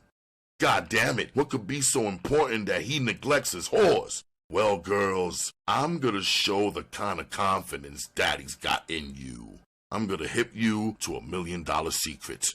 I know all of you will keep your jibs buttoned. Chris cut in crisply and said, 3 minutes are up, sir. Please signal when through. I continued, you are the luckiest whores alive. Your man's got a genius white engraver for his pal.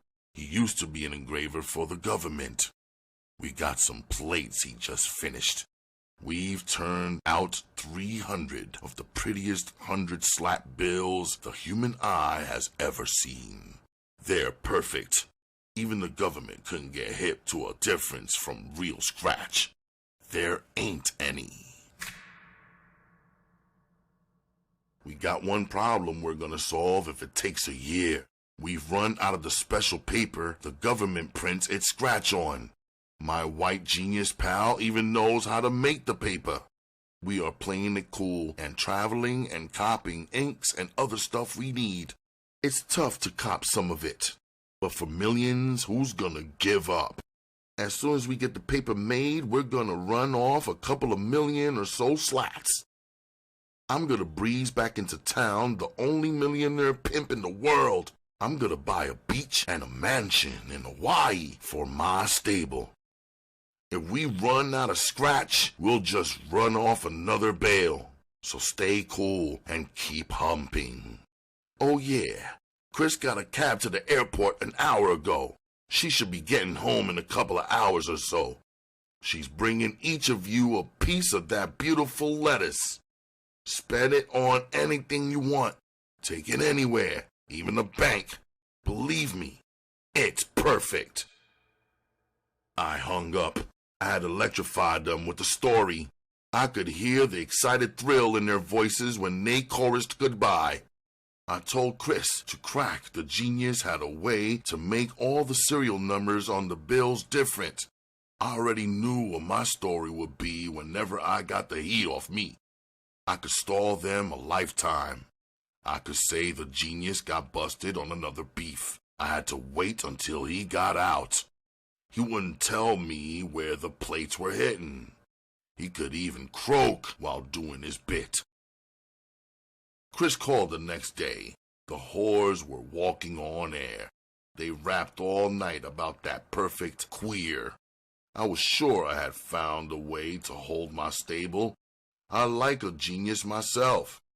Each time I talked to the stable after that, the genius and I had just copped another vital item we needed. It wouldn't be long now, I assured them. Sweet had dropped the word in the street that I was on the West Coast taking off long scratch from a rich square broad. It was getting almost impossible to sleep. I would jump from my skin where the tenant would knock. I would think it was the heat. The tenant would be calling me to the phone in the hall. When I did fall off into fitful sleep, I'd have nightmares. Those dreams about Mama would hogtie me on a sweaty rack of misery. I had an awful fear of another jolt in the joint. The guilty daydreams on the heels of the nightmares were torturing my skull. I stopped banging cocaine. It only magnified my terror and worry. I remember how serene Top used to look after a bang of H. He'd sit and coast like he was in a beautiful, peaceful dream. Maybe he'd been right. Maybe Sable H came after mint cocaine. Chris came on Christmas Eve. She stayed until Christmas Day afternoon. She bought me pajamas, cologne, and robes for herself and the girls. She had given them scratch from me. My one-room kitchenette hideout was crammed wall to wall with trunks and suitcases. I had all those fine threads and no place to go. I was a lonely pimp bastard. Sweet came to me at midnight in January the 10th, I think. He took off his velvet-collared Melton Benny. He hung it in a tiny closet. It had been 10 below zero or colder for a week. It was a brand new year, 1946. The new hogs were out for the first time in several years. The garage rent was paid for a year for my old hog. Chris had gone out several times to run its engine for a while. I thought, Christ, it would be a kick to trade off and flash through the fresh air in a new hog. It was the first time Sweet had visited me. He was getting white around his temples. There was less fiery voltage in his gray eyes. That H and the fast track had him looking terrible. He was getting old, all right. He sat down on a suitcase at the head of the bed. I was laying down. Miss Peaches was an old lady, but still gorgeous in her mink coat and fur booties. He slipped off her coat and shoes. He put them on the dresser. She sat on the floor, looking up at me. He said, Berg, got bad news for you. The streetwire says city rollers are carrying a mugshot of you around. You're really hot now. I got a wire that pimping poison is nosing around your girls in the street. If you ain't got Chris tight, he'll steal her. She's gonna hip him where you're hiding. Maybe you oughta get out of this joint tonight. Take another hideout. Don't let Chris or any other whore you got know where you are. I'm your bosom buddy, sweetheart, and I love you. I'll keep the stable in line for you. In the meantime, I could figure an angle to get your balls out of the hot sand. All you gotta do is call your girls. Tell them you want Uncle Sweet to look out for them for a couple of weeks. It's easy, pal. I just lay there for a long moment, feeling myself tremble. If he had been lovable Henry, my stepfather, saying he hated me, I couldn't have felt worse. True, I had conquered the fast track, but that sucker inside me I couldn't kill was hurting the hell out of me. I looked at him. Somehow, I kept my voice steady and the pain out of my eyes. I said, Gee, Sweet, I have a bitch of a time trying to cop another friend like you. I feel like bawling just to think about it. I ran down my life story to you. You know I love you like I loved Henry. Maybe I love you, Sweet, more than I love Mama. Don't think I'm a chump square when I say it, Sweet. You taught me to be cold-hearted. You're the only person on earth who could hurt me. The jokers in the street call me Iceberg. They'd laugh their asses off if they knew I was weak for a stud I love like a father. Sweet, please don't hip them. I got a sucker weakness. Don't ever do anything to croak my love for you. Sweet, if you ever do, they'll all get hip. I'll maybe fall apart, run through the streets, wailing like a crazy bitch.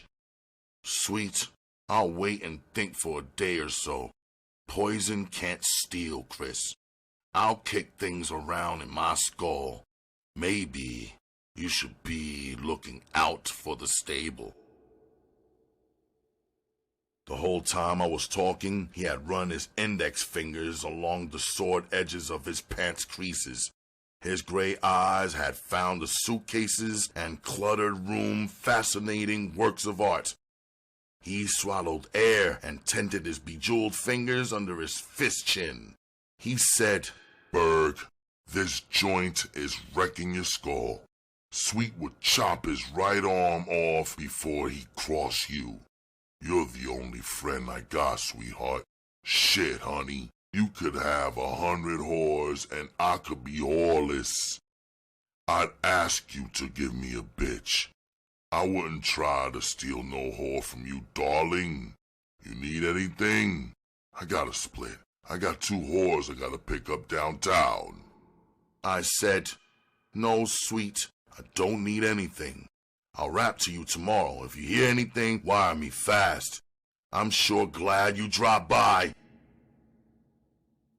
I heard his heavy feet pounding down the linoleum in the hall. They stopped. I heard them getting louder. He was coming back. I looked around the suitcase where he had been sitting. I didn't see anything he had left. He thumped the door. I opened it. He had Miss Peaches in his arms. He was flashing the first gold-toothed grin I'd ever seen on his face. He said, "Berg, I forgot to tell you. They found old pretty Preston frozen stiff in the alley back of the roost. The poor bastard had wrapped himself in newspapers. The Greek fired him a week ago for staying near the fire and not pulling marks on the sidewalk. The drunk half-white bastard thought the newspapers could stand off 10 below zero." He turned and walked down the hall. I shut the door and fell across the bed. At 3, Chris called. I told her to stay away until my next phony long-distance call to the girls. I told her Poison might try to tail her and maybe the FBI. She told me they didn't have a chance. She went in front doors of a half-dozen buildings, then out the back doors before she came to me. When she got to my place, she'd come in the back door and walk through the front door. She'd go through the alley, then through the back door again before she came to my door. Maybe they couldn't keep a tail on her. I told her to stay away to play safe. I told her not to call from the pad. It would be a bitch if one of the girls picked up an extension. Sweet called the next morning at 1 a.m. The broad next door answered the phone. She knocked on my door. I slipped on an overcoat and walked into the hall. It felt like zero out there. He said, "Berg, I just got the wire. Poison stole your young bitch Faye. I hope she ain't hip to anything that can cross you. Berg, you gotta make some moves. I'll keep my horns to the wire." He hung up. I was in trouble. I went and got back in bed. I thought, Poison's gonna quiz that stinking bitch. She's gonna spill that queer scratch corn I've been playing. To tighten his game on her, he's gonna wake her to the con. He's gonna tell her I'm hiding out in the city. It's a good thing Chris is on the con. I could blow Horless in an hour if she wasn't. I need her to take the rest of the stable underground. Maybe I should have split out of town when I first got hot. I gotta move the rest of the stable fast. Poison is a cinch to pull their coats to the con I played. It's the ace to play for a fast cop of maybe the other 3. They'll be salty as hell with me if he gets a chance to wake 'em up. Hurry, Chris, and call! At 3, Chris called. I ran to the phone in my pajamas. I almost froze to death talking to her. She said, "Daddy, I had to call you from home. Poison just left with Faye and her clothes. The black bastard has wised up the whole family to the game we played. Dor, Rose, and Penny are larcenied to the gills. They're crying and packing their clothes. I can't hold them. They hate me. Poison came into my room before he split. He acted and rapped like I was already his whore. If I had a pistol, I'd have croaked the strong bastard. He said, "Well, Miss Bitch, your nigga is finished. You're the only whore he's got left. I know a fast, pretty bitch like you don't want no pimp you got a solo for. With my fake cop, I got 8 whores. I'm on the inside of this game. None of my whores take false. I'm top pimp in town. You're the best whore in town. There ain't nobody but me you can take for your man. Bitch, come to me and you can be queen boss bitch of the 8-whore stable. Get your clothes and get out of here with me and Faye. Iceberg is going to the federal joint." She said, "Daddy, what happens now? Maybe Poison will come back and gorilla me. I'm so upset, I know any minute I'll scream myself into a padded cell. The zero drafts blasting through the gap under the back door kept me from passing out. I felt cold sweat dripping down my shaking legs. My throat was having dry convulsions. My voice sounded like it came from an echo chamber. I stammered, "Chris, don't lose your cool. This is Iceberg, remember? Like always, I'll put an angle together. Now listen carefully. Pack your things. Go down and get the building flunky. Pay him to take you to a hotel near the garage where the hog is stashed. Check in and leave your things. Go to the hog. Drive back and pick up your stuff. Go downtown and check into a hotel. Drive the hog back and stash it back in the garage. Take an L train back to your hotel. Call me then." I went back and washed my face in cold water. I looked in the mirror. I looked like I had on a Halloween fright mask. I sure didn't look a bit like a fresh-faced kid anymore. The whites of my once bright eyes were bloodshot and faded. The deep black circles looked like some tricky practical joker had conned me to ram ink spyglasses against the sockets. I started looking for a yellow.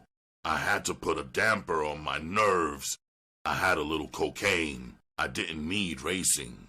I needed some skull pacifying. I was out of yellows.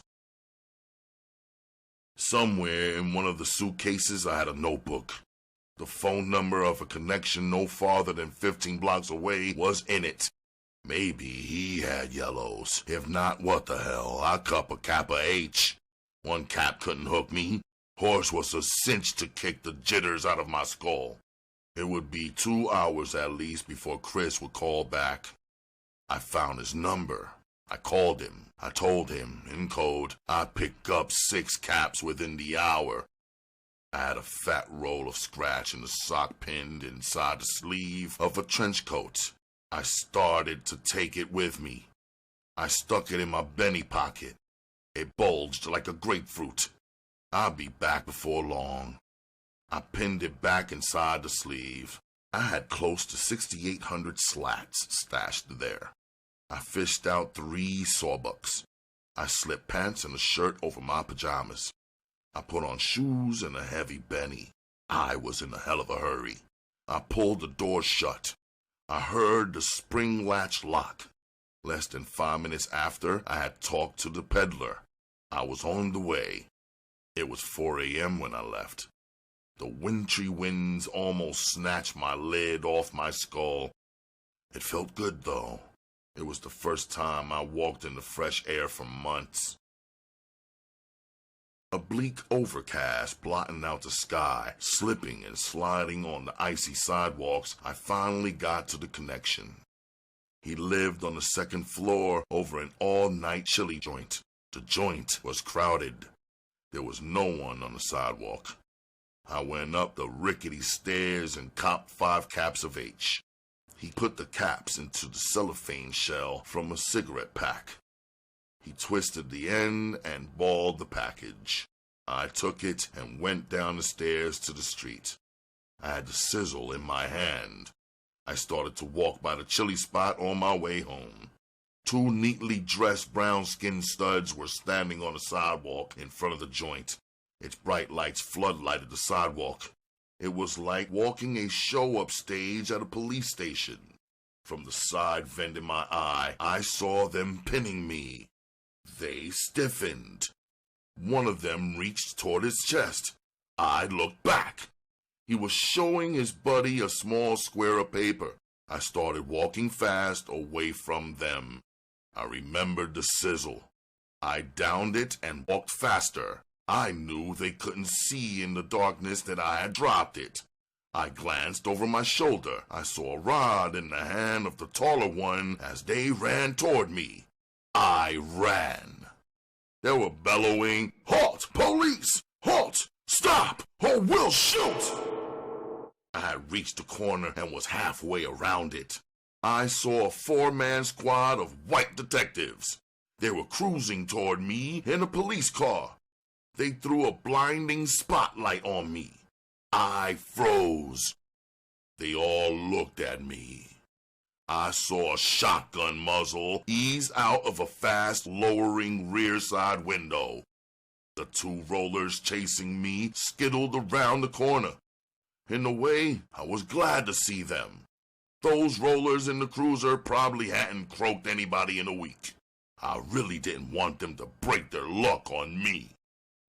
The two held on to me like I was Sutton.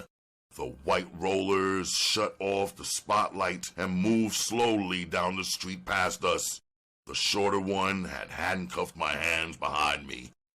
He showed his buddy the picture. They looked up at me. The taller one said, "Yeah, it's the bastard, all right. Look at the eyes." They searched me head to toe.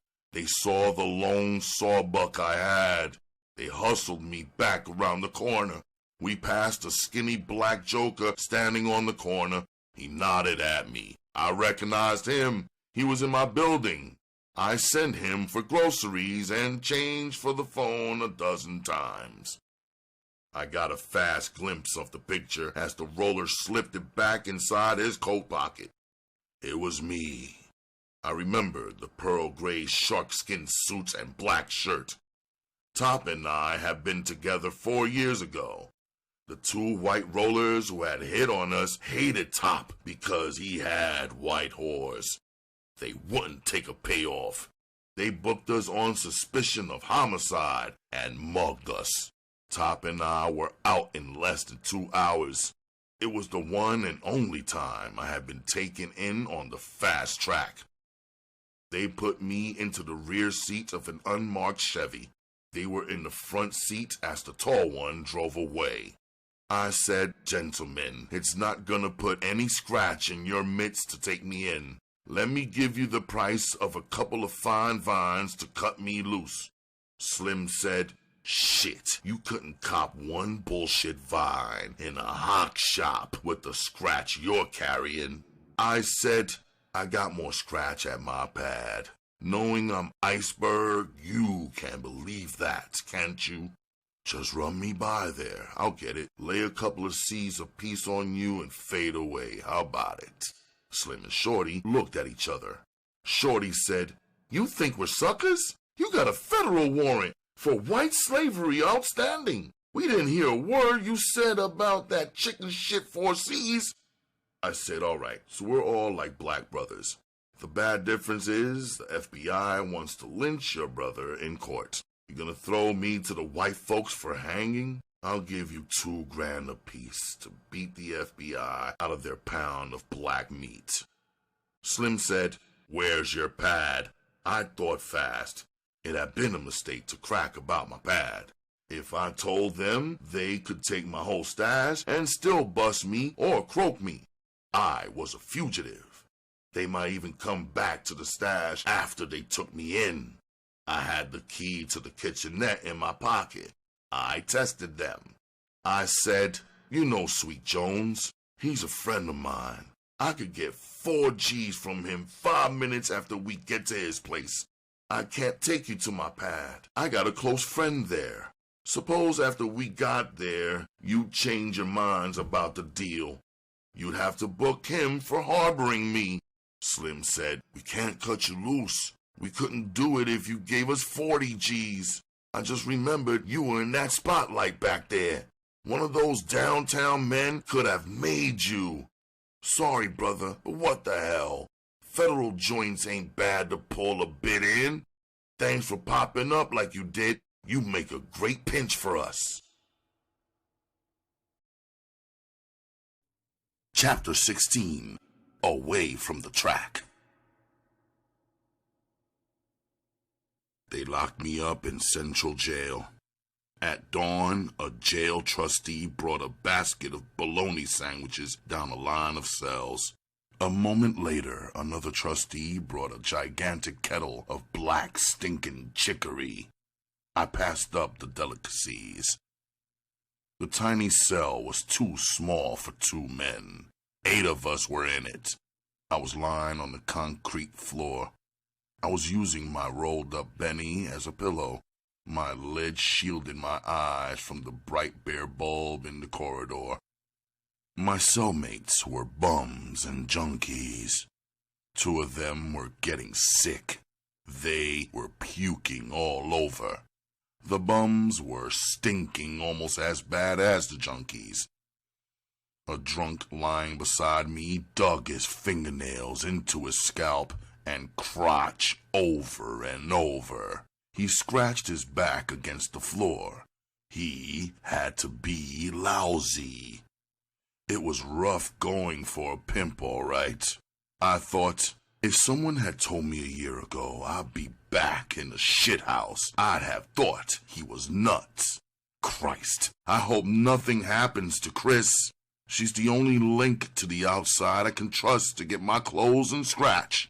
I know after she calls and can't get me at the pad, she'll check out all the shithouses. It's a good thing I'm not in the federal lockup at county jail.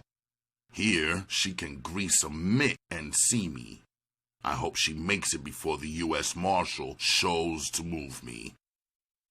At 9, the turnkey came and called out my name. I went to the cell door. He looked hard at me through the bar. He twisted the cell lock open. I stepped out into the corridor and followed him. He took me to a break-proof glass window with a speaking hole in it. I saw Chris on the other side of it. She was crying. I couldn't blame her. I felt like crying with her. I bent down and put my mouth to the hole. She stuck an ear against it on her side. I said, "Baby, there's nothing to cry about. You're Daddy's brave bitch, remember? Now listen, I want you to give the copper at the property desk a double saw or so for the key to my pad. I want you to get my scratch out of the sleeve of my green trench coat, rent a safe deposit box, then move my stuff to your hotel. The feds are gonna take me back to Wisconsin. They call it the point of origin for the runt's beef. They'll set a bond for me there. I'll get a slick lip in Wisconsin. Baby, you keep checking. Get to Wisconsin a day before I do with the scratch. I'll need it for the lip and bail, understand, sugar? Once I get bail, I'll get our stable back and beat this rap." I took my jib from the hole and put my horn there. She said, Daddy, I'll do everything the way you say. I understand. Daddy, I'll go and get the key to your latest hideout. Where did you move? I thought you were going to wait for my call. It didn't register. Maybe I was cracking up under all the strain and grief.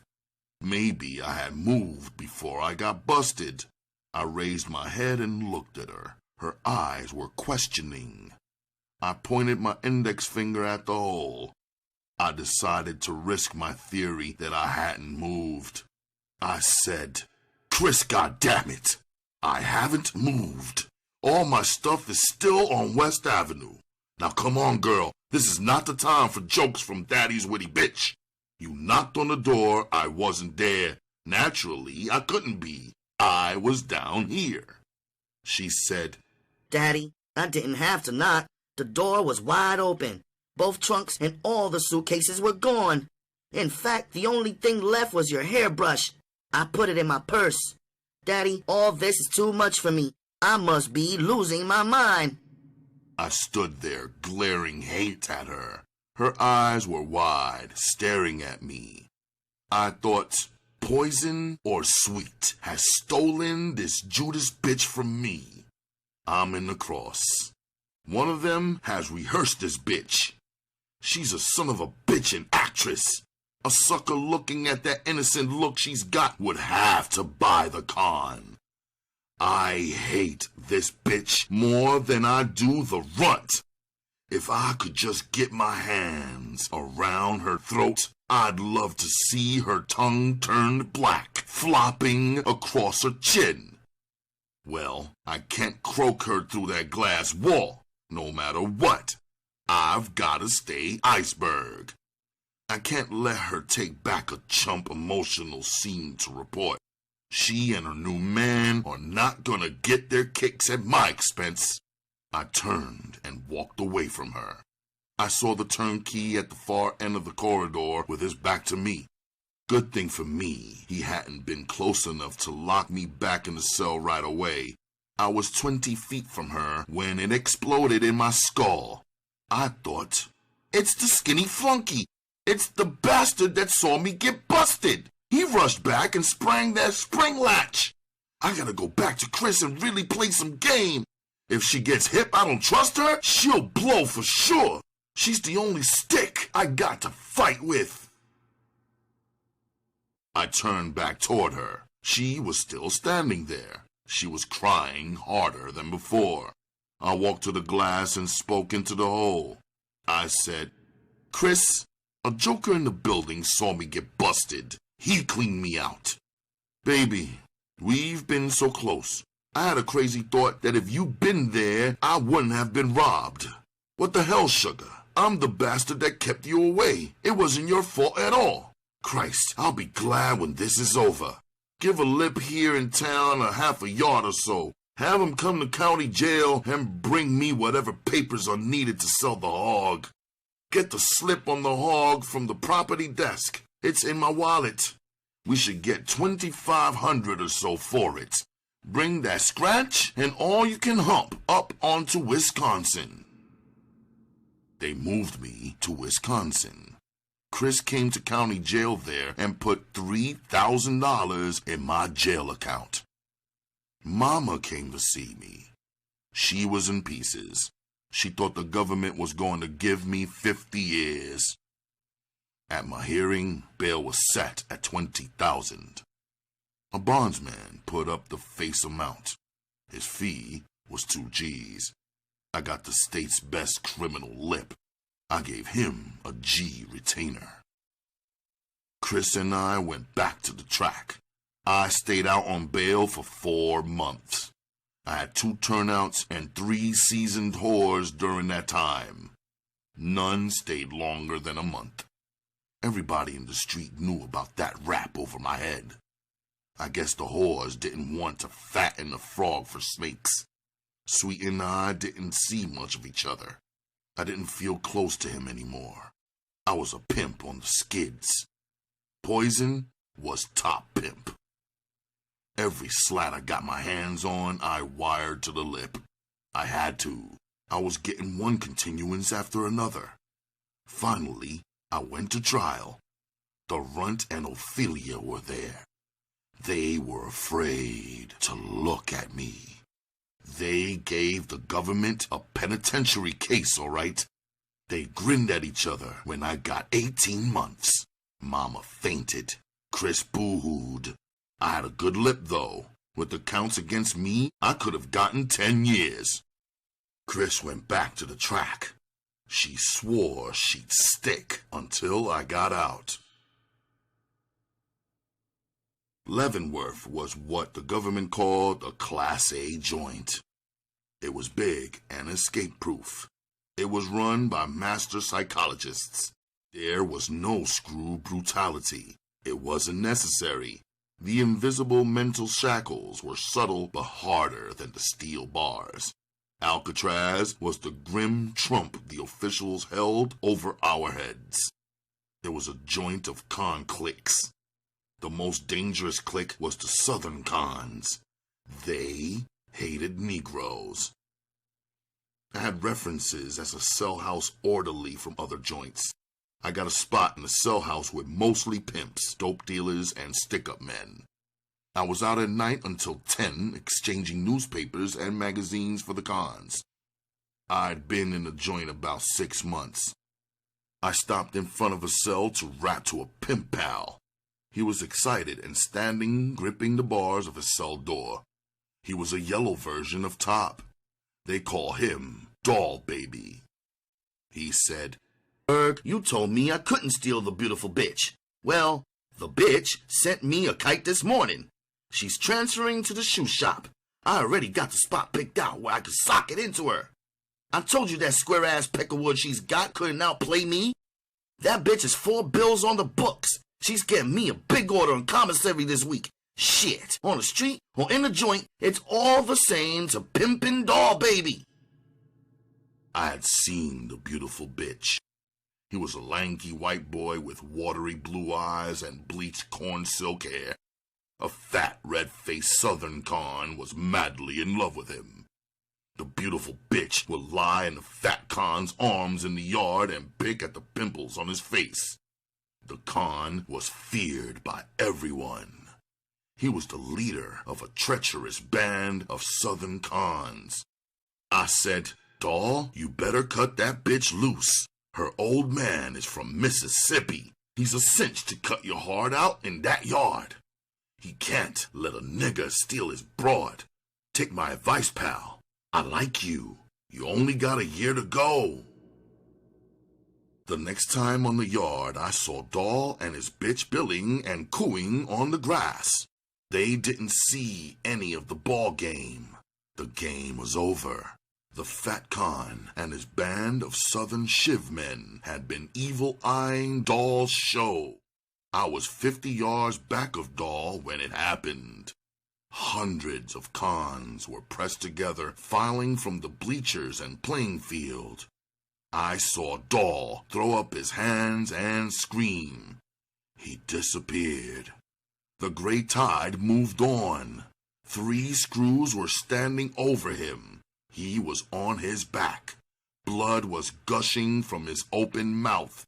Blood seeped from holes in his jacket. He lived, but he had a bitch of a time making it. He stayed bitchless for the rest of his bit. Chris stopped sending me scratch or anything. I got a wire she'd squared up and married a Pullman porter. She even had a baby. I wondered if the sucker knew what a boss bitch he had. I was filing out to sick call one morning. A group of cons on the other side of the road was filing to work. I saw a con marching behind a dark-complexioned con raise something that glinted in the sun. It was a shiv. He was chopping away at the con. Finally, the con folded dead. Screws rushed up and took the hatchet man away. I was 2 months from release. I had stopped to rap to an old con forger who knew sweet. We were shooting the breeze about stick-up men and how they stacked up in the skull department with pimps and con men. We were rapping loud. I knew the night screw was at his desk 4 tiers down on the ground floor. I said, "Pops, a stick-up man is gotta be nuts. The stupid bastard maybe passes a grocery store. He sees the owner checking his till. Right away, a stupid idea flashes inside his crazy skull. That's my scratch. Maybe the grocer is a magician or an ex-acrobat with a degree in karate, worse, an ex-marine. The silly son of a bitch doesn't realize the awful odds. He ain't got enough in his dim skull to think about the trillion human elements. Any one of them can put him in his grave. The suicidal son of a bitch maybe has his back to the street with his rod and his mitt. Pops, the stick-up man is champ lunatic in the underworld." Pops agreed, and I walked away down the tier. I heard a hiss from the cell next to Pops. A new transfer was standing at his cell door. He was skinny with a rat face. I stopped. He was sneering at me.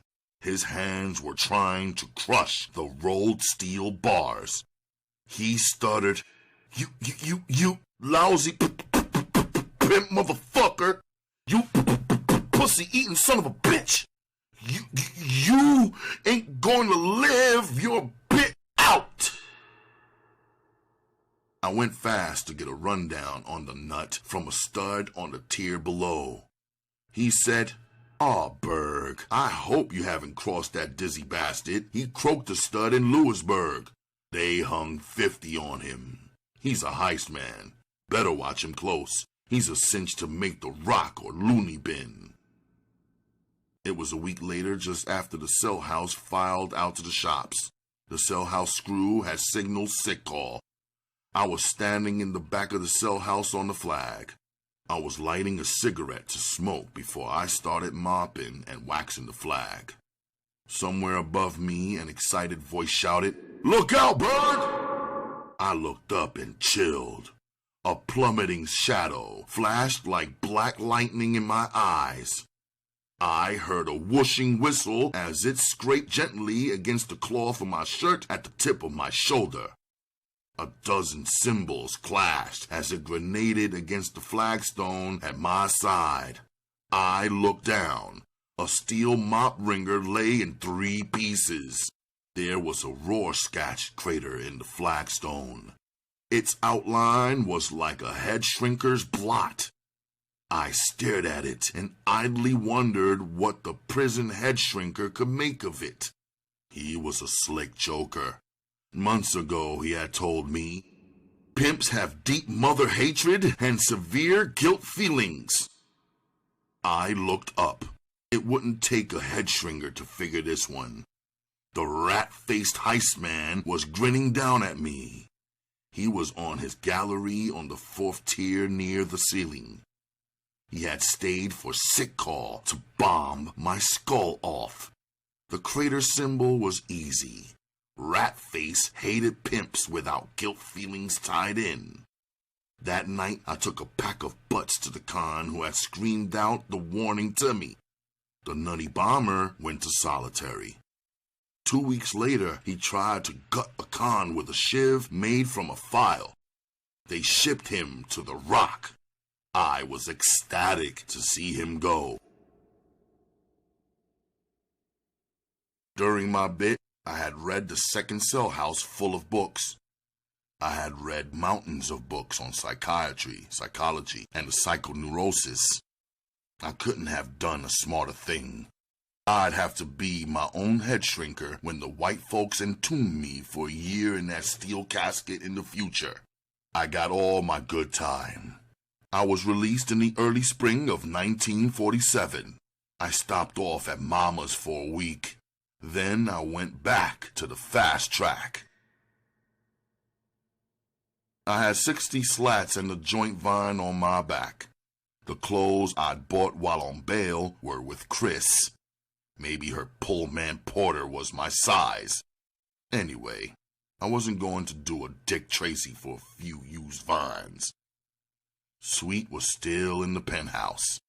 He had blown down to only 3 whores.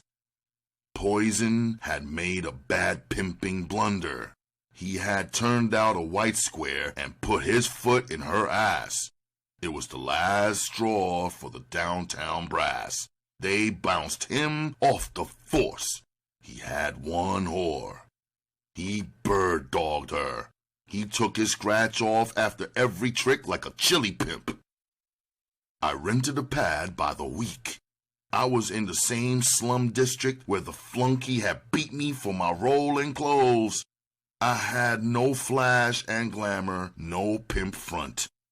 I was just another pimp down on his luck. I was starving for a whore.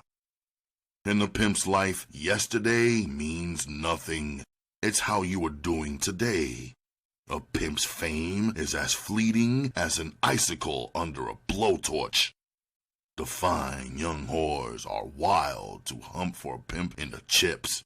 A pimp in bad shape can't get the time of day from them. A pimp's wardrobe has to be spectacular. His wheels must be expensive and sparkling new. I had to get the gaudy tools to start pimping again. Chapter 17. Trying a new game. I had 3 choices. I could cop a piece of stuff on consignment from a contact I had made in a joint. I could peddle it retail and get 9 or 10 grand in weeks. I could take a dog, a broken down whore with trillions of mileage on her. Maybe I could keep my foot in her ass and grind up a bankroll. I decided to take the third out. Do a slick, fast hustle. I met a pimp named Red Eye in the junkie joint. He had just finished a state bit the week before. He was whoreless like me and itching to pimp again. We were crying on each other's shoulder at the bar. He said, "Ice, ain't it a bitch? No matter how much pimp a stud is, these dizzy bitches demand he's got a front. But I got an idea. Ice, you're a hell of a actor, and you can rap good as a con man. I know a stud who's hip to every smack peddler and fence on the west side. I got a rod and a real copper shield. All we need is a short and a third stud to drive. Neither one of us is well known over here. Besides, there's a flock of youngsters dealing now who were squares when we left the track. I'm a roller type stud. With the weight you put on in the joint, you'd make a perfect copper. Ice, if we only knock over 3 of them, we split maybe 10 to 15 G's between us. Our finger man is a junkie punk. We give him and the driver peanuts. Ice, those 47 hogs are a pimp's dream. I gotta have one. What do you say? Are you in?" I said, "Red Eye, I'll go for it. I sure as hell ain't gonna put a mop in my hand out here. I don't have wheels, but I've got a little scratch. I'll spring to rent a short. You know someone with one? How about a driver?" He said, "Ice, lay a double saw on me to cop a short. I know a stud for the driver. Meet me right here in this joint tomorrow night at 9. We can take off our first mark." I said, "Don't crack my name to that driver. Call me Tom, Frank, anything." I didn't get 2 hours sleep that night. It worried me to be part of a hustle that required a ride. I thought, maybe I'd better back out. I could maybe find a young hash slinger and a greasy spoon. I could turn her around in a hurry. She'd be a long shot for stardom. At least she'd make enough scratch for chump expenses. You can't start pimping with a turnout. It never works out. A pimp with no whore and no bankroll is a sucker to try to turn out on a mulish square broad. No, I guess the Red Eye deal is all I got. Red Eye got to the joint at 10:30. The driver was a huge stud with a rapper like a girl's. I noticed his big meat hooks shaking on the steering wheel on our way to the west side. Red Eye ran down our first mark. His light maroon eyes were whirling. He had a skull full of H. He said, "Paul, our first mark is a bird's nest on the ground. It's a broad. The finger showed her to me last night. She and her old man got the best smack on the west side. It's so good, studs from all over town are rushing the cop every night. He and the broad deal out of a bar 3 blocks from their pad. They deal mostly in 8s and 16ths. On a weekend night like this one, they take off maybe 5 G's. The stud has got a rep as a fast rod joker. He ain't got no direct syndicate connections as far as I know. We ain't got to worry about him tonight. He's a New York cop in a supply. The broad will leave the bar around midnight loaded with scratch. She'll have a few packs of smack on her, too, for the evidence to shake her. Her real name is Mavis Sims. She's gonna go to her short parked behind the bar. She ain't afraid of being heisted. Everybody is scared shitless of her old man. She's got a small rod strapped to her thigh. She ain't gonna pull it on the police, though. That's us, strange rollers from downtown. We gotta move fast on her when she hits that lot behind the bar. She's a slick bitch. We gotta be real rollers. We can't wake her up with fakes. She's a strong bitch.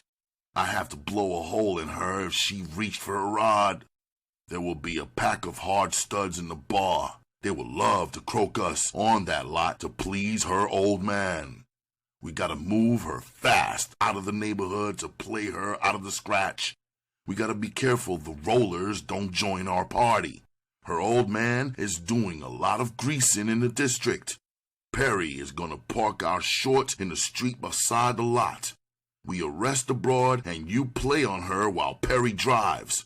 I ain't gonna rap. Ice, After we cop her, it's up to you for the shake. You got to convince her. Perry was really nervous. He pulled into the curb next to the bar lot. His skull was jiggling on his bull neck like he had Parkinson's shakes. I was silent. Red Eye's rundown had me wondering how it shaped up as a bird's nest to him. It looked like maybe a bird's nest for Dillinger. If the mark hadn't been abroad, I'd have split and got on an L train. I wondered if she'd seen me before I went to the joint. What if she made me right away as Iceberg and plugged me in the skull? Her old man might have outfit friends.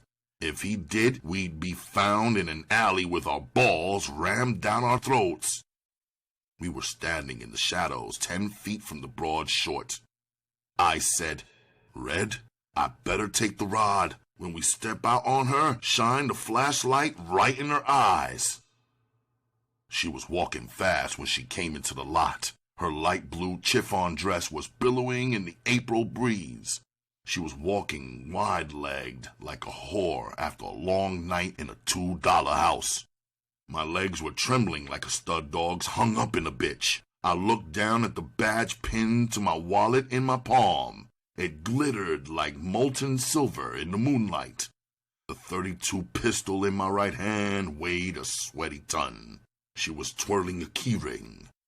In the utter silence, the clinking sounded like the U.S. Marshal's handcuffs. She had her hands on the door handle. I stepped out of the shadows. Red Eye was behind me. I wondered if she could hear my ticker hammering. Red Eye put the light in her face. Her yellow forehead wrinkled in surprise. Her sexy jib flapped open. I grabbed her wrist and tried to crush it. I roared, "Police! What's your name? And why are you sneaking around back here?" She stammered, Gloria Jones, and I was coming to my car. I always park it here. Now get out of the way. I'm going home. The captain of this district is a personal friend of my husband's. Red Eye had turned off the flashlight and moved behind her. She was looking down at the badge. She was trying to yank her wrist free. I said in a low, heavy voice, "You lying, dope-peddling bitch. Your real moniker is Mavis Sims.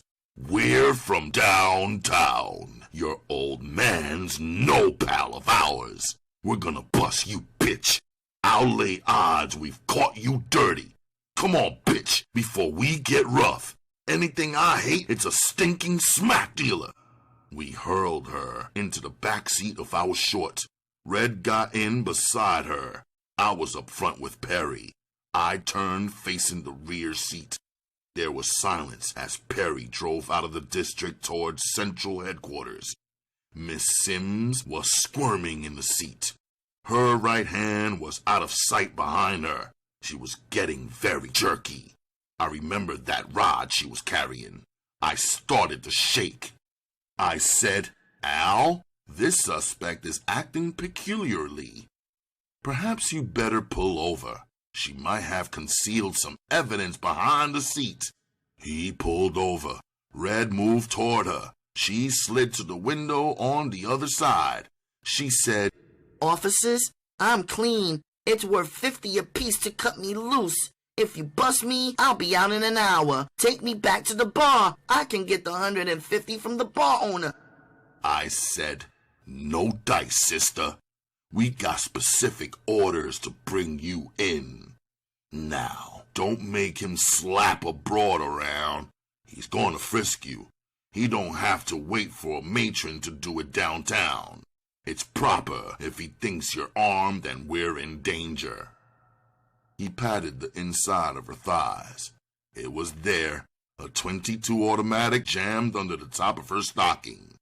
He took it out and shoved it in his pocket, searched her bosom, purse, shoes, and hair. She was sure clean, except for the rod. I felt like a real chump. All this trouble for nothing. He was scratching his chin.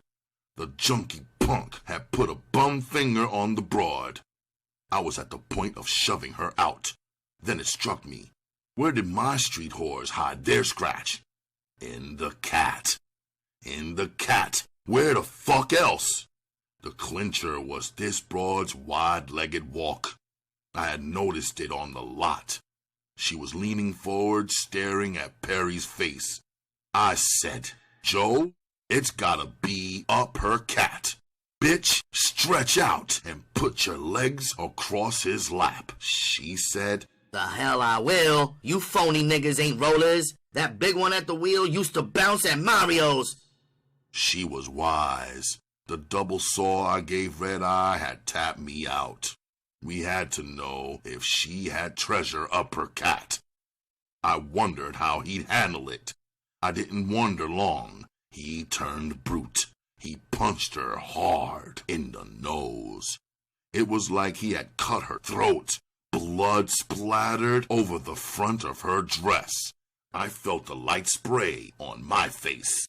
She opened her mouth to scream. He smothered it with a terrible slam to the gut. She went limp. He pulled her across him. He darted his paw between her legs. When he brought his mid out, it made a kissing sound.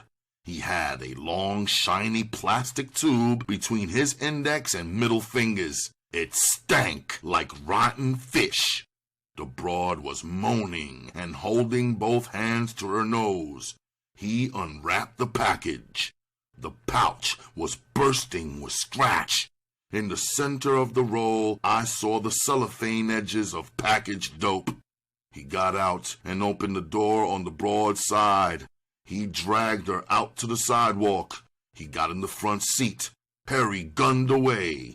I kept a sharp eye on Red Eye as he counted the scratch in his lap. Red Eye and I netted $2,000 apiece.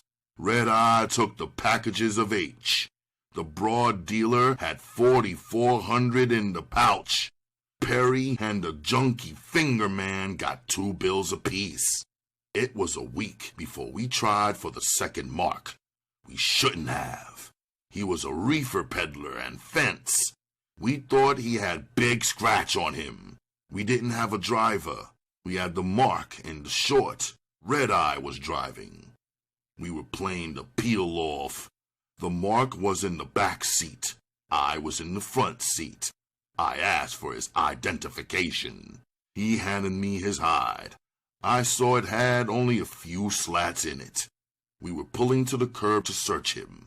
A 2-man squad car passed. The mark saw them and started screaming.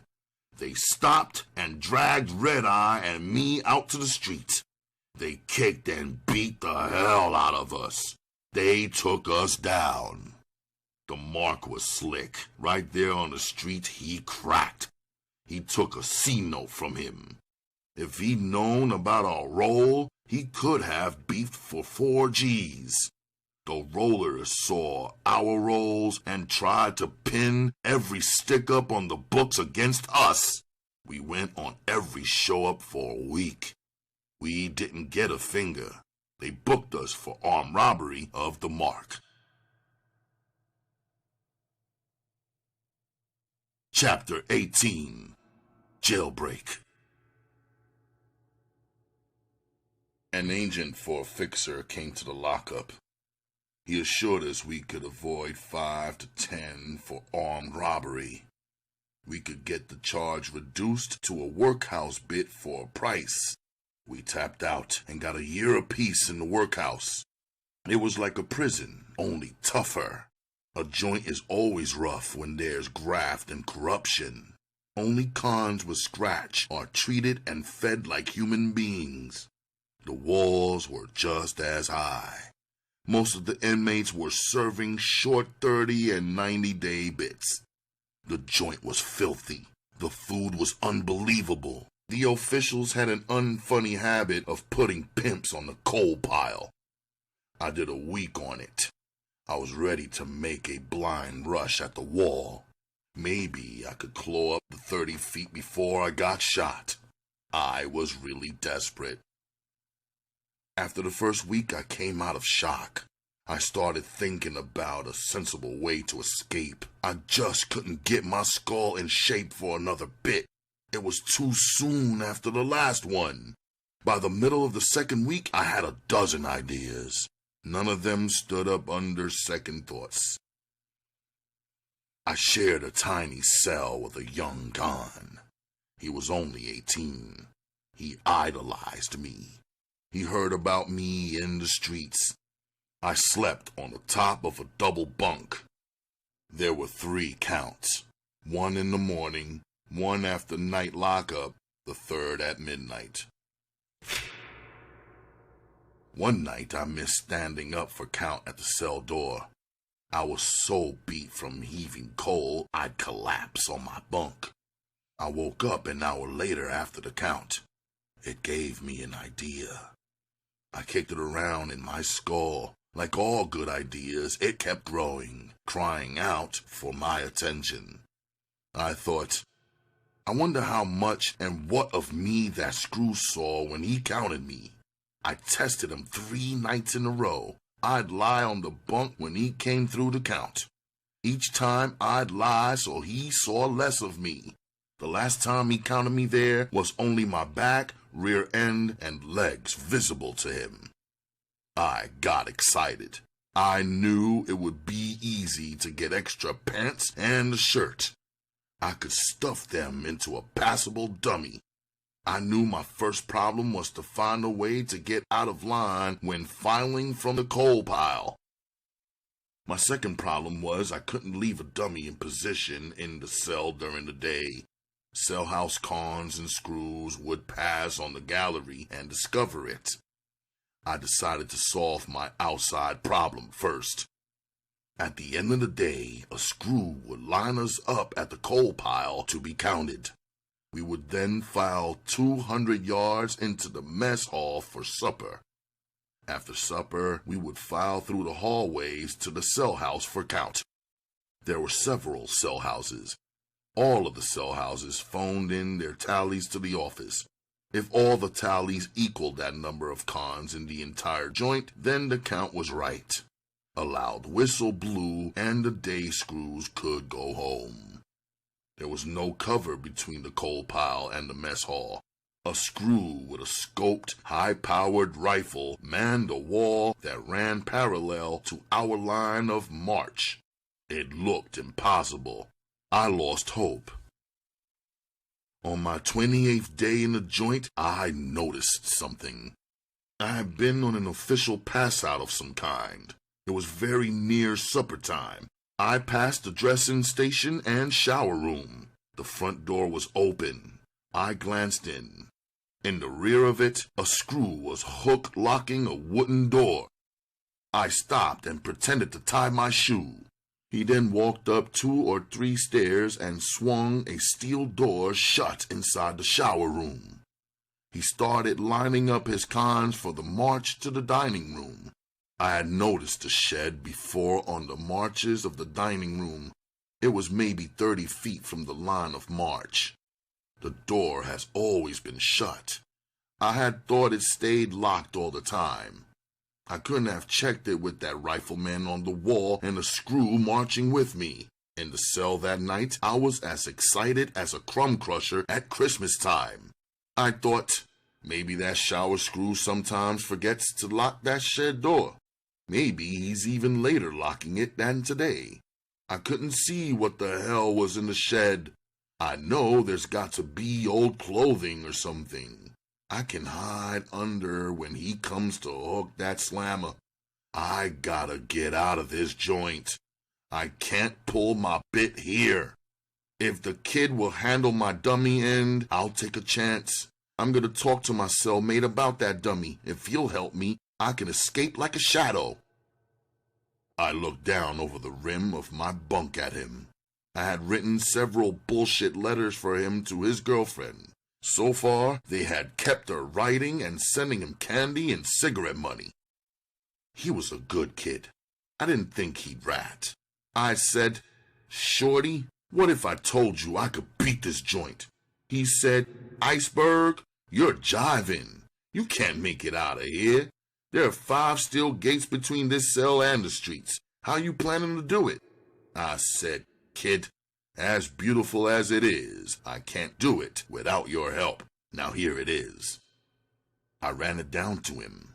At first, he was leery. I told him to take the dummy from the floor under his bunk, put it on mine. As soon as the whistle blew, unstuffed the shirt and pants, put the blanket stuffing back on my bunk. Sometime during the night before the midnight count, throw the pants and shirt over the gallery to the flagstone. When the midnight hell broke loose, he'd be clean. No one could prove or even suspect he had dismantled the dummy. I asked him to give me the name of a relative of record. I told him I would send him a C-note from the first horror scratch I got. I got his promise to handle the cell end of the plan. An hour later, I gave a cell house orderly 2 packs of butts for an extra blanket. I had the stuffing. I took my shirt and pants and stuffed them for rehearsal. He sat at the cell door with a mirror watching the gallery both ways. In 20 minutes, he had the position and the rest of it down pat. I didn't close my eyes all night. At midnight, I saw the screw counting heads. He was due for a shock soon. I knew that if something went wrong, they'd probably beat me to death out there on the yard. I had to go through with it. No con misses his freedom more than a pimp. His senses are addicted to silky living. I took packs of butts to the coal pile the next day. A yard runner got me a shirt and pants. I put them on over the ones I wore. The night in the cell, I made up the dummy. I put it under the kid's bunk and gave him a pep talk until midnight. I even promised him I'd keep in touch when he got out and I'd teach him to pimp. I thought the last day on the coal pile would never end. I would be sunk if there was a routine cell house shakedown. Finally, we lined up. My throat was dry and my knees were wobbly. We were approaching that shed. The screw on the wall walked 20 paces away, then about faced and walked back facing the coal pile gang. I'd have to break for the shed when he walked away. I'd have to be in there when he turned if it wasn't locked. If he didn't shoot me, the yard screws would beat me to a pulp. The coal pile screw was ahead of me. He could turn and look back at any moment. No other moment in my life has been so tense, so wildly adventuresome. I didn't even know if there was a fink in the line. I tell you, it was something. If my ticker had been faulty, I'd have passed out.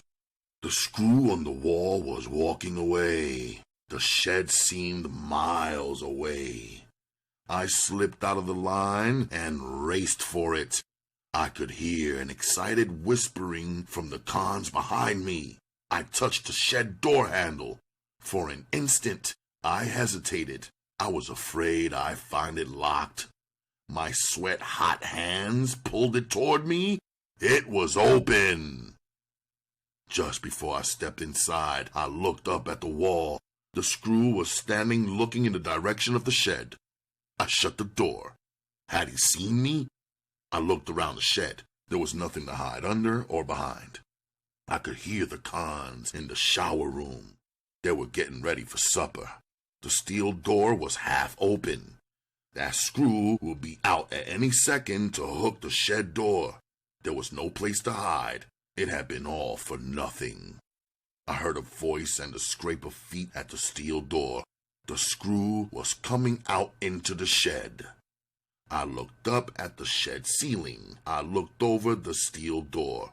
There was a line of rusty bars a foot long over the door flush against my grimy window.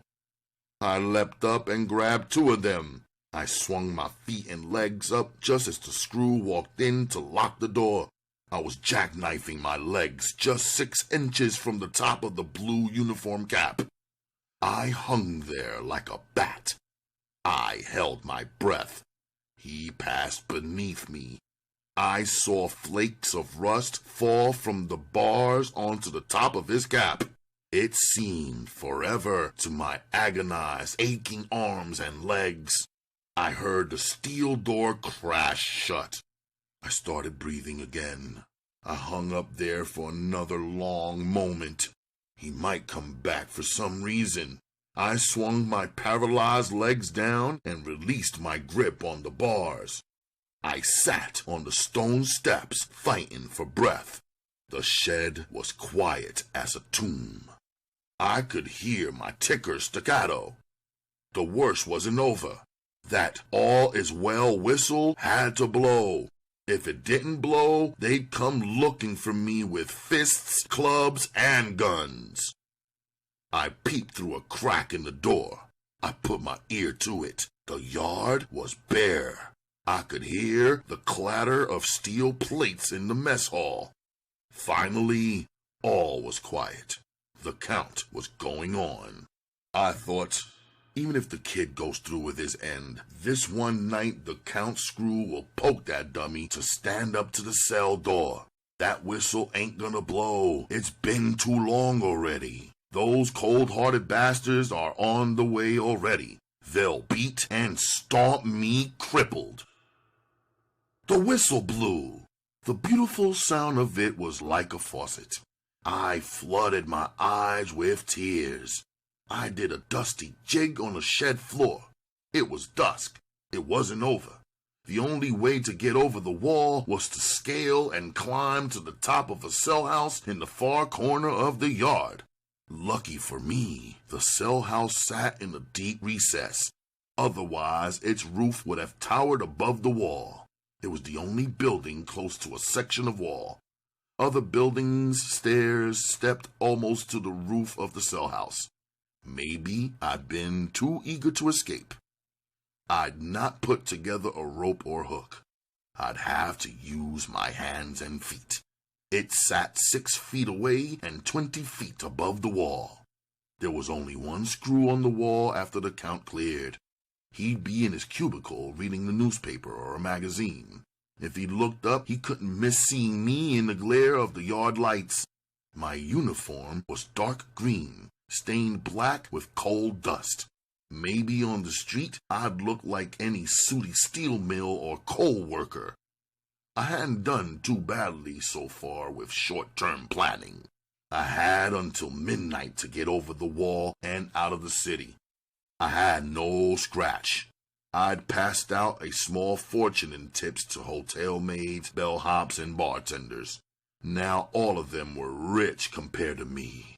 I knew several I could go to and get a few dollars. They could be found at their places of work. There had been all the show-ups the month before and after my conviction. My face would be remembered by the rollers in those neighborhoods. I thought about Sweets.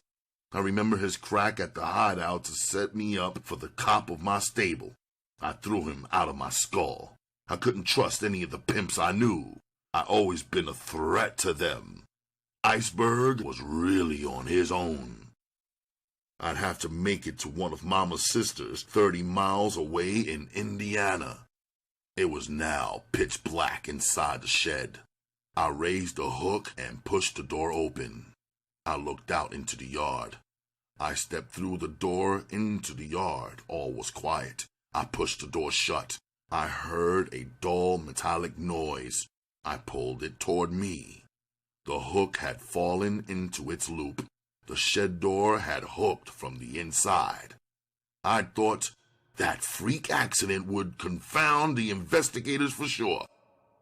I raced to the side of the mess hall. I'd have to get on its flat roof. I took hold of some window bars and pulled up to a standing position on the sill. I reached over and grabbed the drain pipe. I swung over and shinnied up to the roof. I looked to my left. I could see the silhouetted figure of the wall screw in his cubicle. I looked across and up at the cell house roof abutting the wall. It was a long way. I walked across the roof toward the next building. I was near the far edge of the roof. I looked back at the wall cubicle. The screw was out walking the wall. He had that deadly rifle cradled in his arms. I flung myself flat on my back on the black roof. I hoped I was invisible to him. I lay there panting. I wondered what a screw's manual said about an escaping con target. If he saw me, would he scope for a skull, heart, or gut shot? Finally, he went back into the cubicle. Lucky for me, the mess hall roof was connected to the chapel building. The connection was a concrete ledge. It was less than a foot wide and about 12 feet long. My heavy prison brogans seemed as wide as the ledge. They slipped on the glazed ledge. The wild late April winds made the walk as secure as a stroll across a teeter-totter 2 stories above the ground. I stood at the edge of the ledge and looked up. I stretched my right arm up and stood on tiptoes. The chapel roof was 2 feet above my fingertips. I'd have to go back a few feet on that glassy ledge. I'd have to get up enough speed coming back to make a 2-foot leap. I'd have to grab the outside rim of the roof's drain gutter. I wondered if it could stand my weight. I carefully backed up 6 feet. I stood there trembling, looking up at the rim. I looked back. The screw wasn't on the wall. I had to forget how narrow the ledge was. I threw a leg out. I whipped the other toward it. I pumped them over the gritty glaze. I heard the whispering hiss of the leather soles tromping the ledge. My arms were outstretched to the black sky. My eyes were riveted upward to the gutter rim. I leapt upward. I felt my feet soar off the ledge. I taloned the rim. I hung from it dangling in space. My fingernails sent red-hot needles of pain through the tortured flesh at their roots. I chinned up and hurled a leg across the rooftop. I rolled onto it. I lay there gasping as I watched the rifleman walk his beat. He went in. I struggled up the steep sloping roof to the top. The edge of the cell house roof was 3 feet away. I leapt straight ahead. I flopped on my belly. The tips of my brogans were in the drain gutter. The cell house roof was even steeper. It was coated with squares of slippery shale. I looked up toward the top. It seemed a city block away. I started bellying up it. I dug my brogan tips into the small cracks between the shale squares. I finally inched to the top. My chest was flaming. I lay astraddle the 6-inch top of a double precipice. The 2 sides of the roof formed a steep pyramid. I was on top of it. The 6-inch top seemed as thin as a wire. Through a dizzy haze, I saw the lights of the city winking in an ocean of blackness. I got to my feet. I started walking the tight wire like a circus performer.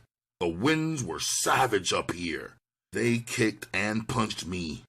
I teetered and swayed on the wire. I looked down over the right precipice to the street far below. Through a fuzzy blur, I saw auto headlights darting through the night like tiny fireflies. My skull almost blacked out. I jerked my skull away and glued my eyes to the wire. It was like an age before I reached the end of the cell house. If the screw came out now, I'd be in full view. Even from the inside, he could spot me. I stood shivering. I looked down 20 feet to the top of the 3-foot wide wall. I couldn't turn back. I couldn't just stand there. It was a cinch. I couldn't expect to keep balance if I hit the wall feet first. I dropped, legs wide open. I heard my trousers rip. The inside concrete edge of the wall top gouged into my inner thigh. My rear end crashed against the concrete. My skull reeled in pain as I sat in the cold saddle. I swung my gouged left leg from the inner side of the wall. I scooted back on my belly to my fingertips. I hung there for a moment. I felt blood running down my left leg into my shoe. I let go. I struck feet first. My butt and back took the rest of the shock. I laid there on my back in a drunken fog of exhaustion, pain, and breathless joy. It was at least 10 minutes before I could stand.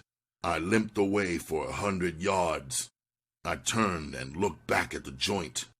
I thought, those dirty white folks are gonna pace the floor. Their assholes are gonna twitch. They're gonna call me a million black nigger bastards and son of a bitches. One thing they can't deny in their cruel secret hearts, I outsmarted them.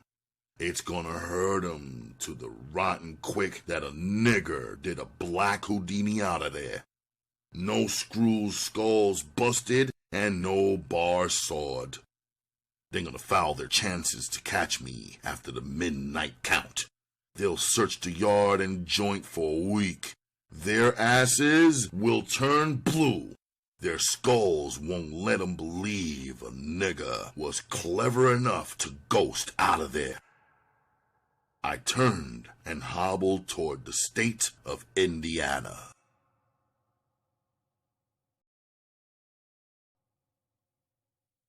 Chapter 19. The Ice Pick. I was lucky. I caught 5 rides to get to my aunt. It was 5 minutes to midnight when she opened the door. At first, she didn't recognize me. She made me welcome. In a week, my leg had healed and I felt strong. Her husband was my size. He gave me an outfit and $50. I went to the horse section of town. A bunch of New Orleans pimps were in town.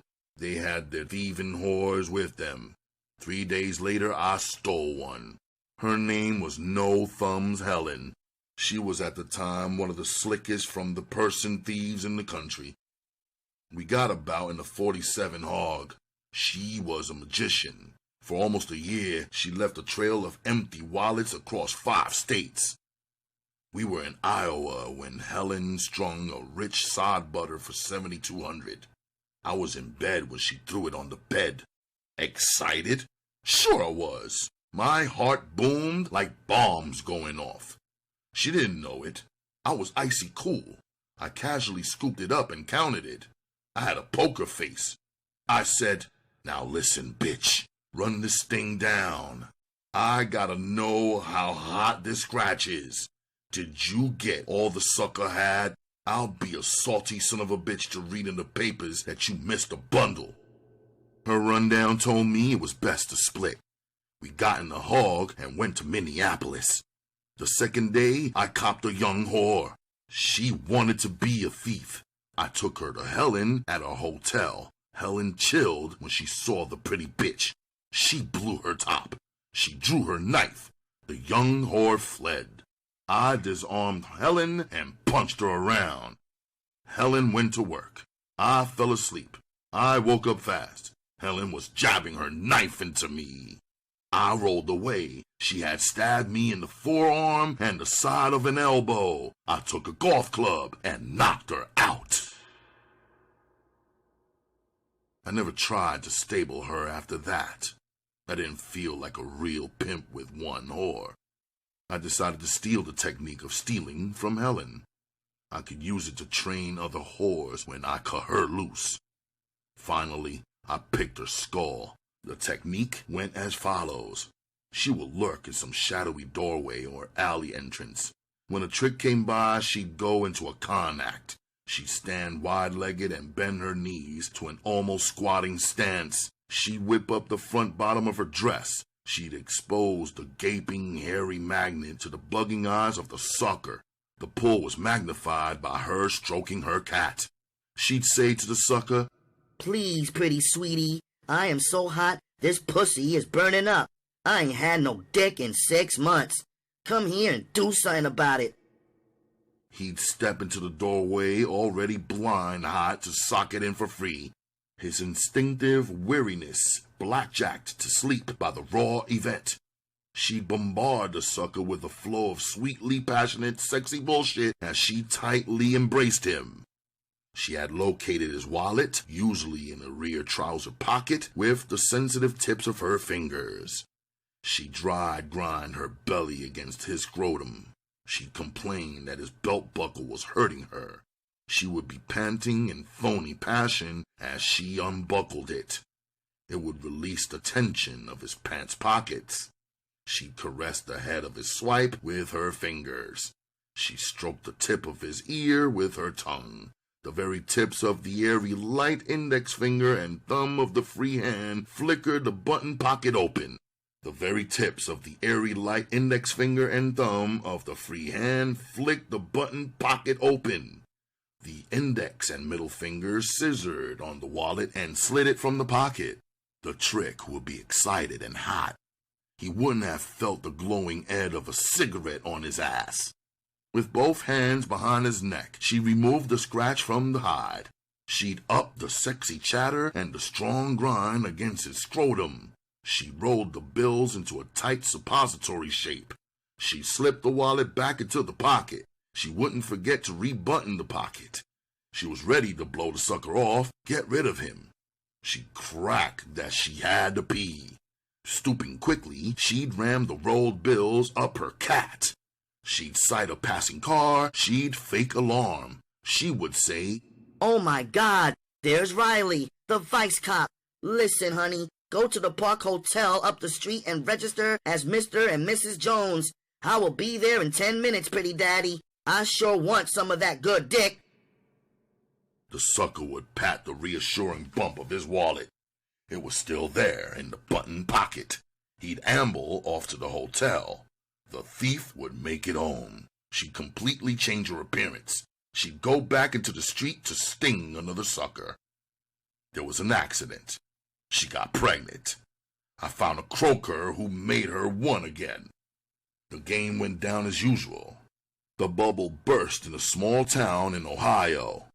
The skyrocket came crashing down when I ran into an old pal. He was now called New York Joe. I hadn't seen him since I was 14. My mother had taken him in for a few weeks when his widowed mother died. He got sick and had to go to a hospital. I'd take a bus to see him and bring him tidbits. I'd sit with him and console him. I liked him. Our friendship was brief. He got out of the hospital and left town. He was wholesaling cocaine, and the sample he gave me was almost pure. I made an appointment to cop a piece. I didn't know he had learned in New York to cross everybody, even old friends. I found out the stuff he gave me was phony. I rushed back to him, figuring he had made a mistake and would square things. I said, "Joe, you've made a mistake, man." He took me inside. He said, "What's the trouble, Jim?" I said, "Man, this is bullshit. This ain't the same stuff that I sampled." He said, "Well, listen, Ronald went out to the stash. That motherfucker's crossing me." He drew his gun from a shoulder holster. At the time, I didn't know it was all con. He said, "Should I go out there and kill that son of a bitch? What do you want me to do?" He started working his eyes. His eyes were bugging and going through all that crazy act. I said, "No, man, just give me my scratch back." He said, "I'm so mad I can croak you both." I was relatively young. I had never run into this New York stuff before. I was spooked. I said, "Forget about it." He was going through contortions. I was in his town. I had a thief with at least 7 beefs on her. I was out the $3,000. I might have gotten croaked. Later, I knew it was stuff. New York stuff. In later years, I figured it out. He maybe had always hated me because I had more education than he had. A week later, Helen got busted on 7 counts. I signed a hog over to a lip. She got 5 to 10. I should have wired a bomb to that starter before I turned it over to the lip. A stud told me Joe had fingered Helen. He almost ruined me, tapped me out, got my thief busted. He literally ran me out of town broke and with no whore. I heard whore catching was good in Detroit. Detroit was the promised land for pimps, all right. The town was teeming with young, fast whores. The local pimps were soft competition. I was walking, but I was sharp as a Harlem sissy. Anyway, these whores were a different breed than the ones back in the city. They were gullible, and a fellow didn't have to play his heart out to cop them. The first package I copped was a beautiful 17-year-old, green-eyed version of Pepper. Her name was Rachel. I was to keep her 13 years. My next package was a huge, black, dangerous Jasper named Serena. In addition to being a whore, she ran a fast sheet setup for a dozen whores. They tricked out of her joint. Within 8 weeks after I hit Detroit, I was cruising the streets in a sparkling new 48 Fleetwood. I had a fat bankroll. Within 90 days after the Serena cop, I had copped 2 more young broads. A week later, a small-time pimp came to town from Rhode Island. He had a beautiful young whore with him. He was jealous. He followed her in the street. I stalked her. He forgot to follow her. I stole her. I'd had her several months when the town got shaky. The rollers forced Serena out of her joint. I put her in the streets. Then I heard about a small town in Ohio, Lima, that was jumping with good tricks and wide open. I could possibly open up a couple of houses there. My luck was soaring. With my pad rent and a pad apiece for the girls, I needed a tighter setup to cut down my nut. My skull was whirling as I drove the hog to pick up my stable in the streets. They got in. I tossed their scratch in the glove compartment. Dawn was breaking as the big hog scooted through the streets. My 5 whores were chattering like drug magpies.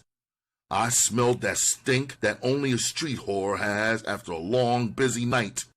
The inside of my nose was raw. It happens when you're a pig for snorting cocaine. My nose was on fire. The stink of those whores and the gangster they were smoking seemed like inevitable knives scraping to the root of my brain. I was in an evil, dangerous mood despite that pile of scratch crammed into the glove compartment. God damn! Has one of you bitches shit on herself or something? I bellowed. I flipped the wing window toward me. For a long moment there was silence. Then Rachel, my bottom whore, cracked in the pleasing ass-kissing voice. Daddy, baby, that ain't no shit you smell. We been turning all night. Ain't no bathrooms in those tricks cars we been flipping out of. Daddy, we sure been humping for you. What you smell is our nasty whore asses. I grinned widely. Inside, of course. The best pimps keep a steel lid on their emotions. I was one of the iciest. The whores went into fits of giggles at Rachel's shaky witticism. A pimp is happy when his whores giggle. He knows they are still asleep. I coasted the hog into the curb outside the hotel where Kim, my newest, prettiest girl, was cribbing. Jesus, I would be glad to drop the last whore off. I could get to my own hotel to nurse my nose with cocaine and be alone. Any good pimp is his own best company. His inner life is so rich with cunning and scheming to outthink his whores. As Kim got out, I said, "Good night, baby. Today is Saturday. I want everybody in the street at noon instead of 7 tonight." I said noon, not 5 minutes after or 2 minutes after. At 12 sharp, I want you down. Got it, baby? She didn't answer. She did a strange thing. She walked into the street, around the hog to the window on my side. She stood looking at me for a long moment. Her beautiful face tense in the dim dawn. Then in her crisp New England accent, she said, "Are you coming back to my pad this morning? You haven't spent the night with me in a month, so come back, okay?" A good pimp doesn't get paid for screwing. He gets his payoff for always having the right thing to say to a whore right on lightning tap. I knew my 4 whores were flapping their ears to get my reaction to this beautiful bitch. A pimp with an overly fine bitch in his stable has to keep his game tight. Whores constantly probe for weakness in a pimp. I fitted a scary mask on my face and said, in a low, deadly voice, "Bitch, are you insane? No bitch in his family calls any shots or muscles me to do anything. Now take your stinking yellow ass upstairs to a bath and some shut-eye. Get in the street at noon, like I told you. The bitch just stood there. Her eyes slitted in anger.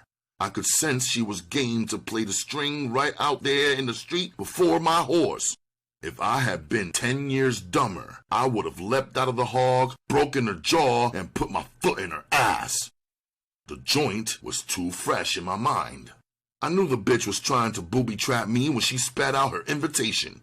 Come on, kick my ass. What the hell do I need with a man who I only see when he comes to get his money? I am sick of it all. I don't dig stables and I never will. I know I'm the new bitch who has to prove herself. Well, goddamn it. I am sick of this shit. I'm cutting out. She stopped for air and lit a cigarette. I was going to blast her ass off when she finished. I just sat there staring at her. Then she went on. I have turned more tricks in 3 months I have been with you than in the whole 2 years with Paul. My pussy stays sore and swollen. Do I get my ass kicked before I split? If so, kick it now, because I'm going back to Providence on the next thing smoking. She was young, fast with trick appeal galore. She was a pimp's dream and she knew it. She had tested me with her beef. She was laying back for a sucker response. I disappointed her with my cold overlay. I could see her wilt as I said in an icy voice, "Listen, square-ass bitch, I have never had a whore I couldn't do without. I celebrate, bitch, when a whore leaves me. It gives some wormy bitch a chance to take her place to be a star. You scurvy bitch, if I shit in your face, you gotta love it and open your mouth wide." The rollers cruised by in a squad car. I flashed a sucker smile on my face. I cooled it until they passed. Kim was rooted there wincing under the blizzard. I went on ruthlessly. "Bitch, you are nothing but a funky zero. Before me, you had one chili chump with no rep.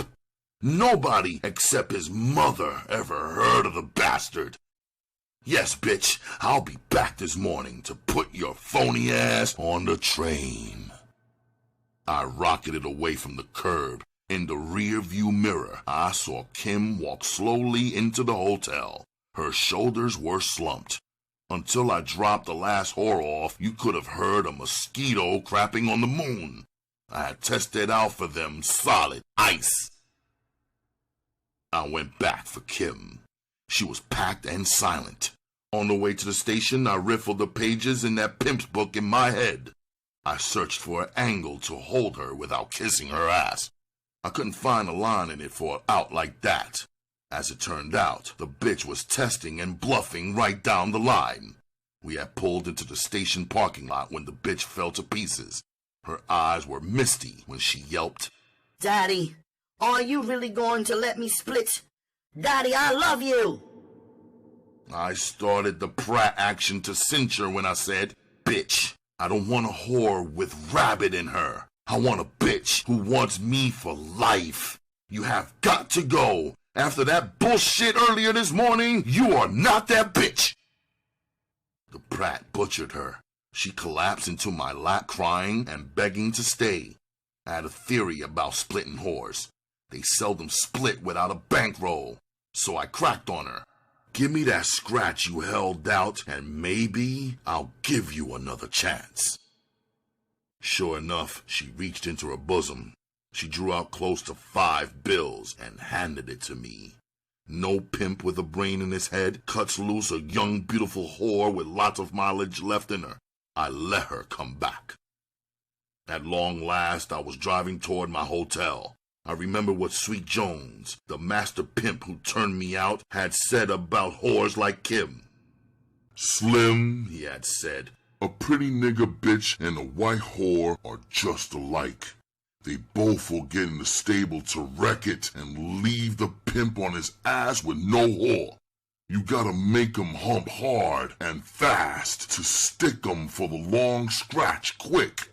Slim, Pimpin' ain't no game of love, so prat 'em and keep your swipe out of them. Any sucker who believes a whore loves him shouldn't have fell out of his mammy's ass. My mind went back to Pepper, then back even further, and I remembered what he had said about the Georgia. Slim, a pimp is really a whore who has reversed the game on whores. So Slim, be as sweet as the scratch, no sweeter, and always stick a whore for a bundle before you sex her. A whore ain't nothing but a trick to a pimp. Don't let 'em Georgia you. Always get your money in front just like a whore. I was on the elevator riding to my pad. I thought about the first bitch who had Georgia'd me when I was 3. She had flim-flammed me out of my head. She would be old and gray now. If I could find her, I would sure get that bitch's unpaid account off my conscience.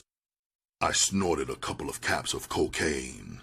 2 hours later, I took a yellow. I fell asleep. When I woke up at noon, I knew I had to make a move. Rachel's parents were trying to cross me. Kim might split back to the sucker. My whole stable, except Kim, were local girls. A pimp is asking for trouble when he doesn't move his action away. Control is easier and tighter away from the familiar setting. A girl in strange surroundings depends more on her man. She needs his advice and guidance more. Girls copped in smaller towns have to be moved fast. That night I went to Ohio. I put down the foundation for the move. I rented 2 houses and furnished them beautifully. I made contact with a fellow who collected the oil for the heat. I got the okay to go at $1 a week for each house. I moved my whole family there. I was just in time. A month later, Detroit folded and the lid slammed down. There was a good dope connection in the new town. I started capping H with my C. I'd mix them and shoot speedballs. When I went to bed, I got sound sleep. I seldom had those bad dreams. I got hooked on H. It didn't worry me. I was getting long scratch. I was 30 years old.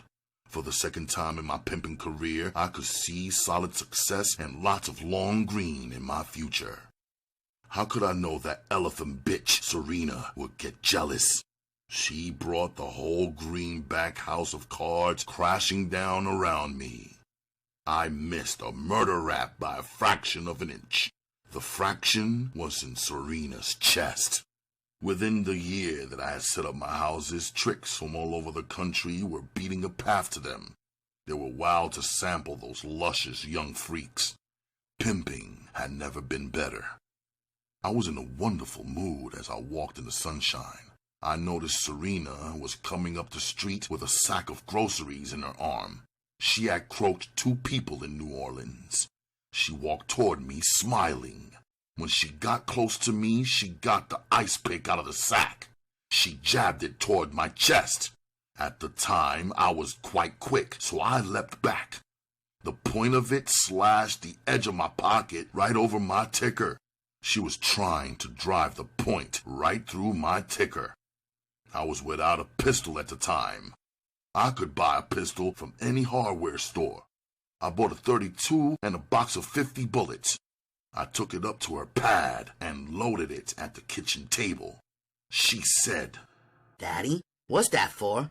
I said, "That's to croak any bitch that tries to hurt me."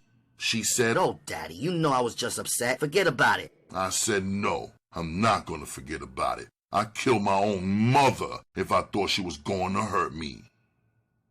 Later that evening, about midnight, the other girls and I were returning from a cabaret. I put the key in the door. I opened it and smelled the heavy odor of taboo, the heavy scent that only Serena used. I hesitated.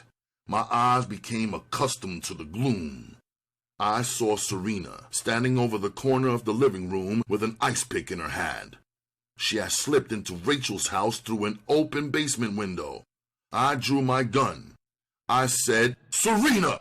She said, "Yes, motherfucker. I'm killing you and them whores this morning." She started crying. I said, Serena, don't come by that end table. If you do, I'm going to kill you. You know I always keep my word.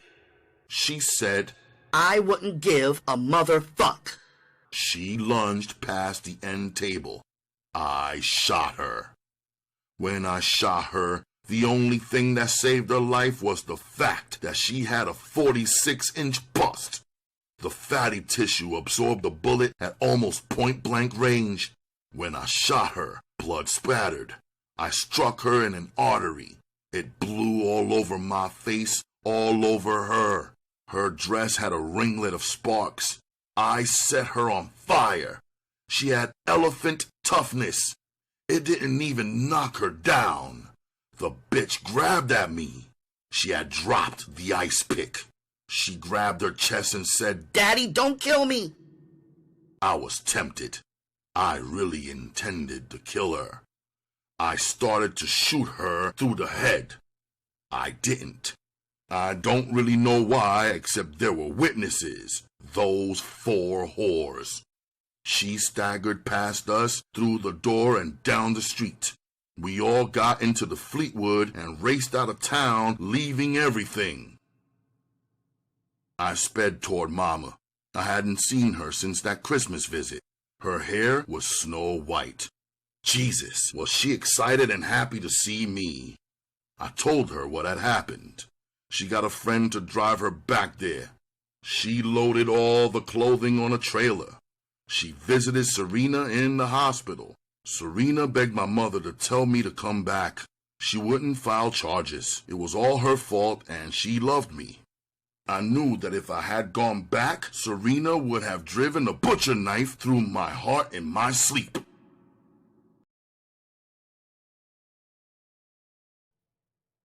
Chapter 20. Stable Moves. It had been a sucker move to come to Mama. Fortunately, she had moved from over the beauty shop. She now lived in an almost all-white neighborhood. Here I was with 4 idle whores in a closed town where I had fallen 3 times. It was the point of origin for the white slave rap that the copper-hearted runt had crossed me with. There were a couple of sneak $10 houses in town. I stayed inside the house in Mama's. Every joker in town knew me. They all had diarrhea of the mouth. I couldn't put my action in the street in this hot town. They'd had an easy go in Ohio. They were soft. I could put them down only in a town where I had a fix. I knew that none of them, if busted, could stand up under the clever grilling of the FBI. I had a 10G bankroll. I was housing and feeding 4 whores in an expensive hotel. I was a pig for banging speedballs. No fresh scratch was coming in. With only a 10G stick, I knew I would soon be in trouble. I had to make a move fast. It was bad for morale of the stable to keep them on their asses. After a week of confinement at Mama's house, I slipped out of the town. I slipped out of town to cop H and C for myself and gangster for the girls. While in the city, I looked up Sweet. I was careful because all the heat in the neighborhood knew me. Sweet insisted I give him all the details of my escape. He shook his skull in awe when he heard them. Miss Peaches had died of old age. His eyes were sad when he told me about it.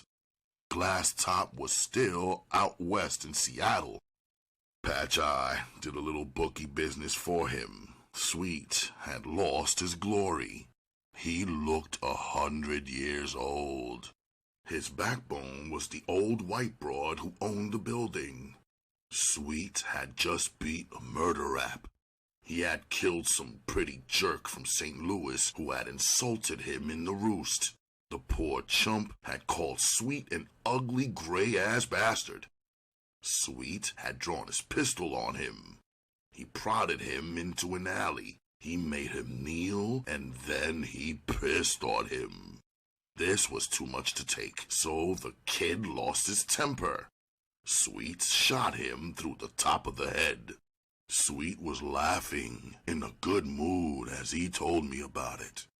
It had cost him $5,000 to beat it. He told me he got a wire that Red Eye got life for croaking the whore in Pittsburgh. Sweet had a complete answer to my problem. He said that since Serena hadn't beefed, I should go back into Ohio. No state was better at the time for house or street.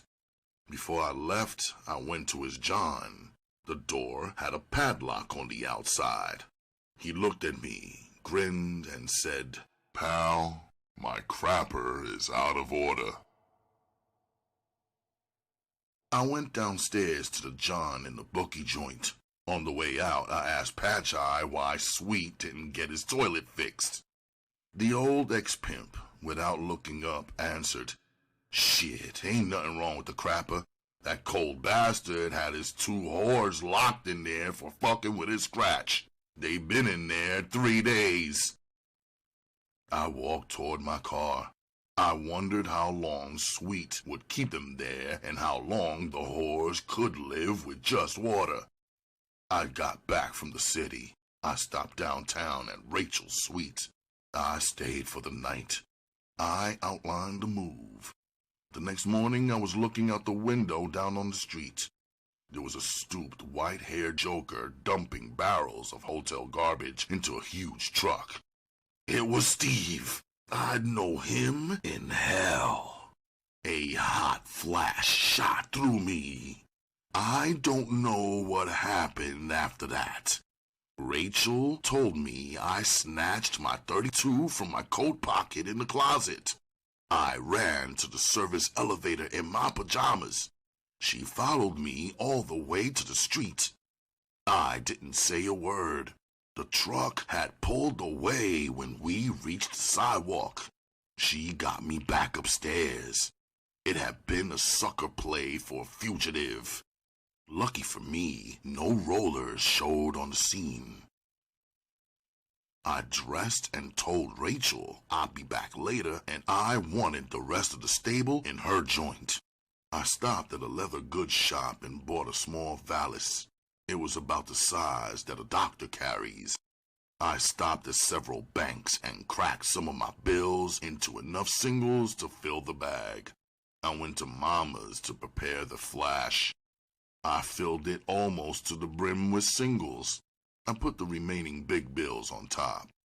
I was getting ready to ship my stable. With my plan, I could ship them without a strong fix. Even new whores think twice before leaving a rich pimp. That afternoon, they were all in Rachel's plush suite. She was the boss bitch. They had $25 a day neat rooms on the same floor. I walked in. They were smoking gangster and eager for my speech. They were anxious to get back on the track. I had loosened the catch on the bag. I casually hurled it onto the table before them. A bale of $100 bills jumped from the bag. Reefer enhances what you see. I saw on those whores' faces that they were seeing every dollar of the mountain of greenbacks they had given me for the years I had been their man. Confidence flooded their eyes. I finished my briefing and my instructions. I built my shining castles in the air. Brother, I could have sent those whores to Siberia in bikinis in the wintertime. Keeping her wife-in-laws and my scratch straight up there in Toledo was the first acid test for Rachel as a bottom woman. I stayed around Mama's for a week. She was bugging me to embrace the Holy Ghost and the fire. She begged me to square up and repent my sins. No, it was a little late for that. I moved on to Ohio again. Cleveland was only a short hop to Toledo. I set up a mad apartment in the larger city. Cleveland was jumping. I was ready for the best pimping of my career. Kim ran off with a wealthy white trick, but I didn't miss her. Both towns were crawling with young fine whores. The name of the game was still cop and blow. Within 4 months, I had the 3 girls in Toledo and 5 in Cleveland. I was pimping good. I had a connection for stuff. All was perfect except for one thing. Rachel's name was ringing. Every pimp, conman, and rich dope peddler was shooting for her. They offered soft, irresistible propositions. Her head was getting as big as a pumpkin. I didn't want to lose her. I had another more serious reason for wanting to hold her. If I blew her, she might pull a runt on me and go to the FBI. I got it through the wire that a slick con man out of New York was using his beautiful Jasper white girl as bait to cop Rachel. The same wire said that Rachel was getting weak for the broad. I went to Toledo one early morning to Rachel's. Sure enough, there they were. The 3 of them in Rachel's bed. Believe me, they hadn't gotten in there to recite bedtime stories. I was cool, icy as always. I let her con me that it was a party, all business of course. That wire had described that bastard con player and his freak woman. I was in trouble. If it had been any other bitch in the stable except Rachel, it wouldn't have been worth a fleeting thought. I couldn't lose Rachel, my bottom woman, in this shitty fashion to some asshole con player. It could kill my career as a pimp. The news would flash in a dozen states. No, I couldn't afford to lose her. I still had that expensive friend riding with me, the monkey on my back. Sweet would have had the solution to this tough problem right off the top of his head. Sweet, the week before, had shot himself in the temple. He'd left a bitter note. Goodbye, squares. Kiss my pimpin' ass. I felt nothing when I got the wire. I left her apartment and drove out into the country. I spun the wheels in my skull. I got the key to the riddle. It was cruel but perfect. If it worked, I'd never have to worry that she'd blow or cross me with the FBI. Rachel called me the next day. She told me she just sent me 3 bills. She got them for the party I had crashed. When she cracked, I knew I had to go through with the cross. The 3 bills she was sending had to be scratch she had been holding out. That con bastard was too pretty and slick to send 3 fat ones with a whore. I had to make an honest whore of her from now on. I faked excitement when I told her about a sucker who was visiting Akron. It's a small town, 30 miles from Cleveland. I told her that I got a wire that the sucker had hit the numbers for 20 G's. He had it all with him in his hotel room. I sold that she could take it off smooth and easy. She said she would be down the next day to get briefed in detail. I had already driven to Akron and set the stage for her. I had rented a hotel room in the Fair Hotel. I contacted a dignified-looking old ex-slum hustler down on his luck. He spruced up a wino friend of his for the play. The whole arrangement, clothes, room, and a bill apiece for the actors came to $50,000. The slum hustler was to wait in the pool room nearby for my call. Rachel got to my apartment at 3 p.m. We got to Akron around 6. I told her one of the bellhops had told the sucker she would be there before 7. He was waiting for her. I slipped a small vial of mineral oil into her palm. I told her it was chloral hydrate. Only 2 drops would knock the sucker out. I told her I would be waiting in the hotel bar for her. She stopped at the desk. Sure enough, he was expecting her. She went up. She came down within an hour, nervous and jumpy. The sucker was out cold. She had searched the room. She couldn't find a scratch. I went back to the room with her. I went through another search. The wino was lying there motionless. We give up searching. We moved toward the door. I looked back at the wino. I said, "Say, baby, he looks bad to me." I knelt beside him, blocking her view with my back. I wiped my brow and turned my face toward her. My eyes were wide in alarm. I said, "Baby, he's dead, I think." Most women, even whores, are terrified of dead bodies. She stood there, paralyzed. I said, "Don't get panicky. Shut that door. I've got it. I know an underworld croaker here in town. Maybe he could bring him to. I know he will keep his mouth shut for a piece, even if..." She knew we couldn't leave a murdered man here. She had stopped at the desk first before coming up. She was painfully aware of the big gap between theft and murder. I picked up the phone and got the pool room. I gave the fake doctor the hotel and room number. He came within 5 minutes carrying his empty bag. She couldn't see into it. I had told her to hide in the closet. Too many people had seen her already. He stooped down beside the wino. He fumbled with his pulse, his eyelids. Finally, he stood up and said, "He's dead. I can't help him.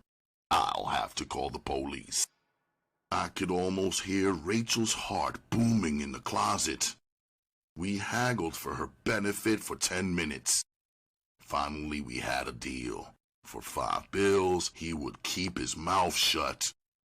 He would also contact a hoodlum who would get the body out of there and dispose of it. He left. Rachel and I got out of there fast. Driving back to Cleveland, Rachel was in a trance. She squeezed tightly against me. I kept telling her she had nothing to worry about. After all, we were together for life, and her secret would always be safe with me. She found out about the hoax years later.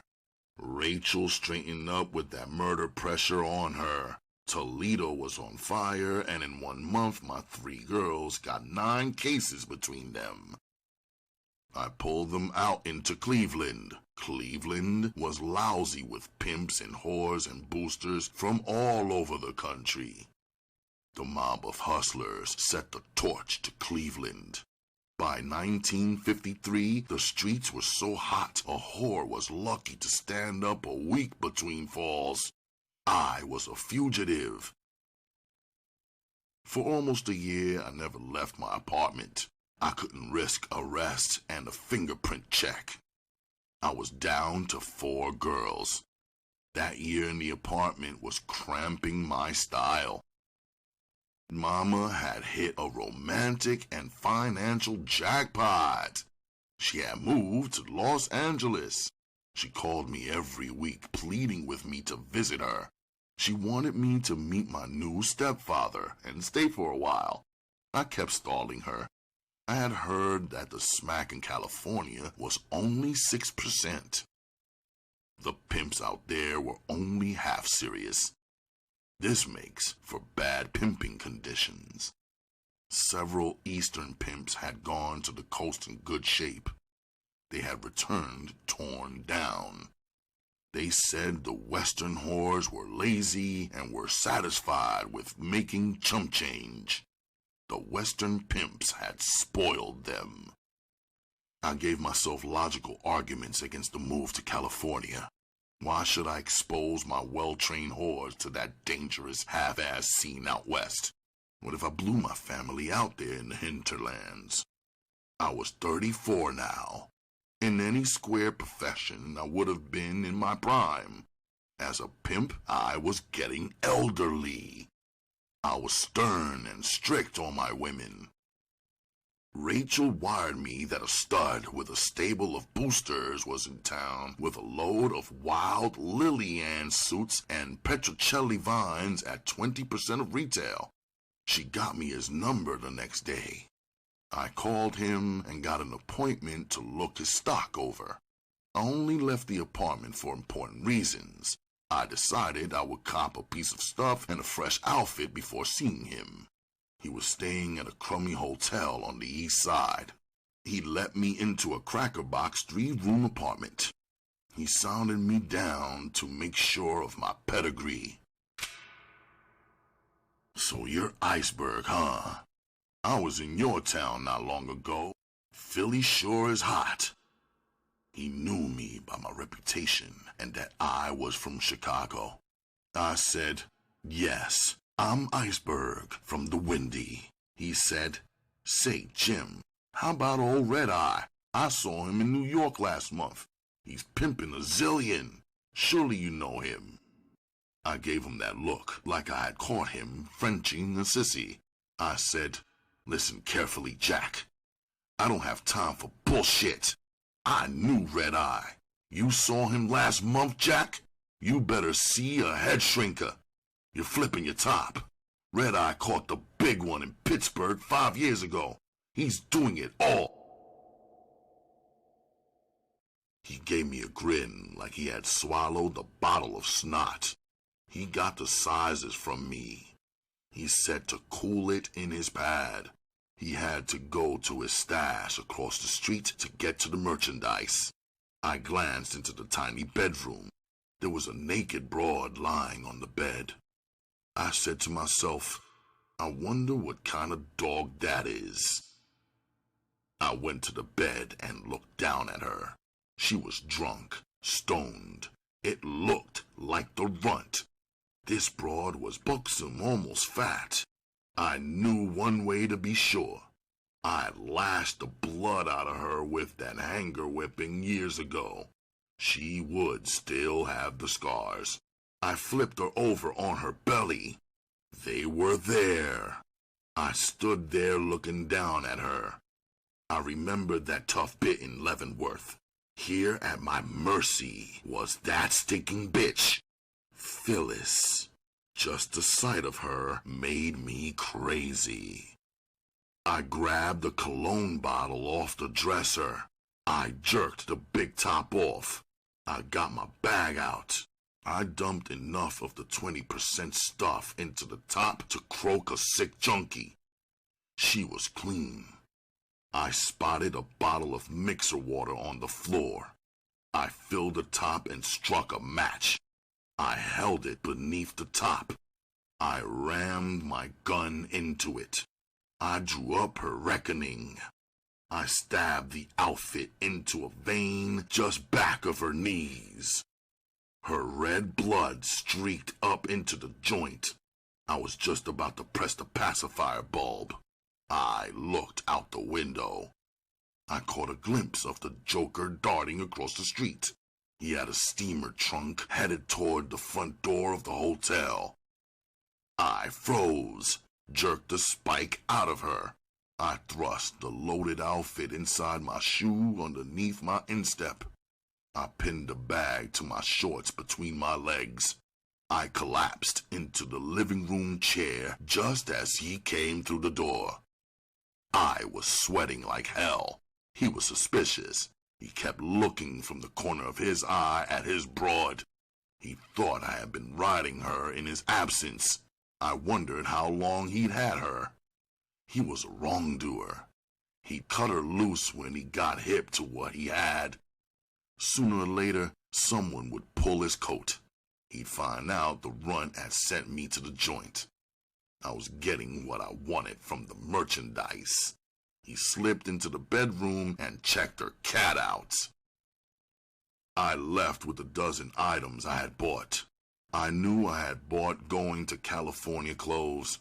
I had quizzed him about his plans. He was going to stay in Cleveland for weeks. I had to leave town. Now. Phyllis was sure to get the wire from him that I was in town.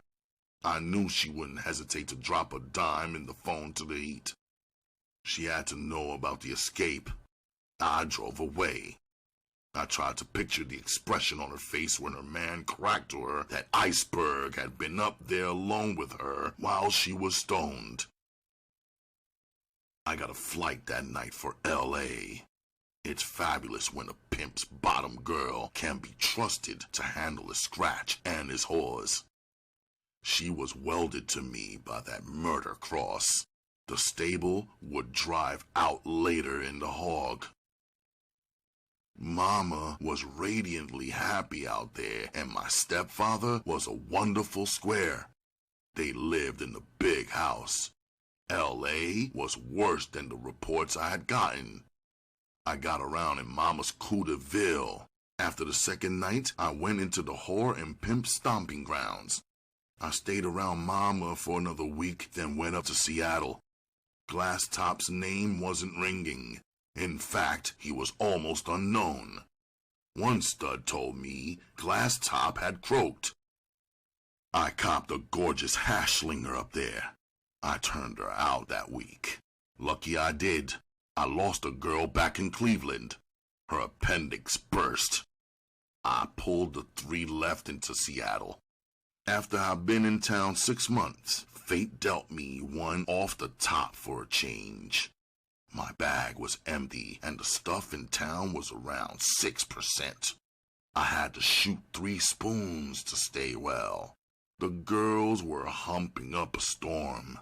I was getting no inside grief. I was sitting in the hog one day, and old Wither Stud walked past me. He came back and stooped down, looking at me. He shouted, "Ice, my old pimping buddy." I took a close look. It was Glass Top. He got in. He patted the scraggly processed hair on his nearly bald head. He'd done a long bit in the state joint. He wasn't pimping. An old square broad was feeding him. He was a drunk. Until I left town, I bought him bottles and rapped with him. He croaked 2 days after I left town. I ran into the croaker who aborted Helen. He had lost his license and done a short bit back east for an abortion. We started rapping a lot to each other. He knew most of the hustlers I knew, so we had much in common. He kept telling me how bad I looked. He told me how handsome I'd been when I brought Helen to him. He needled me. He expressed doubt that I had the guts to kick. He was game to help me kick if I was game to kick. I decided to let him help me. He warned me I would have to follow his every instruction. He had a house in town. He still took a fast buck from his old hustle. Rachel was the only girl in the family who knew I was hooked. None of the rest knew. I was going to stay at the docks to kick. They thought I was out of town. He used a system of reduction. We reached the tearing, puking, nut-at-all stage. Let me tell you, that beautiful croaker bastard was immune and rock hard. I tried the raving, crying con on him. He would jab a needle into me to tranquilize me so he couldn't hear my bleeding. I tell you, if you have ever had the flu real bad, just multiply the misery, the aching torture by 1,000. That's what it's like to kick a habit. It took 2 weeks.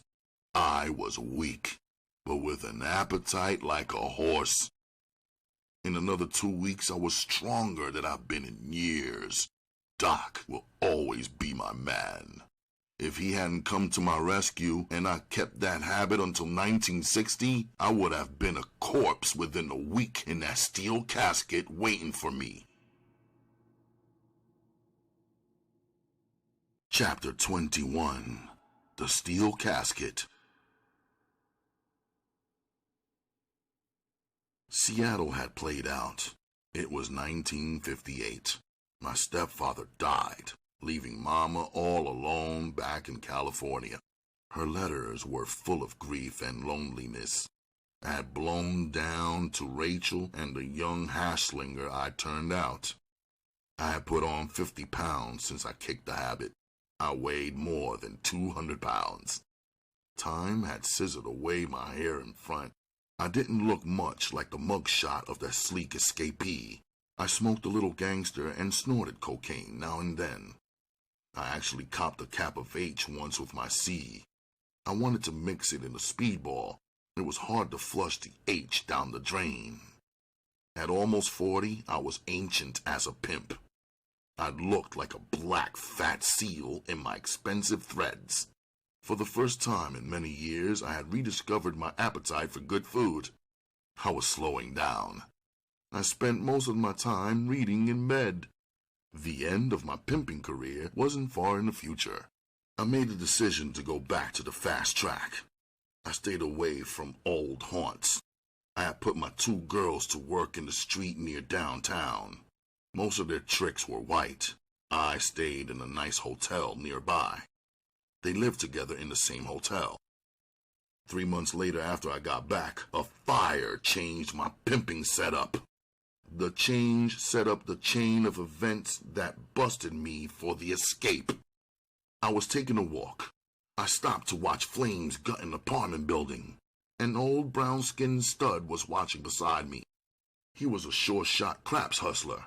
He also sold working togs to whores in houses in 10 states. After the fire, we went and had a drink together. We liked each other right away. For the next month, we saw each other every day.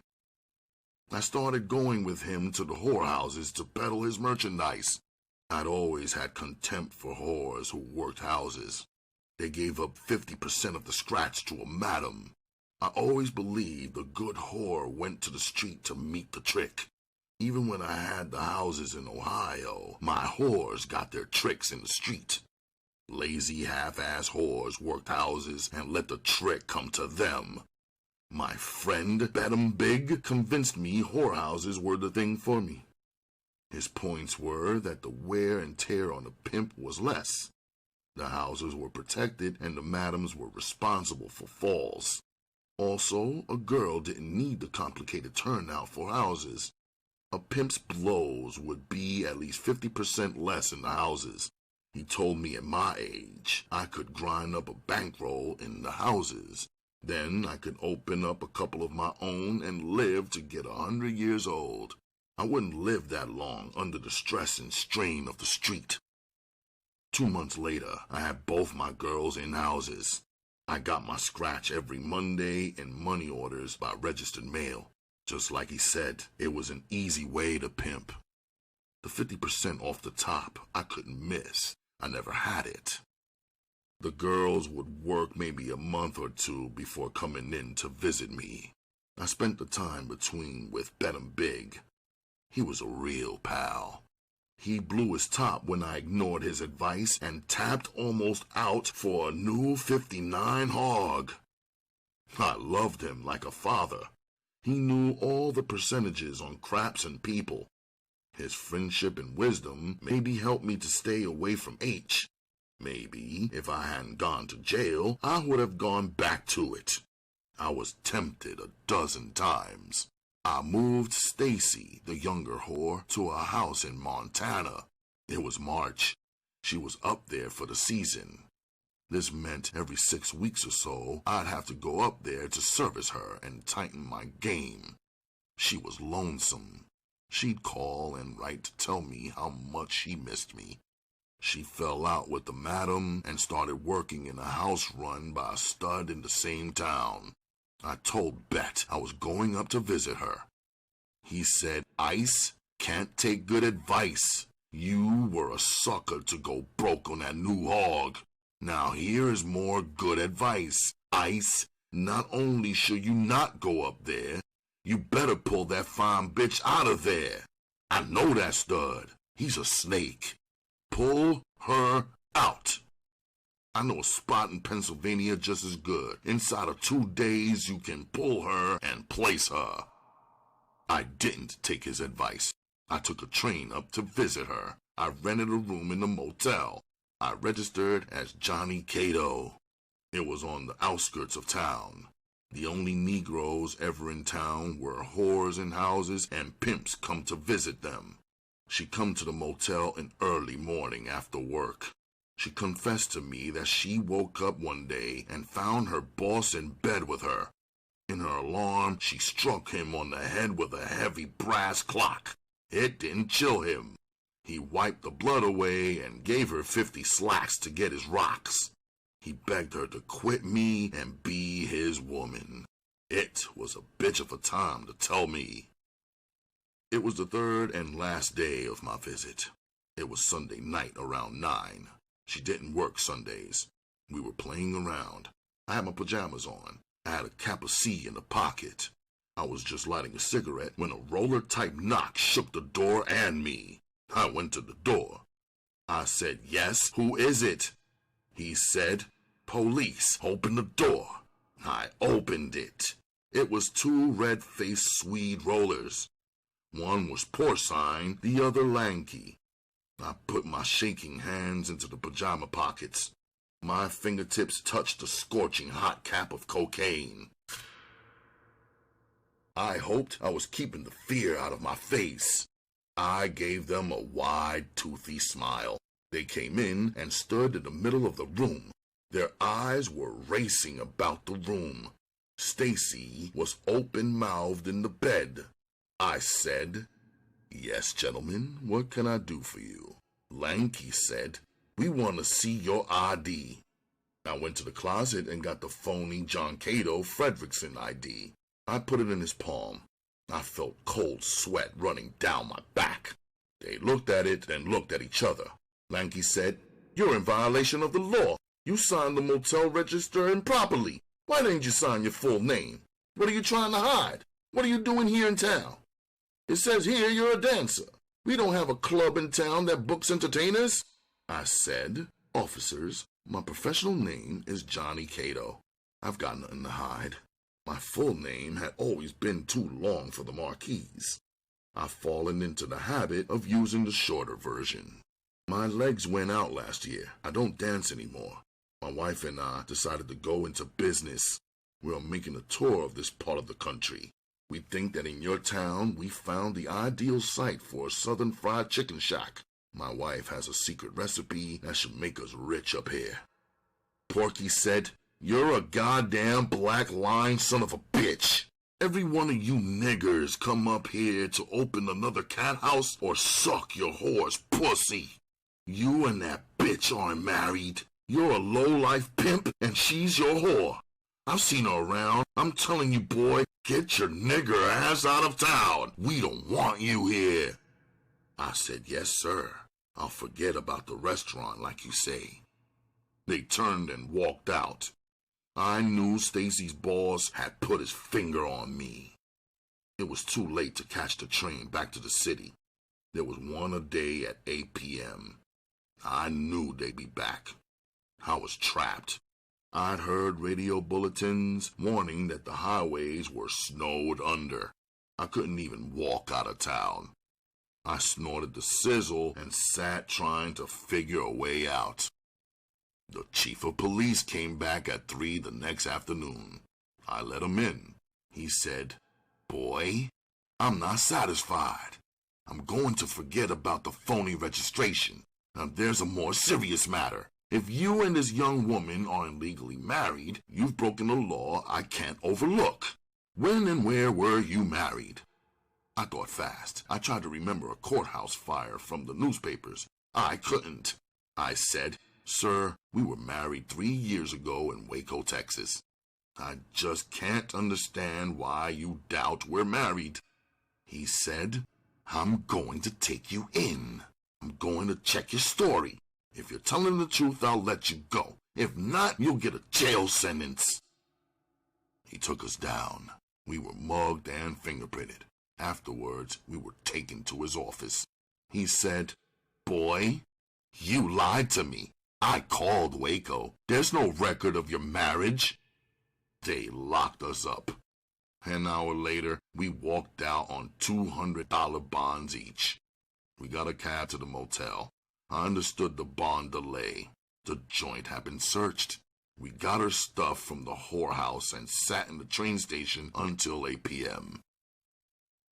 We got back to the city early that morning. I knew when my fingerprints got to Washington, the FBI would rush back the news I was a fugitive. I had to get out of town. The police chief knew my destination when I left this town. Bet 'em big called Pennsylvania. Stacy was packed, ready to leave for the new spot the next day. The chief must have flown my fingerprints to Washington. The city rollers, with a captain of guards from the joint, busted Stacy and me. I was held for the escape. Stacy for harboring me. There was one angle I couldn't figure. All the way to the lockup, it bothered me. How did the city police and that screw know just where in that big city to put their hands on me? I had been transferred to county jail when I figured it out. I had made many stupid mistakes in my life. None was more stupid than the one that put me back in the shithouse. I had a letter in my bag from Stacy. The rollers that searched our room while we were in jail made a notation of my city address. I had played the hit coppers cheap, and here I was with my balls in the fire. Rachel rushed to me from the whorehouse. I fought the charge of escape. After all, they couldn't prove it to the extent that they could tell in court how I had escaped. At my first hearing, I told the judge I hadn't escaped. I told him one night before midnight, a screw unlocked the cell and took me to the front gate and released me. I had a friend who had supplied the scratch for the underground release. It was a very thin story, but it was strong enough to forestall my return to the joint. I was sure bad things would happen to me back there. Beck visited me. He offered to do anything for me. I was lost. No one could help me. Mama came from California to visit me. She was sick and old. In fact, she was dying. She had heart trouble and diabetes. I don't see how she made the trip. It was an old scene. I was in a barred cage. She was crying on the outside of it. She sobbed, "Son, this is the last time we're going to see each other. Your mama's so tired. God gave me the strength to make the long trip to see my poor baby before I go to sleep in Jesus' arms. Son, it's too bad you don't love me as much as I love you." I was crying. I was squeezing her thin, pale hands in mine between the bars. I said, "Now look, Mama, you know we all got Indian blood in us. Mama, you ain't gonna die. Mama, I'll live to get 100 like Papa Joe, your father. Come on now, Mama, stop it. Ain't I got enough worry? Mama, I love you. Honest, Mama, forgive me not writing regular and stuff like that. I love you, Mama. I love you. Please don't die. I couldn't take it when I'm locked up. I'll take care of you when I get out. I swear, Mama, please, just don't die, Mama, please." The screw came up. The visit was over. His hard face softened in pity as he looked at her. He knew she was critically sick. I watched her move slowly away from me down the jail corridor. She got to the elevator. She turned and looked at me. She had a sad, pitiful look on her face. It reminded me of that stormy morning long ago. She had stood in the rain and watched the van taking me to my first prison bit. I get a terrible lump in my throat even now when I relive that moment. A week passed after Mama visited me and went back to California. I went into court for the third and last time. The judge offered me into the custody of the joint's captain of screws. Stacy was released. The captain and his aide were grimly silent. Their prison sedan sliced through the sparkling April day. I was on the rear seat. I gazed at the scurrying lucky citizens on the street. I wondered what they'd use on me at the joint, rubber hoses or blackjacks. I felt so low. I wouldn't have cared if I dropped dead right on the car seat. We went through the big gate into the joint. The warm April sun shone down on the ancient grimy buildings. The yard cons leaned on their brooms. They stared through the car window at me. The sedan came to a stop. We got out. They took off my handcuffs. I was taken into the same cell house from which I made the escape 13 years before. I was locked in a cell on the flag. In the early afternoon, a screw marched me to the office of the chief of the joint security. He looked like a pure Aryan stormtrooper sitting behind his desk. He didn't have a blackjack or a rubber hose in his hand. He was grinning like Herr Schicklgruber at that railroad coach in France. His voice was a lethal whisper. He said, "Well, well, so you're that slick blackbird who flew the coop. Cheer up. You only owe us 11 months. You lucky you escaped before the new law. There's one on the books now. It penalizes escapees with up to an extra year. Ah, what a shame it isn't retroactive. I'm gonna put you in the punishment cell for a few days. Nothing personal, mind you. Hell, you didn't hurt me with your escape. Tell me confidentially, how did you do it?" I said, "Sir, I wish I knew. I am subject to stages of fugue. I came to that night and I was walking down the highway a free man. Sir, I certainly wish I could tell you how I did it." His pale, cold eyes hardened. His grin widened. He said, "Oh, it's all right, my boy. Tell you what, you're a cinch to get a clear memory of just how you did it before long. Put in a request to the cell house officer to see me when you regain the memory. Well, good luck, my boy, till we meet again." A screw took me to the bathhouse. I took a shower and changed into a tattered con uniform. A croaker examined me, then back to the cell house.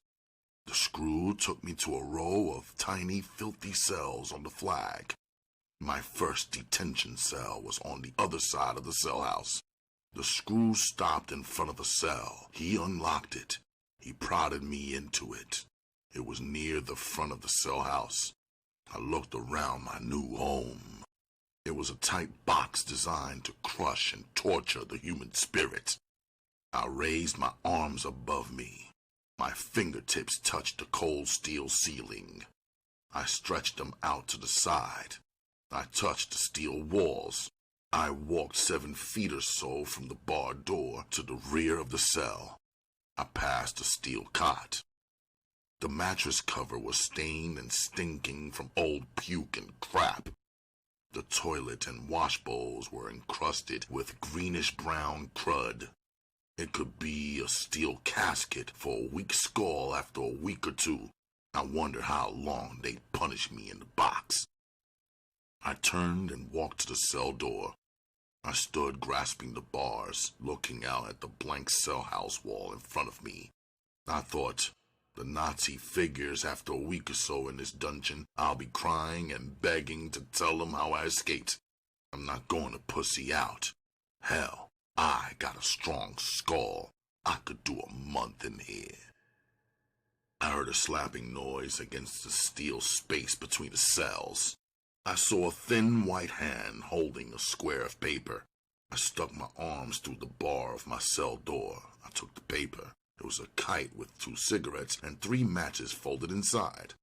It read, "Welcome to Happiness Lane. My name is Coppola. The Vine said you're Lancaster, the guy who took a powder 13 years ago. I was clerking in an office up front. I took my powder a year and a half ago. They brought me back 6 months ago. I started to cash in my chips a dozen times. You'll find out what I mean. I've been right in this cell ever since. I got another year to go with the new time stacked on top for the escape. I got a detainer warrant from Maine for forgery up front. We're in big trouble, buddy. The brick up front has cracked up 4 or 5 cons in these cells since I came back. There's 6 of us on the roll now. Only 3 are escapees. The rest are doing short punishment time, like 2 days to a week. I'll give you background on other things later. I know where screws will get you anything you want for a price. I lit a cigarette and sat on the cot. I thought Coppola is a hell of a stud to keep his skull straight for 6 months on Happiness Lane. He doesn't know I'm just here for a few days. That night we had a supper of sour Spanish rice.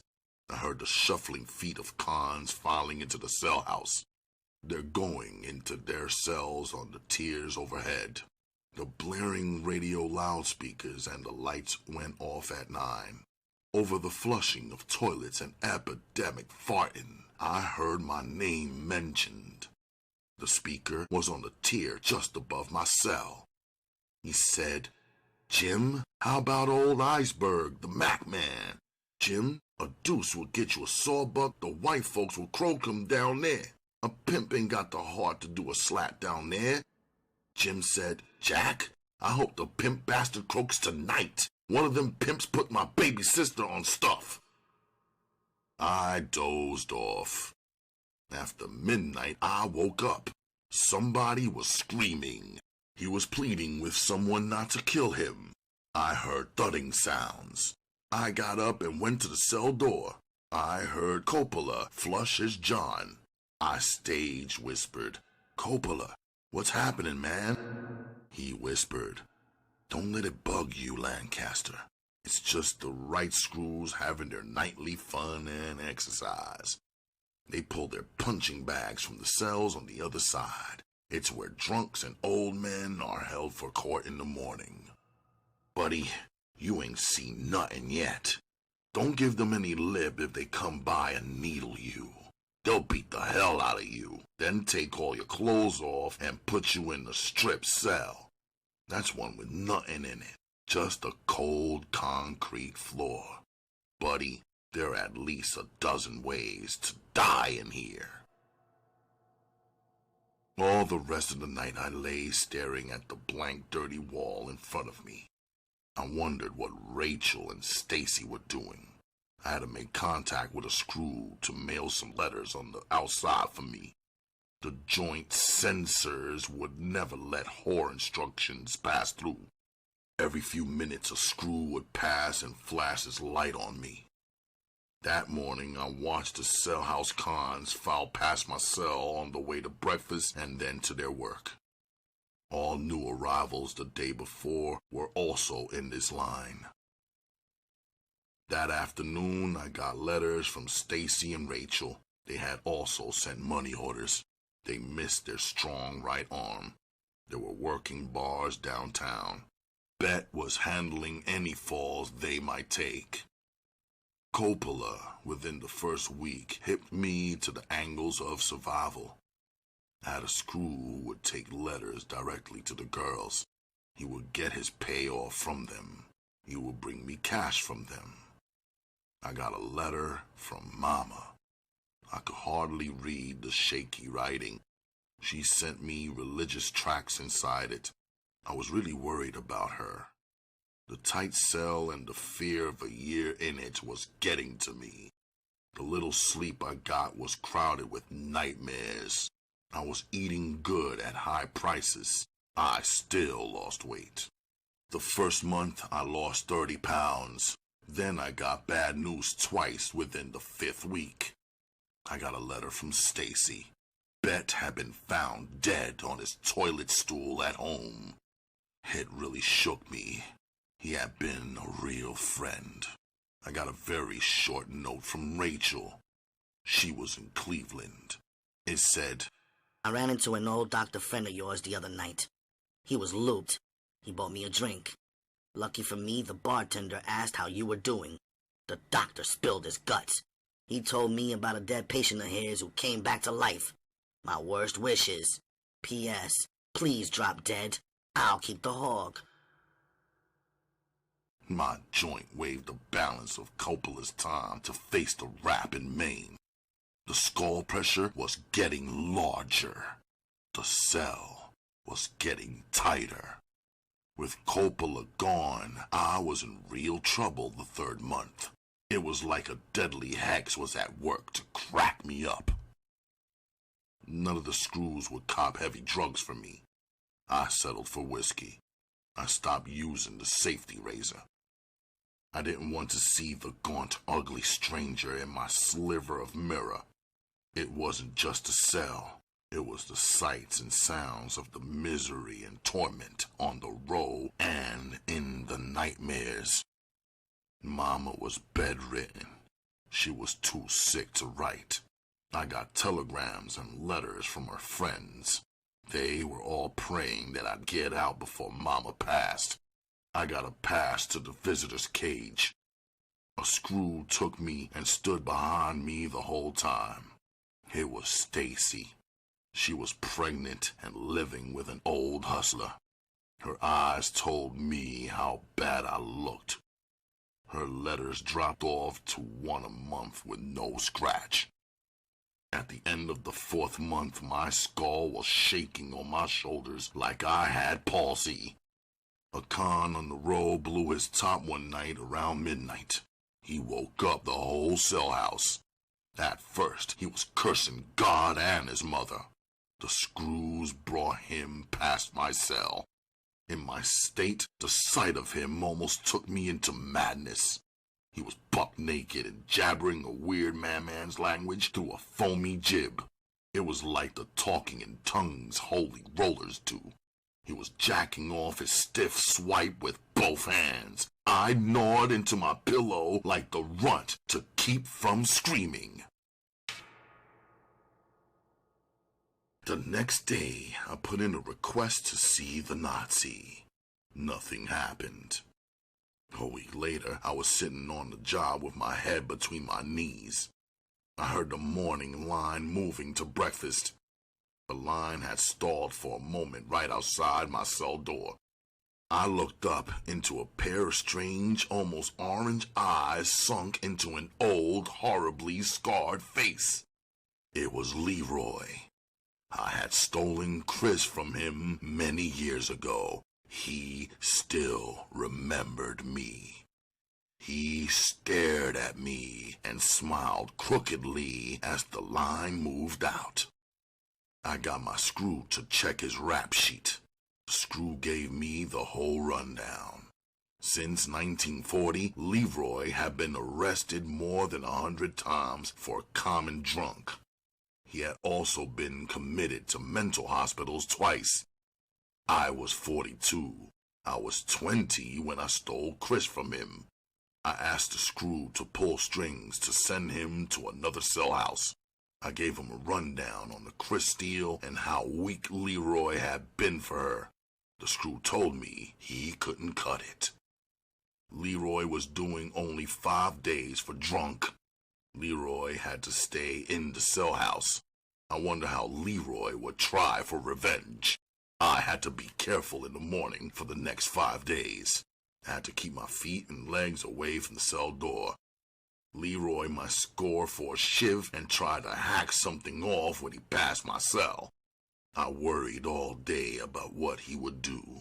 Could he somehow get gasoline and torch me? That night I heard the voice for the first time. The lights were out. The cell house was quiet. The voice seemed to be coming through a tiny grill at the head of the cot. A light always burned in the breezeway behind the grill. Pipes for all the plumbing for the cells were there. I got down on my hands and knees and looked through the grill's tiny holes. I couldn't see anybody. I got back on the cot. The voice was louder and clearer. It sounded friendly and sweet like a woman consoling a friend. I wondered if cons on one of the tiers above me were clowning with each other. I heard my name in the flow of chatter. I got back down and listened at the grill. A light flooded the corner.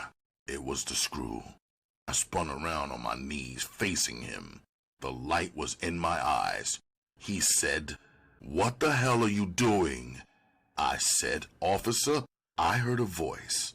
I thought someone was working back there. He said, "Oh, you poor bastard. You won't pull this bit. You're going nuts, Slim. Now stop that nonsense and get in that cot and stay there." The cell house lights woke me up. My first thought was Leroy. I got up and sat on the cot. Then I thought about the voice. I wasn't sure now. Maybe it had been a dream. I wondered whether I should ask the screw about it. One thing for sure, dream or not, I didn't want to go nuts. My mind hooked on to what I heard the old con philosopher say about that screen in the skull. I remembered what the books at federal prisons said about voices and even people that only existed inside a Joker's skull. I thought, after this, when I get the first sign of a sneaky worry, thought, or idea, I'll fight it out of my skull. Maybe I wasn't dreaming when I heard that voice. If I hear it again, I'll have some protection. I'll keep a strong, sane voice inside to fight off anything screwy from going on. Every moment, I'll stand guard over my thoughts until I get out of here. I can do it. I just have to train that guard. He's got to be slick enough not to let trouble buy him. I'll make him shout down the phony voices. He'll know they're not real right away. I got up and went to the face bowl. I heard the rumbling feet of the cons coming off the tiers. I was washing my face. I heard a series of sliding bumps on the floor behind me. It was like several newsboys all throwing your paper on the porch in rotation. Then I smelt it. I turned toward the door. I squinted through the soap on my eyelids. I had been bombed with crap. It was oozing off the wall. The solid stuff had rolled to my feet. Pieces of loosely rolled newspaper were the casings. Cons were pasting my door, snickering. I felt dizzy. A big balloon started inflating inside my chest. I remembered the inside guard. He was new and late on the job. I puked. I shouted over and over, "Watch out now! It's only crap! It's only crap! It's just crap! Watch out! It can't hurt you! It's only stinking crap!" A screw stood at the cell door twitching his nose. He was screaming, "Shut up!" He opened the cell. I got a bucket of hot water and a scrub brush. I cleaned the cell. The screw asked me who fouled my nest. I told him I didn't know. My screw came to see me at noon. He told me how Leroy had enlisted the crap bombers. Leroy told them I had put the finger on him years ago when he got the bit for the Papa Tony beating. My screw dropped the truth around the cell house. All the bombers were down on Leroy. They dared him to bother me again. I didn't mourn when Leroy finished his 5-day bit. It was the end of my 6th month. I beat down worry, voices, and countless thoughts of suicide with the Skull Guard plan. A friend of Mama's sent me a telegram. Mama had been stricken. The hospital doctors had given her up. Then she bounced back.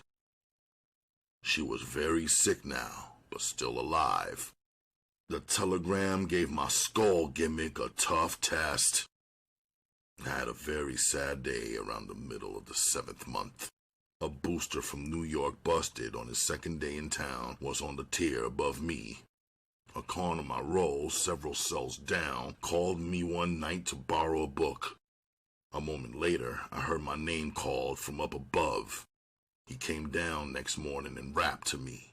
His job was in the cell house. The booster asked me if I were the Iceberg who was a friend of party time. I told him yes. He didn't say anything for a while. Finally, he told me Party had often spoken of me as the kid he once hustled with who grew up to be Iceberg the Pimp. He told me Party had copped the beautiful girlfriend of a dope dealer when he got a bit. Party turned her out. The dope dealer did his bit. The broad tried to cut Party loose to go back to a life of ease. Party went gorilla on her. He broke her arm. 2 months later, Party copped some H. He didn't know his connection was a pal of the dealer who got the bit. It was H, all right, mixed with flakes of battery acid. I didn't sleep that night. I had come to a decision in that awful cell. I was through with pimping and drugs. I got insight that perhaps I could never have hoped to get outside. I couldn't have awakened if I had been serving a normal bit. After I got the mental game down pat, I could see the terrible pattern of my life. Mama's condition and my guilty conscience had a lot to do with my decision. Perhaps my age and loss of youth played their parts. I had found out that pimping is for young men, the stupid kind. I had spent more than half a lifetime in the worthless, dangerous profession. If I had stayed in school, in 8 years of study, I could have been an MD or a lawyer. Now here I was, slick but not smart, in a cell. I was past 40 with counterfeit glory in my past and no marketable training, no future. I had been a bigger sucker than a square mark.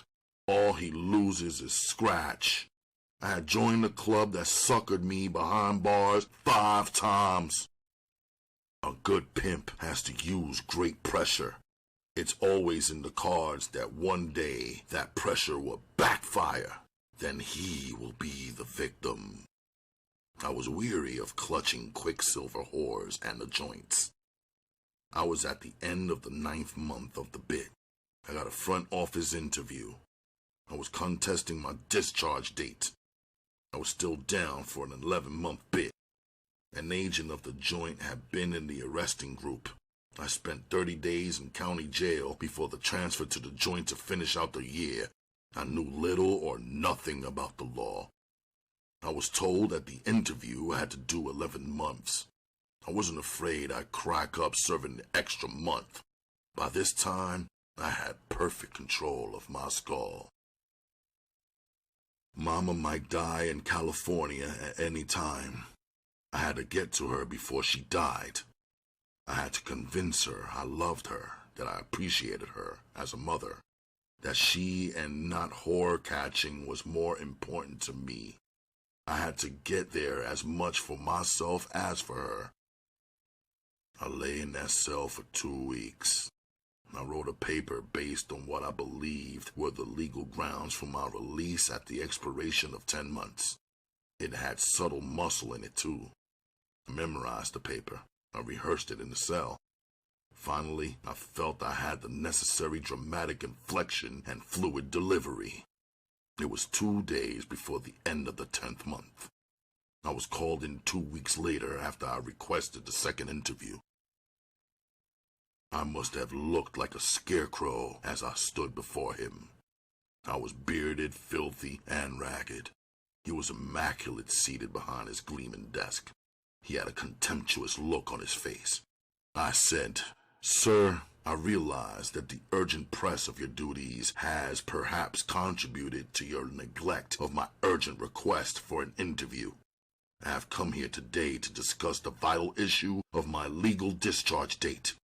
Wild rumors are circulating to the effect that you are not a fair man, that you are a bigot who hates Negroes. I discounted them immediately when I heard them. I am almost dogmatic in my belief that a man of your civic stature and intellect could ill afford or embrace base prejudice. In the spirit of fair play, I'm going to be brutally frank. If I am not released the day after tomorrow, a certain agent of mine here in the city is going to set in motion a process that will not only free me, but will possibly, in addition, throw a revealing spotlight on certain not too legal, not too pleasant activities carried on daily behind these walls. I have been caged here like an animal for almost 10 months. Like an animal, my sensitivity of seeing and hearing had been enhanced. I only want what is legally mine.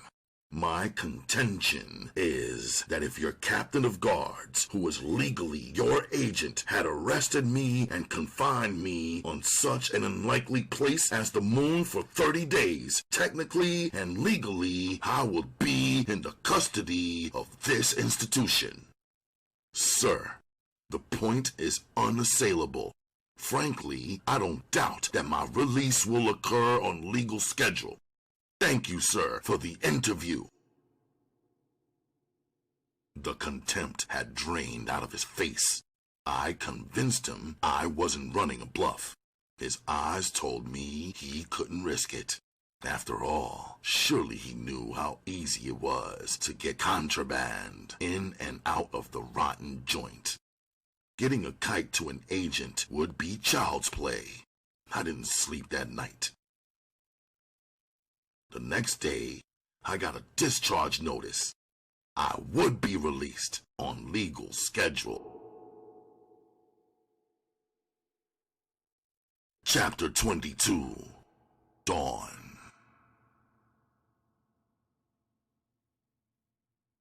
I had amazed cons and guards alike.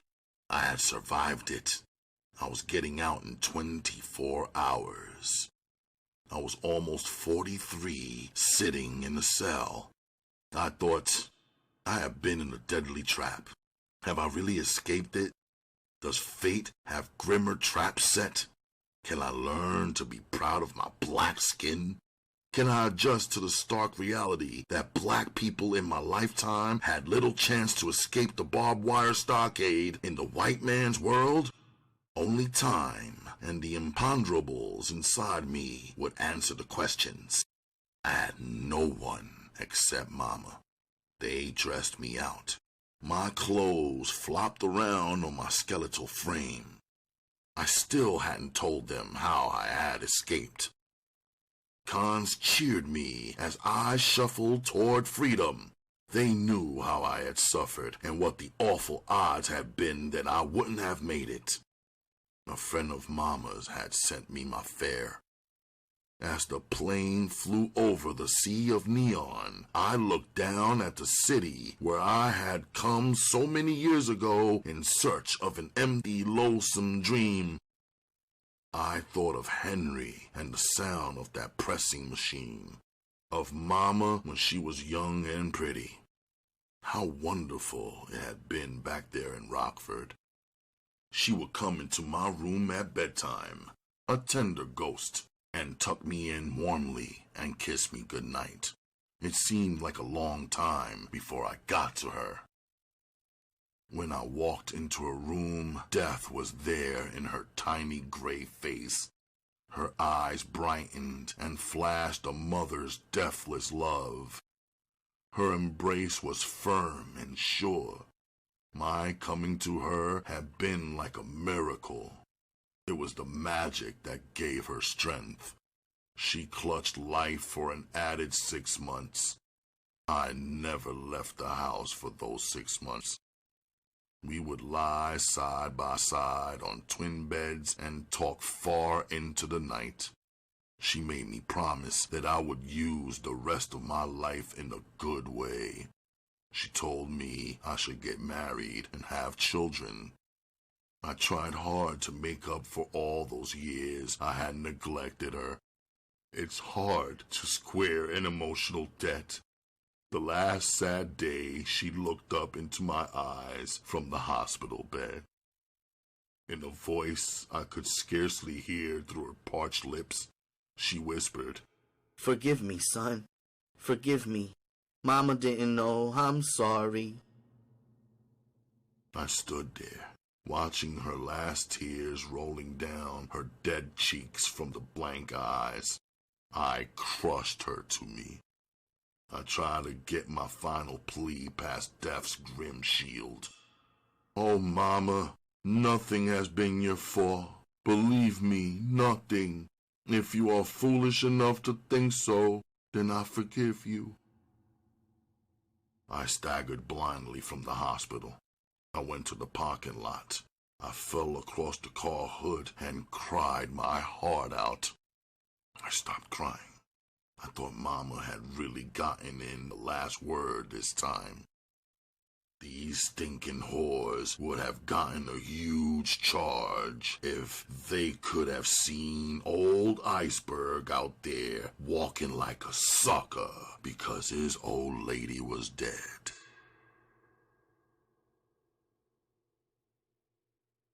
Epilogue. I am lying in the quiet dawn.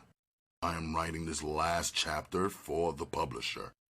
I am thinking, how did a character like me, who for most of his life had devoted himself to the vilest career, ever square up?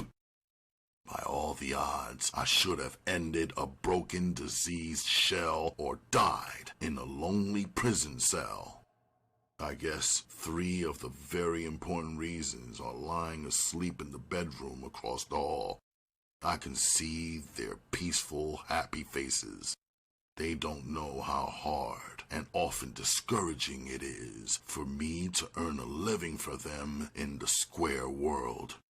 This square world is a strange place for me. For the last 5 years, I have tried hard, so hard, to solve its riddles to fit in. Catherine, my beautiful wife, is wonderful and courageous. She's a perfect mother to our adorable 2-year-old girl and our sturdy, handsome 3-year-old boy. In this new world that isn't really square at all, I have had many bitter experiences. I remember soon after my marriage how optimistic I was as I set out to apply for the sales jobs listed in the want ads. I knew that I was a stellar salesman. After all, hadn't I proved my gift for 30 years? The principles of selling are the same in both worlds. The white interviewers were impressed by my bearing and apparent facility with words. They sensed my knowledge of human nature. But they couldn't risk the possible effect that a Negro's presence would have on the firm's all-white personnel. In disgust and anger, I would return home and sulk. Bitterly, I would try to convince myself to go back into the rackets. Catherine always said the right things and gave me her love and understanding. There was another indispensable source of help and courage during these hard times. She's a charming, brilliant woman. She had been a friend to my mother. She functioned as a kind of psychotherapist.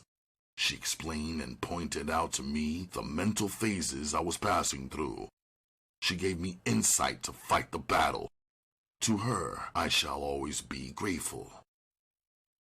The story of my life indicates that those close friends were few. Shortly before I started this book, I met a man I respected. I thought he was a true friend. I was bitterly disillusioned to discover he wasn't. I'm glad, in a way, it turned out the way it did. I've always come back stronger after a good kick in the ass. I have had many interesting and even humorous experiences in this new life. They will have to wait for now. I see my little family is awake. I'll have to light the heater.